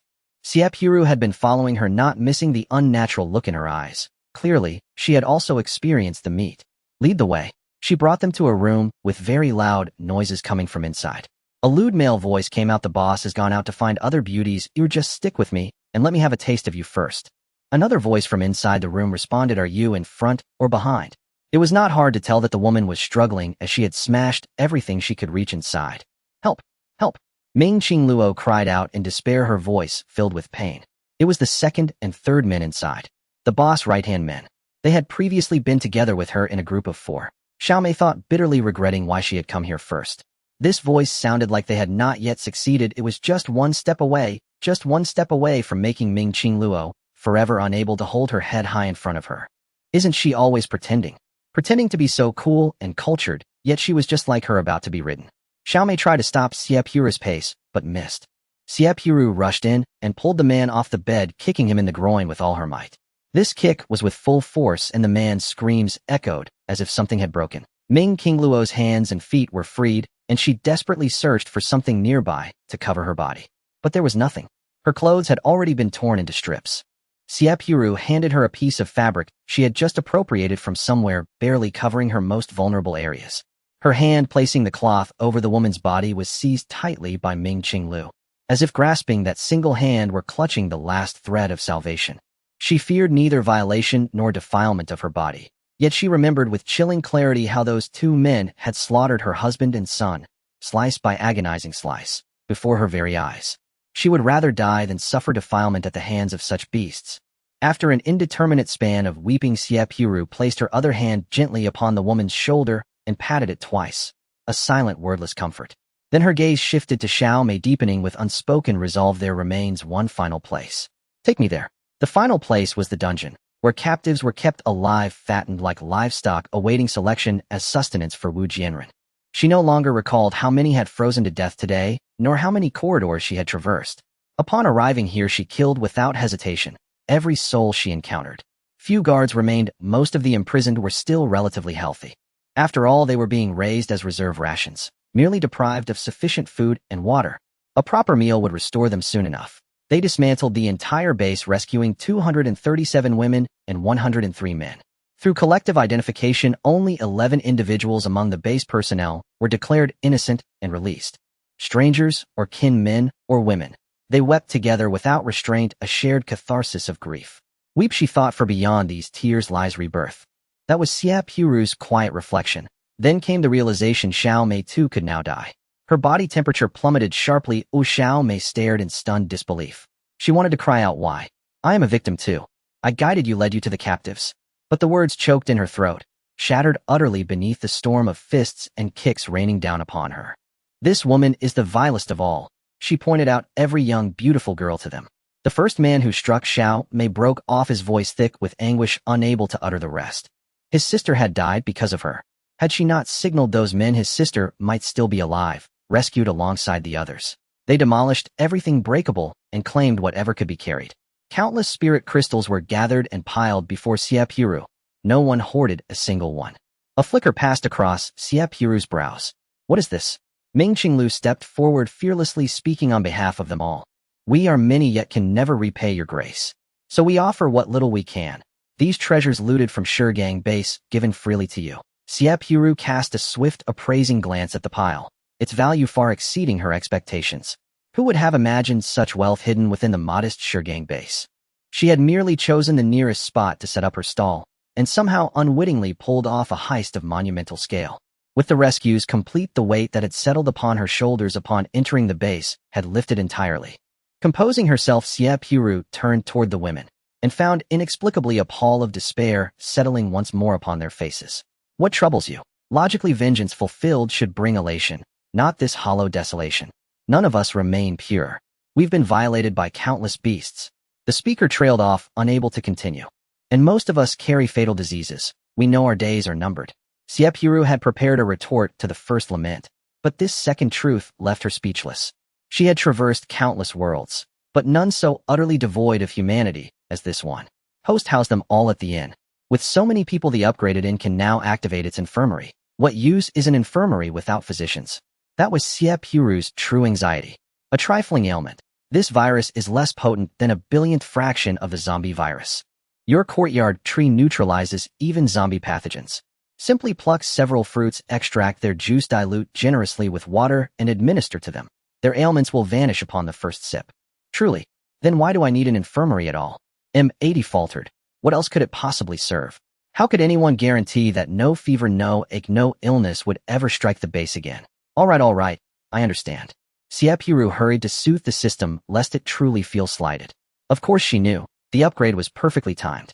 Yet rescue alone was insufficient. First, they must overcome the trials within themselves. Xie Purou strained her mind, sifting through every fragment of knowledge she retained. Chewing, digesting, reassembling. Only to realize with quiet dismay, my mind is already hollow. Sisters, do not think so. Our virtue has never resided beneath our skirts. Yes. Xie Purou nodded vigorously. This was precisely the sentiment she'd struggled to articulate. We entered this world naked. Why should we fear defilement? A scholar. Xie Purou gazed at her, astonished then delighted, as if sensing the quiet dignity of a teacher. Had circumstances permitted, she would have asked outright. Ming Qinglu continued, her voice imbued with an intangible power that uplifted every soul. Those two brief lines echoed ceaselessly in their minds. Virtue resides not beneath the skirt. We entered this world naked. Why should we fear defilement? No, it was not they who were stained, but those accursed monsters. Seeing mist gather in their eyes, Xie Purou offered reassurance. At the perfect moment, if you trust me, follow me, and I will heal your sickness. And if you lend your strength, life will not be harsh. A hush fell, then erupted into another crescendo of weeping. Ming Qinglu stepped forward first, setting the example. My life belongs to you, benefactor. I will follow you. One voice ignited universal resonance. We will follow you. All of us, we pledge ourselves to you. Their cries reverberated through the vast hollow chamber, evoking for a fleeting instant the sensation of having unified an entire realm. Once their emotions had settled somewhat, Xie Purou spoke. Each of you distribute the spirit crystals now. You'll need them on the journey ahead. System, bring my food truck here. No complications. With so many points to earn M80, it would have willingly bargained with the core system itself, had she asked for more than just a food truck. The autonomous food truck glided smoothly inside. Even though Xie Purou distinctly recalled securing the courtyard gate, it passed straight through, ignoring the barrier entirely. She instructed Ming Qinglu to oversee an orderly distribution of crystals. Aside from base staff, who received only 10 basic grade crystals each, everyone else received nearly 200 grade 1 spirit crystals. Converted to points that amounted to 20,000, more than enough to ensure nourishment, rest, and recovery for all. Benefactor, we've reserved 20-odd grade 2 crystals, and 1 grade 3 crystal. For you, grade 2 crystals were exceedingly rare. Wu Jianren relied on absorbing them for advancement, leaving few stored in the base. Xie Purou looked closely. This was her first encounter with a grade 3 crystal. Was its rank determined solely by size? The higher the level of the crystal nucleus, the larger it becomes. She imagined if a zombie were at level 8 or 9, wouldn't their brain feel heavy like they had a tumor? I don't want it. You all can divide those crystal nuclei among yourselves. Shaking her head, she tossed out strange ideas. She specifically asked Ming Qinglu to distribute the crystal nuclei, making everyone listen to her. 200 crystal nuclei for each person. The remaining excess would be equally divided among the younger and the severely injured. This harmonious scene reminded Xie Purou of another matter, making her anxious. Master, our guest house hasn't been upgraded yet. Aren't there enough rooms? I had already applied to the main system. Special approval for a bulk upgrade to accommodate everyone here. Good master. Praise it. Grape Guest House. The parking lot and the entrance of the guest house were closed with a sign indicating that it was undergoing an upgrade. A panel popped up in front of the people inside the guest house. Please, all residents return to your rooms. Non-residents, please stay where you are. The upgrade would take 5 minutes, starting a countdown of 3 minutes. Please follow the prompts accordingly. The original residents of the guest house hurried back to their rooms, and within a minute the number of people in the hall was reduced by half. Those who came from elsewhere for a meal were curious about what would happen if they moved. After the countdown of 3 minutes, someone tried to get up from their seat, only to find themselves unable to move due to a mysterious force. Though they were immobilized, their mouths could still move. The feeling of being physically restrained made everyone panic their mouths, spouting words like a Gatling gun. What are you shouting about? Didn't I say the upgrade would take 5 minutes? It will be over soon. Everyone listen to me. Oh, we have single rooms, double rooms, triple rooms, quadruple rooms, and family rooms. The family room can accommodate an unlimited number of people in 5 rooms, while the other rooms are limited to their respective numbers. Everyone who wants to stay in a particular type of room, please line up from left to right. Ming Qinglu, can you help keep count? Ming Qinglu nodded okay. Host, the upgrade has been completed. You will surely be pleased when you return. This upgrade unlocked a clothing store. You can buy ordinary clothes from the store without drawing cards. How about we change their clothes first? It really is true that wishes come true if everyone just went back dressed like this. It would indeed be a bit inappropriate. Not to mention how others would see it. Those accustomed to a civilized society wouldn't just wander around bare in the apocalypse. After seeking everyone's consent, Xie Purou bought a set of clothes for everyone separated by gender. The men received tops and pants, while for the women, she purchased loose-fitting dresses. They all had various wounds on their bodies especially. Wearing dresses would facilitate movement and avoid injuring their wounds, and the one-size-fits-all dresses could be worn by both adults and children. Thank you, benefactor. After changing into clothes, everyone wanted to kneel before her, scaring Xie Purou into jumping up from her chair to bow back at them. This isn't how business is done. You all have paid. We have a transaction. Oh, please don't do this. She was at a loss. But you saved us and provided us with clean clothes. Xie Purou pinched her temples. Saving a group of ingrates was one thing, but their gratitude was another matter. I am just a merchant. Oh, please don't do this anymore. If you really want to show gratitude, let me earn a bit more. The girl's straightforwardness made everyone even more grateful. They had met someone kind-hearted, and everyone was happy. She registered everyone's check-in, with most choosing quadruple rooms, thinking it would be lively and cheaper to stay together. A few chose to go solo. However, there were still some little girls without adult supervision. Ming Qinglu stepped forward. I'll stay with these children. I can share the family room with the youngest girls to take care of them. Are you sure? Xie Purou noticed her gaze softened significantly when looking at the children. I'm sure. I used to be a teacher, and living together allows me to teach the children some characters. Actually, there were only 8 younger children in total, yet their injuries were no less than those of the adults. If Ming Qinglu stayed with them, she could take care of the younger sisters. The little sisters looked eagerly at Xie Purou, waiting for her decision. They really liked Ming Qinglu, as she had a motherly vibe. Earlier it had been Ming Qinglu who had been taking care of them. But what about the 8 of them? Can the family room accommodate? Xie Purou thought it over and decided to grant Ming Qinglu a special privilege. For the family room, they would stay in. Besides Ming Qinglu's room, the other 4 rooms would be set up with bunk beds. She informed them of this decision, and they were all very happy. Great. We don't have to be separated in our new home. Hua Hua, I want to sleep with you. Then I want to share a room with Nyo Nyo. The joyous laughter of children filled the air, sweeping away the previous gloom. Communication among peers was much better. They were finally able to huddle together for warmth in the apocalypse. In times of hardship, true feelings emerge, and the girls cherished their friendship. Ming Qinglu patted the heads of the little girls, her eyes filled with affection. What was Xie Purou doing now? She was huddled in a corner, desperately drawing cards. Oh, there are so many people, my teleportation cards are running out. The system chuckled. Draw away, host. Xie Purou spent, and wouldn't that mean the system's performance would improve? Guest house teleportation cards 999. After consuming 6 million points, she finally drew one. Who understands? With each round, she drew. Her heart bled. Fortunately, today's income was high. All the points they exchanged had gone into her account, and along with her previous savings, she had over 8 million. She had to renovate for everyone spending so many points. Xie Purou's account was left with just over 50,000. Her face was filled with poverty. Oh heavens. If only points could be spent like a man's heart. She let everyone buy a teleportation card, and a loud sound echoed in the sky as 350 people shouted in unison, "Grape, you are my god." They shouted it 3 times. The large buses Xie Purou had seen earlier appeared one after another in front of everyone. Benefactor, aren't you leaving? She waved her hand. Just call me the shop owner from now on. You all go ahead. I will follow shortly. She still had to drive the food truck back. Everyone boarded the bus in an orderly manner without any crowding or noise. Xie Purou suddenly realized something on the food truck. Wait a minute. I've wiped out the Stone Ridge base. Where am I going to set up shop tomorrow? How about the host goes to the Flame base instead? After all, it's only for a day. We can change locations next week. Well, it seems that's the only option. The food truck returned to the guest house before the buses arrived, and she was shocked to see the dramatically changed guest house before her. P.S. No matter how far the journey, there's always affection. How could you leave a review? The child dreams of this book achieving a score TT. The guest house's area has increased by more than 5 times. The fence that was created during the last upgrade has vanished, replaced by an enormous barrier above the guest house. As she walked in, she could feel a refreshing breeze. The air conditioning could even extend beyond the confines. The original dining hall has transformed into an open street, with the food she unlocked becoming stalls on a gourmet snack street, filled with tables and chairs in the middle. The speed of upgrading the guest house is astonishing, but the snack stalls are rather sparse.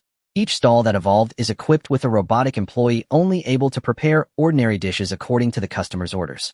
Dumplings are still in a self-service mode, and there hasn't been much change in price. Taking advantage of everyone else not being back, yet she stepped inside to take a look. The elevators are distributed across 5 locations based on different room types, with each elevator only able to reach the corresponding room type. Even with Xie Purou's countless experiences completing tasks, she couldn't help but exclaim the changes are so vast. Special approval. This time hospitals and clothing stores have also been unlocked. The clothing store has basic outfits that will automatically update if a card draw yields something new. However, the hospital requires a bit more effort as the host must personally organize it. She thought not in a hurry as she planned to complete this week's tasks after another day of business tomorrow and take her time with it. Once the upgrade was completed and the restrictions were lifted, the original residents of the guest house came down to wander around. Is this heaven? Isn't this the snack street I dreamed about last night? Wait, am I still dreaming? Chihua pinched me. Oh, I can't be dreaming. Upon hearing that familiar voice, it was clear that the 2 most enthusiastic ones coming down were those 2 conspicuous bags. She pretended to look around, her peripheral vision fixated on the 2 of them. Let me use my clairvoyance to see how those 2 are doing. Just as her eyes caught a glimpse of a corner of clothing, the next second a series of crisp slap sounds echoed. Xie Purou was astonished. Shocked. The 2 men were actually slapping each other's faces in public. Indeed, it was painful. Tsk tisk, those good buddies wearing the same pants really went hard. This isn't a dream. Ahwazi. Our dream as brothers has come true. I will no longer be lazy when I go out to fight zombies. Wuju will never have to go hungry 8 times a day again. The 2 men who just slapped each other suddenly. Xie Purou averted her gaze as she couldn't watch anymore. Was this something she could see without paying? She really didn't understand the mindset of these funny guys. If it weren't for the fortunate occasion of going out with them once, she would truly have to investigate how these 2 fools managed to survive in the apocalypse through humor. Hey, you 2 customers are coming soon, you know, cough cough, be mindful of your influence. She didn't want to interrupt them, mainly because there were still children around. Customers. Just in time, we brothers are free, well, entertain you. Shizhu and Chihua were shoulder to shoulder, smiling brightly. If this were at school, who knew how many little girls would be infatuated? Just don't do anything stupid. She paused. Don't make me beg you to. The presence of these 2 added quite a bit of fun to her otherwise dull life. Without them, her joy would indeed be significantly less. Everything else was quite good, but unfortunately, they were just not presentable. The sisters who came this time were somewhat exhausted today. She hoped those 2 wouldn't scare them. Don't worry, we brothers have got this for you. Chihua patted Shizhu on the chest to assure her. Then you should pat yourself. Oh, why are you patting me? I don't feel pain when I pat you. Just as the 2 were joking around, Xie Purou heard the sound of the bus arriving. The women on the bus saw that she had arrived early and breathed a sigh of relief, getting off the bus in an order. Then he'll take care of the kids. I'm the best at looking after children. Chihua reached out to the 80-year-old girl, Hua, saying, Big brother will hold your hand, okay? Hua was startled. Her experiences with men, making her remember them vividly, causing her to step back repeatedly. Xie Purou approached, crouched down to comfort her. I remember someone calling you, you're Hua, right? Familiar voices softly coaxed her, making her feel much more at ease. Hua nodded, but her eyes still warily glanced at the 2 unfamiliar men. Hua, don't be afraid. No one here will hurt you. Everyone, you don't have to be scared. With M80 secretly expanding her aura under the influence of her friendly aura, her voice felt like a pair of soft hands, soothing everyone's hearts. The atmosphere improved considerably. Hua was less afraid of Shizhu and Chihua, though she still didn't dare to get too close. Even so, Xie Purou was very satisfied, deciding that the emotional scars would take time to heal. Once everyone had gotten off the bus, Xie Purou led everyone inside. Just as they stepped off the bus, which had an appropriate temperature, the sweltering weather made them sweat. But upon entering the guest house, a wave of coolness washed over them. The street was decorated in a dreamy and exquisite manner, and stepping on this land felt like being amidst clouds and mist. It was no wonder Shizhu doubted if he had reached heaven upon seeing the snack street. This was a thought shared by everyone at that moment. Xie Purou continued to lead, introducing them one by one. This is the clothing store, which currently only has simple clothes. The food here can be purchased with points. If you all save your points, you'll have enough to heal your injuries and think about. Actually, the items here aren't that many, as long as they don't stock up in bulk like at the base, their points will last them for a very long time. After roughly introducing the basic items, Xie Purou announced that everyone could disperse and find their respective rooms according to their panels to rest. Why are you two still standing here after everyone has dispersed? Qi Hua and Shi Zhu looked troubled, resembling a pair of stone lions guarding the gate. They just couldn't understand why they who were adored wherever they went suddenly faced disdain from the girls. Xie Purou couldn't help but laugh and cry upon realizing their thoughts. They were just rescued from a private base by me. Huh. Shi Zhu was stunned so there. With just a brief sentence the two understood. No wonder their wounds looked so strange. No wonder the young girls were so afraid of them. I really should be. Shi Zhu, you really should be punished. Two voices of self-reproach echoed in unison. Shi Zhu and Qi Hua stared at each other wide-eyed. No, it was you who initiated the conversation. Why are you blaming me? You didn't stop me. Was I supposed to stop you? You stepped on my shoe and then shot out like a rocket. Xie Purou walked away without looking back, and after just 3 seconds, she should let the two feel sad for a while longer. She still had many things to do. After the canteen was upgraded to an open street, the small kitchen moved to her courtyard. Now guests wanting to dine in the guest house even had robots to serve them, while the small kitchen was only used by her. Will picking a few fruits be enough to detoxify so many people? It's just a minor illness. A small fruit for each of the 100 people will suffice. The total number of men and women she brought back was 351. Without hesitation, she picked 4 fruits. Holding 4 fruits in her hand didn't even fill her palm. Is this really that effective? Absolutely effective. No matter how effective it is, she couldn't just crush the fruits and boil them for water to send over. That would be too strange. Will cooking it with other things affect the efficacy? Please correct your attitude. This is no ordinary fruit. What? Is this fruit from a poem by Wang Wei? M80 roared. This is a fruit that can detoxify the zombie virus. I won't tease it any longer. She came to the kitchen, washed the fruits casually, and put them into the blender to turn them into fruit pulp and juice. It's better for the kids to drink something sweet. Boiling ginger-infused cola is just right. Sauté the ginger slightly, add red dates, goji berries, and cola, then after boiling stir in the fruit pulp evenly. The amount for 350 people is not small, so she had to use the broadcast to call everyone to line up at her courtyard entrance to receive their drinks. After distributing, seeing the little bit left, she packed it up to bring to Gu Qingli and Gu Qingqing's room. Ding dong, the doorbell was pressed by her. The two girls saw her outside through the visual doorbell. Sister shopkeeper. The two little friends were very polite and opened the door to invite her in. I'm here to bring this for you. She took out the 2 cups of still warm ginger-infused cola that she had packed. Not knowing what the 2 little girls had experienced, she didn't want to know or ask. It's always good to be cautious. Wait a minute. She slapped her head. Didn't these 2 little girls survive by eating the fruits under the tree before she brought them back? Forget it, since they are here, having a drink is not a loss. She also had something to say. Today, many little friends around your age came, and the new shop downstairs is open. If you want, you can go to Building 5 or Room 2003 to play with them. When distributing the cola, she mentioned to Ming Qinglu that there were 2 little friends in the guest house, asking if she could let the 2 little girls play with the ones in her room. Ming Qinglu said it was no problem. Only then did she reveal the room number. At this age, they are still very young children. Who doesn't like to play? Can we go find them to play together? Gu Qingqing looked up at her, and in just 2 short days her little eyes were filled with admiration and trust for her. Xie Purou couldn't help but ruffle her hair. Her washed hair was clean and emitted the scent of shampoo she drew from a card. Of course, our little orange and little pear are so cute. If you go, the aunt over there will definitely like you. Alright, sister is leaving now. If you have any issues, you can come find me, okay? Xie Purou took one last look at the 2 children. She couldn't help but feel uneasy leaving such small kids alone at home. As she walked through the playground downstairs, breathing in the scent of grass, she couldn't help but say, "System, when will you upgrade to set up a nursery for me? Once the hospital is ready, the upgrade will follow." It is quite clever.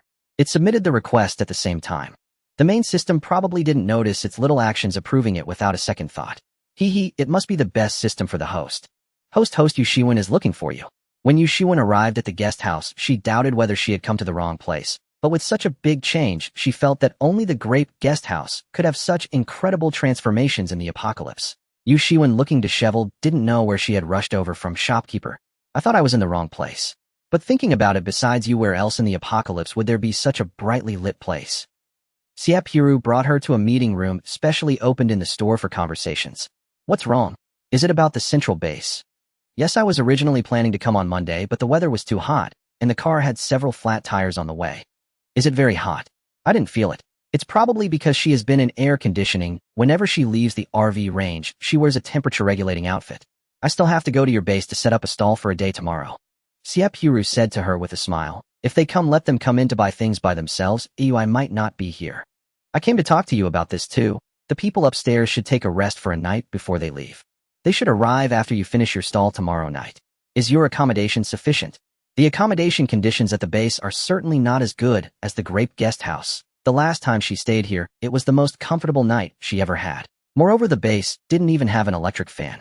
It's not that they don't have one, it's just that electricity is too precious and needs to be saved for lighting, so they can't bear to use it for such leisurely things. The three of them in her family were fortunate to have her purchase temperature-regulating outfits. Wearing them to sleep at night allowed for a bit better rest. With temperatures rising several degrees, each day her father couldn't take it anymore and hid the temperature-regulating outfit underneath, refusing to take it off.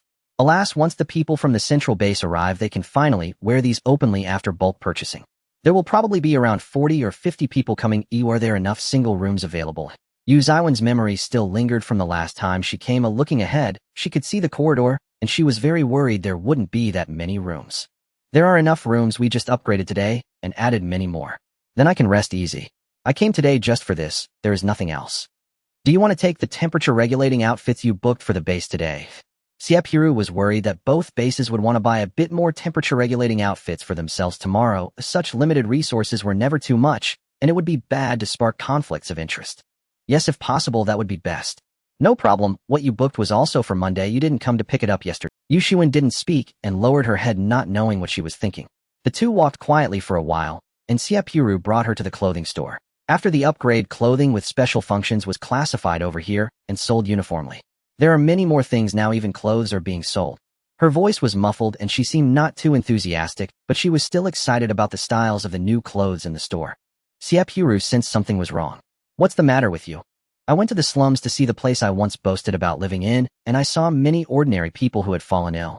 Her voice trembled imperceptibly as she recalled the sight of people fainting on the street, while those who hadn't collapsed were barely hanging on to life, lying in shady corners, gasping for breath. Xie Purou looked up to see the sun. By now it was around 9 in the evening, yet the sky remained bright.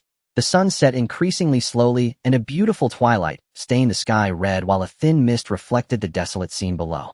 Those ordinary people must have suffered from heat stroke. Prolonged exposure to high temperatures would disrupt their body's regulatory functions. Even a typical summer before the apocalypse could see outdoor workers afflicted by this illness with a reported mortality rate as high as 50. In fact, the water she provided had already improved the situation for most people at the flame base. At one point, for one bottle of water, everyone could afford it. Compared to other bases suffering from both water scarcity and heat, the situation at the flame base was vastly better. The prices for medicine had also dropped significantly. A 1 crystal core could buy a box of medicine. Not knowing how to comfort Yu Xiwen, Xie Purou could only place a hand on her shoulder. You've done your best.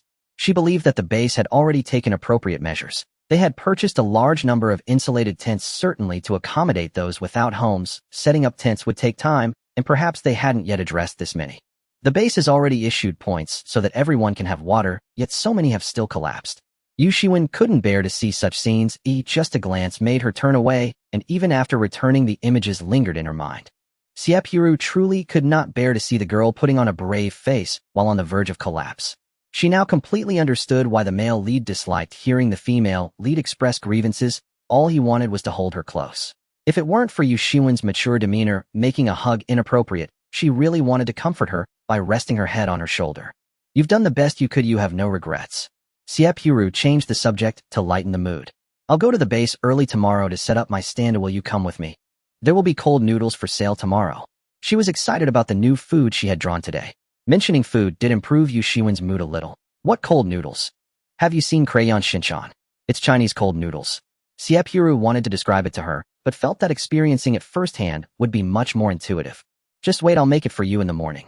Her proud little expression paired with gestures she couldn't quite replicate made Yu Xiwen laugh. But don't oversleep, you always get up at noon, and by the time you get to the base it'll be 1 o'clock. Where is the love for work among laborers? Yu Xiwen returned wearing her thermal suit. She had promised to get up early the next day. She got up and began preparing the items needed to set up her cold noodle stand. She shredded cucumbers, pulled apart cooked crab sticks, and blanched wood ear mushrooms and bean sprouts. She spread fresh yellow egg liquid in the pan, and once the thin omelet had solidified, she took it out and sliced it into strips. This was the side dish. The noodles could be used directly after being cooked. Cooling them in ice water gave them a firmer texture. To add some color and allow those eating the cold noodles to taste tomatoes, she sliced a few pieces of tomato to prepare for plating. Surprisingly, the system even provided an ice bowl for this dish. It was a large bowl made of ice to hold the food, keeping it cool and refreshing due to the ice. She placed the noodles that had been chilled in ice water into the ice bowl, arranged the side dishes in layers, forming a small mound.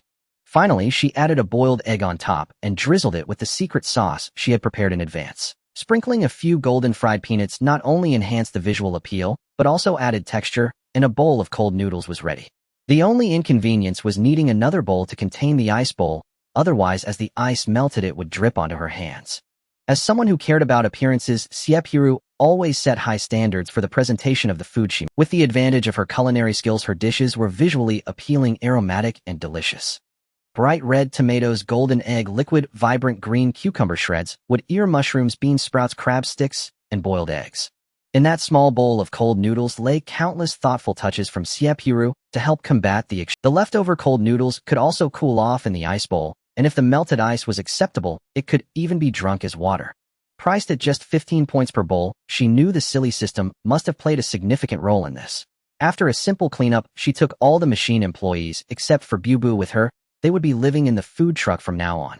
The guest house was already self-sufficient, so they would follow the food truck. After finishing her meal, she dawdled for a while, arriving at the flame base just after 7. The guards here recognized her food truck and let her through without inspection. In familiar surroundings, Yu Shiwen was already waiting for her. "You're early today. I can't afford to keep Miss Shiwen waiting." As she opened the serving area, she handed a folding table to Yu Shiwen.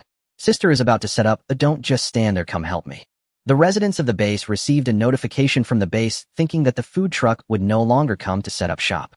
However, upon hearing that the food truck was selling cold noodles today, they initially thought it was a rumor. With a skeptical attitude, everyone still decided to come. When they found out it was true, word spread rapidly, and soon a crowd formed to queue. As the queue grew, Xie Purou found it manageable with 3 little robot assistants helping her, while her role was the most crucial in conveying orders. There were still many people buying from the machine selling covered rice nearby. Compared to the refreshing cold noodles suited for summer, the palate of the Chinese people preferred hot dishes. The cold noodles combined with the large ice bowl appeared even larger when packed. Customers carefully carried their packed cold noodles back to enjoy. With the hot weather, they couldn't afford to wait any longer, or it would turn into a puddle of water. Almost everyone had a portion of cold noodles, lemon tea, and fruit salad. Those with larger appetites even ordered a bowl of covered rice, or else they planned to take it home for the next day. It was easier to carry just their own order, but buying several portions became quite heavy. Some had families to feed, so they called their children to come queue together. Hurry up, hurry up. I heard there's a vegetable salad being sold today. Finally, we can eat some green leafy vegetables." "Is there really a vegetable salad? I've been insisting that I wanted to eat vegetables, and the food truck actually sells salad." He wasn't shocked by the fact that the food truck sold salads, but rather that his dream seemed to have come true. "Look at those people, aren't they all holding one?" A closer inspection revealed shadows of green leaves in the packed bags. "What are we waiting for? Let's go." The two hurriedly rushed to join the queue, while Yang Datong, passing by, was confused by the scene. It was his first time from another base seeing so many people queuing up. Perhaps it was because of the different food truck, or maybe due to the herd mentality. If others are queuing, he would too. While he stood in line, he wondered what they were queuing for. He tapped the guy in front of him. "Hey buddy, what is this line for? Are you from another base?" The person looked at him suspiciously. The entire base had announced this. If he were from the Lian base, he wouldn't have missed it. "Yes, I came from the Jiayang base. That food truck ahead is the grape food truck. Today they are selling cold noodles, and apparently there's a large ice bowl included. Finally, something to cool down with. And over there is a machine selling covered rice. There's also vegetable salad and lemon tea." Someone nearby added to their conversation. "I heard from those who've tried it that the grape-flavored salad dressing is the best. The regular salad dressing doesn't compare." People from the Lian base took pride in the existence of the grape food truck, which was something other bases lacked. Since queuing was boring, the two began chatting. The older guy eagerly introduced things to Yang Datong. Yang Datong was astonished, selling food. The guy was quite satisfied with his surprised expression, which brought him great psychological satisfaction. The people next to them enjoyed his naive demeanor and began to tease him. "What do you think? Doesn't it sound like, could it be shu sal smeared with sauce pretending to be pork chop rice to trick you into buying it?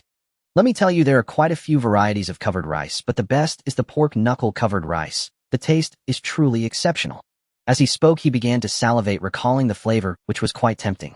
Yang Datong thought he was boasting and asked, "Then why don't you queue to buy some covered rice?" The grape food truck's food is all delicious. Although the covered rice is great, I feel that if I missed out on the cold noodles, I would definitely regret it. And on such a hot day, some cold food would help cool off. The guy wiped the sweat from his forehead. Yang Datong stared at his hand, his eyes widening. You actually have tissue? Could it be that the guy in front of him was a high-ranking member from a base? Tissue was something that only high-ranking individuals could use at their base. Don't ask what they use now. Although plants have mutated, not every plant has mutated into an aggressive type. Everyone had already discovered that a type of non-mutated plant had been transplanted into every base. This plant had large, thick leaves and was the best substitute for toilet paper. The grape food truck sells that too. Yang Dadong was confused. Aren't food trucks supposed to sell food? Now the food truck only sells food. Because our base is in partnership with the grape base, we can sell supplies provided by Grape's homestay. If you're interested, you can check out the sales hall at our base. That's great. How many crystal cores does it take to buy a portion of food? Yang Datong nervously fidgeted with his hands. If it costs too many crystal cores, he couldn't afford it. Looking at the outfits of the people in front, he felt that everyone could afford it, and he should be able to as well. I wonder how many points cold noodles and vegetable salads cost at. Anyway, a portion of rice is just 20 points, so it shouldn't be too far off. The older guy kindly explained how crystal cores could be exchanged for points. Yang Dadong wanted to ask something else, but the older guy waved his hand, indicating he wouldn't chat further. He couldn't say more. If he did, he would expose the base's secrets. What if people from other bases found out how great the Grape homestay was and came to rob them? Not every base leader is as good as theirs. Reluctantly, Yang Datong could only continue queuing with a belly full of curiosity. As he watched people in front of him come out with their packed cold noodles, he could feel a faint coolness as they passed by, making him even more eager. After queuing for over an hour, it was finally Yang Datong's turn. He hurriedly packed 2 portions of cold noodles, 1 salad, and a cup of lemon water. The ice bowl felt heavy in his hand. Cold noodles are just cold food, right? He wanted to see how delicious it could be. He casually found a clean stool and sat cross-legged, using the stool as a table to open the bowl of cold noodles. The refreshing coolness wafted towards him, making his face relax. The toppings were abundant, and there was even an egg on top. He instinctively wanted to hide the cold noodles he had displayed, but upon looking around, he saw many others sitting on the ground like him eating. His act of hiding the noodles froze. This was the Lian base. Everyone had long been accustomed to it. He then felt at ease to continue eating. The weather was too hot. The moment he opened the cold noodles, the ice bowl had already started to melt. He had no time to appreciate it. He grabbed the disposable chopsticks and began to eat heartily. The taste was incredible, overturning his understanding of cold food. Cold food usually meant cold dishes to him, but this was his first encounter with cold noodles. It was neither oily nor spicy. It slid down his throat coolly. He chose the grape-flavored salad dressing recommended to him, and with each bite of salad and cold noodles, the summer heat faded a little. After finishing the cold noodles, he couldn't help but drink the soup as well, while the ice bowl slowly melted, continuing to hold some for a while in the packed bowl. After finishing the second bowl of cold noodles, Yang Datong unhesitatingly drank the melted ice water from the bowl. This was the fullest he had felt since the apocalypse, and the day he enjoyed drinking the most. Even though he was full, he still wanted to try the pig trotter rice that his elder brother had mentioned. He quickly tidied up the trash, carrying lemon tea, while sipping and continuing to wait in line. He was afraid of missing out if he queued too late. Yang Datong was lucky. He managed to use his remaining points to buy 2 servings of rice before Xie Purou closed up. If he couldn't finish it alone today, he could always eat it tomorrow. After all, he wouldn't waste it, nor could he bear to waste it. Xie Purou returned to the inn quite late. She was the embodiment of early rises and late returns. Having just taken a shower, people from the central base arrived waiting for her alongside Yu Shiwang in the food street. There weren't many people in the food street at night. Most had already eaten well during the day. The lights in the food street were bright, illuminating the food beautifully. Unlike indoors, the air here was fresher and more circulated. By the time she arrived, everyone from the central base had several meals, happily engrossed in eating. She had thought the central base wouldn't lack food, but she never expected to see this scene. You're here. Yu Shiwang patted the seat next to her, signaling her to sit down. Nearby, there were still people from the inn who had come down for a night jog or stroll. Isn't this a place for discussions? Should we find another location? Hello, shopkeeper. I'm Xiaoku, sent by the central base to handle this procurement. You can call me that. Xiaoku was a boy. Precisely speaking, there were no other girls among the people who had come aside from Yu Shiwang and her. She politely nodded, saying hello. Can we sit here for a while? Xie Purou nodded, realizing her oversight. The people from the central base were eating so earnestly that she felt embarrassed to interrupt them. She sat down and casually chatted with Yu Shiwang, asking, "Does your dad have any close friends at nearby bases?" Yu Shiwang understood her meaning immediately. Yesterday, she had single-handedly eliminated the Shurgang base, and seeing so many new women arriving at the inn made her understand. This incident hadn't spread, yet it would likely do so in a couple of days. Jiaoyang base is quite good, gets developing well, and is also nearby. Xie Purou nodded, noting the name down, planning to visit this base next time. Miss Xie, we've eaten our fill. Where do you suggest we go to chat? So soon. They had only exchanged 2 sentences. Let's go to the clothing store. Didn't you come mainly for thermal clothing? Yes, but not just that, we also want to buy as many insecticides as possible. Xiao stated honestly. After receiving the warning from Lian, we informed all the major bases, and each base has reported a recent surge in mosquito reproduction. Strangely enough, while mosquitoes do appear in hot weather beyond a certain temperature, not only do people disappear, but even mosquitoes vanish. It seems that the arrival of the apocalypse has to some extent affected the originally normal ecosystem. Various plants and animals appear normal, but have already changed. In the apocalypse, survival of the fittest applies not only to human struggles, but also to the competition among plants and animals. Xie Purou thought of the tree in her yard that could eliminate the zombie virus and asked the system, what about that tree? It is advised that the host refrain from researching mutated plants as current science cannot explain them. Thus, giving them the fruit would be pointless. M80 misunderstood Xie Purou's meaning. What I meant was they would probably want to take that tree back for research once they saw it. If they knew the fruit could detoxify, I'm sure I wouldn't have a peaceful life. I want to ask you, can they see the value? If they can, I'd better pack that tree back into my space. I may not be able to save all of humanity, but at least I can prevent them from bothering me. Don't worry, host. Even if they eat it, they won't be able to tell. Isn't that stating the obvious? I don't know what nutrients are in fruits either. M80 3 minutes of silent treatment. Unbeknownst to her, while communicating with the system, she had walked into the meeting room of the clothing store and sat down. Seeing her silent and expressionless, Xiao thought she was unhappy. Shopkeeper, is there a problem? No. Xie Purou came back to her senses. As a guest of the inn, she stood up and placed a bottle of water in front of each person. She intended to take out some sunflower seeds to snack on while talking, but felt it would make the occasion seem informal, so she refrained. Please list out what you want and how many items you need, and I'll take a look. Xiao handed her a list that had been prepared in advance. Thermal clothing, take as much as you need. Thermal tents, take as much as you need. Insecticides, take as much as you need. She glanced at a few lines and stopped looking. In any case, it was just that they wanted as much of everything as possible. The central base was indeed a large base, financially robust. Did you all come from the central base? No, the central base is quite far from here. We couldn't have made it in such a short time. We were on a mission to another base nearby, and our leader allowed us to come by on the way. Xie Purou, is the central base really that far? As soon as she said it, she regretted the foolishness of her question. The shopkeeper is joking, but it's not far, just that the roads are not good. Right, Yu Shiwing had mentioned the road issues before. Is it because the tires don't adapt to the heat? Not entirely. Mainly after the apocalypse, we can't use the old roads, and can only find small paths, increasing the difficulty of getting here. According to the zombie movie Xie Purou had seen, it should have been early in the zombie outbreak, when cars were blocked on the road, and those trapped on the road had already mutated. Clearing away a large number of cars and zombies would also take time. No one would want to waste time and energy on such matters. You all still have some time before heading back. What if you encounter extreme heat on the way?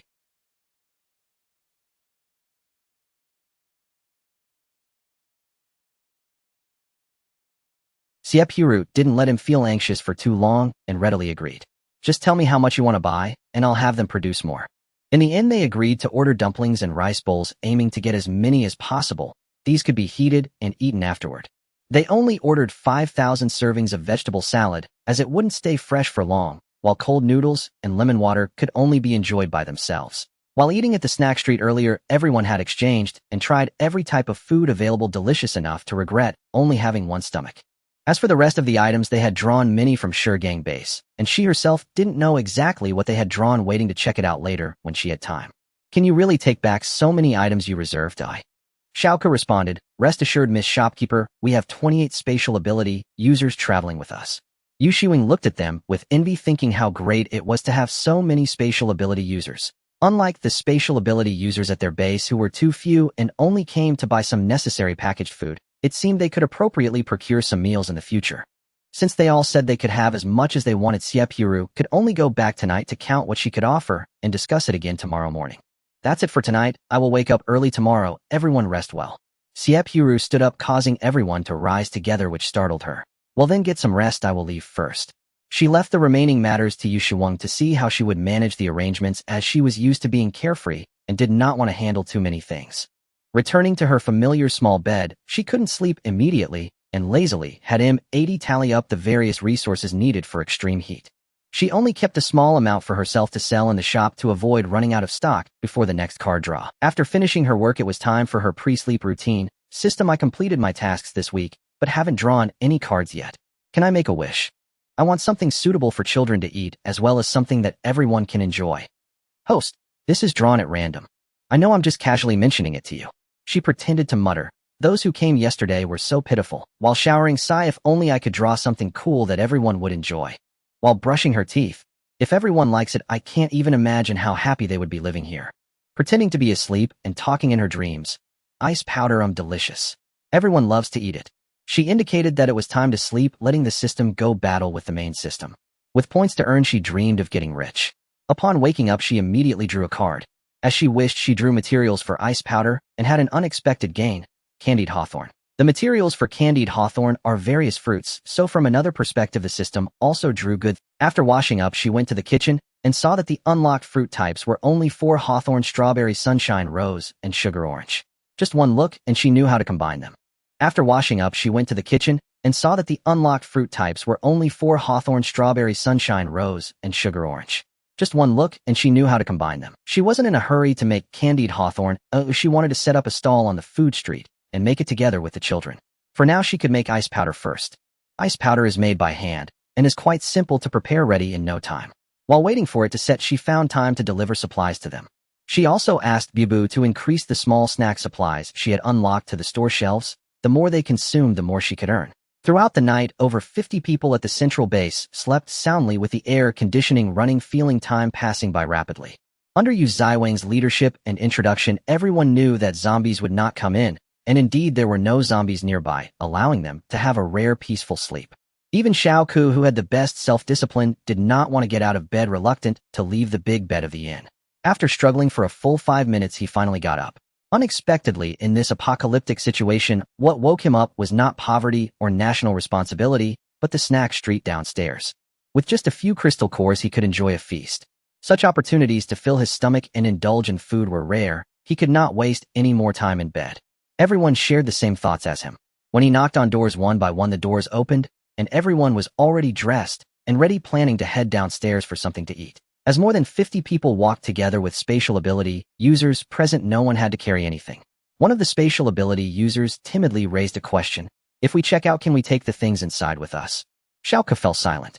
The toiletries provided at this accommodation were quite practical, including soap, shampoo, and shower gel, items that were quite sought after at the base. In the early days of the apocalypse, everyone was focused on food, but now that things had settled, those items had been damaged in various ways, and the ones collected were mostly expired. Shall we ask the shopkeeper later? I think it's a good idea. Just asking won't hurt. If not, it doesn't matter. Today, when Xiaoke met Xie Purou, the first thing he asked was, Miss Shopkeeper, can we take the toiletries from our room? Xie Purou was taken aback. Did the people from the central base still value such items? Most of those who stayed here were long-term residents. It seemed there was only Yu Shiwen, who stayed for just one day. The items in the room are provided for customer use. I have no objections if you want to take them. The hygiene issue was there. If they did not take them, the system would also recycle and dispose of them. That's great. The spatial ability user who proposed to take them was very happy. They could also procure supplies, but such toiletries would definitely be secondary to food. They needed their space for more important items. Xie Purou only communicated with Xiao Ku and the 3 others. The rest could move freely and come to load the goods later.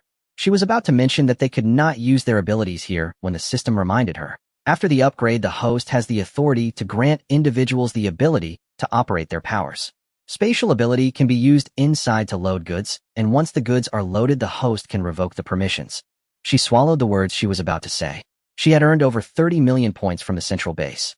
This was not the limit of the base, but the limit of the goods she could provide. The thermal insulation clothing alone provided 6,000 pieces, earning 6 million points. She purchased many tints, insecticides, etc., which took up space. Only after collecting the supplies she provided could the spatial ability users collect food. She couldn't keep track of how many portions of various foods were bought. She even specifically left some space to store water. Is the base really short on water? Miss Shopkeeper, you're joking. Which base isn't short? Xie Purou pondered. It seemed the central base was not doing well either. We have a bus, and I will give you 100 free teleportation cards. Next time you want to come, you can follow the She handed over the teleportation cards, and after Xiao Ke read the introduction, he felt as though he had struck gold. Since they were buying so many things, she had no discounts to offer. The teleportation cards at 100 points each would serve as her return gift. Those coming from the central base were all like wealth gods. Their visit had already brought her and her system 5 years' worth of performance. Miss Shopkeeper, could you prioritize providing a water vending machine if there's one next time? Xiao Ke's gaze was sincere, and his words were earnest without using their difficulties to morally pressure her. Xie Purou pretended to be troubled and fell silent for a moment, not wanting the other party to think her goods came easily.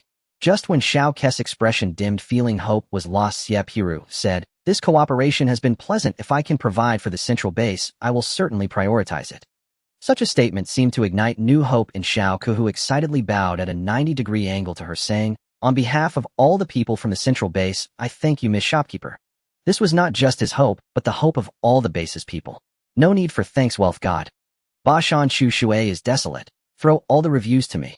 Aren't you going to buy some snacks to take back? During the conversation, Xie Purou led them to the store.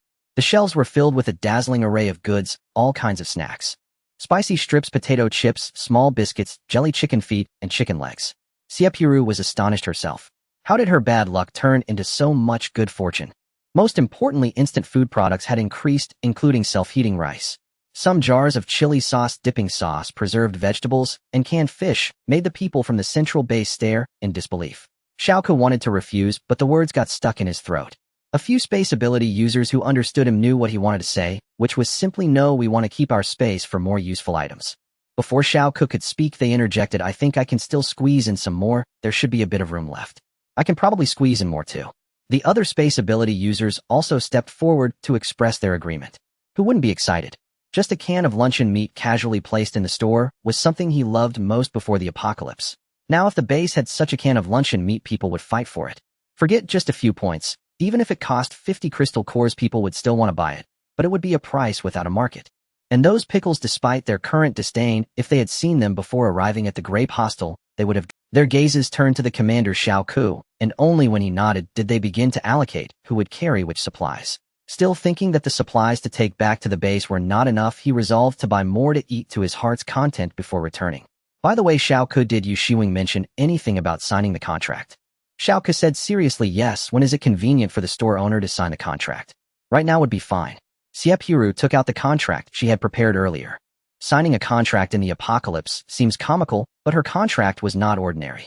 It was signed with the system. Without this thin piece of paper, they could not sell privately. Prices vary from place to place. You can only adjust the selling price reasonably according to local prices. To avoid any awkward situations, Xie Purou repeated what she had said to Yu Shiwing. In any case, once you set the prices, you can open your personal panel to scan the prices. If there are any unreasonable prompts, you can adjust them. If there is malicious price gouging, the authorization contract will be automatically revoked, and your base will no longer be able to resell the goods. Xiao Ke felt that Xie Purou's expression was very serious when she spoke about this, not joking at all. But from thousands of miles away, how could she know that they would definitely sell the goods at the set prices? He shook his head vigorously, shaking off such outdated thoughts. A young lady can run a fully stocked hostel in the apocalypse. How could she be an ordinary person? Just looking at her personal system panel, it was clear that a person with such high technology could not be deceived. "Thank you for the reminder, Miss Store Owner. We will be careful." Anyway, she had already said what she needed to say. What the other party did was their business. The transaction was completed, and they only needed to take the snacks and pay with crystal cores. No need for her to follow. If there's nothing else, I'll be leaving now. Xiao Ke nodded, watching her leave. Xie Purou was going to prepare the ingredients for making candied hawthorn. Such a treat is loved by both young and old. Sugars can always stimulate dopamine, hoping to bring a bit of joy to everyone. "Host, have you forgotten about the hospital issue?" Xie Purou indeed forgot, but she stubbornly replied, "I was just thinking everyone should be happy first before dealing with the hospital." "You're talking nonsense. You just forgot, didn't you?" "But where can I find?" M80 interrupted her. "Managing the hospital, well, can unlock good things." "What good things?" "How can I tell you that?" "But healing abilities are useless without a hospital." "Can healing abilities help with childbirth? Can they assist in delivery? What can we give birth to in the apocalypse?" Halfway through her sentence, Xie Purou jumped up. "Could there be pregnant women among those who returned yesterday?" "Host, calm down. I was just making a metaphor. How would I know if someone else is pregnant?" Xie Purou couldn't calm down. If that were the case, the hospital would indeed need to speed up. "Then, can't we just recruit staff?" Aren't I suggesting you recruit staff? It's too troublesome to find staff from outside. One must learn to use various instruments in the hospital, and it takes too much effort to train a doctor. It clearly understands the host's lazy nature. Then he'll just recruit when I have time. After all, she earned a lot today, ha. If such a big client like the central base comes a few more times, she could take it easy. The method for making candied hawthorn starts with washing the fruits. After washing, dry the fruits as much as possible, otherwise the sugar won't stick well, and then string the fruits together. She used short skewers, with each skewer holding only a few fruits, so those who don't like sweet things can still have a taste without it being overwhelming. Remove the seeds from the hawthorn, string 3 together with a grape at the bottom, a strawberry in the middle, and a hawthorn on top. The shape of the sugar orange doesn't match the other 3 fruits, so it has to be strung separately. 3 sugar oranges strung together fit just right. If only there were a bit more fruit. It said that everything can be made into candied hawthorn. Previously, she was a slacker and didn't cook much. Since coming to this world with the support of a cheat, she seems to have fallen in love with cooking. Now the 4 days on 3 days off schedule suits her perfectly. By the way, everything can be made into candied hawthorn. It is said that spicy strip candied hawthorn is delicious. She has never tried it. She took a pack of way long, twisting the length into a shape just right for stringing 1 spicy strip. After stringing a few, she lost interest and left the rest to the robot. The saying that those who love cooking don't necessarily like prepping ingredients is indeed wise. During the stringing process, she also snuck a few bites. They were just too tempting.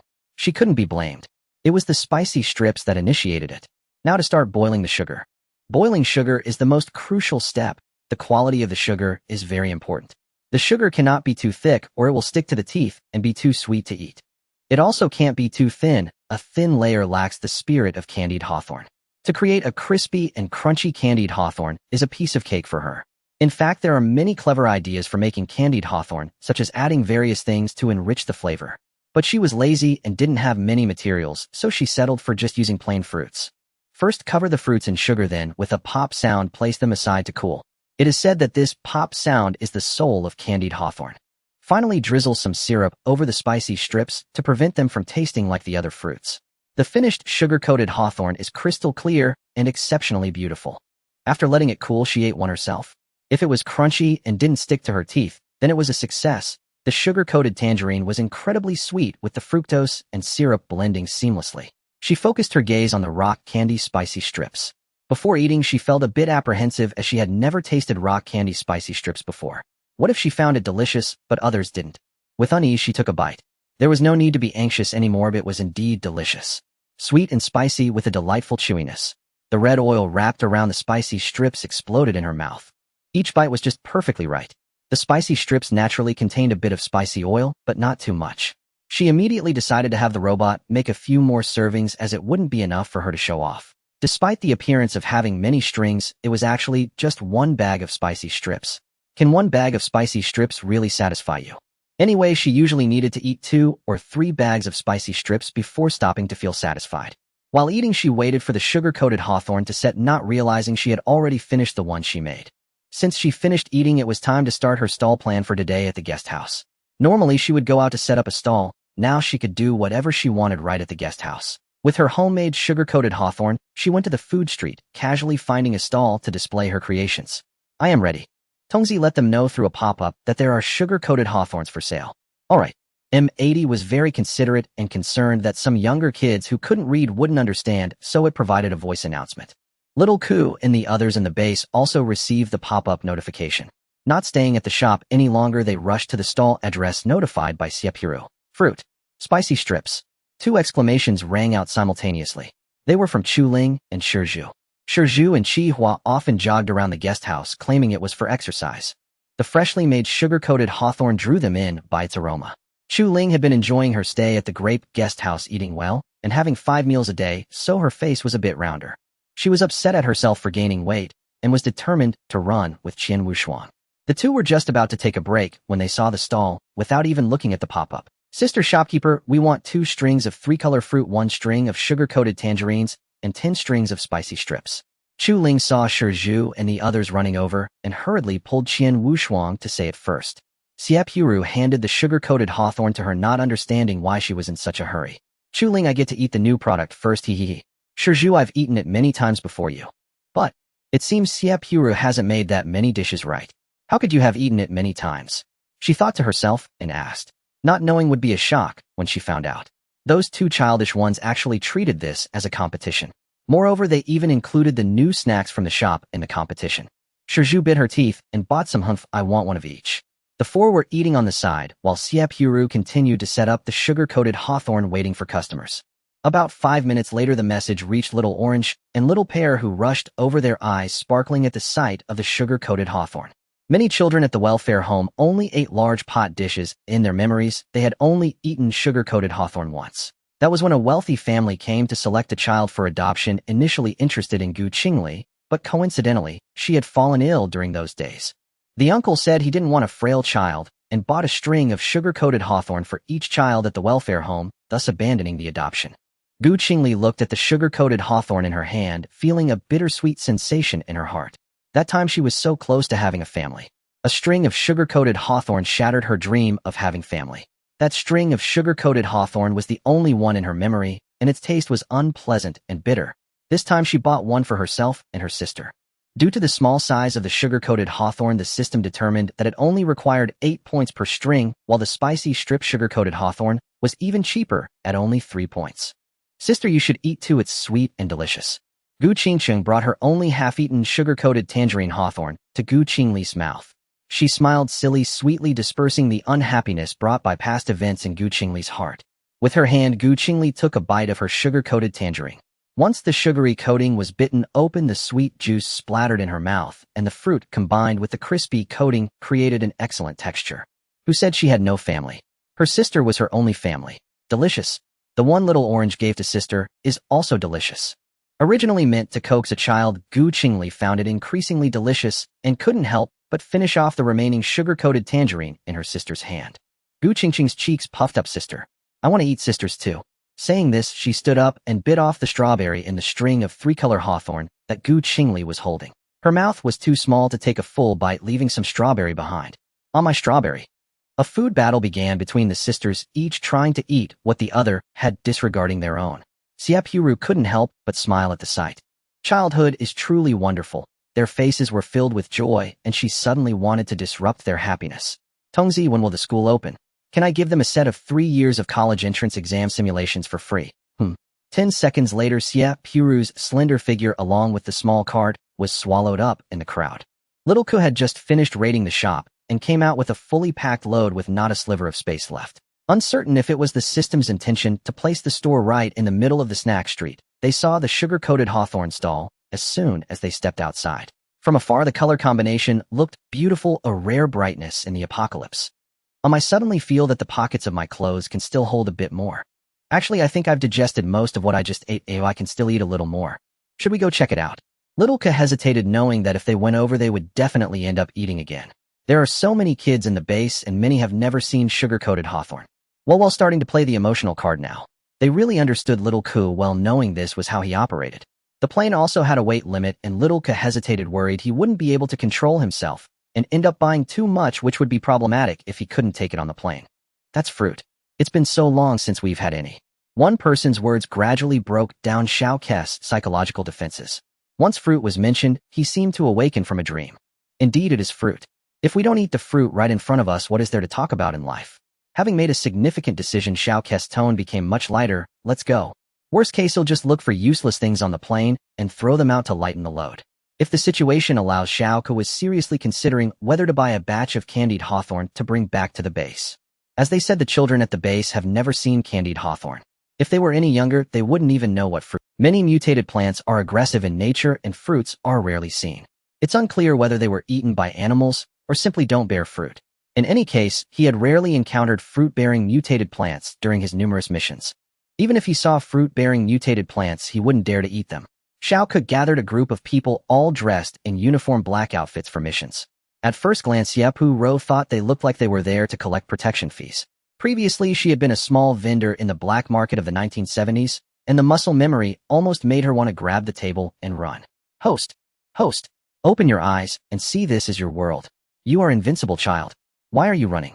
After the system's reminder, Xie Purou finally noticed the people around. Sorry, muscle memory. Mainly they are just too big. They really look like they are here to cause trouble. Xie Purou straightened her back and awkwardly explained, well, I just stood for too long and wanted to stretch. After saying this, she hated herself for having such a loose tongue. If it came to it, she might as well poison herself into silence. "Miss Shopkeeper, can we make a large purchase?" Upon getting closer, the candied hawthorn looked even smaller. They should be able to take away several thousand. Xie Purou cleared her throat and became serious. "Yes, but when do you need them?" "We don't have that many right now. We can only package them for you once they're ready." There were only 3 types of candied hawthorn with fruits glistening under the sugar coating, made small and exquisite by Xie Purou. Not to mention children, even someone who doesn't like sweets would find it tempting. "I want 2,000 of the 3-color fruit skewers, 1,000 of the sugar tangerines, and 500 of the spicy strips." Without even asking the price, he ordered so many, and Xie Purou liked his straightforwardness. "They'll have them ready for you in 2 hours, but it's hot outside. If you space manipulators take the candied hawthorn out, they'll melt very quickly." Out of humanitarian considerations, and for long-term cooperation, Xie Purou had to remind them. "We understand. Please try to save space when packaging, Miss Shopkeeper." Xie Purou nodded in understanding. Once the order was placed, everyone could choose the candied hawthorn they wanted, and each person took several skewers, leaving her with quite a few. Fortunately, she made a lot, so there was still plenty left in her hands.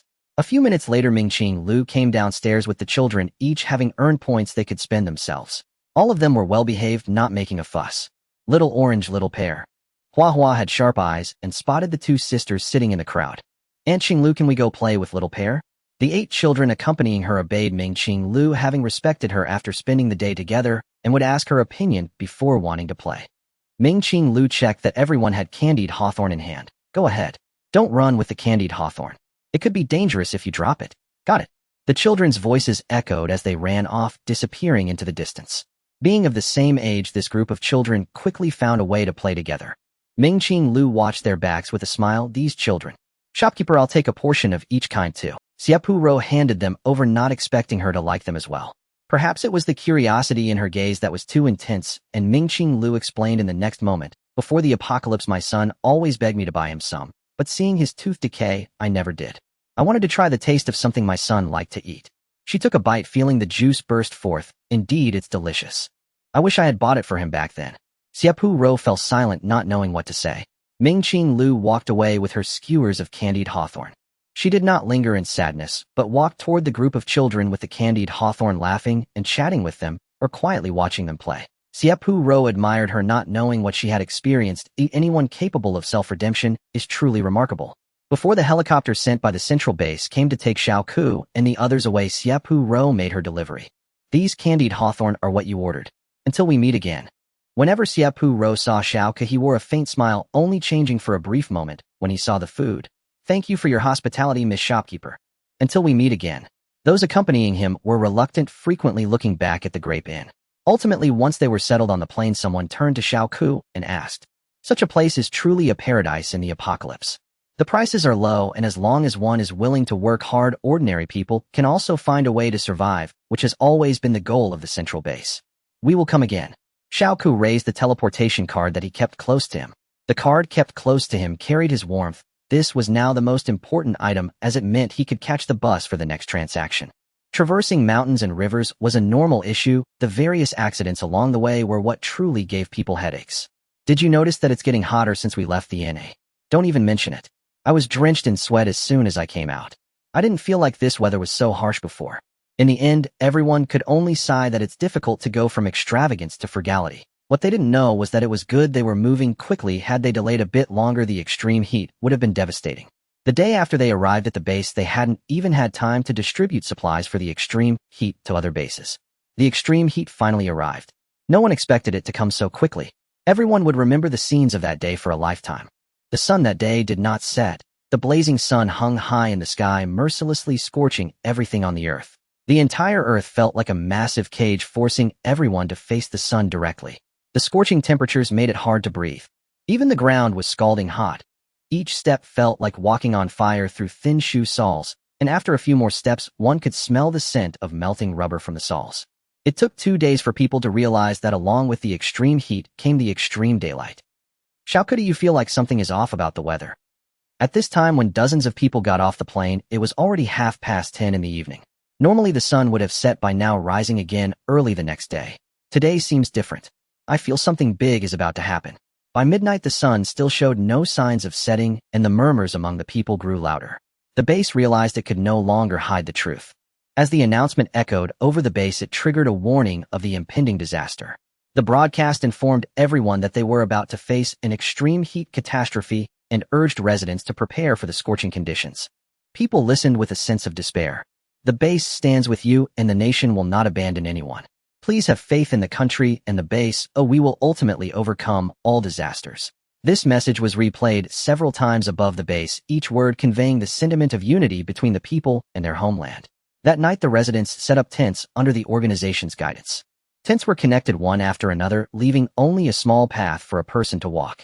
Fortunately, the tents were spacious enough, and with a little squeezing, people could at least take shelter from the heat. No one complained. Xiao Ku and others returned with plenty of water and medicine, giving people a glimmer of hope in the apocalypse. But how long could this hope last? That night, residents managed to have a warm meal, and each person receiving a single serving was already the maximum the base could provide. Elders and children were scarce in the apocalypse. Xiao Ku distributed the tanghulu evenly to each child, giving one skewer to each. Originally, it was planned to only share with children under 8, but since the tanghulu brought back could not be finished, the age limit was lowered. The children ate their tanghulu in small bites, as if it were the new year. "Mom, this is sweet, you should try it." The little one didn't know what sweet meant, as she was lucky to get a skewer of 3-colored tanghulu, taking a bite only from the sugary coating. The child was still very young, barely remembering what fruit was. Her mother gently coaxed her. "The top one is hawthorn, the middle one is strawberry, and the bottom one is grape. Baby, remember this." "Mom, you know so many things." The child's mother's eyes turned red. These were all things that could be seen every day before the apocalypse, items that could be delivered with just a takeout order. "In the future, Mom will teach you more things, and you can eat by yourself. Once you remember the taste, you'll know what you're eating." No one expected that this meal would be everyone's last preparation before facing extreme heat. With that meal, the people united and spontaneously set up heat-resistant tents. Everywhere were people with no tent erecting experience. Several able-bodied men worked together to set up a tent, struggling for a long time until the sun became increasingly harsh before finally completing the setup. Children, women, and elders were the first to move into the tents, followed by the men. The sun was growing more. Once inside the tents, it felt a bit better, as if they were truly isolated from the heat waves outside. Each tent housed a dozen people, and they had to lie down close to each other. No one knew that just a short while ago, many omens had already manifested in nature and among the flora and fauna. The largest river in the world had evaporated to an unknown number of water levels with no one to measure it. Smaller lakes had directly dried up due to evaporation. People were overwhelmed, struggling to survive. The base was busy with disaster preparations and had no energy to pay attention to those matters. Global warming brought the Earth face to face with the sun's judgment. Glaciers melted and fragmented, breaking into many small pieces. Polar bears, far from human presence and unaffected by zombies, were also affected. They needed to keep migrating and constantly searching for new habitats. If the zombie virus was a cleansing of humanity, then the natural disaster was a test for all life on Earth. Forest fires occurred frequently, and with no humans to extinguish them, the desperate forests could only wait for a miracle. Or they could just let it burn until nothing was left to burn and it extinguished itself. Plants could only wait for death in place, as no matter how hard they tried to root themselves, they could not find water sources. Some larger trees could hold on due to the water they had accumulated over the years, but the saplings could not withstand the heat. The land, once covered in wild grass, turned completely yellow overnight under the scorching temperatures. Mobile animals could only keep migrating, constantly searching for water sources and competing for territory with other animals. Both humans and plants and animals were struggling against this natural disaster. They too were fighting for survival, and everything seemed insignificant before nature. Xie Purou did not know any of this. Her guest house remained peaceful. The people she brought back from Shurgang base, regardless of gender, were sleeping soundly and resting. On the day Xiao Ku returned, Xie Purou, under the system's persuasion, still spent money. The most important thing was to build a hospital. The things people cared about most were eating, drinking, and living, and while the guest house could provide the former, the latter should not be neglected. All the various instruments and facilities for the hospital needed to be drawn, including, but not limited to, staff machines, floors, and chairs.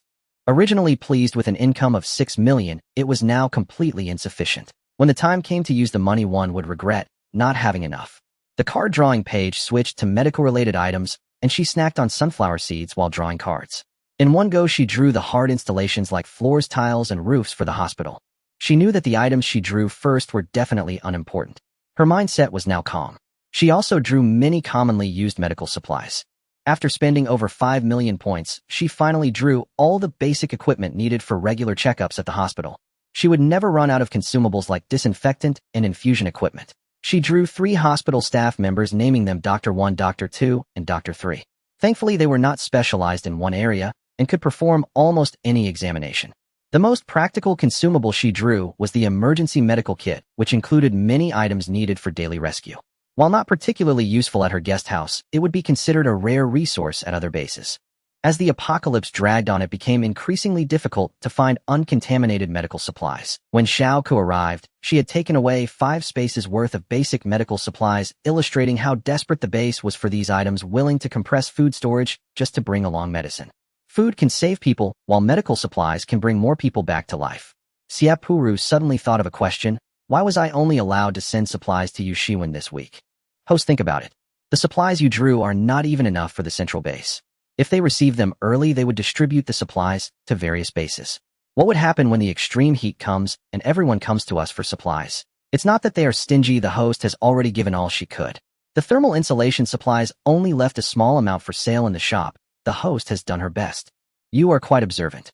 Xie Purou completely disregarded such matters. When the sky falls, the military will hold it up. She is just an ordinary worker and has never thought about those convolutions. You are quite observant. Xie Purou completely disregarded such matters. When the sky falls, the military will hold it up. She is just an ordinary worker and has never thought about those convolutions. Everyone works together to live well, that's enough. If these matters require me, a mere worker, to worry, then why not let me take the positions of the military and political higher-ups? Switching the card drawing page back to a normal scene, she planned to draw something ordinary with the remaining 1 million to see if she could unlock any more little surprises. Against the backdrop of 9 ordinary white resource cards, a purple card slowly flipped open. Wow, did I get something good? Teleport return card 199. The user shouts thrice, little grape wants to go home and can return to the starting point where the bus picks people up to the homestay. Xie Purou, you show me this without me even cracking a sunflower seed. What use is this? It would be better to draw another employee. No, perhaps it is useful for those financial masters at the central base. Host, our hospital has been powered up. Do we still need to use it? Xie Purou felt a bit unhappy. The system's machine brain probably couldn't understand. Hospitals are for curing diseases and saving lives. I would rather the hospital remain quiet and everyone be healthy and strong so no one gets sick. Hospitals are never profit-making places. Their existence is merely a precaution, allowing people to have medical treatment and medicine available rather than existing to make money. Good host. M80's machine brain cannot comprehend, but it obeys. Whatever the master says is what it is. Next week, are we going to sell candied haws and ice jelly at the stall? She muttered to herself. M80 denied extreme heat is coming. The host does not need to go out to set up a stall. It's too hot. No one would come out even if she did. People can't stand being in ordinary houses, let alone exposed to the scorching sun. Xie Purou pondered extreme heat. How sudden. Little Ku just went back. I hope those resources can be useful. So, does that mean I don't have to do anything next week? The sudden vacation left her astonished. If the host wants to go out, just help save some plants and animals. Xie Purou thought about how she had scammed a water-type ability and a space ability, 2 golden fingers. But I don't want to go out. Then don't save. Is it that simple? She might be the happiest worker in the world, working 3 days and resting 4, with flexible working hours and irregular holidays. Xie Purou, in high spirits, continued to draw with the remaining points. If she guessed correctly, the items drawn with points should change according to the current situation. Before the extreme heat arrived, she had crazily drawn extreme, heat-related resources. Now she was curious about what else she could draw. She left herself with only 50,000 points, drawing everything else. Each type of card was automatically categorized for her to view.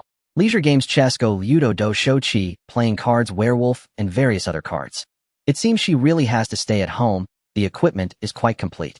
Vending machines, water vending machines, 8, automatic vending machine, 1 only usable within the homestay and RV business scope, and various canned goods. Grape, canned food, yellow peach, canned food, orange, canned food, lychee, canned food, strawberry, canned food. Black bean, canned fish, tomato, canned food, marinated beef, canned food, chicken breast, canned food. 8 treasure porridge, canned food, millet porridge, canned food. System, is this many cans meant to make me starve? Isn't it you who said you wanted to eat fruit? To eat fruit, canned food, is acceptable. In fact, Xie Purou had already boasted about eating a lot of fruit while eating candied haws. Previously, she had to eat fruit every day. If she didn't eat fruit for a day, she felt like even her digestion was blocked. In addition, she had unlocked 3 dishes this time: grilled cold noodles, egg waffles, and teppanyaki squid. Although they were all snacks, she was very satisfied. With the main dish of rice bowl supporting her, she could indulge in filling up the snack street. Temporary task, please host complete the operation of the snack stall as soon as possible. The reward for completing the task is unlocking milk tea. Alright, now unlocking milk tea requires her to do it herself. Is it because she is making money too quickly? Nevertheless, this is also a form of welfare for her. Unlocking milk tea without drawing cards is quite a bargain. Just as she finished complaining to M80 in her mind, she noticed a large wave of people flooding into the homestay. New guests. Just when her points were running low, Xie Purou put away her sunflower seeds, stood up, tidied her clothes, and personally went to greet them. Hello, I am the owner. Are you here to eat or stay? The woman who entered the homestay first was holding a 7 or 8-year-old boy, her eyes swollen and revealing an indescribable fatigue. She wanted to speak, but upon opening her mouth, she found her throat was hoarse to the point of losing her voice. She lightly coughed to moisten her throat and struggled to utter, "Is there water?" There were about 20 people in their group, and she hadn't paid attention to how many cars they drove. Yes, we have water. A 1 bottle costs 1 point. If you want to buy water, please come in to purchase it. Next to the front desk on the first floor of the homestay, the water vending machine that had been placed there earlier was still there. The transparent outer layer of the vending machine allowed one to see the bottled water and drinks inside. It's water. Water. There really is water. Several men following behind the woman pushed the one in front and lunged straight for the vending machine. Before Xie Purou could speak, they actually began to hit the machine forcefully. The man kicked the vending machine with all his might, while the others did not dare to act so boldly. Did they think they would wait for the leading man to kick it open so they could get a share? Water. Give me water. A loud bang followed with another kick. Xie Purou frowned, hearing the machine being kicked so hard made her feel pained. It was just a machine made by the system. If it were an ordinary machine, it would probably be ruined. She coldly said, "Guests, please do not damage our facilities." She could understand the desperation of people needing water and wanting to get it. Bang, another kick. Uncle can endure, but Aunt. Whether she can endure or not, anyway, I can't. Her hand gently squeezed in the air, and the man kicking the machine was lifted by an invisible hand by his collar. His legs left the ground, and the feeling of weightlessness made him struggle desperately. Ghost! His screams lasted only a second before Xie Purou sealed his mouth, preventing him from speaking. The man widened his eyes and made muffled sounds, his terrified expression as if his eyeballs might pop out. "So you want to kick my machine?" Xie Purou kicked him in the stomach. "I reminded you, and you still kicked it. Can't you understand human words?" This kick landed on his back. She didn't use full strength, so his ribs were definitely not broken, but the man let out a pig-like scream. The 5 from Shizhu were just coming down the stairs, originally planning to compete in who could run down the stairs. The commotion below was quite loud, and Wu Tianlong perked up his ears. It seems like someone is causing trouble down there. At that moment, Shizhu took off running. Wu Tianlong was bewildered. "Why are you running? The shopkeeper won't be bullied." Qihua also followed Shizhu down the stairs. "What are they running for?" Lu Ming walked leisurely behind them. "Aren't they just rushing to see a show?" Shizhu and Qihua hurried downstairs and immediately asked Xie Purou what happened. "What is going on?" They saw Xie Purou landing a second kick on the man, surrounded by a crowd of stunned on. Shizhu found the situation relatively stable as expected, taking out the sunflower seeds he bought at the store. The small packet of seeds was perfect for carrying around, always ready for munching while watching the show. The woman with the swollen eyes held her child tightly, too scared to speak. Even though the man being kicked was his father, he could barely breathe. It's no wonder that those who survive in the apocalypse are extraordinary. Even a child knows to gauge others' expressions. Xie Purou's face was grim, her kicking motion rough, and she cursed as she did so. "You kicked him 3 times, so I'll kick you 3 times. Isn't that fair?" After kicking 3 times, Xie Purou released the man from his silence and let him back down to the ground. The man curled up in pain, unable to even cry out. Xie Purou glanced at the others. "Do you all still want to stay here? She isn't exactly a good person and won't implicate the innocent. Guests are guests. Aside from the man breaking the machine, others haven't done anything, not even said anything." She had no reason to refuse the guests. As for whether these people are the man's friend's wife or children, it doesn't matter. The punishment of exterminating 9 clans has long since perished with the fall of the Qing dynasty. As long as they behave and don't cause trouble, she has no right to interfere with what kind of people they are. "Are you still letting them stay after all this?" Shizhu was the first to stand up, displeased. Xie Purou glanced at the sunflower seeds in his hand. "I'm running a guest house, not being a mother. As long as these people don't cause trouble or do something heinous, I don't care what they do. It's just a matter of breaking a machine, not murder or arson." Shizhu nodded, looking as if he didn't understand. He shifted his gaze back to those people. The woman holding the child found some courage and was the first to say, "I want to stay. The process is over there, handle it yourself." The woman set down her child wanting to help the man up, but he cried out in pain as soon as she touched him. "Dad, let's stay here." Their group was from a nearby village. Every household had a cellar, and for the past 3 years they had survived by eating what was stored there. Recently, with more mosquitoes, their food supplies were nearly depleted, and the well had run dry, prompting them to consider visiting a nearby base. The child found a poster from somewhere, and seeing the promised safe zone, the entire village decided to come together. The journey wasn't smooth. When they set off, there were about 50 to 60 people in the village, but by the time they reached the guest house, only a handful remained. After losing nearly half their number to arrive here, they had to find somewhere to stay. Xie Purou thought, "Thinking so highly of yourselves, do you not see me as a participant in this? You can stay, but this man cannot." Her tone betrayed no emotion, her expression revealing no room for negotiation. Damaging the shop's property was already a serious offense. Hitting her machine was like slapping her in the face. System blacklist this man. Wang Dazhuang has been blacklisted. With the sound of the system, the man was lifted off the ground, satisfied with his treatment, and demonstrated a perfect parabolic arc. He was isolated from the guest house, and his sounds could not reach inside. She watched the man's wife and child, curious to see what decision she'd make. The woman only showed a worried expression, then calmly took her child to exchange for crystal cores. Thankfully, Wang Dezhuang had previously discarded the crystal cores, finding them uncomfortable to keep on him, so they were able to stay. The woman successfully completed the check-in for a double room, bought a few bottles of water for her child to hold, and was about to head upstairs. Other villagers looked on in shock. "Sister Wang, are you abandoning your husband? You can't not take your husband and still stay here. There's food and drink. If I don't stay, what will happen to the child?" Zhang Hongying thought that as long as they checked in, buying some food and water for her husband should be fine, better than all being kicked out together, right? Xie Purou looked at her meaningfully. "Don't try to sneak in here." Zhang Hongying shivered while holding her child, said nothing, and slipped away. Only when she reached her own room did she dare to take a deep breath. The remaining people also checked in: 3 women, 10 men, and a few children. After a few days of peace, Zhang Hongying secretly helped Wang Dazhuang with supplies, while Xie Purou turned a blind eye. As long as they don't violate the shop rules, it's fine. However, could they really be that obedient? Central Base. The base distributes a bottle of water to each person every 3 days to sustain life. Many systems that could be shut down had been, and for those that couldn't, staff dressed in insulated clothing and thermal shoe covers had to maintain the normal operation of the base. Even breathing was hot. Even with insulated clothing, everyone was uncomfortable, and moving too quickly left them gasping as if they were suffocating. Only when disaster struck did they realize the value of resources. The supplies brought back by Xiao Ku were barely enough for the central base, let alone to be distributed to other bases. The population was simply too large, and the extreme heat made the precious supplies they had brought back seem so insignificant. Each person received a bottle of mineral water every 3 days, and Xiao Ke's supplies were quickly consumed. Food and medicine were manageable, but water resources were becoming scarcer by the day. The existing water resources could only be distributed 2 more times, but what would happen after that? Wait to die.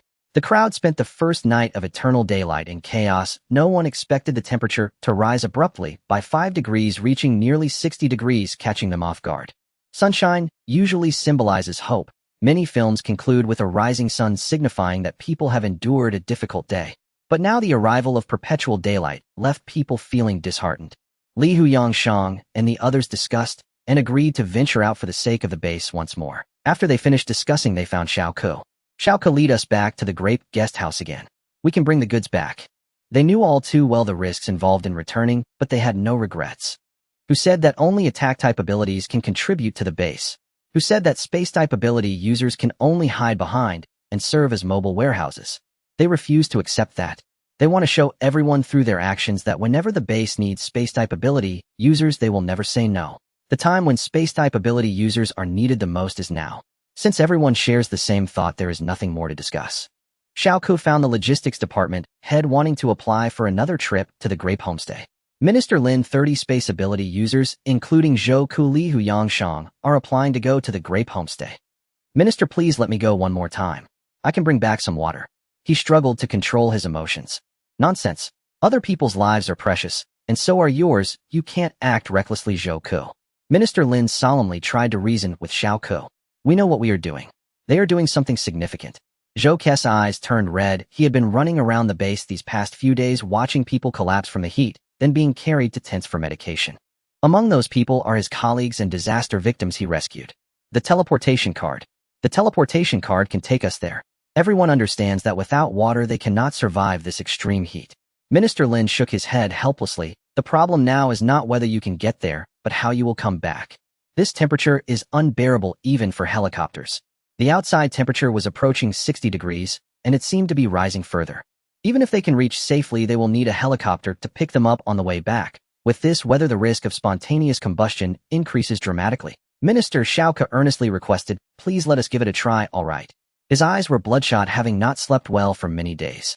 Even with temperature-regulating clothing, his colleagues would still suffer from dehydration and collapse due to lack of water. Our water supply is dwindling. We cannot afford to delay any longer.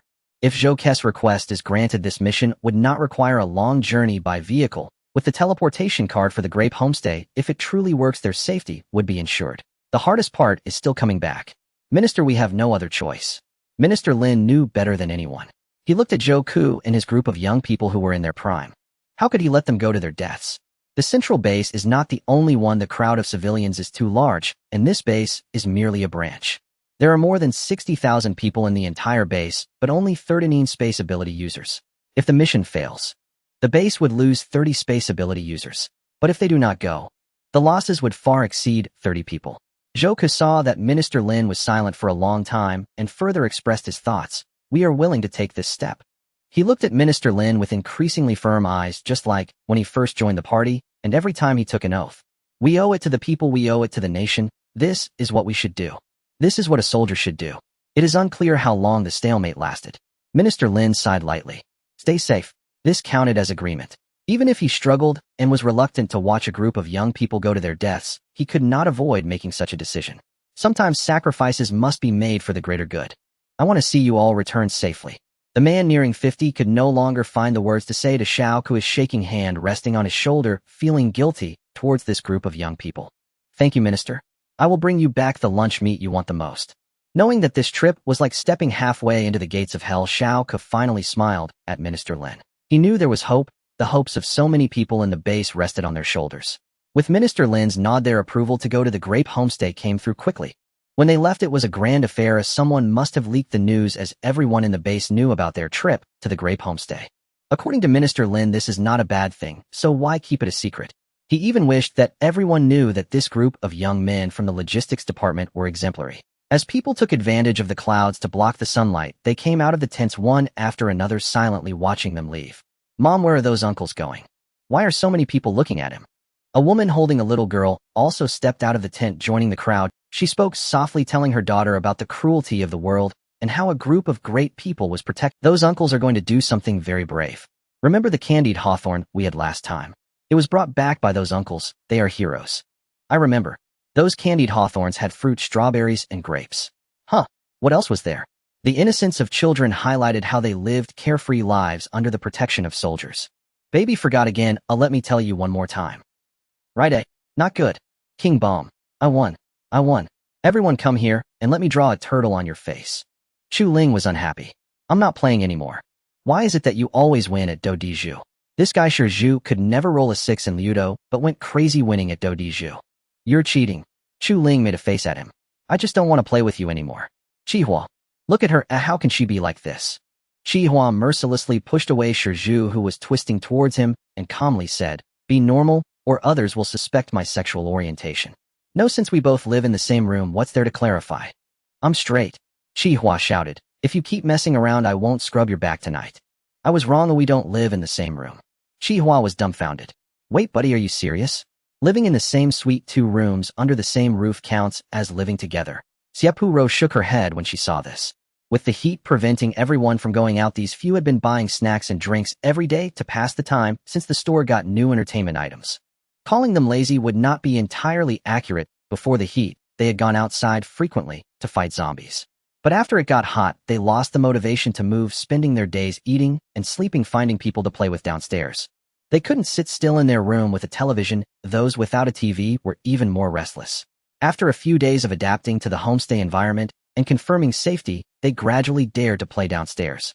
A crowd of familiar and unfamiliar people played together, and there were countless requests to form teams for card games or chess. Therefore, there were many people playing downstairs, and unlike the tense struggles for survival in other places, this area was filled with laughter and joy. Xie Purou returned to the kitchen to take out the prepared and chilled ice jelly and with limited conditions, she sprinkled some canned fruit on top as decoration, elevating the visual appeal of the ice jelly. The grilled squid now unlocked was served in skewers. She briefly grilled them on the hot plate, made some decorative cuts, and brushed on the sauce she had personally prepared for the squid. The finished grilled squid could only be described as fragrant beyond belief. She set up her stall in the snack street with the prepared ice jelly placed beside her. Chu Ling leaned closer, asking Sister Shopkeeper, "Is the grilled squid ready? I've been craving it to death." "Just a moment, the squid will be at its best state in another minute." Xie Purou flipped the squid on the hot plate, unconsciously swallowing her saliva. "Who understands? Suddenly, I don't want to sell it anymore. I can enjoy it all by myself. I've always loved grilled squid. I liked it when I had no money, and now that I have money, I'm too busy to eat it. With just these 10 skewers, it's no exaggeration to say that I could finish them all by myself." Shizhu pouted dissatisfied and waited beside her. "It's just grilled squid. Oh, why must I wait for the squid to be ready before selling the ice jelly? Isn't that deliberately trying to tease me? All right, you two have reserved it 4 skewers each. A whole giant grilled squid sells for 20 points. Don't ask why it's so expensive. When Xie Purou was too broke to buy one, it was about this price too. It's a price that sounds a bit expensive at first, but upon reflection, it's bearable, making one unable to resist wanting to indulge in skewers one after another. When I couldn't afford it, I wanted others to afford it even less. If you get caught in the rain, you have to snatch someone else's umbrella for yourself." Ice jelly 15 points per serving. Handmade ice jelly topped with canned fruit. You can only find it here in the entire apocalypse. You can't have short-lived enthusiasm for everything. Since you've decided to exercise, you should aim to reach your best. Keep running. Let's run 2 more laps before we rest. Remember your goal, to lose fat, so you can enjoy the shopkeeper's food without gaining weight. Yezi led the training. Coincidentally, before the apocalypse, she was an athlete. While she wouldn't say she was an expert in fitness, she certainly understood physical training to some extent. The arrival of eternal daylight also affected the guest house. Everyone was used to sleeping at night, yet the sky remained bright, making it strange for their bodies to not sleep until they were utterly exhausted, finally collapsing during the day. This was not good. In the apocalypse, having a good body was crucial. Otherwise, if zombies chased you, you could only dig your ears in place. Almost every person's mother once said not to disturb someone who was digging their ears. However, if zombies don't follow this rule, you can only pray for yourself. Because not every zombie has a mother. There were mutated ones before, but if you had the courage, you could approach a zombie and ask, "Do you remember what your mom used to say?" To strengthen their bodies, they tried to exhaust their useless energy during the day. Without needing Xie Purou to organize it, everyone spontaneously formed teams to start exercising and running. Indeed, Yezi was leading everyone in circles. Suddenly, a breeze carried the enticing aroma of grilled squid to the group running over there. Xie Purou glanced over, realizing she was going crazy from being broke. "It smells so good, coach. I've never smelled this kind of aroma in the shop before. It's the shopkeeper making new snacks. Coach, shall we take a break?" Yezi maintained a stern expression, seemingly unaffected, while secretly panting. "No way. The last lap, we'll eat only after we finish. Hold on, we can't give up halfway." Those who had worked out knew that if they didn't reach a state of soreness in their legs where even taking a step felt difficult, they hadn't trained properly. Running was the same. In fact, everyone had hardly exercised. When it came to running, it was a life-and-death moment where their strength would burst forth. But one can't always gamble with their life, right? When true danger comes, having a pair of powerful legs is the most practical. They had just started training and had already run for a while. Now they were tired. This last lap was to increase the difficulty for everyone. If they trained properly, they could push their limits next time. Otherwise, if they didn't train properly this time, all the previous laps would be in vain. No one stepped out. Everyone obediently continued to run another lap. Xie Purou hid in a corner and ate the remaining 2 skewers of grilled squid. It was truly delicious. Her cooking skills surpassed any roadside stall she had eaten at before. Now she truly understood the value of her culinary golden finger. The thought that this golden finger could be carried into her rebirth made her excited. Is the shopkeeper squatting in the corner eating? With the skewers in hand plus this suspicious aroma. Sisters, I suspect the shopkeeper is selling grilled squid. Whoa, I shouldn't have run at night. Instead of encountering strange ghosts and lecherous wolves, I ended up at a grilled squid stall. Just hold on a bit longer. Finishing this last half lap is victory. They discussed while running, struggling to speak. As time passed, they finally managed to complete a lap. Yezi announced dismissed. Dozens of people rushed toward the shopkeeper's stall. It was obvious that many noticed the shopkeeper's stall was so small that it was impossible to grill enough for them to share at once. Everyone put forth their utmost efforts, sprinting towards the grilled squid stall, as if it were the finish line. Their speed was so fast that the ground beneath them seemed to stir. Yezi shouted in frustration, "Did we not agree to be tired? Just a moment ago, everyone was as weak as a willow in the wind, and now it's old people snatching eggs, huh? Her shouting was destined to be in vain, leaving her alone in a chaotic wind. Yezi looked down at her wrist, where her non-existent air sports watch hung empty. While looking, she nodded and encouraged herself, very good, I've met today's exercise standards. I reward myself with delicious food. They eat and I eat too. I have to compete with this group. She was already in line with a long queue behind her. She thought about not eating, but that enticing aroma wafted over, making her feel uncomfortable all over. Seeing new people about to join the line, Yezi had no choice but to step forward and choose a queue that seemed to. Finally reaching her turn, she lost her mind upon seeing the squid on the hot plate. I want all 10. What diet? What fitness? If you don't fill up, where's the strength to run and train? Xie Purou had no objections, but those behind her were unhappy. The shopkeeper could only grill a maximum of 10 skewers at a time, and the next batch would take several minutes. Waiting for delicious food for those few minutes felt like an eternity, didn't it? No way. The sound from behind suddenly rang out, startling Yezi. Putting herself in the shoes of those in front, she thought if they bought everything, she would surely be devastated. All right, then I want 8 skewers. Only leaving 2 skewers for those of us at the back. The gazes from behind felt like sharp needles pricking her. Then, 6 skewers. The stares from behind became even sharper. 4 skewers. No less. How about this? 2 skewers aren't enough, 3 is just right, but since there are so many people now, let's limit each person to 3 skewers for the time being. Xie Purou sprinkled some chili powder on the deliciously grilled squid, negotiating with them. In the end, Yezi, holding back tears, could only buy 3 skewers of grilled squid and a bowl of ice powder. 3 skewers should be enough to satisfy her cravings.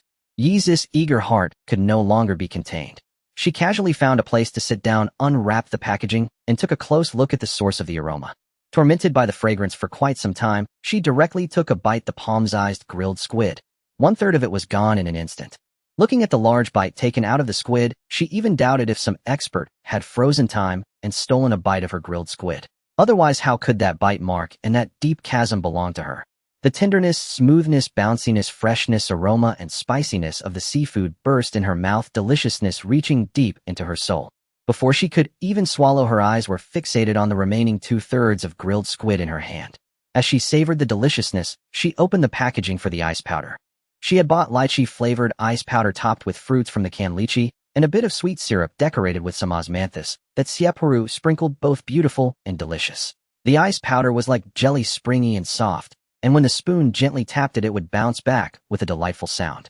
The ice powder was like jelly, springy and soft, and when the spoon gently tapped it, it would bounce back with a delightful sound. By the time it was her turn, only this bowl of lychee was left.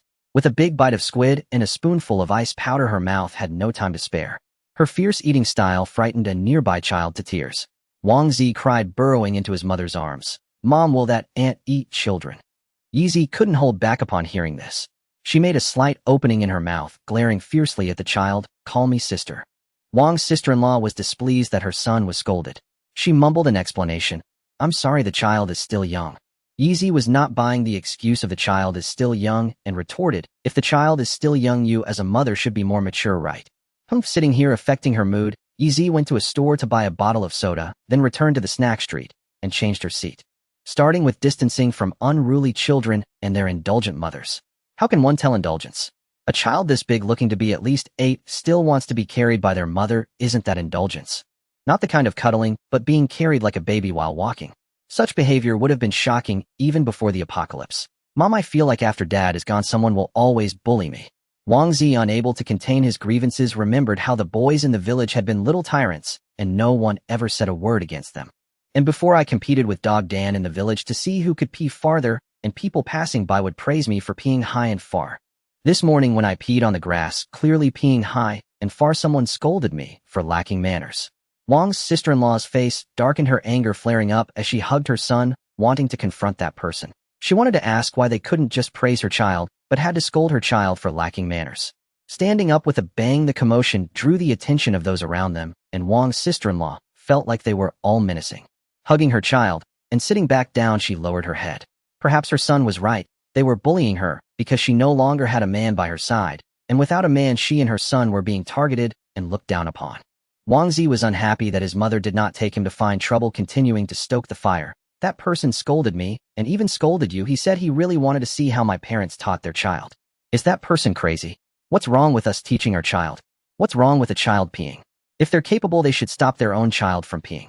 Wang's sister-in-law shouted loudly. The people around cast dissatisfied glances, wondering what this mother and son were shouting about, disturbing their good mood. Son, just hold on. Since Dad isn't with us, we can't find the people who bully you right now. Next time someone does that, just shout out that they are bullying a child and see how thick-skinned they are. Wang's sister-in-law's loud voice was almost a warning, hoping everyone could hear her warning and know that she was not to be trifled with. After shouting, she felt fierce and carried her son back into the room. A little girl huddled nearby at the door, and when she saw them return, she stepped forward to help Wang Xie change his shoes. Wang's sister-in-law, filled with anger, finally found an outlet as she tugged her daughter Wang Xiao's ear. Wang Xiaodi, why did you come along again? No one in the village thought to bring their daughter when moving, and leaving the daughter behind was merely to serve the son. This time, bringing the daughter along was simply a burden, and no one mentioned it. Thus, the daughters of an entire village were left behind. Wang Xiaodi had secretly followed along the way, as she knew her father and mother did not like her, so she had not told them about her special abilities. Along the way, she was careful. With their large troop clearing the path, she hardly encountered any dangers. Occasionally, when she met scattered zombies, she was capable of handling them. The girl tugged by her ear spoke in a cold voice with no resistance or emotion. Mom, I just want to ask you one thing. Why do you only love my brother? I am also your daughter. Originally thinking that seeing familiar faces in their group would be enough to feel heartbroken, when truly facing her parents' lack of love, she realized she was still so fragile. I gave birth to you first, and the whole village laughed at me. It wasn't until I gave birth to Wang Xie that no one said I was an old hen that couldn't lay eggs. Recalling events from many years ago, Wang's sister-in-law was both angry and upset, kicking Wang Xiaodi in the chest. Wang Xiaodi, I am your mother. You owe me for a lifetime. She took her son into the room, closed the door, isolating the girl outside. The soundproofing was good, and Wang Xiaodi could not hear the insults being hurled at her from within. Along the way, she had hidden in piles of grass, and even in garbage bins, her body covered in countless scratches. She came this time hoping that if she could hear her mother say just once that she loved her too, she would give away the crystal core in her hand. A child who cannot receive love will always long for it, but she felt she no longer needed it. Tears streamed down her face as she heavily knocked her head 3 times against the door. Mom, I no longer owe you. The screen transmitted by M80 was only visible to Xie Purou, who treated it as a live broadcast. After seeing the little girl wipe away her tears, she resolutely went to the first floor to book a single room for herself, accompanied by a meaningful smile. To accept that one's parents do not love them, and to digest this oneself, requires immense courage and determination. Xie Purou was indifferent as she wanted to see how they would cause trouble, saying this little girl should have a bright future. I have high hopes for her. Keep a close eye on that mother and child, and report back to me if anything happens. Xie Purou sold grilled squid for several hours, not remembering how many people had come to buy. There were many unfamiliar new faces likely checked in while she was away. Remembering that she hadn't checked the occupancy for a long time, she opened the panel to take a look. There were 300 single rooms, 200 double rooms, 100 triple rooms, 50 quadruple rooms, and 50 family rooms, and none of the room types were fully booked. In the future, the host will need to use points to unlock rooms. Xie Purou understood this. It was the same when she completed tasks. After meeting certain conditions, points would be needed to unlock rooms. In our little shabby place, how can there be so many rooms? 700, it doesn't look like it at all. If I can separate them out, then I would be a wealthy lady owning several buildings. Who wouldn't be tempted by that? How many points do I need? Okay, then let it be fate. No excitement means no action. Today's squid is delicious. I queued 3 times and ate 9 pieces. How much did you eat? I queued twice and had 8 pieces. Why did you have so many? I was lucky. I bought 5 before the limit was enforced. Your luck is incredible. I must run faster next time the stall owner sets up to claim first place. A few girls passed by chattering away. Xie Purou increasingly felt like she was playing a management simulation game, watching the guests at her guest house discussing only the weather, food, and drinks each day. This indirectly reflected that everyone's lives were quite good, with no worries beyond eating and drinking. Next, Xie Purou set up her stall to sell egg waffles and grilled cold noodles. The method for making egg waffles is very simple. Just mix the batter and cook it in the machine until done. It requires no technical skills. The cooked egg waffles exude a rich milk fragrance, and each bite spreads the milky flavor in the mouth. Grilled cold noodles are laid out one by one on the iron plate, topped with an egg to bind them together, then sprinkled with seasonings and any desired extras. This time she didn't set up the stall herself. Instead she made a portion and took it to the side to eat, while letting the robot handle any buyers. Task completed. Congratulations to the host for unlocking the milk tea shop. Original milk tea has been unlocked. Xie Purou asked, is it made from fresh milk and cold brewed tea? It's not that I won't drink it. M80. Her basic requirement for milk tea was that it shouldn't be made from milk powder. In front of everyone's eyes, a new shop was added next to the snack street, with a simple sign that read milk tea. The long-term residents were already used to it, while the newcomers were still a bit shocked. Seeing that others' expressions showed no change, but were instead filled with interest, she lowered her head, pretending to blend in lest she seem out of place. Xie Purou resignedly walked into the milk tea shop, feeling relieved when she saw the ingredients for making milk tea. The milk was fresh and the tea leaves needed her to brew them into tea. As a milk tea enthusiast, she had some understanding of the process. Compared to cold brewed tea, the superior taste of ice drip tea involves placing ice cubes on top of a special teapot, allowing the melting ice to extract tea from the leaves. Now that's a true delicacy. To prepare a cup of milk tea, she needed to get the tea broth, ice cubes, and the syrup she made during her last lemon tea preparation would suffice. By the way, the lemon tea I made last time should also be sold at the milk tea shop, right? Of course it's all milk tea. Just as she finished making the original milk tea, the M80 alert sounded. Host, the god of wealth, has arrived. Someone from the central base has arrived. Weren't they just here a couple of days ago? It seems there's a severe shortage of supplies over there. Xie Purou washed her hands clean and casually wiped them before heading out to greet her esteemed guests. She hadn't even had a sip, which left her feeling somewhat regretful. Miss Shopkeeper, we meet again. Zhoukou had rested for a while on the bus, originally thinking it would take at least 7 days to arrive, but unexpectedly they reached their destination in just a day and a night. The calm demeanor he wore vanished, replaced by a group of scruffy-looking companions. Although he had rested on the bus, he had been preoccupied with thoughts of the central base and hadn't slept well. Facing them, Xie Purou smiled politely. You look tired. Would you like to take a break? No need, Miss Shopkeeper, we want to purchase a batch of supplies. Xie Purou led them as she spoke while walking to the store. The heat-resistant gear provided by the grapes is excellent. Our base can barely manage with it. We're mainly here to procure water. She furrowed her brows. I remember bringing back quite a bit of water last time. Wasn't that enough? There are too many people at the base. We brought back a lot of other rescue supplies last time, and there's not enough water. Zhoukou managed a bitter smile. I can provide you with water vending machines, 8 units.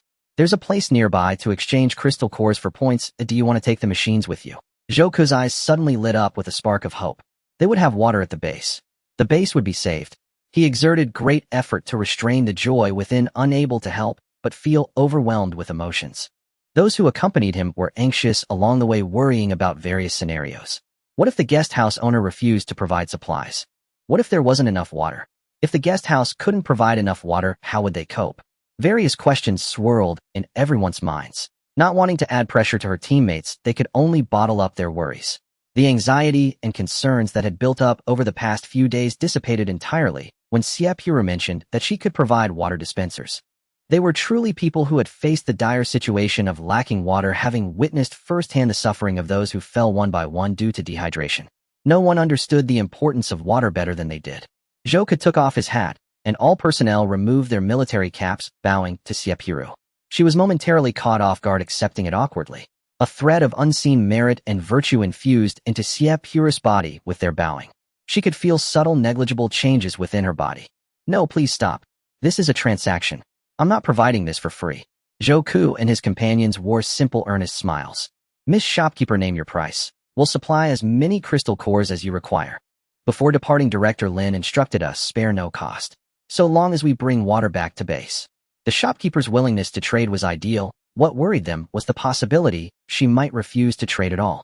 I mean this, I'll provide the machine free of charge, and you exchange crystal cores for points to purchase water. That's the deal. Do we really need to buy the water? Would you like to purchase any food for your return journey? Xie Purou, the consummate merchant, would never let such plump lambs wander away unshorn. If opportunity knocked, she'd seize it wholeheartedly and urge them to buy far more than necessary. Do you have satellite phones? We'd like to contact our base for extraction. It was only then that Xie Purou remembered, I don't carry satellite phones, but I do have 100 complimentary return bus passes. These were prepared especially for benefactors. Xie Purou had counted them out in advance and stored them securely within her spatial domain. The group gasped. Moments earlier they'd resigned themselves to certain death, tormented by the grim prospect of an arduous, perilous return. Now learning they could go home swiftly and safely, their hearts surged with overwhelming elation. Miss Shopkeeper, how many points per pass? We insist on paying. You can't keep giving us things for free. Xie Purou accepted without hesitation, 100 points per pass. Like the teleportation cards, each pass grants 5 uses. Such extraordinary value left no room for hesitation. Zhou immediately paid. Then he recalled something vital. May these passes be gifted to others? Yes, but only as voluntary gifts, never for resale. Attempted resale triggers automatic self-destruction. The system distinguishes genuine gifting from trafficking. Zhou purchased all 100 passes. Combined with his teleportation cards, he now possessed 500 round-trip opportunities. Still, it struck him as odd such an advanced establishment lacked satellite phones. Yet with the return bus reaching Central Base would take merely a day and a night. They'd previously agreed with Base Command, should Xie Purou lack satellite phones, a helicopter would be dispatched directly after 7 days. The bus had delivered them here in just 1 day and night, saving them precious time. Relieved, Zhou launched into enthusiastic procurement.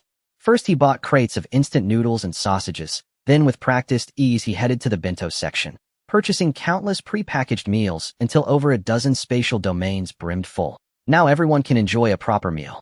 Xie Purou followed closely behind, occasionally offering thoughtful, "What about vegetable salads? Greens supply essential vitamins." Zhou and his comrades paused mid-motion, hands hovering over shelves.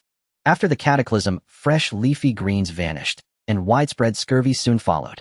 Only when base scientists extracted plant-derived nutrient solutions, functionally substituting for vegetables, did the deficiency begin receding. Yet those solutions remained prohibitively expensive even at cost, far beyond ordinary citizens' means. After only brief hesitation, Zhou committed decisively. Base had allocated generous crystal core funding, budgeted at standard inter-base procurement rates.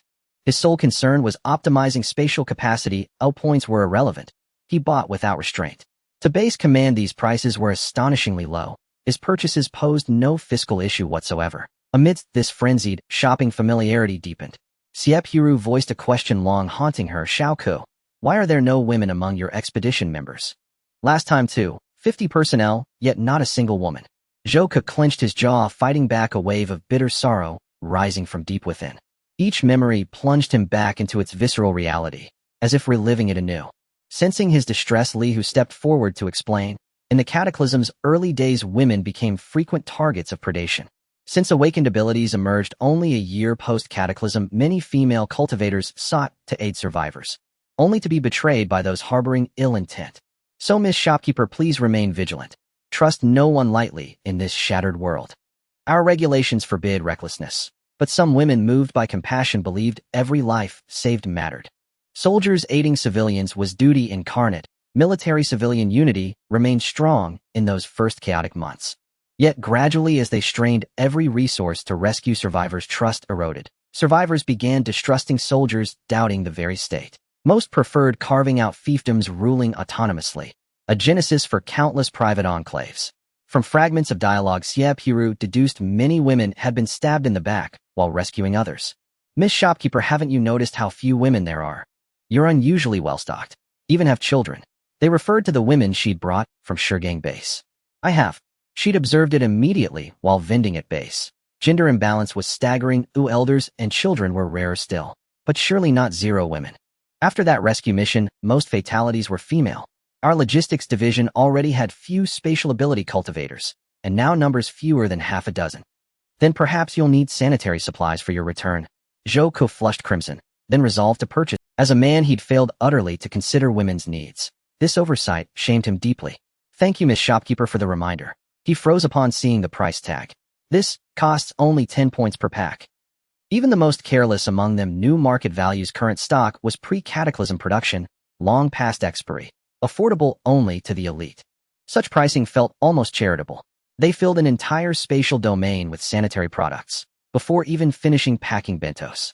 Next, they visited the dumpling section, buying vast quantities. Pan-fried dumplings offered superior value, richer in oils and nutrients, so they purchased only those. No longer debating soy sauce versus vinegar, they opted for upgraded single-serve condiment packets, terrapin, pour, and dip. Pork and beef fillings split evenly. Does your spatial ability preserve freshness? Won't spoilage occur? Their massive haul prompted Xie Purou's curious inquiry. It doesn't preserve, but without temperature or microbial activity, spoilage halts for roughly 3 days. Xie Purou murmured acknowledgement. Her own spatial domain surpassed. There's capable even of sustaining living beings. How long they'd gathered supplies, Xie Purou watched silently, observing their tireless labor. They worked like diligent little bees, seemingly tireless in their labor. She was not supervising them, merely believing that esteemed guests deserved personal reception and companionship. Miss Shopkeeper, may we place those machines inside first? We're preparing to fill them completely. Xie Purou drowsily retrieved the machines and handed over all 8. Please consider placement carefully. Once installed, their positions cannot be altered for a considerable time. He had uttered thank you countless times today, a basic social courtesy, yet Xie Purou found herself growing weary of it. Meanwhile, her stock of heat-resistant thermal garments had increased once again. With her consent, 20 units of each item were reserved for sale in the shop. Everything else they purchased en masse and packed away. Won't you stay overnight and rest? Zhouku politely declined. No, we must return to base. The sooner we arrive, the sooner everyone can drink clean water. You can rest on the bus too. Your storage space is already full, but surely you'll need to eat during the journey. We've just launched grilled squid, cold noodles, milk tea, and egg waffles. Perfect for takeout and eating on the road. Xie Purou coaxed. Zhouku thought, I don't want to buy, but Li Hu's drool is practically dripping onto my shoulder. They turned back and purchased numerous portions of egg waffles, requesting the robot to portion each one individually. Though tedious for humans, this task took the robot mere seconds. After packing, their storage space overflowed, so they loaded the surplus onto the bus, including an entire case of water. Now they could drink freely without guilt or restraint. Having eaten their fill, they drifted into sleep, no longer burdened by the anxious tension of before. As the bus curtains drew shut, darkness enveloped the interior, ideal for rest. Utterly relaxed, cooled by the air conditioning, they slipped effortlessly into deep slumber. The drawn curtains blocked not only light, but also sight. They failed to see the zombies crouching beneath the shade of trees, instinctively evading the sun in primal self-preservation. Didn't you promise a reward for running the hospital well? The host merely renovated it. The facility hasn't undergone any inspections yet. That doesn't count as operation. You win. That very evening, Xie Purou launched a promotional health screening, full body checkups for just 10 points each, limited to the first 5 participants. After pushing pop-up notifications and setting a timed flash sale, only 5 slots available, then reverting to standard pricing. The 5 winners were all women. Xie Purou escorted them to the hospital and administered comprehensive examinations. These young women had previously resided at Shurgang Base. Fearing illness, they'd waited anxiously to snatch up the discount, and now eagerly awaited their results. To Xie Purou's astonishment, the findings defied expectation. She'd anticipated minor infections, perhaps gynecological conditions which spread readily even in suboptimal environments. Some women, for instance, contracted such ailments simply from sitting on buses while wearing skirts. Yet the fruit's efficacy proved astonishing. It truly neutralized toxins. You're perfectly healthy. There's nothing wrong with you. Her words triggered disbelief. Those who'd trusted her implicitly now wondered whether she was gently concealing a terminal diagnosis. One girl, face crumpled in despair, pleaded, "Shopkeeper, please don't follow that with eat whatever you like, drink whatever you wish." Huh, exactly. Indulge yourself. Don't hold back. Xie Purou, momentarily flustered, replied instinctively, "Help. Just tell us what disease we have." Trembling, the girls nearly knelt. Xie Purou handed them the reports. All indicators are normal. You may verify for yourselves. The system had rendered the reports exceptionally clear, highlighting even latent risk probabilities, so comprehensible that even Xie Purou, unversed in medicine, could grasp every detail. The girls spotted only the bold heading, "No abnormalities." Overjoyed, they leapt 3 feet high, and upon returning home enthusiastically urged their friends to undergo screenings too. The task is complete. What's my reward? Go inspect the food truck, host. Xie Purou strode toward it without hesitation. The formerly ordinary food truck had transformed into a 3-tiered structure. The ground floor retained its original layout. The second level ascended like a private self-contained chamber. The third tier was extraordinary, a compact balcony anchored with a reclining chair, perfect for sunbathing by day and stargazing by night. Had the food truck metamorphosed into a full-fledged RV system? Let's go out and explore. Xie Purou caressed the new vehicle, utterly enamored. This was no longer merely a food truck. It offered rest, comfort, and true mobility. M80 sounded smug, feigning aloofness. Weren't you unable to leave before? Then was then, now is now. Tell me how much of the past version remains in me. Smooth talker. Xie Purou intended to travel, but first she needed to secure her guest house. Previously lacking transport, she'd relied on Shi Zhu team's vehicle, but theirs was a mission-driven unit, and she'd felt uneasy disrupting their carefully laid plans. Now with an RV, she could journey anywhere, anytime. Yet preparation came first, stocking her spatial inventory with supplies. No snacks meant no true enjoyment of life. With the food truck upgraded to an RV, travel speed has dramatically increased. Any destination is reachable and returnable within a single day. How long would it take to reach Central Base? 12 hours. Xie Purou looked surprised. Though she'd never been there, Zhou Ku's expressions alone suggested Central Base lay far beyond ordinary reach. May we make stops en route? Of course.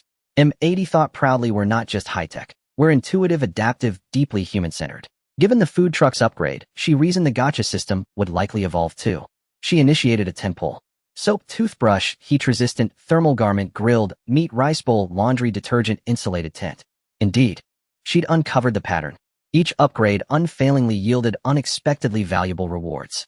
From now on, she'd withhold draws, waiting instead for upgrades to the guest house or other systems before pulling. But she'd never reveal this insight, not to the naive system. If it realized she'd stopped spending points, it would surely panic. I have an idea. No, you don't. Yes, I do. The world is vast, and I long to see it. If I set up a stall elsewhere, does that fulfill this week's task? Yes. Xie Purou's eyes gleamed. Then perhaps I'll head straight to Central Base, to surprise Zhou Ku and his team.